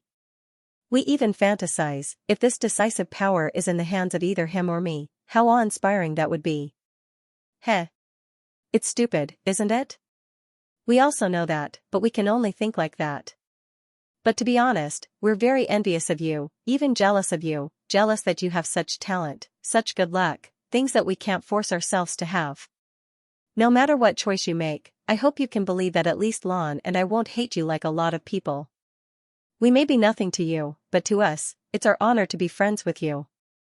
Zhao Muyang and Lan Fei smiled warmly together, and didn't say anything more, and quietly walked to the residential area to look for Zhao Ting. Yang Qing quietly stood where he was for a long time, countless thoughts flashing in his eyes, changing in an instant. Not knowing how long had passed, Yang Qing chuckled dryly a few times, raised his head to look at the gray sky, and exhaled a mouthful of turbid air. He threw the bottle in his hand, and the next second, Yang Qing disappeared from the street. Soon, in the forgotten kingdom thousands of miles away, Yang Qing had already changed into a clean set of clothes, tidied up his appearance, and appeared in the castle. In the hall on the first floor of the castle, several women including Lu Mingyu, Xianxia, Li Jingjing, and Mo Qianni were discussing something at the table. The chubby little girl sat on Yang Gongming's lap, listening to Yang Gongming telling her some old stories. The sudden appearance of Yang Qing stunned the women for a moment. It was Lan Lan who reacted first, and happily shouted, "Dad." Yang Qing blinked at the women who were stunned, and their eyes were about to tear up. He then hugged his daughter who rushed up to him, and showed a bright smile. Hearing the news of Yang Qing's return, the women who were busy killing demons all over the world also hurried back. Guo Shuihua cried tears of joy. She held her son's hand and tried to persuade Yang Qing not to do anything stupid. He had to see the facts clearly and not be deceived by Athena. Yang Qing kept nodding and agreed. After much persuasion, he finally let Guo Shuihua, who had not rested for several days, go and take a nap. The warmth of family and lover made Yang Qing have some indescribable feelings. Compared with the past, in this situation, warmth seemed particularly precious. No one asked where Yang Qing went, nor did they ask Yang Qing what he planned to do. In fact, if Yang Qing did not take the initiative to mention Lin Ruashi, no one would dare to mention it. Yang Qing also deliberately comforted Mother Wang and told Mother Wang that Lin Ruashi was not dead, but she would not wake up for the time being. This finally made Mother Wang feel a little better. After all, thinking that her young lady might have been killed by Athena long ago, she felt so sad that she wanted to die. Ron, Sauron, Maekdan, and other subordinates of Yang Qing also came up to take a look worriedly. Yang Qing met with them and said something in secret. No one else knew. However, it wasn't hard to guess that Yang Chen had brought up a very serious topic based on their solemn expressions when they walked out. In the evening, Yang Qing finally calmed down and sat in the dining room with the whole family to have a good dinner. Lan Lan sat next to Yangqing and asked several times where her mother went. Yangqing only said that he would be back soon. The chubby little girl was skeptical, but at least she finally had an appetite. Halfway through the meal, Yangqing suddenly remembered something and took out a lot of magic weapons from the demonic eye from the space ring. All the women present were dumbfounded, including the dozen or so celestial artifacts. Yangqing smiled and said that he was sorry that he had not been home for the past few days and made everyone worried. Therefore, he specially sent some treasures to make up for it. Seeing Yangqing distribute the immortal artifacts to the women as if they were carrots and cabbages, Xianxia and the others who understood the weight of this almost choked. He knew that Yangqing traveled far and wide in search of all kinds of treasures, but he didn't expect him to be so rich. The number of celestial artifact magic treasures that he possessed alone was comparable to the total of the 3 great families back then. However, even though this treasure was precious, it made the women all feel a bit worried. They had a faint premonition, but they couldn't say it out loud, so they could only force a smile and accept it. After dinner, Yangqing went to the basement and summoned the Chaos Cauldron. He refined all the remaining spiritual materials into the highest grade of elixirs and divided them into several portions according to the needs of each woman. After dealing with these things, Yangqing returned upstairs and walked into Lanlan's room. He looked at his daughter who had eaten her fill and slept. He stared at her warmly and was in a daze for a while. In the end, he gently stroked his daughter's face and kissed her forehead. Yangqing got up and walked out of the room. He took a deep breath and let the moisture in his eyes dissipate. Then, Yangqing showed a naughty smile as if he thought of something interesting. He walked to the door of Chengwei's room and pushed it in. This might be the most absurd night in Yangqing's life. All the women in the castle, without exception, were so frightened by this incomparably crazy fellow that they almost fainted.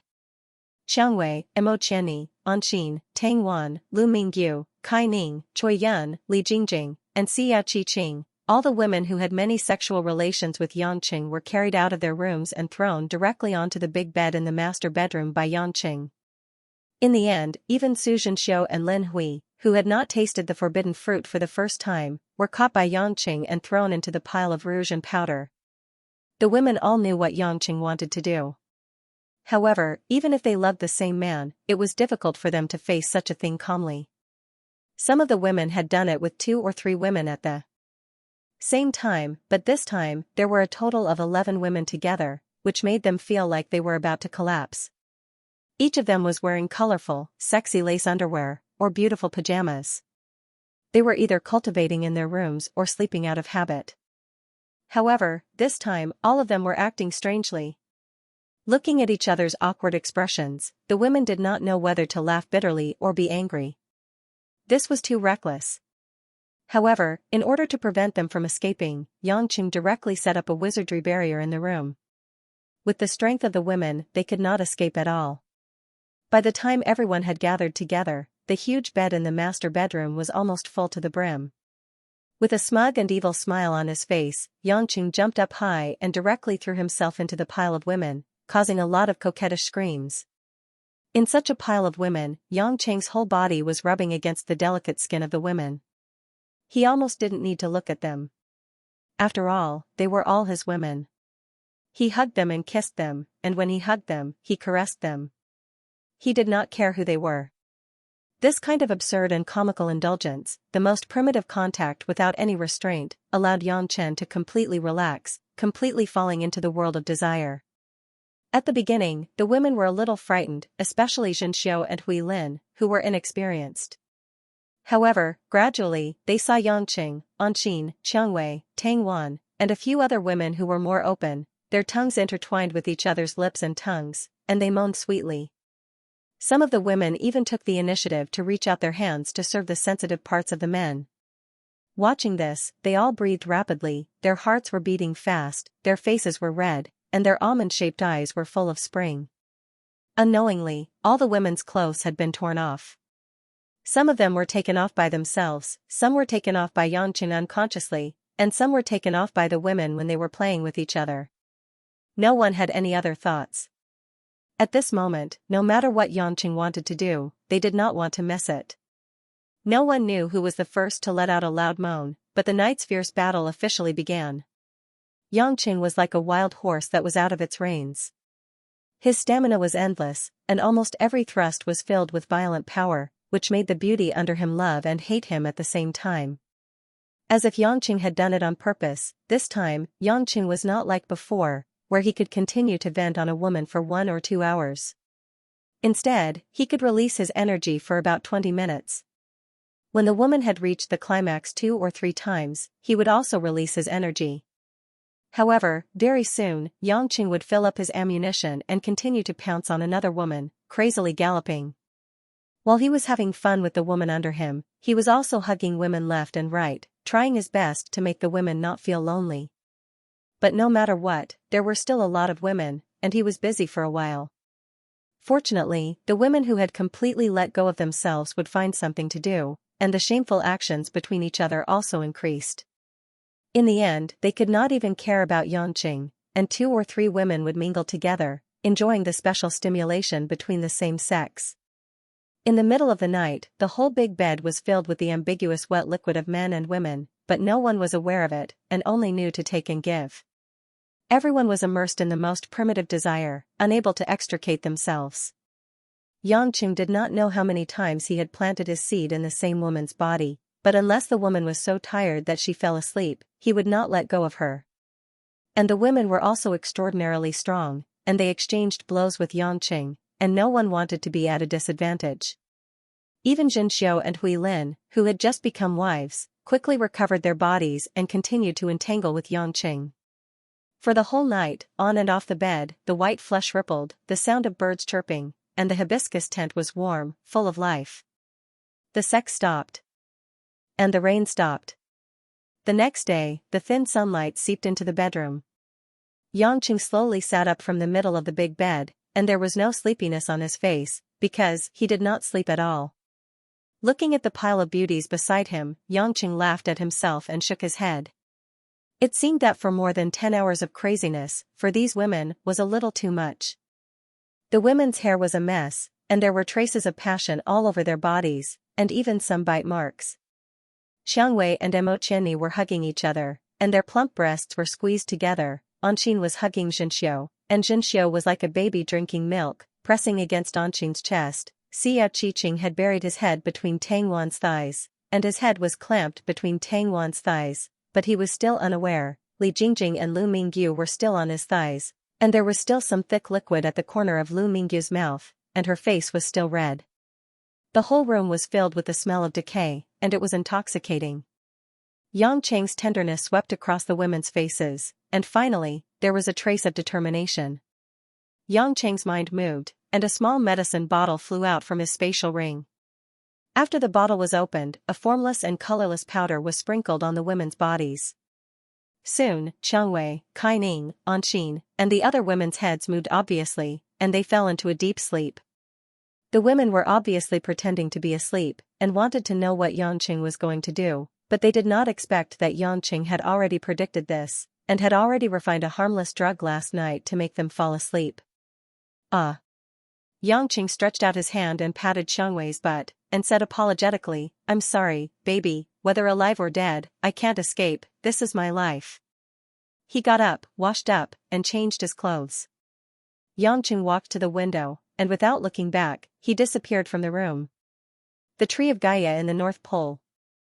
The boundless golden treetops were like a golden ocean, floating on the pure white ice sheet. It was a magnificent sight. In the sky above the golden canopy, Yangqing's figure flickered. At the same time, as if they had expected it, Athena and the other chief gods walked out of the void and confronted Yangqing from afar. Obviously, Athena's great prophecy spell had predicted that Yangqing would come here again. The gods didn't look surprised. All the chief gods had complicated emotions on their faces. Whether it was the pity of Venus and Artemis, the lament of Poseidon, Apollo, Ares, and other gods, or the mockery of Hera and Hermes. The world was impermanent, but somehow, it made people feel that it should be so. Athena looked the calmest. Whether it was Lin Ruashi or 17, even if they had merged into the same soul and hidden in the same body, Athena was the one who was in charge of everything at this moment. Her coldness and arrogance made her waver in the face of the upcoming fated battle. Yangqing also looked quite relaxed. Since he was here, he might as well take things as they came. With a faint smile on his face, he looked at the familiar yet strange Protoss friends. Finally, he fixed his eyes on the beautiful face that he couldn't forget. You still came. Athena seemed to sigh faintly, but it was so soft that it couldn't be heard. Xianxia smiled freely. It seems that your great prophecy spell predicted that I would come here. Did you predict whether I would live or die today? Athena shook her head. If I could know your ending, I wouldn't have to spend so much effort and do so many things. I've tried my best. Xianxia looked around and asked, it seems that a very important guy is missing. Zeus should have come out by now, right? Humph, with our current strength, you have no chance of winning. Zeus doesn't need to do anything at all. Hera sneered. Xianxia squinted and checked carefully with his divine sense. Then, he was stunned and frowned. Zeus is inside the tree of Gaia? To his surprise, Xianxia found that a powerful and strange quintessence, not inferior to Athena's, was entrenched in the trunk of the tree of Gaia. The quintessence seemed to be a transfer device, converting the various elements of the earth that the tree of Gaia absorbed into the energy of the tree of Gaia at a speed several times faster than usual. In other words, the quintessence was speeding up the tree of Gaia's recovery. You found it. Hera smiled proudly and said, Zeus is the first divine spark born from the tree of earth. He has a special connection with the tree of earth. Tree of Gaia, quintessence of the tree, Hera said. Quintessence of Gaia tree of earth is Gaia. Xianxia rubbed his forehead and smiled bitterly. If that's the case, we have to end this quickly. We can't leave this tree here for too long. Hades. Dina stepped forward with red eyes, shaking her head and holding back her excitement. Do you really want to do this? Once we fight, we will no longer be of the same race. Xianxia smiled. I tried to avoid making a choice, but I found that I can't stay out of it. Sorry, Kristen, it's nice to be friends with you. But today, I'm Xianxia, a human who grew up on Earth, and you're Aphrodite, the Lord Goddess from Mars. So, don't show any mercy. Well said. Ares laughed. That's what I like about you. If you want to fight, let's fight. Come on. In Ares' wild laughter, his quintessence had condensed surging spiritual power. The pressure of space was suddenly released, and the spear of God of War and the hand of Ares were suddenly summoned. Even Ares, who was ranked last, now had the power of at least the early stage of Xianxia with the recovery of the tree of Gaia. Since that's the case, we won't hold back. Apollo sighed and showed off his abilities together with the other gods. The sun god, moon god, and fire god, who were already a level stronger than Ares, instantly displayed the pressure of the late stage of Xianxia. Not to mention, Hera and Poseidon, who were second only to Zeus and Athena, instantly displayed the terrifying pressure of the early stage of Jade Clear. Under the radiance of the tree of Gaia, the unprecedentedly powerful law of space engulfed Xianxia like rolling waves. One by one, the gods summoned Helios, Selene, Vulcan's hammer, belt of enchantment, double serpent staff. When Athena used the law of space to summon the shield of Aegis and the spear of Pallas, the entire sky above the North Pole began to tremble.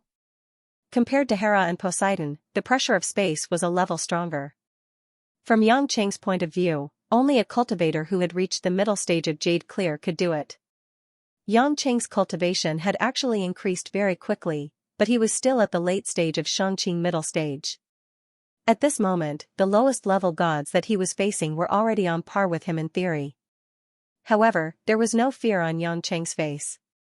Apart from calmness and steadiness, there was no sign of retreat. All of you come at me together. You can't stop me in a one-on-one fight. As Xianxia spoke, layers of rumbling thunderclouds had already gathered around him. The silver-blue Xianxia heavenly lightning began to jump around his body. These words were obviously a little absurd to the other gods. Although they did not think that Xianxia was very weak, they also did not think that Xianxia could really defeat them with the Xianxia heavenly lightning. Although only Athena could resist the Xianxia heavenly lightning, it did not mean that the other gods would be defeated so easily. Moreover, Xianxia might not be able to hit them. Ha ha ha ha. You are still so arrogant. It seems that if I don't beat you up, you will not be able to accept the fact that humans have already lost. Ares took the lead and suddenly threw out the war god spear, which froze the space around Xianxia. With the power to shatter space, it stabbed towards Xianxia's chest. At this level of battle, in fact, all kinds of fancy moves were useless. It was the purest strength that was used. The simpler it was, the more effective it was. Xianxia did not dodge. He opened a big hand, and the Xianxia heavenly lightning condensed into a lightning palm in the void. It directly grabbed the spear and crushed the space that imprisoned him. The gods all frowned. Even if Ares' spiritual power was already similar to Xianxia's cultivation, the Xianxia heavenly lightning was really difficult to deal with. It actually destroyed the space freeze of the war god spear so easily. The war god spear was directly thrown towards Ares by Xianxia. It was mixed with the Xianxia heavenly lightning, and Ares did not dare to catch it. It flew directly into the sky. In the next moment, the other gods stopped watching. They knew that Xianxia was not just talking nonsense. If they did not attack together, they might not be able to stop Xianxia from destroying the Tree of Earth. The Tree of Earth was at the most crucial moment, and they could not let Xianxia damage it. In an instant, the sun god's arrow, lunar eclipse, illusion, and giant flame pendant were all smashing towards Xianxia. Xianxia's battle instincts were cultivated through countless life and death experiences. Although at this time, he had risen to a completely different level of battle, he could still keep up with the fast pace. His whole body was wrapped in the Xianxia heavenly lightning, and he looked like a silver-blue god of war. He kept smashing the space imprisonment again and again, resisting the shattering of the space. The Chaos Cauldron was summoned by Xianxia, and the Chaos-Fierce Soul kept swallowing the elemental attacks that were condensed from the law of space, turning them into waves of dense and pure spiritual qi, and replenishing Xianxia's body. Although Hera and Poseidon were theoretically stronger than Xianxia, they had to retreat because Xianxia's Xianxia heavenly lightning was too destructive for them. Athena, on the other hand, was controlling the Aegis shield to block Xianxia's attacks from time to time. She didn't participate in the battle recklessly. The battle was magnificent. Facing the dazzling attacks, Xianxia was not at a disadvantage. Moreover, the gods gradually realized that Xianxia was relying on their powerful attacks to continuously use the Chaos Cauldron to temper and enhance his cultivation. If this went on, Xianxia would reach the pinnacle of the Xianxia realm in no time. After all, the elemental power condensed by the deities using the law of space was way too massive compared to the spells of the Huaxia cultivators. They were all wide open and overwhelming moves that were just right for a monster like Chaos that would swallow everything in one gulp without a second thought. Poseidon saw that he couldn't control Xianxia anymore, so he summoned his divine trident. Like a meteor, his body fell from the sky and into the depths of the North Pole. The trident pierced through the ice sheet that was hundreds of meters thick. Cracks spread out for thousands of miles, spreading in all directions. Finally, the trident pierced into the Arctic Ocean. Poseidon's domain. Poseidon roared. The ice around the Tree of Earth began to crack and explode, revealing the extremely cold seawater underneath. Of course, such an explosion would not cause any damage to the Tree of Earth, whose roots were deeply rooted in the earth. Poseidon only wanted the appearance of the ocean.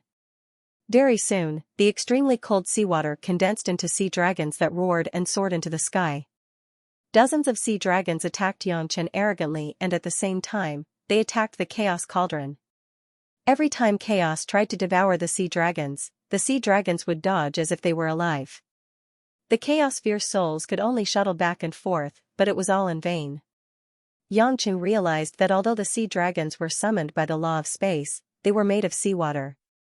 Once he used the Xianxia heavenly thunder on them, not only would it not destroy them, it would also temporarily give them the power of the heavenly thunder, making it even more powerful.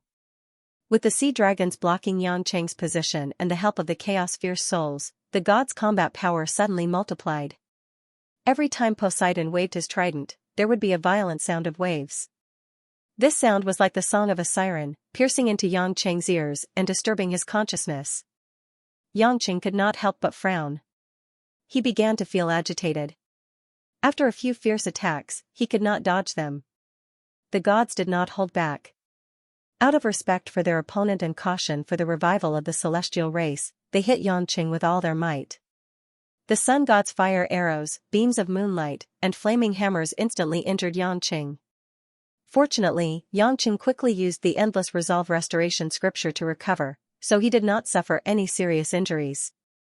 However, if this continued, he would not be able to recover. Hera held the setting sun. Divine bow and combined her law of space with her true inner force. She kept shooting powerful arrows at Xianxia. Not only did these arrows contain the strange power of the space laws, but they also contained pure true yuan, which meant that each arrow had at least 2 effects, which made Xianxia extremely distressed. Above the treetop, under the siege of the gods, the space where Xianxia was constantly exploding with dazzling and fatal light.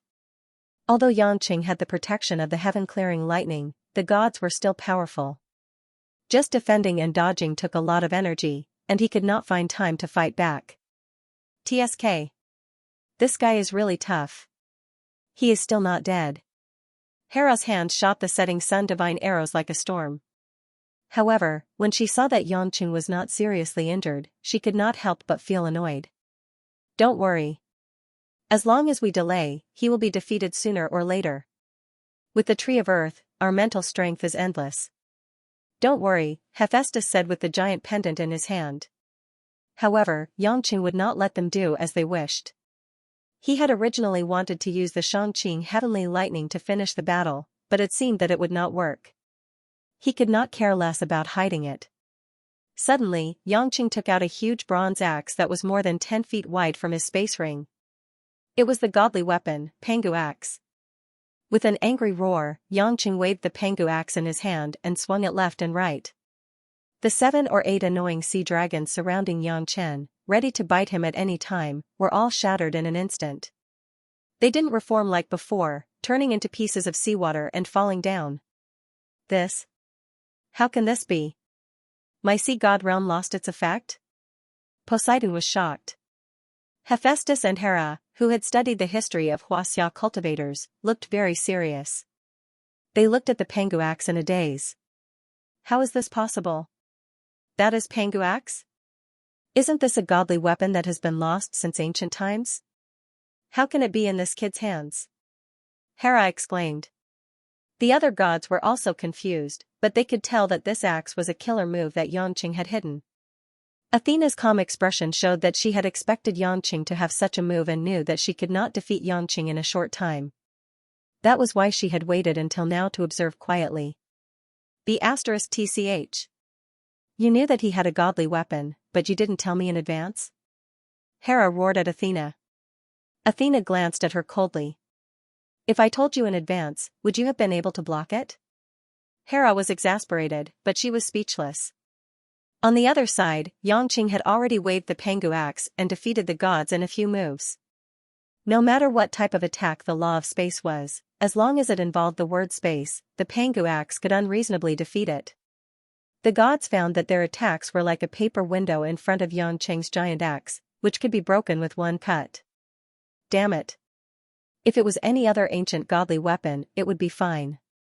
But why did it have to be the Pangu axe that has such a strong destructive power against space? Hera gritted her teeth and had to slow down her attacks. Any move used by the law of space had to be based on the existence of the law. The Pangu axe happened to be the destroyer of the law.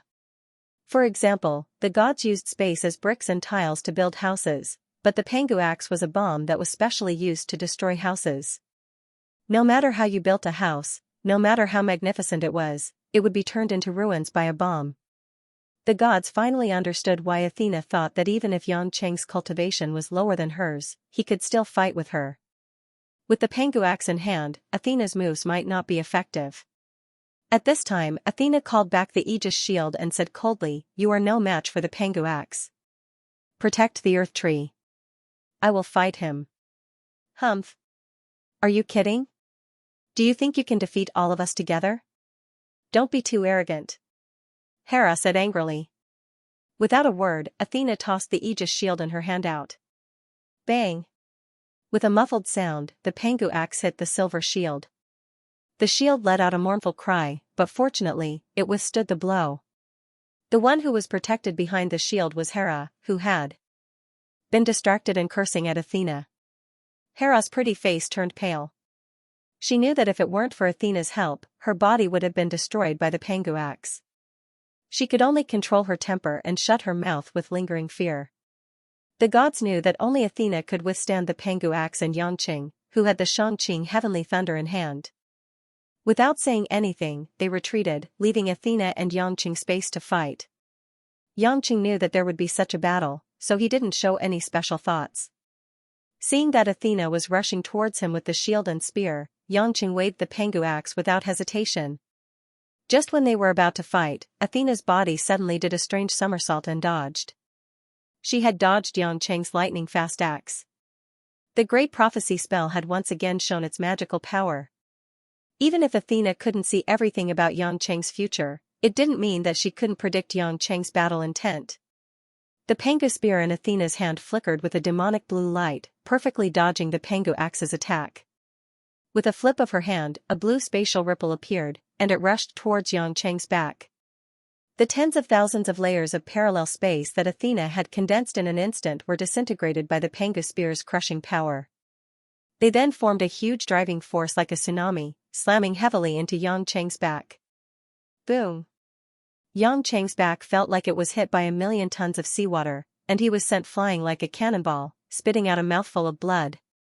Even the gods couldn't believe that Xianxia was injured in just one exchange. In fact, if not for Xianxia's body, everyone else would have been smashed into smithereens. Xianxia rolled a few hundred times before stabilizing himself. Panting heavily, he wiped the blood from the corner of his mouth and grinned at the frosty Athena. "Looks like you really want to kill me." His smile contained a tinge of bitterness and helplessness, but most of all, sorrow. Athena, however, was unfazed. Her black skirt fluttered, and her fine black hair streaked across her fair cheeks. "Don't you want to kill me too? I thought you wouldn't kill me on account of Linruashi and 17. I didn't expect you to be so ruthless." Xianxia's injuries rapidly healed. He straightened his back and smiled. "In fact, I don't have to kill you. At least, your attack just now made me feel that. I still have a chance." Athena frowned slightly, as if trying to figure out the meaning behind Xianxia's words.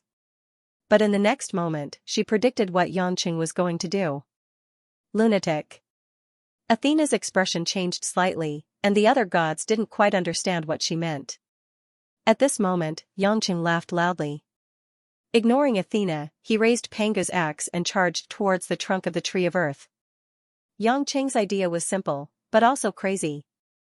After confirming that Athena's attack could not kill him in one hit, Xianxia decided to give up on defense and attack, and directly attack the tree of earth.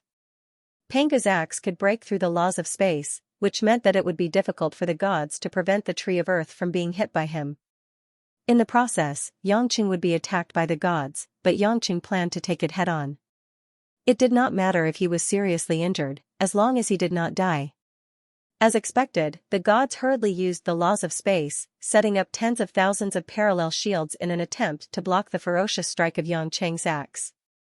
However, Pangu's axe was like a hot knife through butter against the power of space. The spatial shields could not stop Xianxia at all, and Pangu's axe broke through all the shields in an instant. "Do you think I'll let you succeed?" Athena seemed rather infuriated. Her tone was bone-chilling.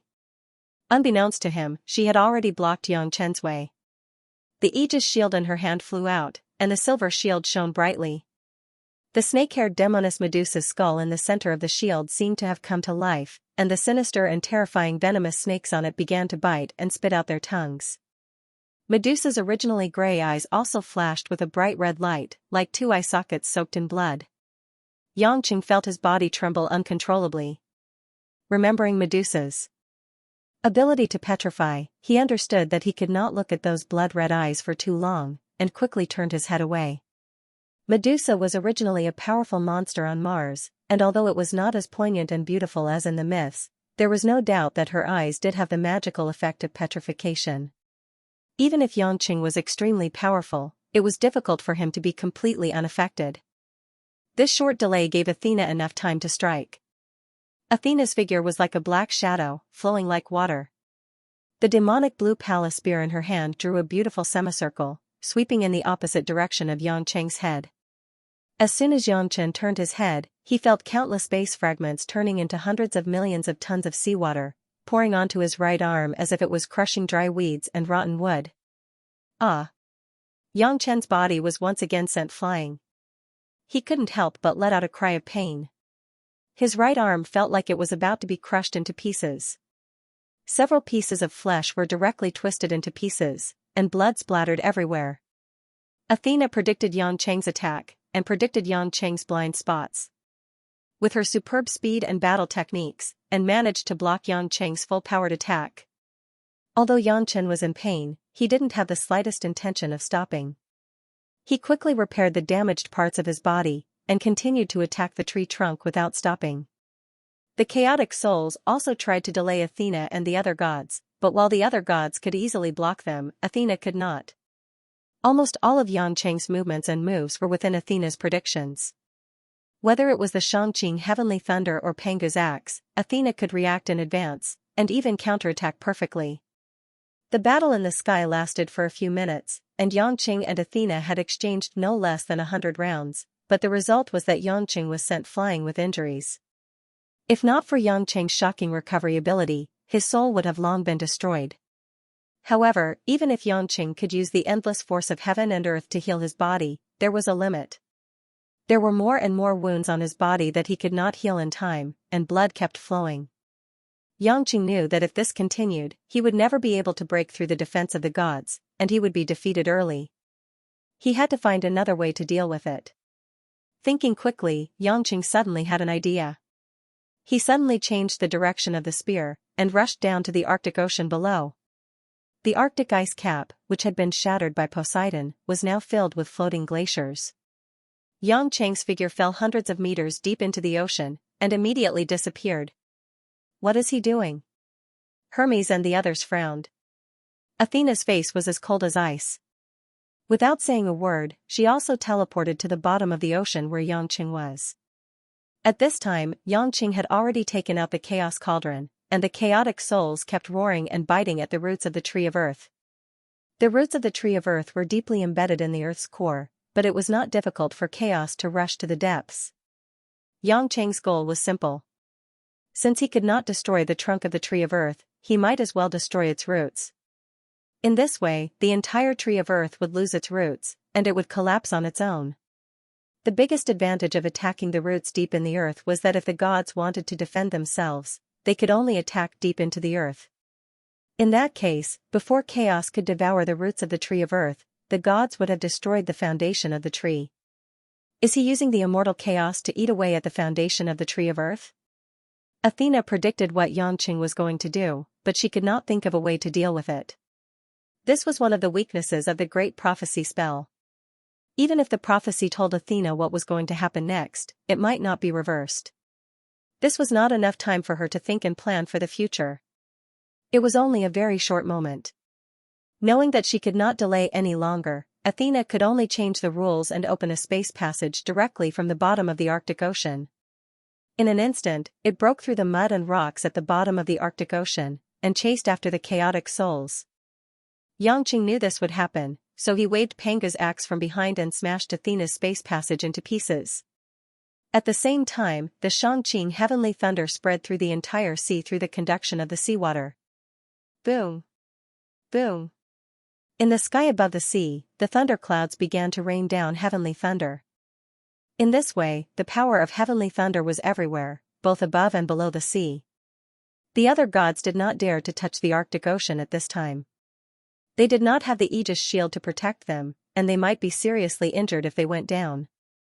Athena realized that Yangcheng had already destroyed her space passage and filled the surrounding seawater with Xianxia heavenly thunder. She suddenly realized that she had fallen into a trap. Using chaos to eat away at the foundation was the first step, and at the same time, using Xianxia heavenly thunder to fill the seawater so that it could strike the tree of earth. Athena could predict this in advance, but she could not stop it, because she could not kill Yangcheng in a short period of time. Athena's expression became more and more unpleasant, but there was nothing she could do. After summoning the Aegis shield to protect herself, she could only retreat back to the sea to avoid being continuously eroded by the Xianxia heavenly thunder. Oh no! The tree of earth is affected by the heavenly thunder. Poseidon shouted. Athena looked back and saw that the tree of earth had indeed been struck by several Xianxia heavenly thunder. This was not a big deal, as a part of the vast and boundless treetop had fallen off. However, Xianxia had been transmitting the power of the heavenly thunder to the tree of earth through the seawater, causing the trunk of the entire tree to be damaged, and golden energy was constantly falling off. As expected, we still can't defend against it. He can control the thunderclouds at will. This kind of omnipresent Xianxia heavenly thunder can't be blocked at all. The god of fire was worried. Damn it. The key is that this guy is too difficult to kill, and we can only use most of our strength to defend against him. Hera gritted her teeth. Athena's eyes were like cold stars, and she said calmly, I knew it would not be easy to deal with him. Everything is not over yet, don't worry too much. The gods were puzzled and stunned for a moment.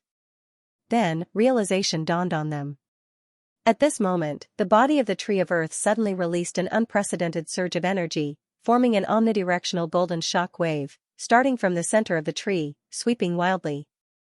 It was as if thousands of atomic bombs had exploded at the same time, causing a shock wave that directly pushed the entire Arctic Ocean away. Looking down from the sky, one could only see that within a radius of thousands of miles around the tree of earth, the topography of the seabed was revealed in 10 seconds, as if all the seawater had disappeared into thin air. Yang Chan and his chaos cauldron were sent flying by the shockwave. It was as if the entire Arctic Ocean had turned into a giant hand, wanting to throw Yang Chan far away. There was no way he could withstand this unimaginable power. In the sky, Yang Chan was tumbling, and he heard a deep voice coming from the tree of earth. Those who disobey the oracle shall be killed. Zeus. Yang Chang's heart sank. That earth-shattering shockwave was unleashed by Zeus. Just then, on the crown of the tree of earth, a 10-feet-long golden blue lightning flashed across the sky, as if it was condensed from the void. It tore apart the large number of thunderclouds that Yang Chang had condensed, and floated there strangely. A thick arm broke through the clouds and grabbed the bolt of lightning. The lightning did not harm it at all.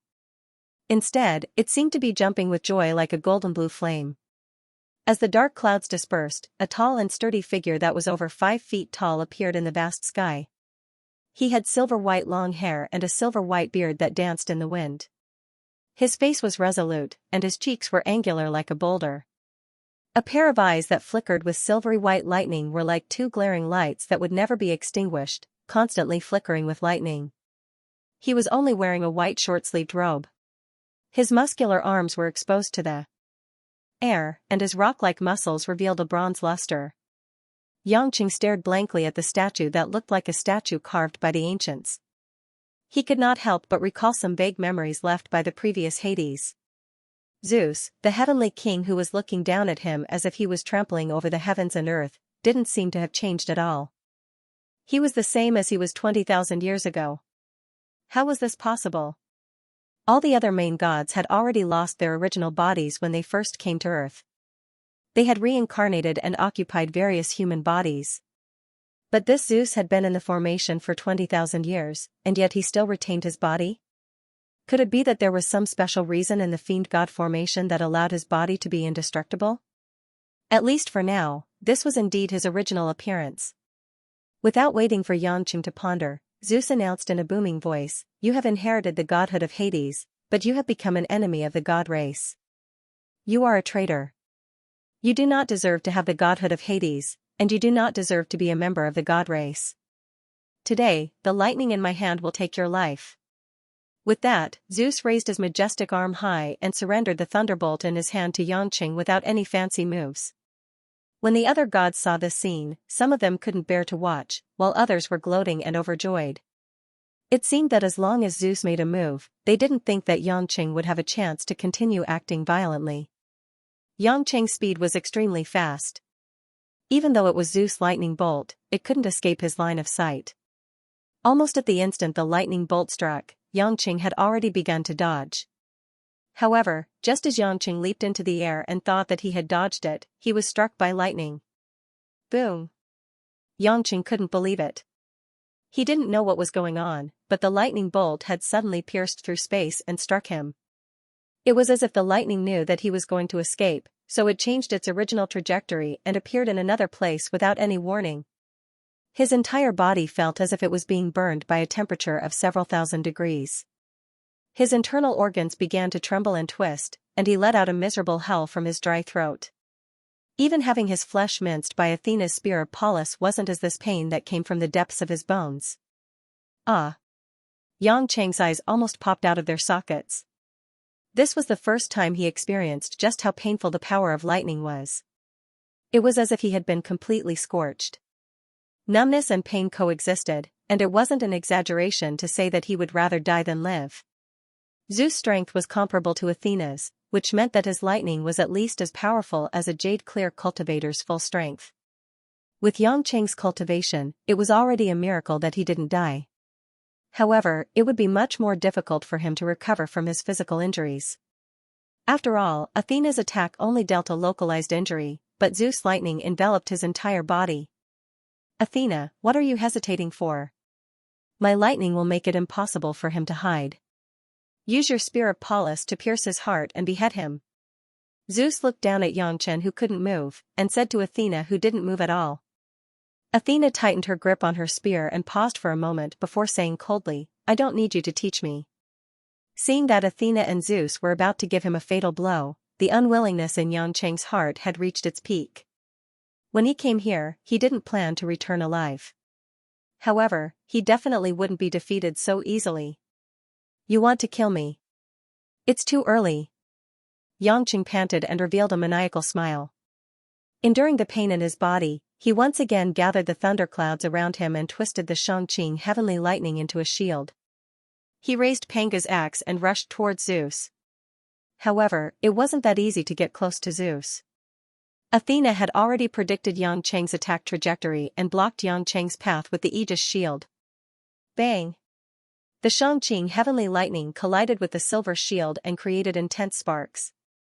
Athena quickly retracted her giant shield, but Xianxia was greeted by Zeus's lightning. Bolts! Rumble! Another golden blue lightning struck. With Xianxia's heavenly lightning partially neutralized, it hit Xianxia's body. Xianxia's body started to emit the stench of burnt flesh. His throat was dry as he fell like a meteor. Xianxia laughed bitterly in his heart. Zeus' lightning was indeed as powerful as the legends said. It could make it impossible for the target to hide. This lightning could instantly lock onto its target and move from a parallel space. No matter how one dodged, as long as one was in the space, the lightning would hit and would not disappear until it hit. Xianxia didn't know how to dodge or how to attack with the lightning that had 100% accuracy, and Athena's ability to predict and defend. Just now, he might have been able to attack the Tree of Earth. But now, he couldn't even protect himself. The lightning was too lethal. No wonder Zeus and Athena were on par with each other among the gods. One was the strongest defense, while the other was the strongest offense. They might not be able to hit the other first, but Xianxia didn't have Athena's great prophecy spell, so he couldn't keep dodging. Don't tell me you wanted to end like this. Athena's cold voice rang in Xianxia's ears, with a trace of unexplainable emotion. Xianxia, who was still falling, struggled to turn his head. Athena was falling with him rapidly, holding a spear. She was hanging high beside him, ready to stab into his chest. Bruised and swollen, Xianxia grinned. How could I? I won't die so easily. Is that so? Athena's expression was frighteningly calm, but her hands didn't stop moving. Pfft. Pallas' spear was like a demonic blue light beam, piercing into Xianxia's chest. But it didn't penetrate as the gods had expected. Xianxia's hands had unknowingly gripped the spear's head tightly. Despite the fact that half of the spear had already pierced into his body and was only a hair's breadth away from piercing his heart, he didn't seem to care at all. Fresh blood flowed from Xianxia's hands and chest, splattering everywhere.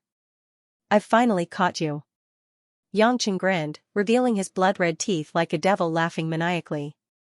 Your spear is in my hands, don't even think of taking it back. Is that so? Athena asked calmly. The next moment, Athena's snow-white foot ruthlessly kicked Xianxia's cheek. Bang! A muffled sound rang out, and Xianxia felt the world spin around him. His head felt like it was being twisted 360 degrees, and he unconsciously loosened his grip on Athena's body, causing him to fall even faster. All the gods saw was Xianxia's body smashing into a glacier, sinking several hundred meters before being buried in the depths of the glacier. Athena put away her blood-stained spear and stared into the depths of the ice, murmuring, "You won't be able to defeat us in this state." Lightning in hand, Zeus slowly descended, frowning. His divinity is rapidly disappearing. The other gods descended at the same time, all of them sensing that Xianxia's divinity was extinguishing at an unimaginable speed. It was like an oil lamp that was about to burn out, its light growing dimmer and dimmer. Venus' eyes were already filled with tears. "Hades. You really killed him." "No, Aphrodite," Apollo said with a strange expression. Apollo said with a strange look on his face, "Feel it carefully. Although his godhead is disappearing, his true essence pressure. It's getting stronger." Hera said with a gloomy expression, "That traitor. He's using chaos to devour Hades' divinity." "What?" The other gods suddenly came to their senses and shouted in shock. Zeus glanced at Athena, who was beside him, and said, "Is this his other trump card?" Athena did not nod, nor did she deny it. Clearly, she tacitly agreed. At this moment, the deathly still glacier began to shake violently. Following that, a surging shockwave was released from the inside out. The earth-shattering power caused huge chunks of ice to be blasted hundreds of meters into the sky. Xianxia's figure appeared in front of the gods, unharmed, as if he had never been injured. However, this time, the gods could no longer feel any sense of familiarity from Xianxia. Hades' divinity had completely disappeared. The man before them had completely become a cultivator from earth with unfathomable cultivation. The divinity was the foundation of the gods, and the divinity of the Lord God contained unimaginable power, and the most abundant of them was the almost endless mental strength. The chaos devoured everything, and the mental strength that belonged to the vast thousand world was no exception. In order to raise his cultivation to an extremely high level in a short period of time, Xianxia went all out and directly devoured the divinity of Hades with the power of chaos. Originally, after the recovery of Gaia's heart, this divinity of Hades already had the mental strength that was comparable to the prime Qing cultivators, and it was an extremely pure mental strength. It could be said that after being devoured by Xianxia, most of this mental strength was directly transformed into Xianxia's cultivation. With the cultivation of the late prime Qing and the cultivation of the middle prime Qing, Xianxia almost combined two of himself into one. In the past, Xianxia used the power of the cultivator and the law of space separately, but now, they were twisted into a rope. It had to be said that this was a wonderful idea, but most of the gods did not expect that Xianxia could still make such a choice. Giving up the divinity was equivalent to giving up the law of space, but it could indeed increase his strength. Without Athena's explanation, the gods could understand how powerful it was. What a strong pressure of true vitality. I can't see what realm he has reached. With his original cultivation, I'm afraid his cultivation has reached the jade clear realm. Hera's face was extremely ugly. At this moment, Xianxia really had the qualifications to fight Athena and Zeus. In the independent space created by Meng Xiaoyao, everyone was also watching the scene above the North Pole through the mirror. Jane just thought that Xianxia was defeated, and she was so scared that her eyes were red, but at this time, she saw that Xianxia was standing there again, and his strength had increased sharply, and she couldn't help but be overjoyed. Haha, this kid, it seems that he has thought it through. In fact, he should have done this long ago. He can be invincible by giving up the unnecessary personal feelings. Meng Xiaoyao seemed to be in a good mood. Previously, when he saw that Xianxia refused to use his full strength, and was beaten black and blue by Athena and Zeus, he shook his head. Yu Xuaning's eyes flickered, and no one knew what she was thinking. She looked at the mirror image in silence. Li Xueme and Yang Yuansu were naturally very happy. Although they respected their teacher's decision to give the humans and the celestials an equal chance, they were still humans. They hoped that Xianxia could kill the celestials and restore the human world. At this moment, the gods were looking at Xianxia with complicated expressions. After losing his divinity, Xianxia had truly become a stranger. Even Apollo and Poseidon, who were on good terms with him, no longer had much sympathy for Xianxia. Furthermore, the current Xianxia was a true threat to their revival. Interesting. Zeus let out a deep laugh. That's fine. Killing a pure human is better than killing my brother Hades. Xianxia didn't seem to hear him at all. He just closed his eyes, spread his arms, and looked up at the sky. Only then did the gods suddenly realize that unbeknownst to them, a terrifying all-encompassing spiritual power had begun to gather in all directions. These spiritual powers were constantly condensing together, producing a colorful spiritual power flow that converged directly above Xianxia, forming a vortex that was getting bigger and bigger. The spiraling vortex of spiritual power gradually turned into a tornado-like flow of spiritual power that reached the heavens. In the center of this spiritual power vortex, unexpectedly, the spiritual power was extremely thin, and the air was also sucked away. As it continued to rise, the middle gradually became a vacuum channel.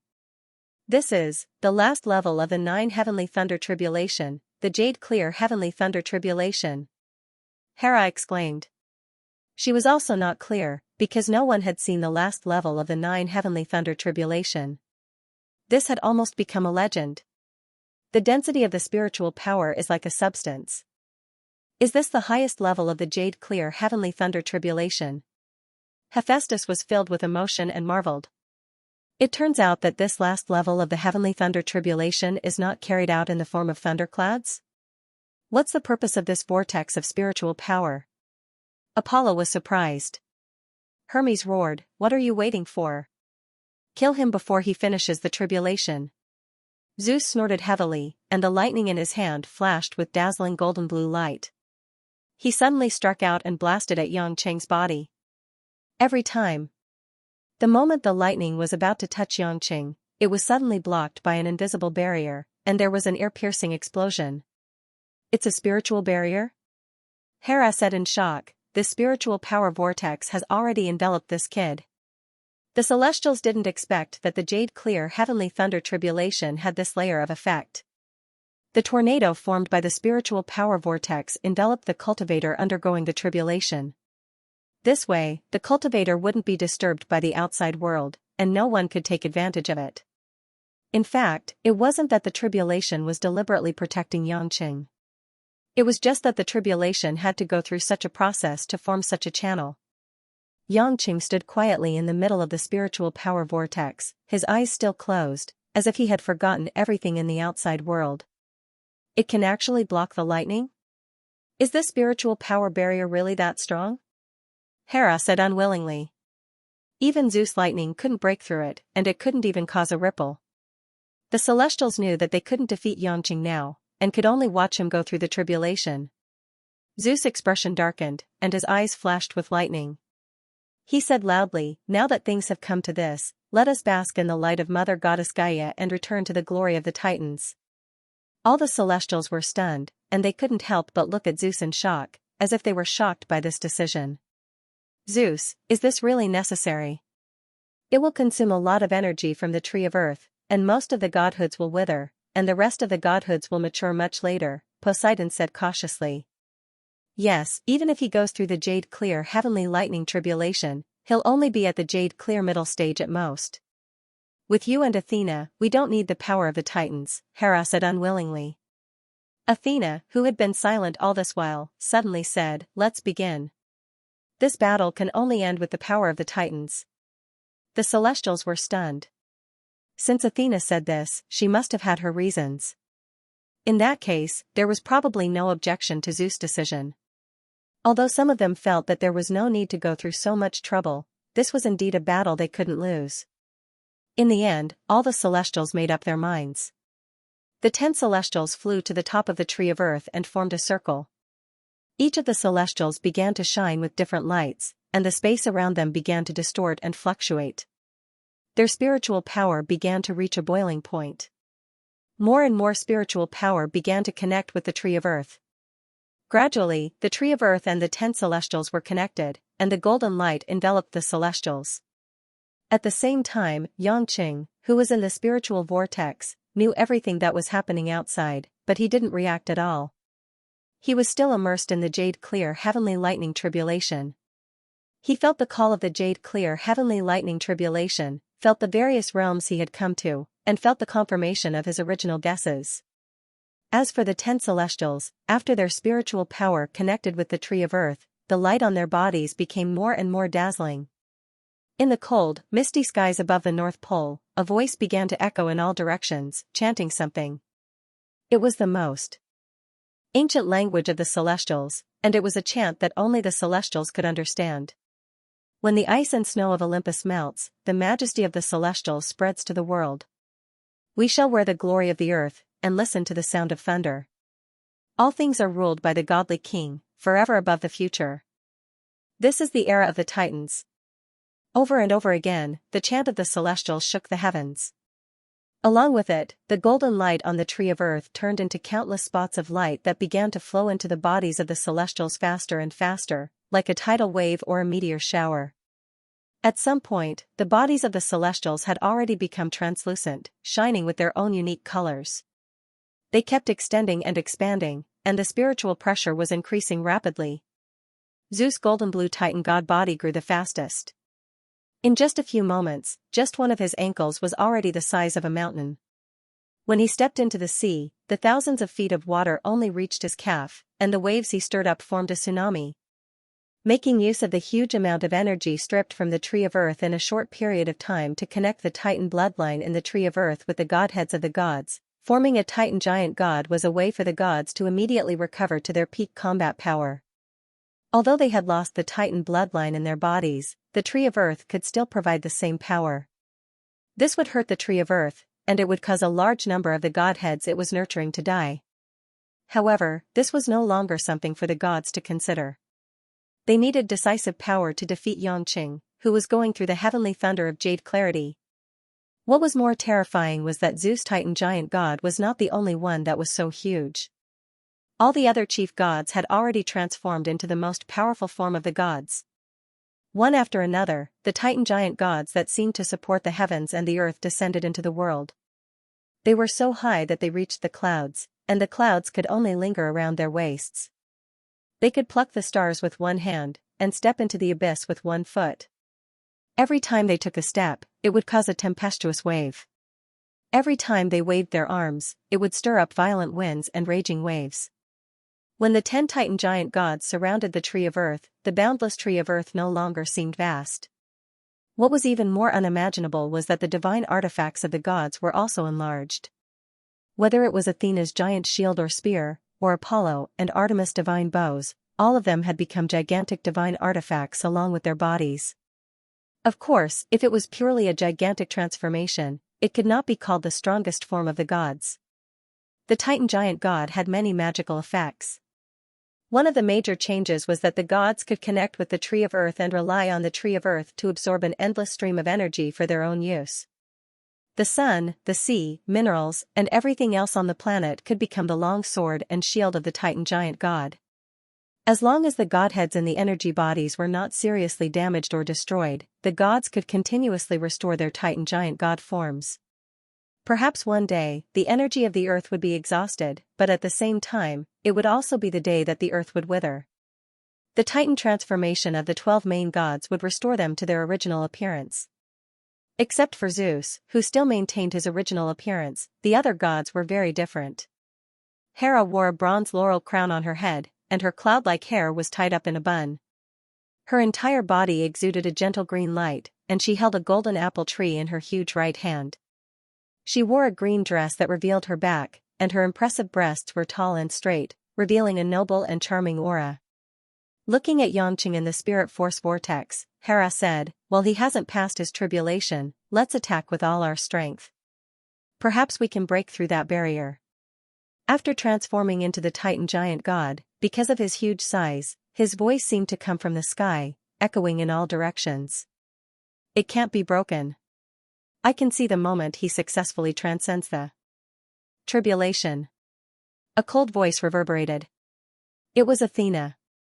Athena's entire body exuded a silver holy radiance, and her lustrous chestnut-colored hair was combed over her right shoulder. Her exquisite, heroic, and beautiful facial features were even more eye-catching. She wore a silk, slanted white battle robe, and her chest was decorated with golden olive leaves. Her slender arms were stretched out, and her left hand held the silver aegis shield that reached her chest, while her right held the palace spear. The heavy metallic feel of the spear formed a strong contrast with her delicate figure. Then, can you see who won in the end? Poseidon, who was holding a giant trident, asked. The king of the sea had already revealed his most primitive and rough appearance. Under his long white hair was a majestic upper body that glowed with a blue brilliance. He was naked, and there was a long row of sharp spikes on his back, like the dorsal fins of some kind of giant sea beast. As for his lower body, it was the tail of a sea dragon, and it was deeply submerged in the seawater. Athena shook her head. Zeus and my Titan transformation should be equivalent to Xianxia's jade clear peak. Xianxia's strength after transcending the tribulation is at least on par with us, or even slightly stronger. My great prophecy art is unable to accurately predict an opponent of such strength. Impossible. No matter how fast he increases his cultivation after transcending the tribulation, he can't reach the jade clear peak. The one who questioned this was the fire god Hephaestus. He had a ball of red flame hair on top of his head, and his upper body was bare. He had a bronze-colored, well-built body, and his muscles were as sharp as rocks. His body was covered with deep scars, and his lower body was covered with a pair of metal armor pants that looked like scales. He held the mountain-like fire god hammer in his right hand, making him look especially fierce. Hee. Hephaestus, why don't you try and see if you can use your fire god hammer to interrupt his tribulation? Hermes laughed heartlessly. At this moment, he had already transformed back into an incomparably young and handsome man. He was slender, with a head of light golden curly hair. He wore a winged leather helmet on his head, and wore a white short-sleeved shirt. He held a double serpent staff in his hands, and stepped on flying shoes as he floated in the air. Although his body had become incomparably huge, he could change his position in the air in an instant, and was as nimble as a fairy. The fire god snorted heavily. Do you think I don't dare? How can the power of a Titan lose to a human? After saying that, Hephaestus raised the Vulcan's hammer high, and a blazing divine flame quickly ignited on the hammer's head. The body of the hammer also instantly turned fiery red, and the space around it quickly melted and reorganized. Another special characteristic of the Titan transformation was that the power of the gods and the laws of space were perfectly compatible. All attacks did not need to deliberately use the laws of space, and were all based on the power of space. For example, the divine flames ignited by the fire god hammer at this moment were produced by the burning of space. Hammer of holy fire. Hephaestus leaped up and swung the hammer down heavily. He gathered the power at one point, and the fiery red divine hammer drew a blazing light across and smashed onto the spiritual vortex where Xianxia was. Boom! After a violent muffled sound, the spiritual vortex was shaken, and the power spread out in all directions. A shock wave of burning flames directly melted and destroyed the remaining glaciers near the Tree of Earth in an instant. But even under the destructive attack of the power of space, the channel formed by the spiritual barrier did not move at all. It was not affected at all. The fire god immediately frowned, and the other gods were also a little surprised. It seems that the spiritual barrier formed by the jade-clear heavenly thunder tribulation has some special characteristics that can prevent it from being affected by the power of space, Hera said. At the same time, Xianxia knew all the changes in the outside world. The strength of the gods had soared to a whole new level, and he could clearly feel that they were trying to interrupt his tribulation. However, the arrival of the jade-clear heavenly thunder made him not in the mood to pay much attention to it. In the sky above the huge spiritual channel, all the way to the deep and dark starry sky, gradually formed an unprecedented and unknown power.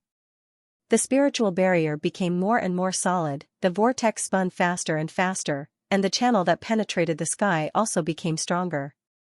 Xianxia felt the pull of that power, and he could not help but smile in relief.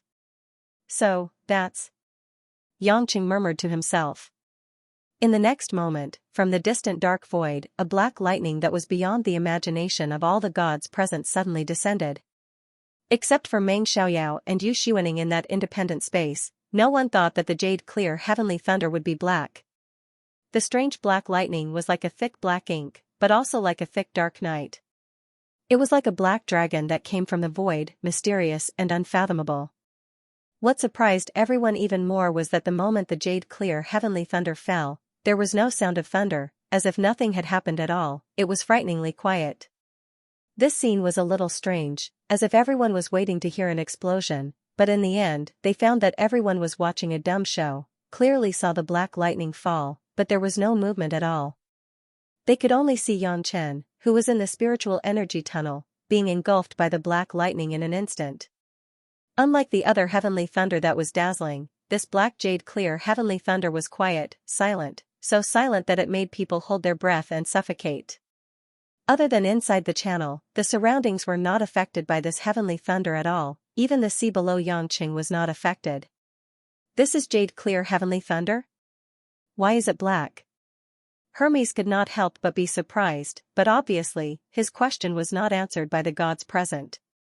In the middle of the spiritual vortex, Yangqing, who had already been engulfed by the black jade clear heavenly thunder, was now completely immersed in his own brand new world, unaffected by the outside world. Yangqing peacefully closed his eyes, feeling the black heavenly thunder seeping into his body bit by bit, merging with it bit by bit. Yangqing stopped breathing, and cut off his connection with heaven and earth. He had even stopped the circulation of his inner qi, and stopped the circulation of his cultivation technique. The starry sky. In front of him was a vast, boundless starry sky. Yangqing found himself in a mysterious and beautiful galaxy. The countless shining, colorful stars were like gems shining with dazzling brilliance, embedded in the dark universe, emitting a trace of warmth. The universe was so close, so familiar.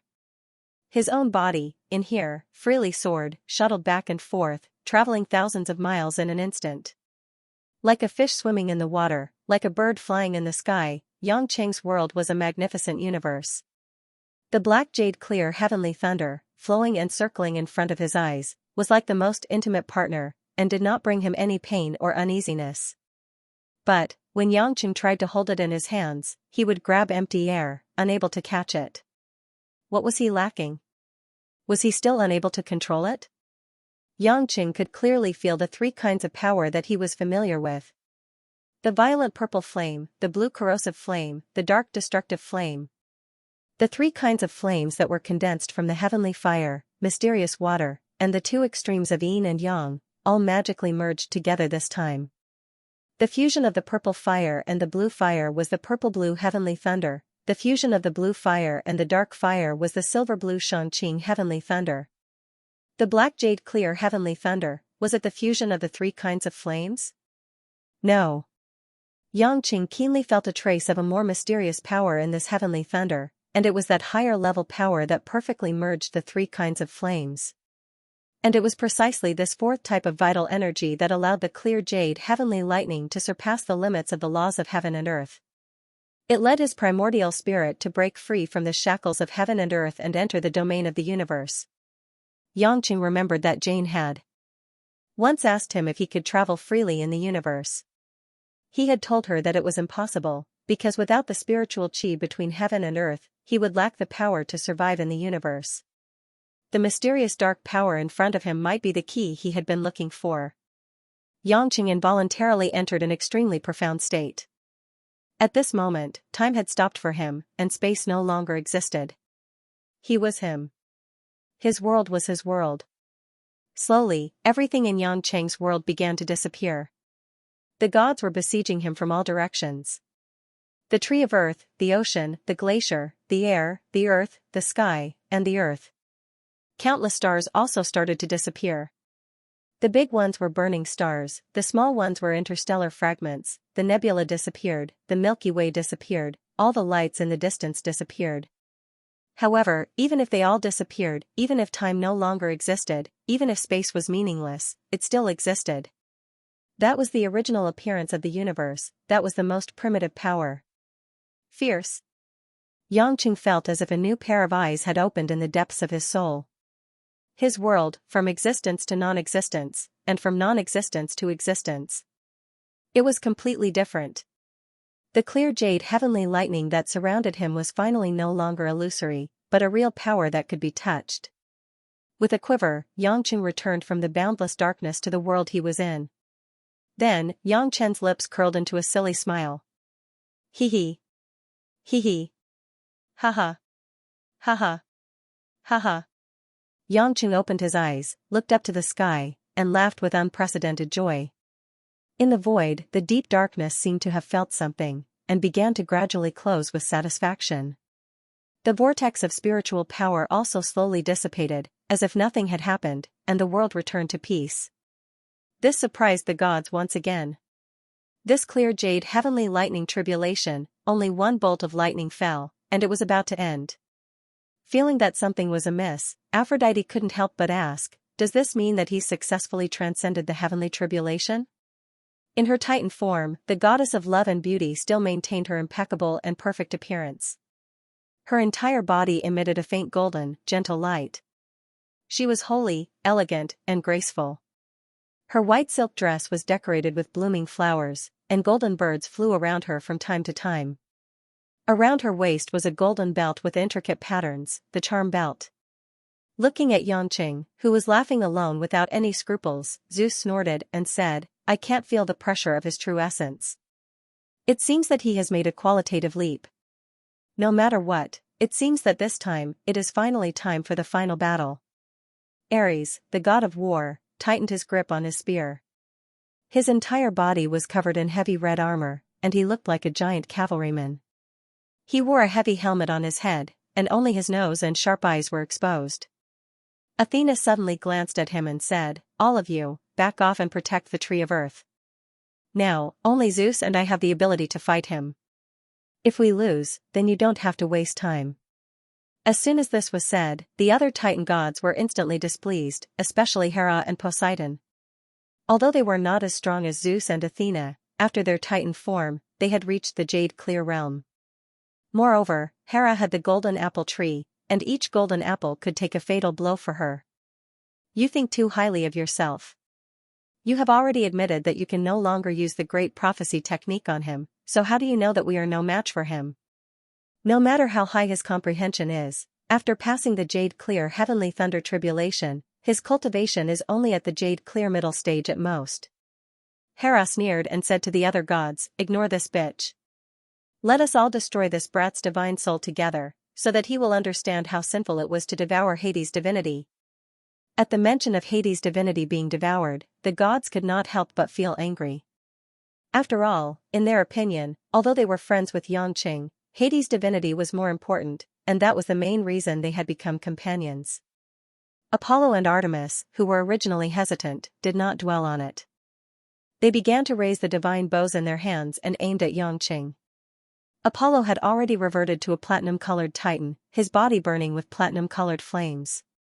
Around him, the ocean had already evaporated, only revealing the dry and cracked land at the bottom of the sea. The divine bow Helios had also enlarged, burning a divine arrow that was thousands of meters long, and aimed at Xianxia. The moon goddess Artemis, on the other hand, was a titan that emitted a white glow like moonlight. She wore a golden hairband on her head and a ponytail, wearing a light jungle dress. She aimed the ice divine bow Selene at Xianxia, and beneath Artemis' feet was a frozen glacier, which was completely different from her brothers. Poseidon, Ares, Hephaestus, and Hermes all raised their divine weapons, intending to give Xianxia a fatal blow. The trident that was constantly condensing the power of space, emitting a deep blue radiance, the spear of the war god that was constantly shrinking and freezing the space around Xianxia, the Vulcan hammer that was burning with holy flames, and the double serpent staff that was starting to create all kinds of illusions around Xianxia. Apart from Venus, the other gods had all used their best moves, but none of them blamed Venus.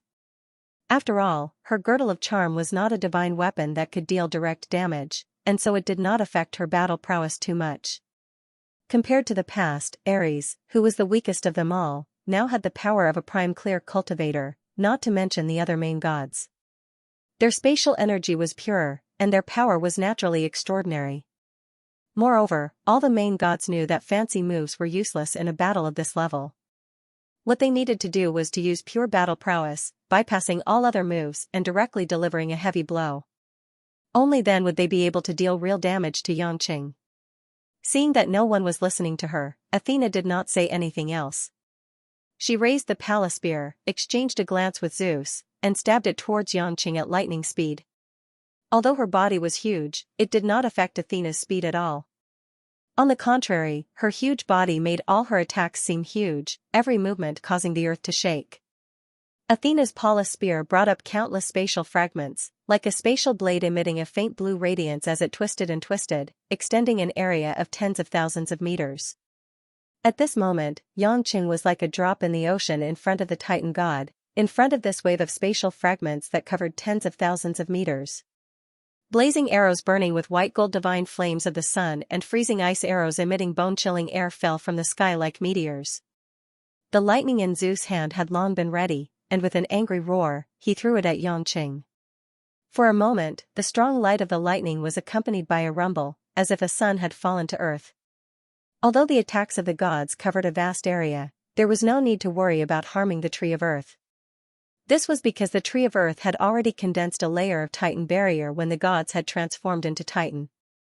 Because the Tree of Earth was connected to the gods' bloodline, as long as the gods were healthy, the Titan barrier would be as firm as a rock, unshakable. Xianxia stood between heaven and earth, calmly watching the attacks of the gods fall on him and engulf him. Boom! A heavy rumble sounded, and the chaotic power of space caused a world-destroying effect where Xianxia stood. Looking down from space, the entire North Pole was shrouded in colorful energy, the explosion turning the North Pole into a sea of shattered ice. After more than a minute, the intense light dissipated, and smoke and dust filled the air around the Tree of Earth. The gods looked at the huge crater that had turned into a bit of confusion. At the start of the attack, Xianxia's figure seemed to have not moved at all. It could be said that all the attacks landed accurately on Xianxia. However, for some reason, the gods felt that they did not really hit Xianxia. It was as if a huge net had been cast, but Xianxia had found a loophole and slipped through. This ominous feeling caused the gods to feel uneasy. Finally, the scene in front of them confirmed their worries. They could only see a figure wrapped in black lightning quietly floating in the air. From the beginning to the end, he did not move at all. Clear jade heavenly lightning. He mastered the clear jade heavenly thunder. Hera couldn't help but tremble as she spoke, her eyes burning with jealousy. It was hard to imagine that Xianxia, who had just finished his tribulation, had already comprehended and mastered the jade clear heavenly thunder. This kind of comprehension was already a little difficult for the gods to resist. In Xianxia's eyes, it was as if the powers that other cultivators had dreamed of for tens of thousands of years were nothing more than gifts that came with transcending the tribulation. At this moment, Xianxia dispersed the jade-clear heavenly lightning and smiled at the gods around him. Compared to before, he seemed more relaxed and calm. Do you still want to fight? It seems that your laws of space are useless in front of my clear heavenly thunder, Xianxia said. Being looked down upon like this, Ares, who was unwilling to accept it, was the first to be unable to bear it. He lifted the spear of the god of war again and fiercely swept it toward Xianxia. Don't be arrogant. The spear of the god of war directly blocked the space around Xianxia, leaving only the trajectory of the spear. Like a pillar that supported the sky, it tried to hit Xianxia heavily. But after Xianxia used the jade-clear heavenly lightning once again, his body that was surrounded by black lightning seemed to be able to ignore the seal of space, and easily dodged Ares' attack. Ares' space blockade lost its effect directly. As long as Xianxia was in the position, the laws of space would be directly ineffective. Ares couldn't believe it. He kept sweeping and stabbing wildly, but his speed was limited. He couldn't even touch the corner of Xianxia's clothes. The expressions of the gods became gloomy. Soon, the god of fire, the god of sun, the god of moon, and the god of Mu joined in the attack. But soon, they helplessly discovered that in front of the clear heavenly thunder, it seemed that their laws of space had really lost their value. The high-temperature arrows caused by burning space were directly annihilated the moment they touched Xianxia. Even if moonlight and lunar eclipse hit Xianxia, they had no effect, as if they were just special effects. Hermes' double snake staff also couldn't create any illusions about space on Xianxia, making him feel as if he was going crazy alone. Xianxia seemed to be taking a leisurely stroll in the park, ignoring the attacks of the gods. As long as it was caused by the laws of space, it was easily broken. When the god of fire saw that no matter how he burned Xianxia with his holy fire, it had no effect, he couldn't help but raise his heavy hammer, trying to attack Xianxia without using the power of space. A strange smile appeared on Xianxia's face. He stretched out a finger and shot out a snake-like clear heavenly thunder, which collided with the aggressive hammer of the god of fire. A scene that left all the gods flabbergasted appeared. They saw that the hammer of the god of fire, which was the size of several mountains, was disintegrated and dissipated at a speed visible to the naked eye. It was as if it had turned into countless dust that was difficult to see, disappearing without a trace. In the blink of an eye, the hammer of the god of fire had disappeared from Hephaestus's hand. Not even the dregs could be found. Hephaestus staggered back a dozen steps, staying far away from Xianxia. He looked at his empty hands in panic, as if he was still thinking that he was dreaming. Just a trace of clear heavenly thunder that was so small that it was difficult to distinguish had such a terrifying effect? Do you want to continue? Xianxia asked again, this time looking at Athena, who had been frowning and thinking. The gods looked at Athena almost at the same time, because she had said before that except for her and Zeus, there was no need for the others to take action. Now it seemed that her words were not wrong. At least, Hephaestus didn't want to get close to Xianxia anymore.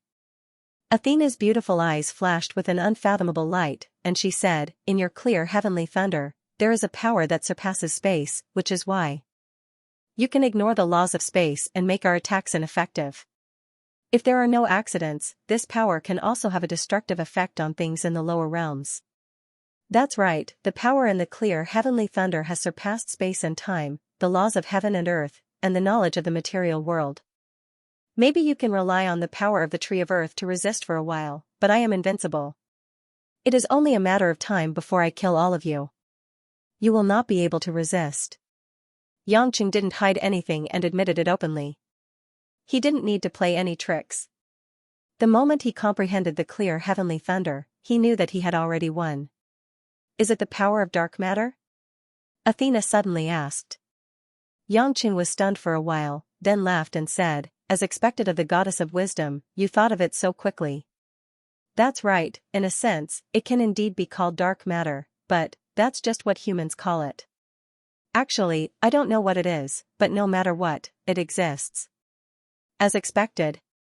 Athena sighed faintly, long before I came to Earth, I tried to explore this mysterious matter in the universe and tried to prove its existence, but I couldn't do anything.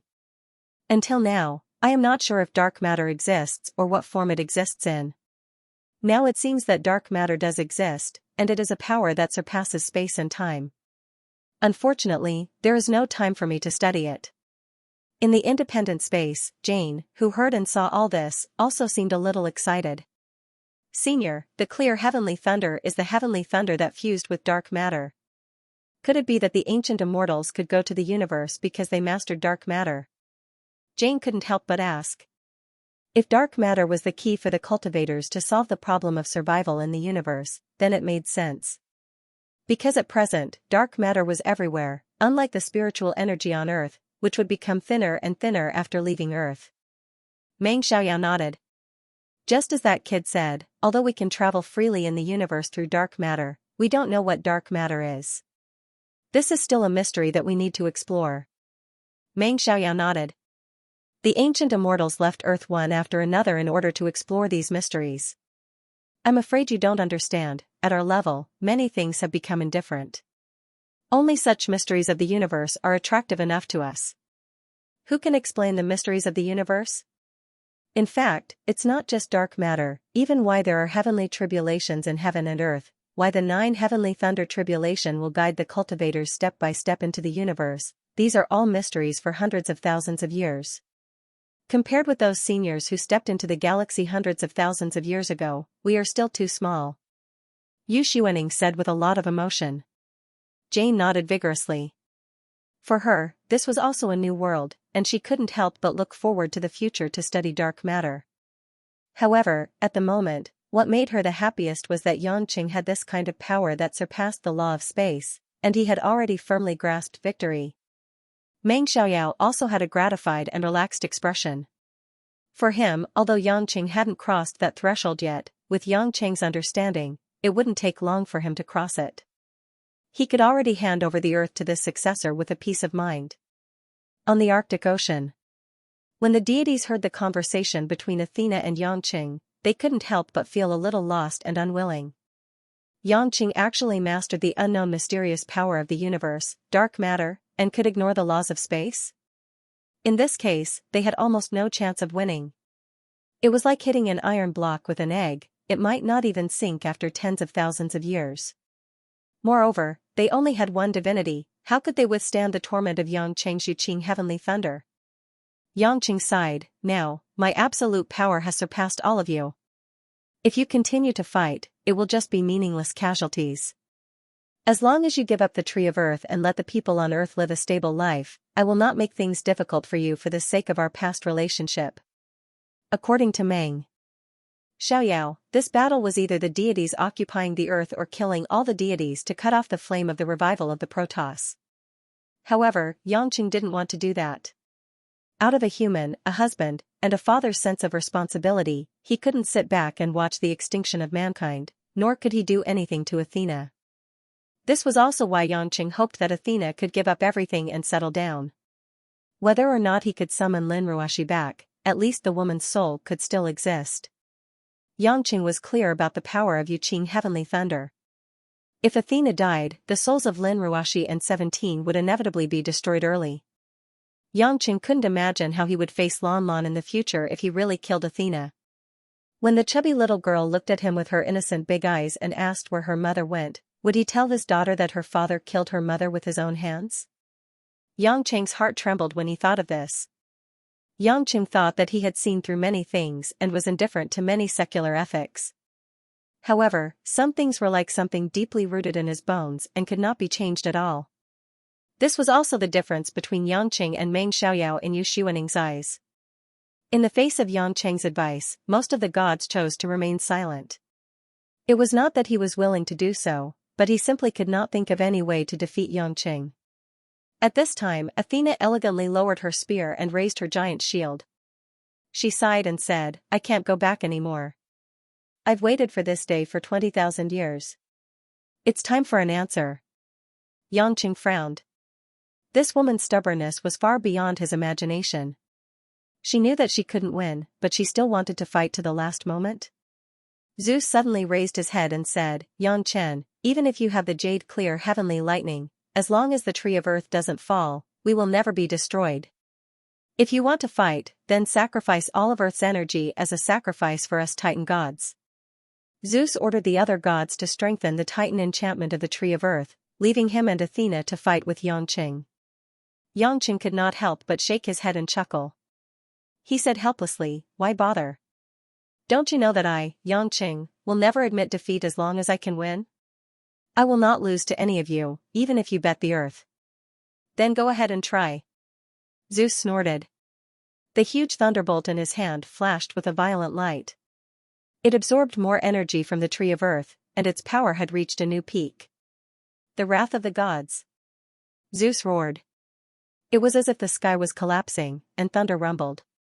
The moment the thunderbolt in his hand left his hand, it caused the space around it to have a violent spatial friction, producing a large range of thunder radiation. In an instant, the whole sky was dyed by the golden blue lightning. Xianxia's figure was like a small black dot, disappearing in the blink of an eye. However, a moment later, a black pillar of lightning pierced through the sky from the golden blue thunderstorm. It was like a pillar that pierced the heavens, and it gradually devoured the golden blue lightning in the surroundings. Zeus' eyes widened in anger, and he hurriedly called the thunderbolt back. However, when the thunderbolt fell back into his hand, it was only 1/3 of its original size. More than half of it had been destroyed by the heavenly thunder of jade. Xianxia sneered. My heavenly thunder of jade not only ignores your law of space, but it also has the characteristics of my chaotic force. It can devour your energy and turn it into my cultivation. What, you want to give me more supplements? Preposterous. Zeus was furious. He had come out of the formation in high spirits, planning to restore the tree of earth and revive the Protoss. However, before he could make much progress, he was blocked by Xianxia like this. Naturally, he was furious. With that in mind, Zeus ignored everything else and started swinging the Titan god's fists, attacking Xianxia ferociously. Every punch of Zeus was filled with golden blue lightning and was extremely powerful. However, for Xianxia, it was not a challenge at all, and he could easily dodge it. Xianxia thought that if he did not use strong medicine, the gods would not understand the gap between them and would not consider giving up. Therefore, Yangqing did not plan to delay any longer. A black bolt of heavenly thunder of jade was released from Yangqing's hand, condensing into a heavenly thunder sword dozens of feet long in the void. Like a flash of lightning, Yangqing stabbed straight at Zeus' giant head above the clouds. Zeus hurriedly stretched out his giant hand in an attempt to block Yangqing, but the heavenly thunder sword easily pierced through Zeus' giant palm as if it had pierced through a thin layer of window paper. "Be careful." Hera had long since noticed that something was wrong. A golden ray of light flew out from the golden apple tree in her hand. It was a golden apple that flew into Zeus's energy body. Boom! A golden light shone from Zeus's body. The moment the jade-clear divine thunder sword touched Zeus's forehead, there was a slight delay. Zeus managed to evade Yangqing's thunderous attack with the help of this gap. Golden apple tree.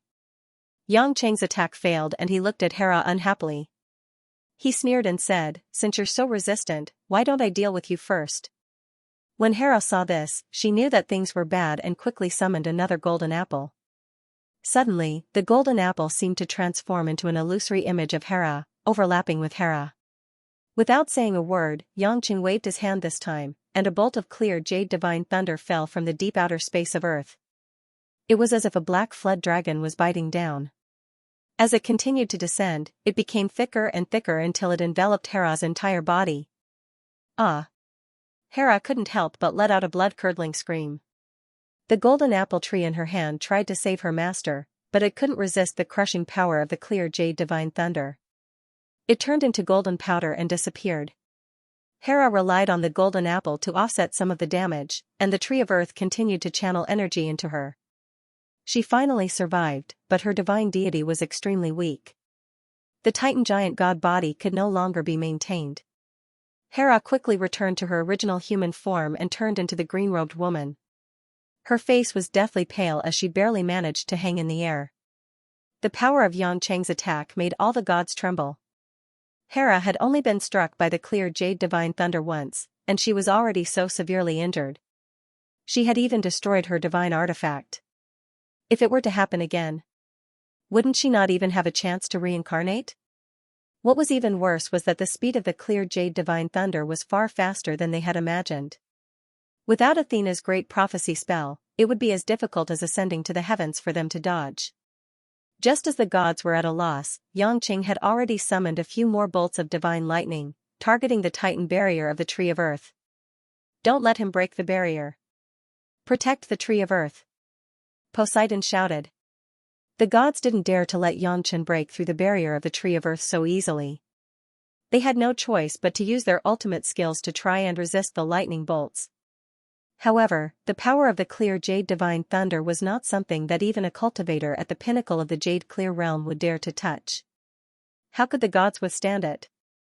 When the black divine lightning exhausted the gods' resistance, just like Hera, the remaining 7 gods also lost their Titan bodies due to the damage to their divine deities and returned to their original forms. It was almost impossible for them to continue fighting. The damage to their divine deities could not be healed without a long period of recuperation. Yangqing glanced at Zeus and Athena and said, "You saw it too. I want to destroy the Tree of Earth. You can't stop me." Athena frowned as if she was deep in thought.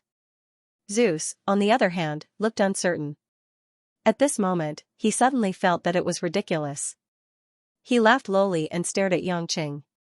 "If that's the case, we can only fight." Yangqing replied with an "oh" and said with a smile, "You have other tricks up your sleeves?" Zeus smiled strangely. Suddenly, his huge Titan body began to emit a dark and sinister aura. Countless evil spirits and ghosts began to circle around Zeus' body. For a moment, Zeus' body was filled with ghostly wails and howls. It was eerie and terrifying. Yangqing was stunned. Even the other gods except for Athena were shocked. Yangqing narrowed his eyes. He was wondering why Zeus was still in his original form. Did he not reincarnate? It seemed that the answer was right in front of him. In the next moment, Zeus began to melt in front of Yangqing at an extremely fast speed.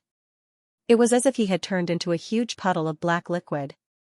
Eerie and ghostly, he twisted and wriggled in the air. A moment later, a horrifying demon that Yangqing had never seen before appeared in front of him.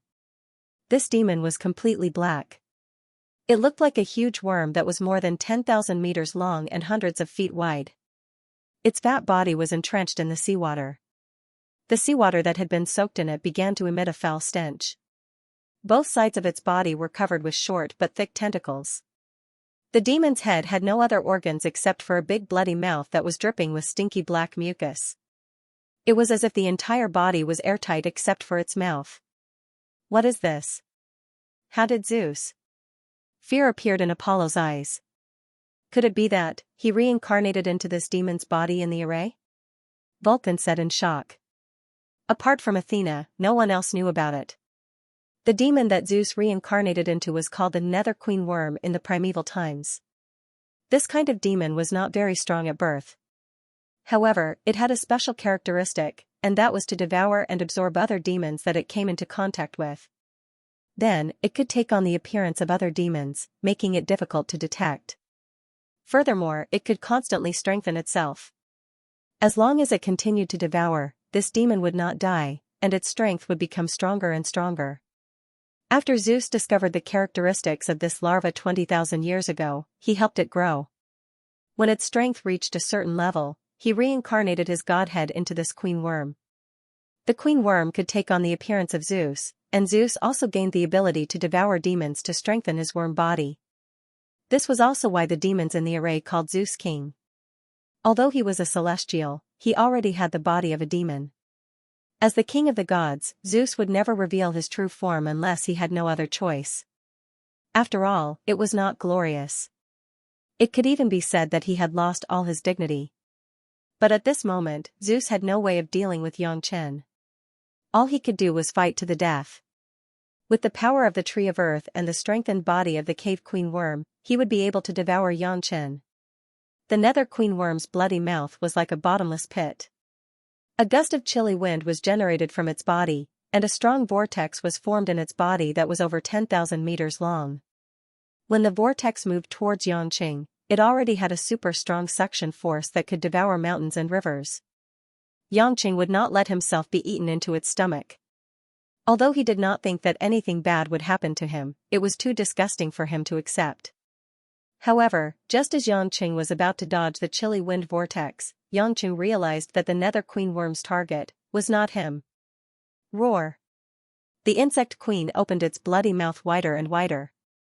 After raising its head high, it bit down on Athena's position. Athena frowned, but she did not resist. Instead, she closed her eyes. Along with the chilly wind vortex, her titan body shrank, and she was sucked into the nether queen worm's mouth. Soon, Athena was swallowed into the queen worm's stomach. No one knew where she was in this huge body, but she disappeared. Zeus! Are you crazy? Why did you swallow Athena? Seeing this scene, the gods could not help but be surprised. Ares was the first to yell angrily. Zeus did not care about the gods' doubts. Although he had turned into the queen worm's body, he could still speak with that deep voice. Xianxia. Athena is now in my stomach. I only need a moment to devour and digest her. At that time, the souls of the two women you love will also disappear. If you are willing to do it, you can fight me or the tree of earth. But, you must consider the consequences. Zeus' deep laughter came from the nether queen worm's body in a strange way, and it seemed especially eerie. The gods finally understood that this was to use the souls of Linruashi and 17 to threaten Xianxia. Athena was extremely intelligent. Obviously, she had thought of this as well. Therefore, she did not resist and tacitly agreed with Zeus's actions. For the revival of the god race, she could even give up resisting and let Zeus kill her. The gods could not help but feel confused and desolate. Perhaps 20,000 years of waiting meant a lot to Athena. Could she really sacrifice herself to such an extent? Xianxia was also stunned. He looked at the body of the nether queen worm, as if he could see Athena in it. A few streaks of blood appeared in Xianxia's eyes, and the muscles on his face twitched. He clenched his fists tightly, trying hard to control his emotions. He did not expect this to happen. This determination to protect the hope of the god race's revival even if he had to die made Xianxia feel at a loss. For a moment, the situation was in a deadlock. Zeus' gloomy laughter and Xianxia's disappointment formed two extremes.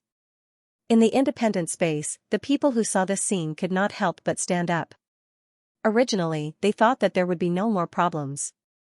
However, seeing that Xianxia could not do it, Meng Xiaoyao's usually calm face turned gloomy. This kid, hasn't he seen through it yet? The power of the jade clear heavenly thunder can completely kill such an ignorant nether queen worm. He's really stubborn. Yu Xuaning saw Meng Xiaoyao shaking his head and sighing. She chuckled and said, of course he knows, but for him, what makes him at a loss is not that he doesn't know how to kill Zeus, but Athena is already prepared to die. Humph. Rotten wood is hard to carve. Meng Xiaoyao snorted, focusing on a small personal affair and forgetting the whole world. It seems that it will be difficult for him to achieve anything. Jane's eyes were filled with tears for a moment. She looked at Zeus with eyes full of hatred, but there was nothing she could do. At this moment, Xianxia, who had been silent for a long time, suddenly raised his head. His eyes were like sharp blades, and his whole body exuded a murderous aura. Zeus felt that something was wrong, and his tone was tense. He said, Xianxia, what do you think? A cruel smile appeared at the corner of Xianxia's mouth. Maybe you've stayed in the array for too long, and no one told you that I hate one thing the most. What? The nether queen worm's body wriggled, ready to strike. A strong black jade clear heavenly thunder suddenly erupted from Xianxia's body. His whole body seemed to have turned into a black hole, and a murderous aura suddenly appeared. I hate being threatened the most. As Xianxia spoke, his figure had already forcibly penetrated the head of the nether queen worm. Poof. Zeus did not even have time to react. Xianxia, who had turned into a godly thunder, had already drilled through the head of his main body, and directly penetrated his abdomen. The gods could not even see it with their eyes. They only saw a black bolt of lightning shuttling back and forth on the huge body of the nether queen worm over 100 times. Every time it shuttled, a huge hole would appear, and black demonic fog would spread in all directions. Zeus let out an unwilling roar, but it was of no use. The powerful destructive power of the jade clear heavenly thunder made it impossible for his main body to control it freely, let alone devour Athena in his body. When Xianxia appeared in the air again, Xianxia's left hand was already holding a dazzling golden blue ball of lightning. Godhead. When Xianxia attacked just now, he had directly stripped Zeus' godhead from the nether queen worm's body. Zeus' soul kept roaring with unwillingness, but it was all too late. Being suppressed by Xianxia, he would not even have the chance to reincarnate. Xianxia looked indifferently at the remains of the nether queen worm, which was gradually dissipating into waves of black gas. He murmured, you might have had a chance to live. You can only blame yourself for threatening me. I, Xianxia, can admit defeat temporarily, but it does not mean that I will lose forever. I can tolerate it temporarily, but it does not mean that I can accept threats. As soon as he finished speaking, a black bolt of lightning directly turned Zeus' godhead into nothingness. The gods watched all this happen in a daze, and all of them felt incomparably depressed. Zeus actually died completely just like that. Perhaps everything had been a mistake from the beginning. The current Xianxia was already unstoppable. Out of the 12 overgods, only 10 were left. The gods could not help but reveal unconcealable pain. The remains of the nether queen worm finally disappeared completely, and Athena's figure once again appeared. Athena had at some point given up on the Titan giant god's body and put away the 2 artifacts. She had reverted to her familiar appearance. That fluttering black hair, that graceful and elegant black dress was exactly the same as the one in Xianxia's mind. When Xianxia and her eyes met, both of them appeared exceptionally calm. There was no sadness, no anger, and no joy. They just stared at each other. After an unknown period of time, Xianxia smiled gently. The wind and smoke dispersed. In this smile, it was as if the past thousands of mountains and rivers, the vicissitudes of life, had all been expressed in this silent smile. There seemed to be a hint of a smile on Athena's cold face, but it was so subtle that it was revealed inadvertently. Xianxia pursed his lips, took a deep breath, and asked, putting away your weapons and shields, does that mean you're not going to fight anymore? Athena shook her head. My strength is comparable to Zeus. In a situation where I can't use the greater prophecy spell on you, I'm weaker than him. You can easily destroy him, which means that you can easily destroy me. If we continue to fight, we'll only be humiliating ourselves. I'm not going to fight anymore. But, it's not over yet. Xianxia smiled bitterly. It seems that even if I destroy the Tree of Earth and kill everyone here, you still won't give up the idea of reviving the Protoss, right? Yes. Athena nodded without hesitation and said resolutely. Why? Xianxia's smile gradually disappeared, replaced by a faint sadness. Athena smiled indifferently. Her smile was as beautiful as the blooming flowers in spring. You should know me best, don't you? You came here to confront us, not because you hate the Protoss, nor because you want to protect the humans on Earth as a great hero. This is just your fate. There's no reason for it. This is the fate you choose to bear as a human who can change the fate of mankind. For you, you can't sit back and watch the destruction of mankind. Similarly, for me, the Tree of Earth is our mother, and the Protoss, born of the divinity, are my people. Everything I've done for the past 20,000 years, it's all for the revival of the Protoss today. Whether I succeed or fail, this is my fate. I can't stop it, and I don't need any reason to convince myself. Athena spoke very calmly, but when these words fell into the ears of the gods, they couldn't help but be moved and fall into their own thoughts. Heh. Xianxia nodded and laughed at himself. You're right. There are many things that don't need a reason. This is fate. With that said, the scene fell into silence again. After a while, Athena said quietly, the choice is now in your hands. If you want the Protoss to never rise again, then your only choice is to kill me. Otherwise, even if the others die, even if the Earth Tree withers, even if there is no hope of recovery, I will never give up. If you can't do it, then that only proves that my great prophecy spell was successful. This is the future that the Protoss yearns for. Xianxia rubbed his forehead as if he had a headache. He clicked his tongue and sighed helplessly. I've worked so hard for half a day, but in the end, it's still a matter of life and death. Athena revealed a relaxed smile. If you have a way to separate Lin Ruashi's and 17th souls from my soul, or destroy my soul alone, then there might be other endings. Don't joke around. Xianxia waved his hand and smiled bitterly. If I could do it, I would have done it long ago. It's not like I'm the first to know that you've been playing tricks in the dark. Of course, Athena was just speaking casually.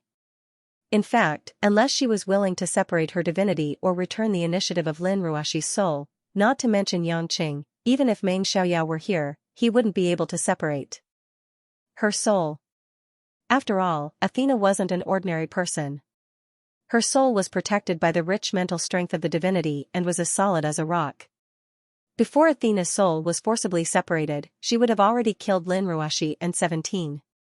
Naturally, Xianxia knew that it was impossible, so he didn't think in that direction. He quietly closed his eyes and opened them again. After looking at Athena with an incomparably complicated gaze, Xianxia regained his stern expression. Since that's the case, take out your Pala spear. Let us use the final moment of battle to announce our deaths. Athena's eyelashes trembled slightly. After hearing Xianxia's decision, she couldn't help but smile calmly and nod. The demonic blue Pala spear was once again summoned by Athena. She raised it straight and aimed it at Xianxia. When the gods below saw this scene, even Hera and Hermes, who didn't like Athena, couldn't help but tear up. Everyone knew that with the law of space ineffective, Athena was just putting up a show.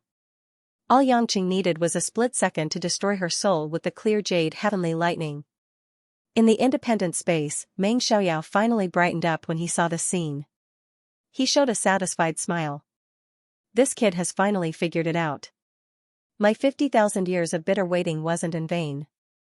Yu Xuaning sighed rather sadly, this woman of the god race is really unenlightened. Why must she go to such extremes? Why not take a step back for both of us? Harming others is harming herself. Since ancient times, beauties are unlucky. Schwerer, sometimes, in order to achieve the great Tao, sacrifices must be made. What Xianxia did today will bring him one step closer to that threshold. This is a good thing for him. Since ancient times, it has been difficult to satisfy both sides. You don't have to be sad. Meng Xiaoyao smiled. Pfft, Yu Xuaning rolled her eyes at him unceremoniously. Don't think that everyone is as heartless as you.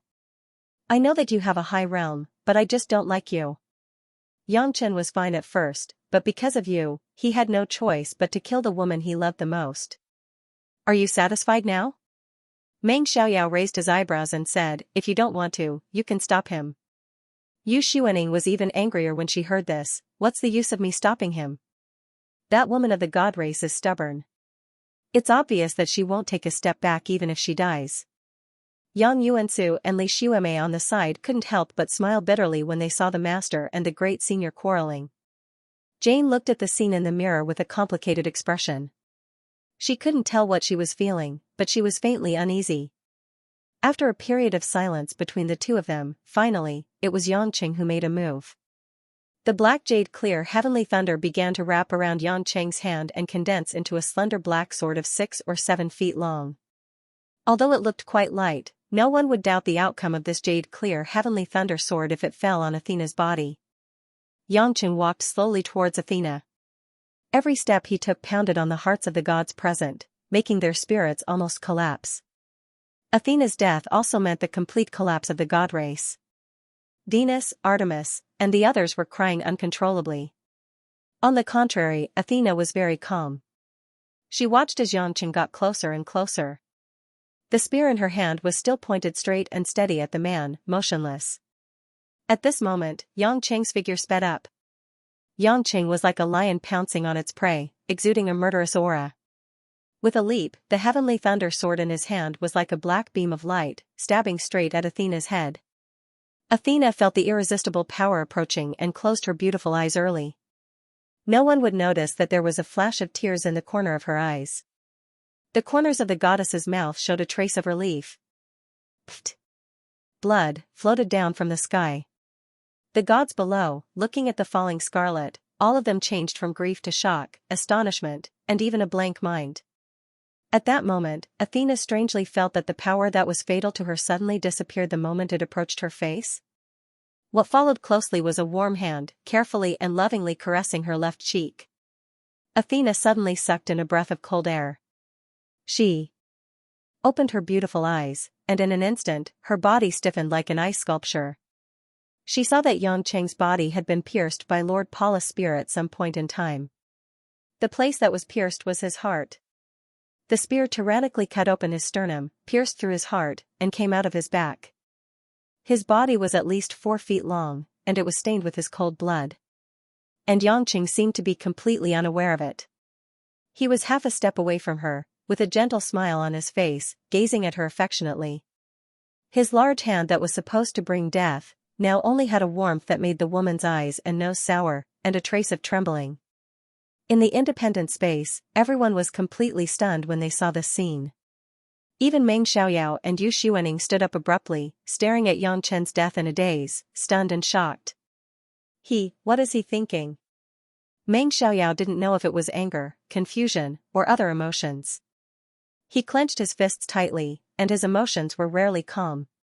Yu Xuaning's eyes were filled with tears, but she smiled with relief. Brat, why are you so stupid?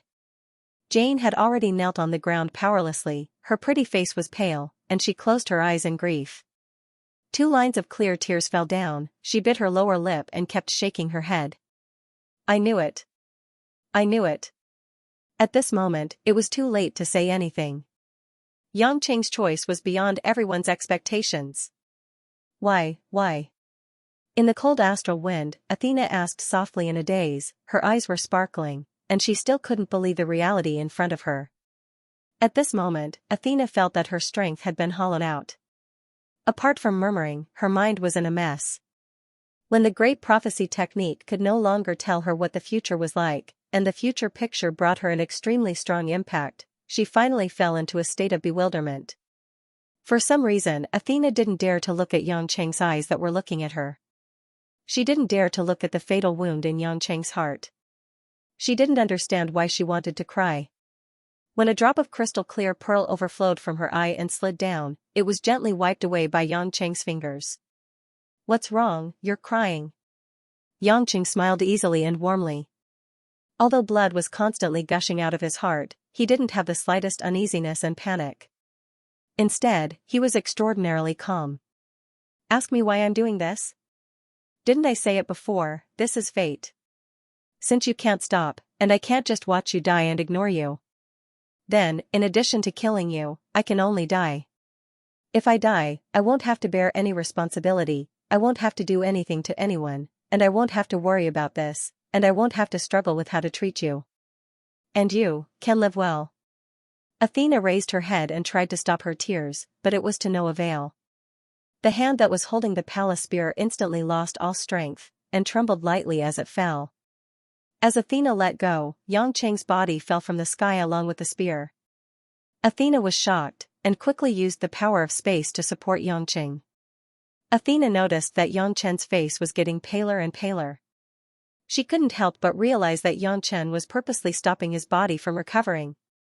His endless resolve restoration scripture had long stopped circulating, and Xianxia had purposely let his guard down, allowing his fragile body to pass through the spear.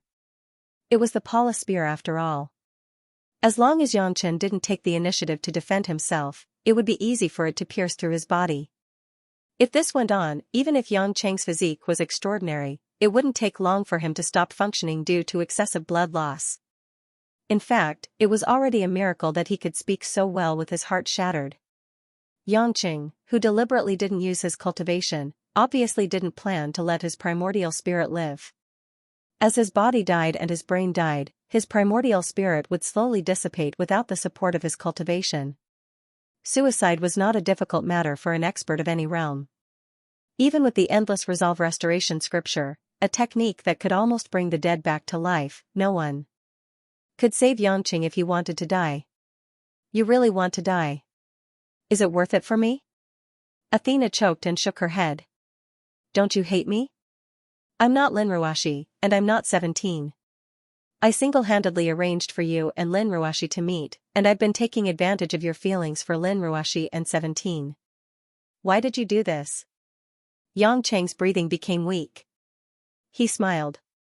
Even if you're not Ruashi, and you're not 17, you still protected and gave birth to my daughter, didn't you? Regardless of whether you did it for me or not, I'm really grateful to you. I can't let any of the women in your soul die, and I can't kill the mother of my child with my own hands. If I let you kill me, you might not be able to face your daughter, and I don't want that to happen. So, suicide was the best choice. Athena could feel Xianxia's life slowly slipping away. Her delicate body trembled uncontrollably, and the depths of her soul seemed to be greatly agitated, becoming unstable. An emotion deep in her heart that she hadn't noticed caused her to become confused, and she couldn't focus. This man actually never hated me? He's grateful to me? Xianxia looked at her deeply, and his eyes began to become illusory and misty. Athena's tear-stained face made him reveal a trace of a satisfied smile. Ruashi. Xianxia called out softly, as if he could see Lin Ruashi smiling at him in front of him. At this moment, the clouds and mist of the past were like beautiful paintings that flashed before his eyes one by one. Athena's delicate body quivered, and she held her temple painfully, as if she was struggling with something. Yes, the person he loved was Lin Ruashi, or even 17, and definitely not me. This has nothing to do with me. But why should I be sad for his death? Why should I shed tears for him? Is it just because I've been with him in the dark, and through all of this? No, isn't this the ending I've been waiting for? Isn't the future supposed to be like this? Didn't I wait for 20,000 years for this day? But, my heart really hurts. Xianxia didn't know that at this moment, the depths of Athena's soul was experiencing an unprecedented impact.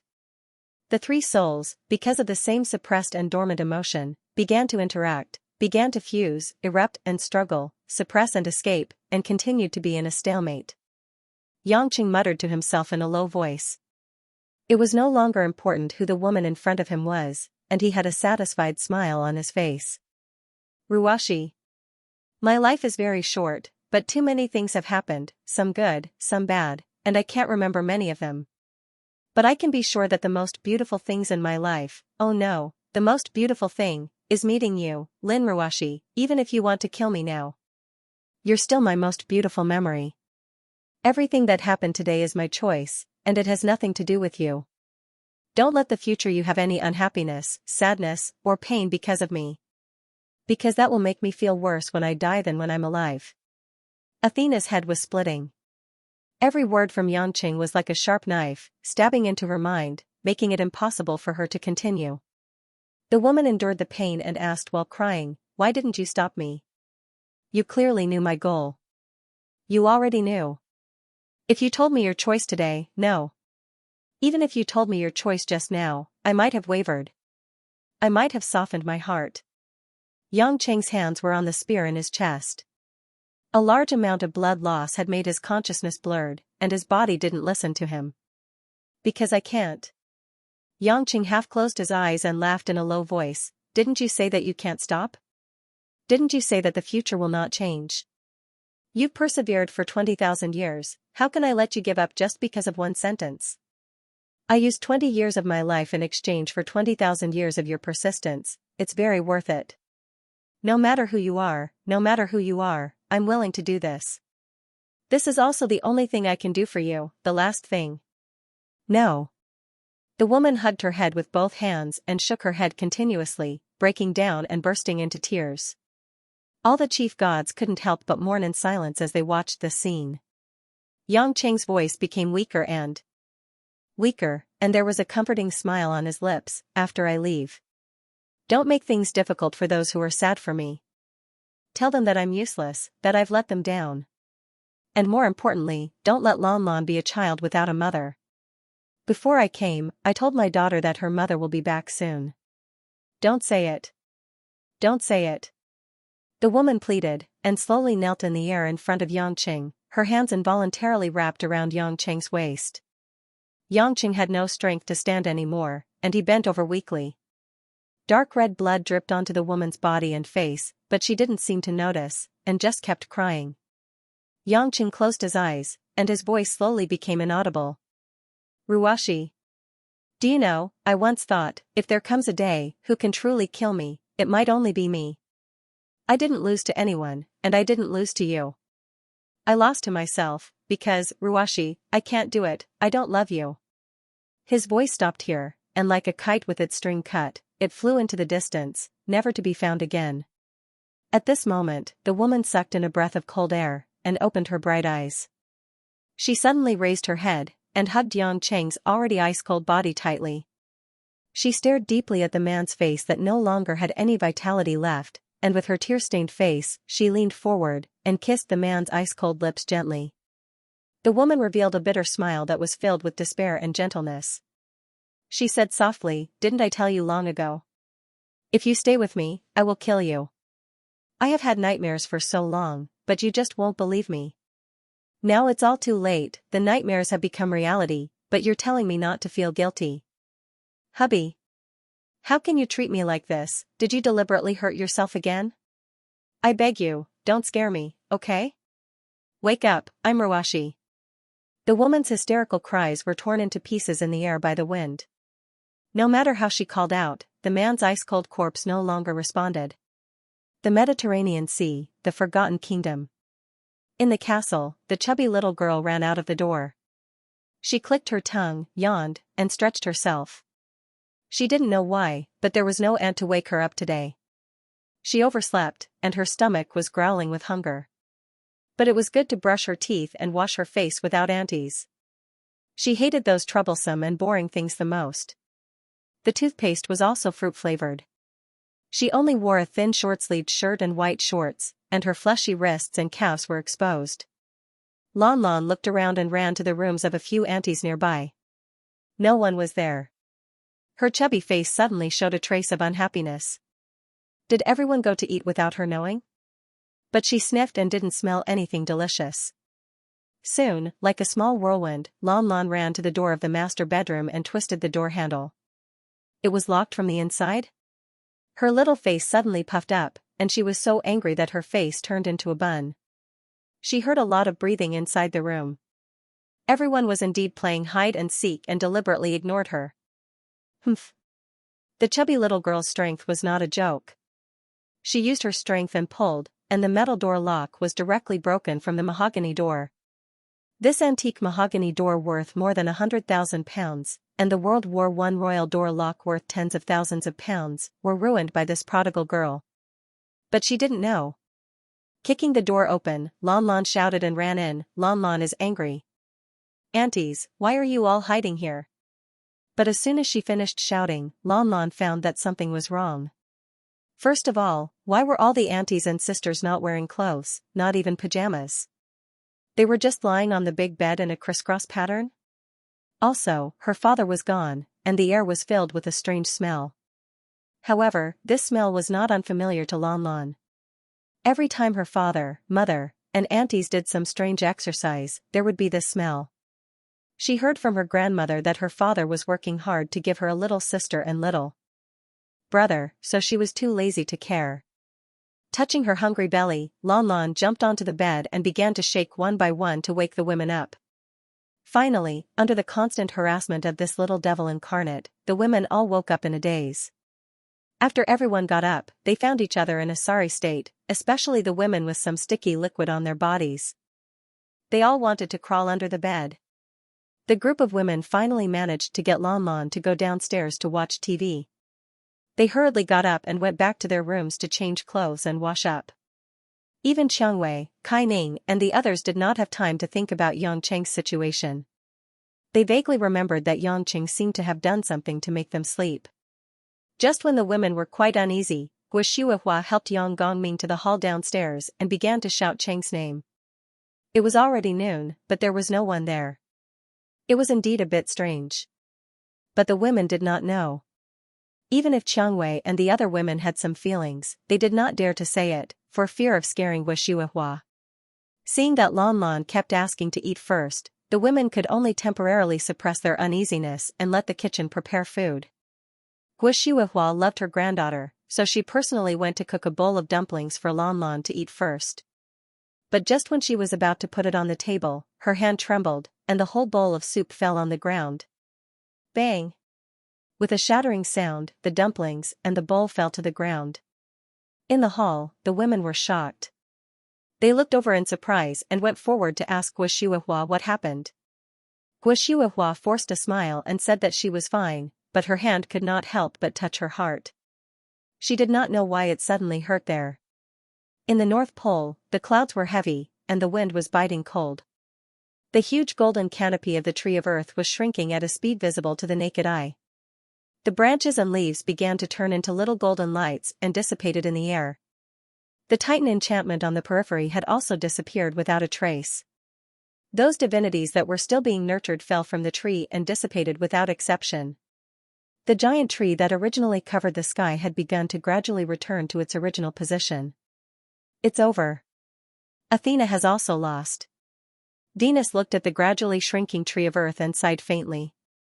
At this time, the gods were standing on a piece of floating ice, watching this scene from afar. Hera smiled bitterly and said, "Zeus' divinity has disappeared, Athena has lost control of her divinity, and our divinities have also been severely damaged. Even if the tree of earth did not choose to return to the form of Gaia's heart, we would not be able to protect it." As Hera said, the tree of earth, as the mother of the gods, was connected to the lifeline of the gods. It had already keenly sensed the failure of the gods, and could not continue to maintain it. Only by returning to the form of Gaia's heart could it use all its power to protect itself and hide well. This was also the self-protection form of the tree of earth. Unless it was absolutely necessary, it would not choose to degenerate into Gaia's heart. After all, it was better to wait for another chance to germinate and grow than to be destroyed by the cultivators on earth. At this moment, none of the gods looked regretful, nor happy. A loss was a loss. Even if Yangqing paid the price with his life in the end, it did not mean that the gods had won. Without exception, the eyes of all the gods were focused on another huge floating ice in the distance. Lin Ruoshi knelt on the ice, holding Yangqing's cold corpse in her arms. She seemed to be in a daze. The Paula spear had been taken out of Yangqing's chest, leaving a huge hole.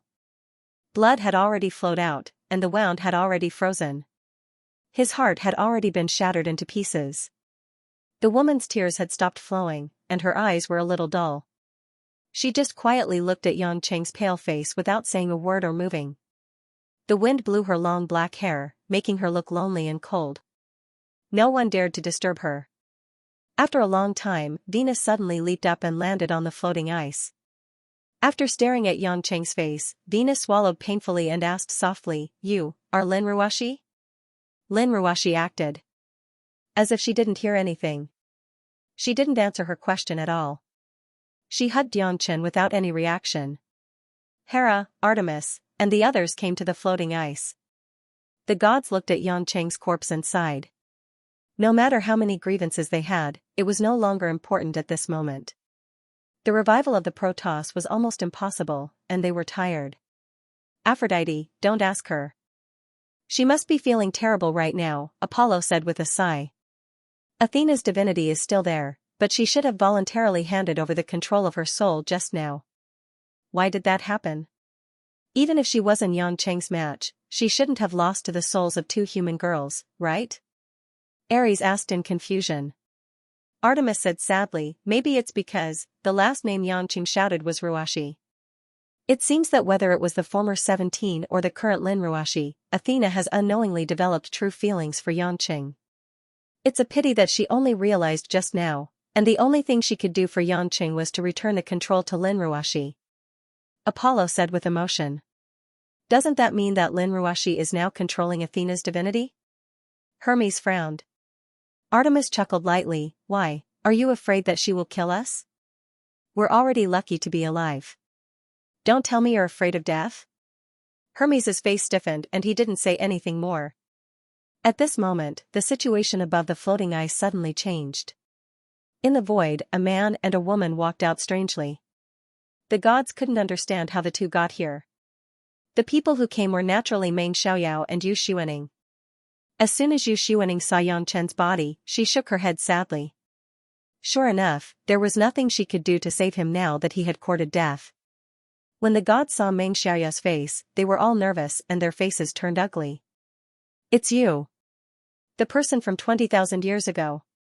The gods quickly recognized that this was the master who sealed Zeus in the formation 20,000 years ago, and he was also the one who stopped the gods from occupying the earth. Meng Xiaoyao didn't have time to pay attention to them. He looked at Xianxia's body with a complicated expression and sighed, silly, silly. In the end, you still chose such a path of no return. Are you going to be stubborn even in death? This time, Lin Ruashi finally raised her head. Her face was cold, and she questioned Meng Xiaoyao without fear, are you satisfied with this ending? When Athena returned the control of the soul to Lin Ruashi, it meant that Lin Ruashi already had all the memories of Athena and 17. Naturally, she would not be unfamiliar with Meng Xiaoyao. If there was anyone in this world that Lin Ruashi really hated, it was only Meng Xiaoyao. If it wasn't for this person who wanted to choose an inheritor and set up this chess game, there would not be Xianxia's sacrifice. Lin Ruashi even hoped that she had never known Xianxia, and she did not want Xianxia to leave her forever at this moment. However, Lin Ruashi would not try to use the power she had now to challenge Meng Xiaoyao. She was very clear that the gap between her and Meng Xiaoyao was too big. Even if she hated him to the bone, it would only be a meaningless fight. She remembered Xianxia's words before his death very clearly. She still had a child to raise, and she still had a lot of things to do. She could not die. Fate comes and goes. I had no intention of contributing to today's situation, but I couldn't guess his choice. Meng Xiaoyao could not hide his regret in his words. Although the battle for the revival of the gods was lost, Xianxia was also dead. In this way, it was tantamount to him losing both ends. He did not get a successor, nor did he make Earth a planet of the gods. Humph. Lin Ruashi sneered and said, are you trying to say that the one who should have died here today was me, not my husband? I also hope that is the case, but unfortunately, I have disappointed you. Meng Xiaoyao did not feel such sarcasm. He just quietly looked at Xianxia's body, his eyes filled with complex thoughts. After all, after tens of thousands of years, such an outcome had really exhausted him mentally and physically. Yu Xuening did not want to bother him at this time. Instead, she glanced at the gods beside her and said, don't stare at this guy. With your strength, even after 2 million years, you will not be his opponent. I advise you to live your days on Earth. Now that Earth is riddled with holes and demons are running rampant, it's not something that can be done in 2 or 3 days. If you want to live well, it's best to do something meaningful instead of just standing here and staring. Understand? The deities knew that the person who was with Meng Xiaoyao was definitely not someone they could fight against. Hence, they had no choice but to give in. Indeed, if they wanted to live on Earth in the future, they still had to clean up this mess. Whether they wanted to or not, Earth still belonged to humans. Yu Xuaning walked to Lin Ruoxi's side and sighed softly. Living well is the best reward for him. He definitely doesn't want you to live in pain, right? Lin Ruoxi did not say a word. She carried Yang Cheng's body in her arms and glared at Meng Xiaoyao coldly. Then, she turned around and prepared to leave. She wanted to bring Yang Cheng back to the island to be buried, so that she could protect and accompany him forever. At this moment, for everyone present, it was gloomy, sorrowful, and silent. But at this moment, Meng Xiaoyao and Yu Xuaning suddenly looked shocked at the same time. Wait a minute. Meng Xiaoyao suddenly lost his composure and shouted. Yu Xuaning also felt a little incredulous. Her eyes were fixed on the interspatial ring on Yang Cheng's hand. To everyone's surprise, they saw a colorful light suddenly shooting out from Yang Cheng's interspatial ring into the air. Looking closely, it was something that looked like an ancient bronze mirror, flying out of the ring. This ancient mirror was oval in shape, and the back was simple and unadorned. There were only a few tiny copper patterns engraved in the center. The mirror was shining with colorful light at this time, soft and mysterious. With the continuous release of the colorful light, the ancient mirror began to expand continuously. From the size of a palm at the beginning, it quickly expanded to 5 or 6 feet wide and long. And the mirror seemed to be attracted to Yang Cheng's body, constantly rotating above Yang Cheng's body. Everyone took a closer look and realized that the mirror had already reflected a vast starry sky at some point in time. The dark universe, countless stars, flowing Milky Way, and whirlpool nebulae were vivid and lifelike. All this was extremely strange because it did not seem to be an illusion, but a real miniature of the universe space. This is the divine artifact Kunlun mirror. Yu Xuaning remembered that Yang Cheng had such a divine artifact, but he had not used it. In fact, no one knew how this ancient divine artifact, which had been silent for hundreds of thousands of years, was used. Lin Ruoxi was also stunned. She subconsciously put Yang Cheng's body on the ice and looked nervously at the Kunlun mirror that was rotating in the sky. A glimmer of hope flashed in her eyes. Meng Xiaoyao shook his head in disbelief after the shock. How is this possible? The divine artifact is psychic. If one does not have the strength of the ancient immortals, if one does not cross that threshold, he is not qualified to be recognized by the divine artifact. Even if he can cross that threshold, he may not be recognized by the divine artifact. Otherwise, the ancient divine artifact would not be exclusive to a few immortals. Could it be that this kid? Meng Xiaoyao found it difficult to understand. One must know that Yang Cheng could use Panga's axe, but he only used the most basic divine power of Panga's axe to break through space. He did not really get the recognition of Panga's axe. Otherwise, a divine artifact like Panga's axe with the power to split the heavens and the earth would not be able to resist it. And for a divine artifact with a special effect like the Kunlun mirror, if the user did not get the recognition of the divine artifact, it would be impossible to know the mystery of this divine artifact. This was why Yang Cheng could only use Panga's axe and could only stare at the Kunlun mirror. Now, the Kunlun mirror flew out of the spatial ring on its own initiative, and it shone brightly, showing a wonderful response to Yang Cheng's corpse. All these signs seemed to indicate that the Kunlun mirror had recognized Yang Cheng as its new master under unknown circumstances. Yu Xuaning naturally knew this and could not help but giggle. She pointed at the Kunlun mirror and said to Meng Xiaoyao, "Meng Xiaoyao. Did you see that? This kid is obviously like you, he has already crossed that threshold. He did not choose to give up, but he also succeeded. He also got the recognition of the Kunlun mirror. This time, you lost." Meng Xiaoyao felt lost, and his face was confused. Obviously, all this was beyond his understanding for tens of thousands of years. In the midst of Yu Xuaning's laughter, the Kunlun mirror once again showed a strange phenomenon. They only saw that a humanoid phantom began to slowly condense and converge in the colorful light released by the Kunlun mirror. It was like pieces of fragments began to glue together into the most primitive form.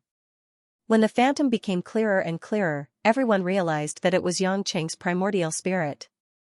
Everyone thought that Xianxia's primordial spirit had dissipated, but they did not expect that it was preserved by the Kunlun mirror. Sure enough, the legendary Kunlun mirror can travel through the void and distort time and space. It seems that the moment it recognized Xianxia as its master, in order to protect its new master, it preserved Xianxia's primordial spirit that was about to disappear in the previous time and space. Yu Xuaning's words were just her guess, but who would care what the truth was? After all, what was happening in front of them was reality. When Xianxia's primordial spirit slowly opened its eyes, like a soft feather, it landed on his broken body. With the awakening of the primordial spirit, the endless resolve restoration scripture naturally began to operate. This time, after all, Xianxia did not deliberately stop the endless resolve restoration scripture, so everything went smoothly. Soon, spiritual energy frantically rushed into Xianxia's body, the blood in his body began to warm up, and his dantian began to fill up. The broken heart in his chest, under the terrifying healing power of the endless resolve restoration scripture, also began to recover and resume warm beating. Lin Ruoxi's big eyes stared at the miracle that happened in front of her without blinking. She did not dare to blink at all, for fear that this was all a dream. In fact, she did not even dare to make a sound. She covered her mouth with both hands, tears gushed out continuously, and her pretty face was flushed, but she did not dare to make a sound. Under everyone's intoxicated gaze, Xianxia had recovered to his original state, regained his color, resumed breathing, and opened his eyes. There was a gentle smile at the corner of Xianxia's mouth, and he stretched out a hand and touched Lin Ruoxi's cheek. "Oh, wife, don't be angry. I really did not deliberately pretend to be dead to scare you this time, I really almost died." Lin Ruoxi finally could not control her emotions, and she forcefully carried Xianxia from the ground, her arms tightly around Xianxia's neck, and she burst into tears. At this moment, her mind was blank. Apart from tears of joy, she couldn't express anything else. Xianxia's expression was a little conflicted. He opened his mouth and gasped awkwardly. "Ahem. Okay. Okay. Ruoxi baby, I know you're happy. You. How come you're so strong now? Ahem. Ouch. I'm almost out of breath." Because Lin Ruoxi was hugging his neck tightly, it was a little difficult for him to breathe. He really didn't know whether to laugh or cry. His life wouldn't be in danger. Xianxia would collapse if he was strangled to death by a woman's hug the moment he was resurrected. Lin Ruoxi immediately let go of Xianxia. She pouted and kept punching Xianxia's thigh with tears in her eyes. She didn't even dare to touch the man's chest. "You're still teasing me. You still have the nerve to tease me. Who allowed you to commit suicide?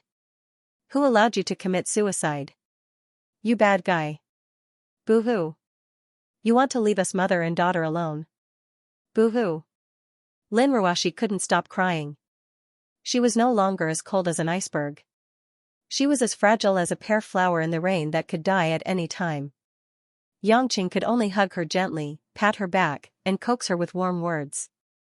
There was a little helplessness in his eyes, but more warmth and happiness. This scene made Venus and the other main gods couldn't help but burst into tears. It was as if the sky was no longer gloomy and the air was no longer cold. When he finally coaxed Lin Ruoxi to stop crying, Xianxia finally had the time to wave at the Kunlun mirror in the air. The Kunlun mirror shrank obediently and turned back to the size of a palm. It fell into Xianxia's hand and calmed down again. Everyone looked at this small ancient mirror with a strange look. The miracle just now was created by this small thing that looked nothing special. Lin Ruoxi wiped her tears and stared at this small mirror gratefully. Xianxia touched the surface of the Kunlun mirror with mixed feelings and said thoughtfully, "Alas, it's all thanks to you this time, Ah Kuan. Let's get along well in the future. You saved my life, and I will take you to live a good life in the future.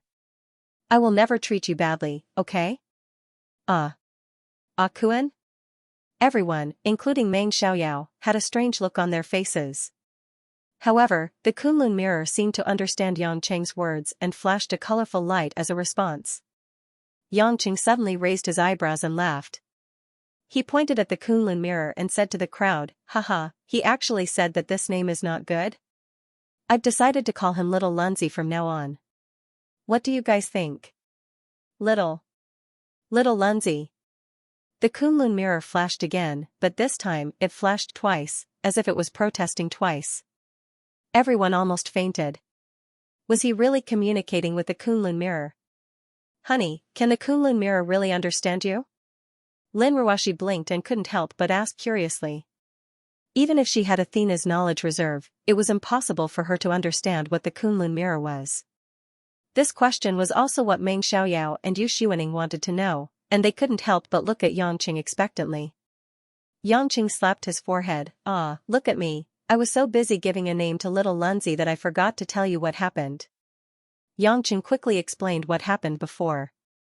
As it turned out, Yangqing thought that he was already dead, but the moment he lost consciousness, his primordial spirit suddenly appeared in a strange space for some reason. That space was the miniature of the universe before. It turned out that the Kunlun mirror had formed a static spacetime to preserve his primordial spirit. Then, the artifact spirit in the Kunlun mirror told him that it decided to recognize him as its master from now on, so it chose to protect his primordial spirit from disappearing. As for why it chose Yangqing as its master, it was naturally because Yangqing had crossed an unknown threshold at the moment before his death and set foot in a brand new field. If Yangqing didn't have the Kunlun mirror, he would indeed be dead. If Yangqing didn't break through the threshold before his death, then he would also be dead. However, Yangqing had the Kunlun mirror, and because of the epiphany before his death, he had the qualifications and strength to be recognized as its master. Why did the Kunlun mirror choose Yangqing? Of course, it would not be just because of the strength, but the Kunlun mirror would not explain anything.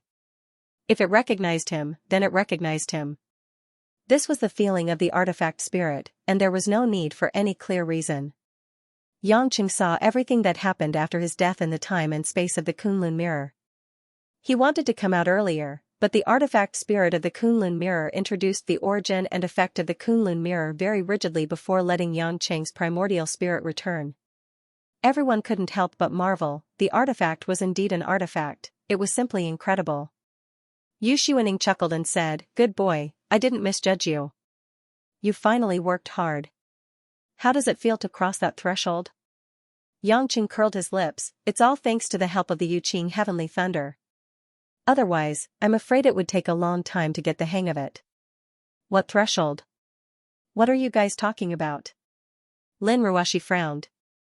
She didn't like the way Yu Xiuning smiled at Yangqing and said something that she couldn't understand. Yangqing scratched his head and explained with some difficulty, "This. Simply put, the Tao that I have comprehended before is limited to the Earth's space. Out of the Earth, or out of the parallel space, it is not the same thing. But the dark matter in the Yuqing Heavenly Thunder is a kind of power of the origin of the universe. It allows me to contact more directly the most primitive Tao of the universe. That threshold is actually a step from a minor Tao into a major Tao. A Tao, that is the Tao of the universe." Although the literal meaning, Yangqing had said it very straightforwardly, but it was clear that the real meaning was not what the others present could understand. However, there was one thing that deeply touched the gods, that was, the Yuqing Heavenly Thunder with dark matter could ignore the laws of space. Just imagine, the Yuqing Heavenly Thunder with dark matter was already so powerful, and the dark matter was just an entrance ticket to the Tao of the universe. It was enough to see how vast and unfathomable the domain that one entered from the small to the big threshold was. Meng Xiaoyao sighed, "It seems that I am the one who is stubborn. There are thousands of Tao, but all roads lead to the same destination. Such a simple truth, but I can't really understand it." Yu Xiuning said a little mischievously, "Now that young kid can already fight with you, shouldn't you be very happy? Finally, you can leave the Earth in Anshin and pursue your Tao." Meng Xiaoyao knew that Fox was joking with him, but he had also thought through a lot at this time. Yangqing had successfully crossed the threshold from another path, and it also made him understand a lot of things, which was also a kind of gain. In the end, Meng Xiaoyao raised his head and looked deeply at Yangqing with a smile. "You win, I am not as good as you, but I also want to thank you. From now on, I can leave safely." Yangqing had nothing to say to this guy, so he waved his hand and said, "If you want to go, then go, but before you go, remember to repair the celestial demon formation and clean up the mess you made. This is all your trap, I don't want to clean up your mess. Meng Xiaoyao felt helpless for a while. This kid did not fear him much before, but now that his strength was comparable to his, he was exceptionally arrogant. He really did not know whether to laugh or cry. I will repair the 12 heaven celestial demon formation, it is not difficult, but those demons need to be captured and destroyed, I will not deal with them one by one. As for the damage caused by the earth's cooling this time. Meng Xiaoyao looked at the gods and smiled mysteriously, I will invite someone to come and restore the vitality of the earth as soon as possible. His words were obviously pointing to something, and several of the gods immediately thought of something. Dionysus. Do you know where Dionysus is? Hera stepped forward and asked. Yu Xuaning frowned and asked, what do you mean by locked, who is that? Meng Xiaoyao smiled and explained, it is Dionysus, one of the main gods of the celestial race. That guy doesn't like fighting, he likes peace, and has been hiding from others, refusing to come out. But his divinity has the special power of rebirth. He has two things that are particularly interesting, one is the fox skin that he wears, which has the effect of rebirth of plants, and the other is his wine cup, the liquid that is poured into it will become wine, and when it is sprinkled on the plants, it will make the plants grow quickly. As long as he comes out, it will not take long for the frozen plants all over the world to recover quickly, coupled with the warming of the earth, it will naturally recover to its original state. Yu Xuaning snorted coldly and said disdainfully, I have no problem with the wine cup, but if I see that fox skin, I will kill him. The gods were confused, but Yangqing and Lin Ruoxi knew that Yu Xuaning was a nine-tailed fox, and were immediately amused by her words. Lin Ruoxi asked at this time, where is Dionysus hiding? Athena has searched the whole world, but she can't find him. Meng Xiaoyao pretended to be mysterious and said to Yu Xuaning and Yangqing, both of you, do you know him? We? Yu Xuaning couldn't help but wonder, I have been in the demon realm for more than 50,000 years, could it be that he? Meng Xiaoyao nodded and smiled, he is the current leader of the demonic cultivators in the demon realm, Zishao. It's him? Then why didn't I find anything different about him? Yu Xuaning was puzzled. His cultivation is not low, and it is not difficult to deliberately hide the divine spark. As for Athena. Meng Xiao looked at Lin Ruoxi and said, her great prophecy technique can't search to the demon realm, let alone Zizhao's strength. His hiding can be said to be well-intentioned. If I haven't been watching, I'm afraid I won't be able to find him for a while. This guy can really pretend. Yangqing shook his head and smiled bitterly. Thinking of Zizhao's addiction to alcohol, he got along well with Song Tianqing, and that guy was not in a hurry at all. For the Tongtian Grand Tournament, it was like a routine. When he saw Yu Xuaning, he was even more afraid and directly admitted defeat. It turned out that he didn't plan to come out at all. In any case, the fate war of 10,000 years finally came to an end. Whether it was humans or gods, they would let go of the past and usher in a new day. Yangqing still remembered that Meng Xiaoyao had Jane, and seriously asked Meng Xiaoyao to let her go, otherwise he would not be polite. Meng Xiaoyao naturally would not keep Jane, and promised to let her go back to the island immediately. Yangqing was satisfied, took Lin Ruoxi's hand, and said with a smile, let's go home. Lin Ruoxi naturally smiled sweetly and nodded in agreement. Soon, the couple, just like when Meng Xiaoyao and Yu Xuaning appeared, stepped into the void and disappeared from everyone's eyes. The gods put away the restored Gaia's heart, froze it again with the divine Bauceline, and handed it over to Poseidon for safekeeping. Immediately, they looked at each other a few times, and all showed a smile of vicissitudes and relief.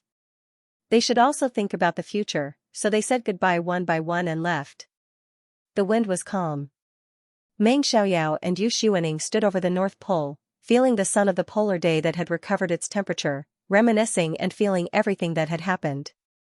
Xiao Shui, you say, how did that kid beat me? After a while, Meng Xiaoyao suddenly frowned and asked thoughtfully, is it that I am not as perceptive as him? It can't be, his endless resolve restoration scripture, or my realization, or is it because of his fate, his Kunlun mirror, or something else?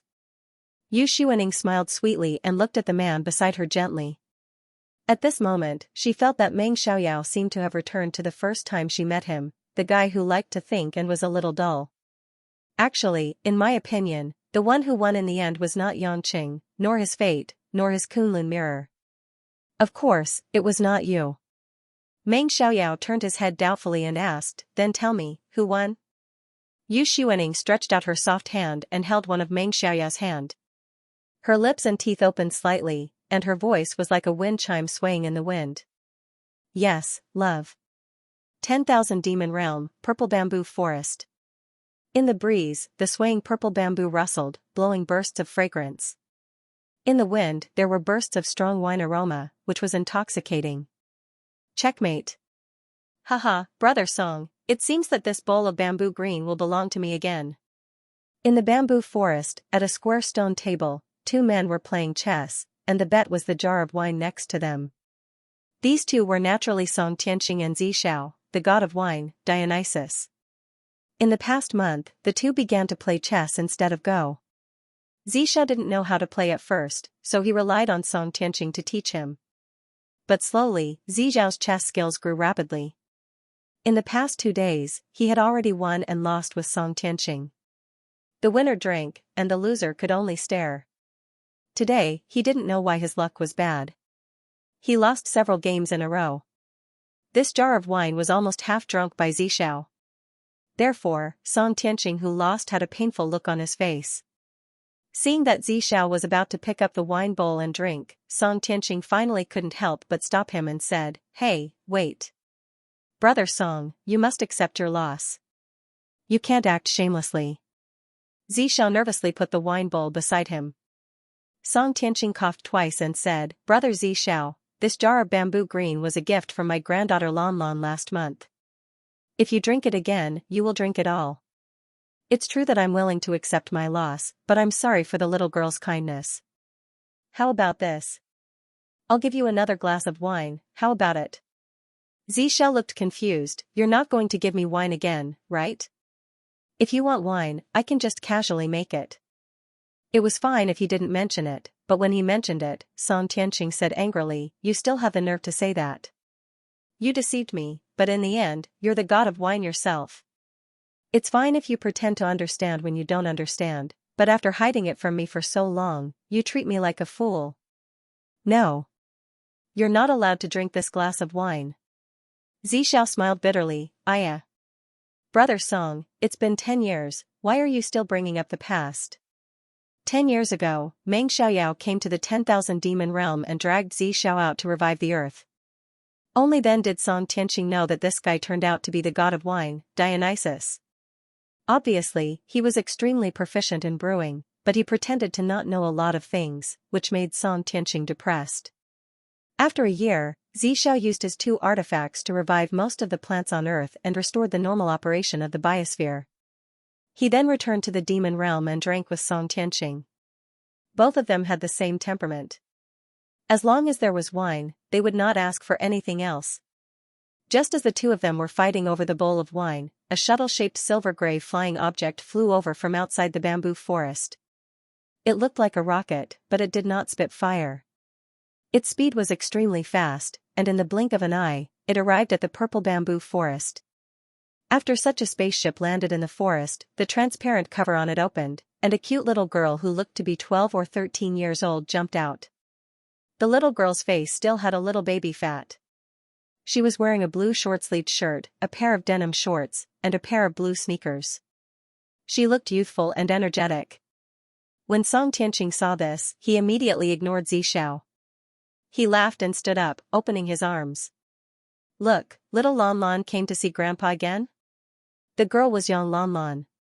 She was a beautiful girl with the potential to be a beauty in the future. Speaking of it, Lanlan's appearance was already very similar to 17's appearance in the past, but her living conditions were better, so she was especially tender and fair. Although she was not as cute as the chubby little girl when she was a child, she added a bit of the elegance brought by her mother, Lin Ruashi. "Grandpa." Lanlan ran up with a smile and hugged Song Tianqing hard. "Are you gambling with Uncle Drunkard again?" Lanlan made a face at Zishao. Zishao was called Uncle Drunkard, but he could roll his eyes. "Hee, yeah, your grandpa is pitiful. I've lost until now. Is little Lanlan bringing wine to me again today?" Song Tianqing asked happily. Lon Lon wrinkled her nose. In Grandpa's eyes, Lon Lon is almost a wine jar. There were some small complaints in her mouth, but Lon Lon still took out a few bottles of wine from her space ring and put them on the table. I secretly stole these 3 bottles of Dalmore from Dad's wine cellar. I heard from Grandpa Ron that it is expensive. It costs more than 100,000 pounds per bottle. Grandpa, don't leave the bottle after you drink it, lest Dad sees it when he comes here in the future. Then Dad will tell on me in front of Mom again. Lon Lon shook Song Tianqing's hand and said. Song Tianqing and Xiao were immediately attracted by the wine, and they nodded in agreement, indicating that there was no problem. After watching for a while and admiring for a long time, the two remembered that they hadn't asked Lon Lon why she came today. After all, she just came last month. She came a bit too frequently. Little Lon Lon, what else? Song Tianqing asked. Lon Lon pouted, you finally remember me? Humph.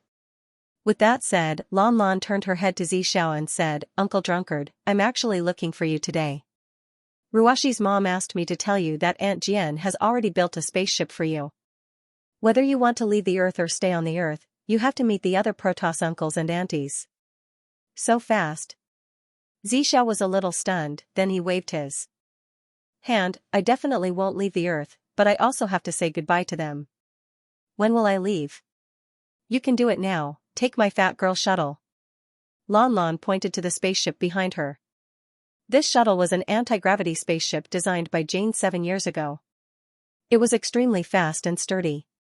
It could freely shuttle between the outside world and the 10,000 demon realm. Moreover, the 10,000 demon realm's spiritual energy was thin and not suitable for flight. Therefore, the shuttle was especially needed as a means of transportation.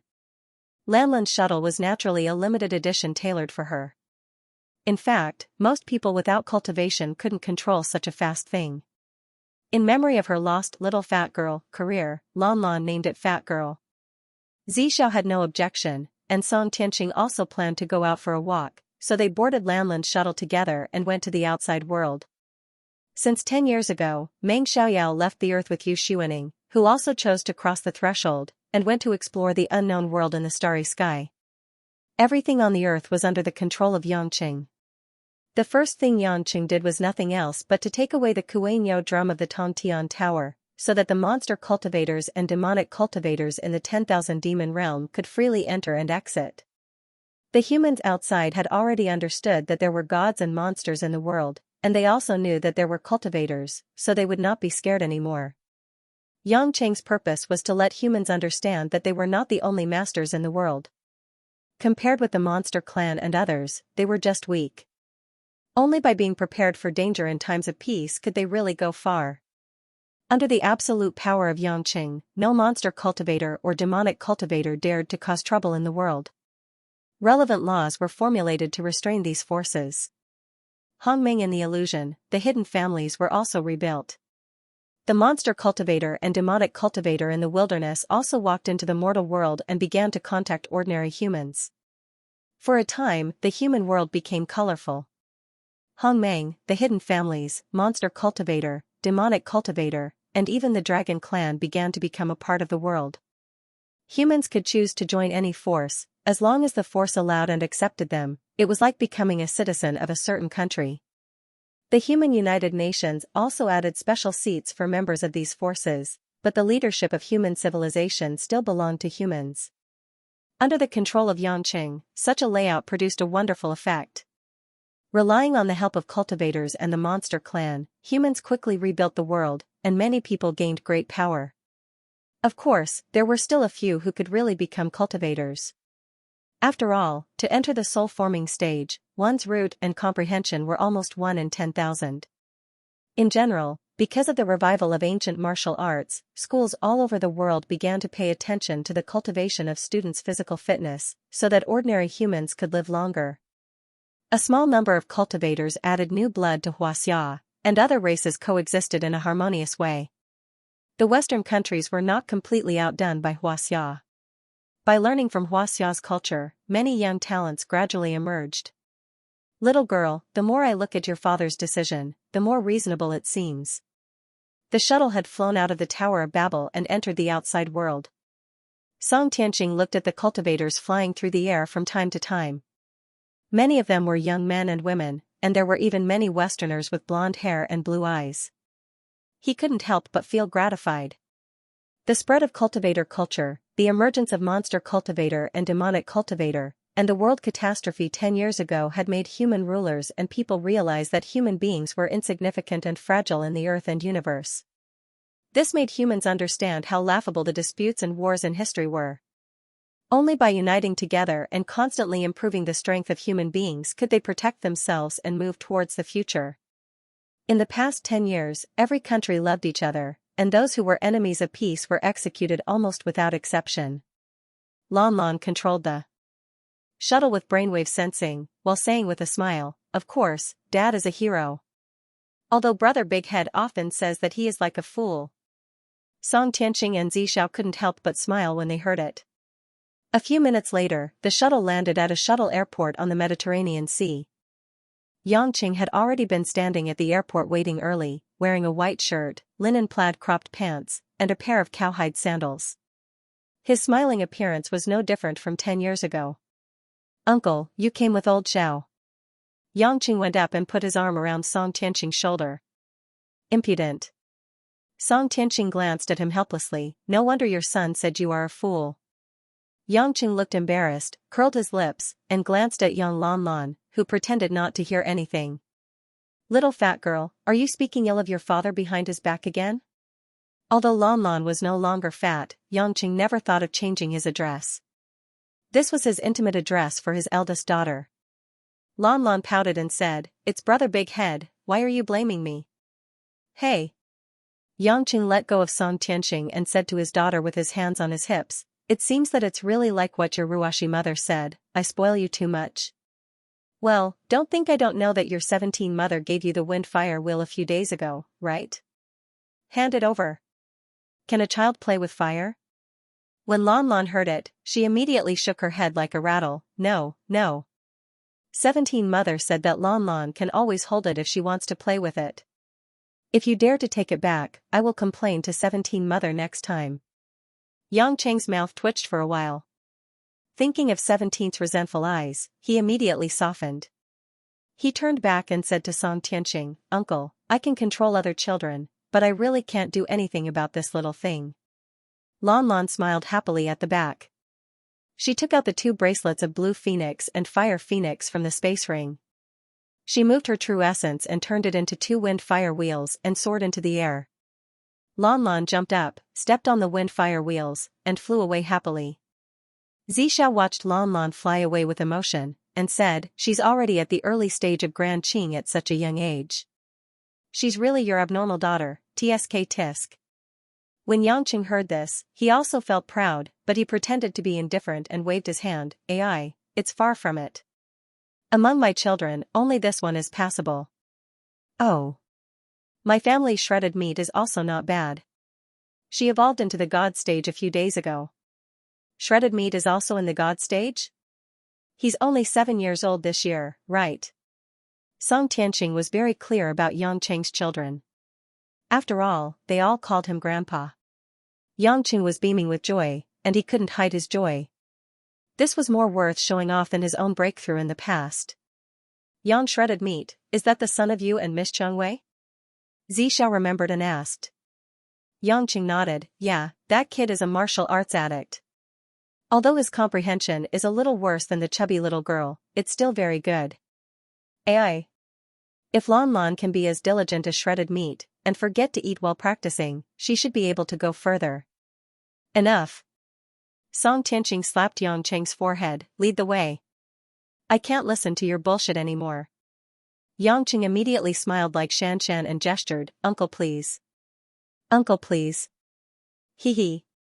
In the past 10 years, although Yangqing's cultivation had reached an unprecedented height, with his incomparable hard work, he finally had a love crystal with the 3 women, Lin Ruashi, Chengwei, and Jane. What was gratifying was that Lin Ruashi even gave birth to a pair of twins for him. When a boy and a girl were born, Yangqing was so happy that he almost hit the moon and poked a hole in the moon. Chengwei gave birth to a son 7 years ago, and Jane also gave birth to a mixed-race beauty that year. All of a sudden, Xianxia had 2 sons and 3 daughters. Although other women were envious, improving their cultivation was the most realistic way, so everyone worked hard. Xianxia was not in a hurry. Take it slow, he and women both had a long lifespan. As they walked and chatted, the 3 arrived at the Northwest Bay. There, a seaside party was already being held. Xianxia's family, friends, women, and a group of gods were talking happily. Seeing Xianxia coming over with 2 people, everyone greeted them in a friendly manner. On the sea, there was already a black behemoth, like a giant on the sea, looking like a flying saucer spaceship. Uncle Song, Xiao, you're finally here. Lin Ruoshi, dressed in a white chiffon silk dress, came over and welcomed Song Tianqing with a smile. After giving birth, Lin Ruoshi's fairy-like appearance added a bit of maternal softness and brilliance, and her figure became more mature and plump. Even a man like Xianxia, who was with her every day, would be a little absent-minded when he occasionally glanced at her. Hee, Ruoshi, why is everyone here today? It's like sending off. Song Tianqing said happily. Usually, women had their own things to do and stayed all over the world. They would only gather on the island on weekends, but they all seemed to be here today. End of chapter 1660. Don't forget to subscribe, like, and share the video to support the channel.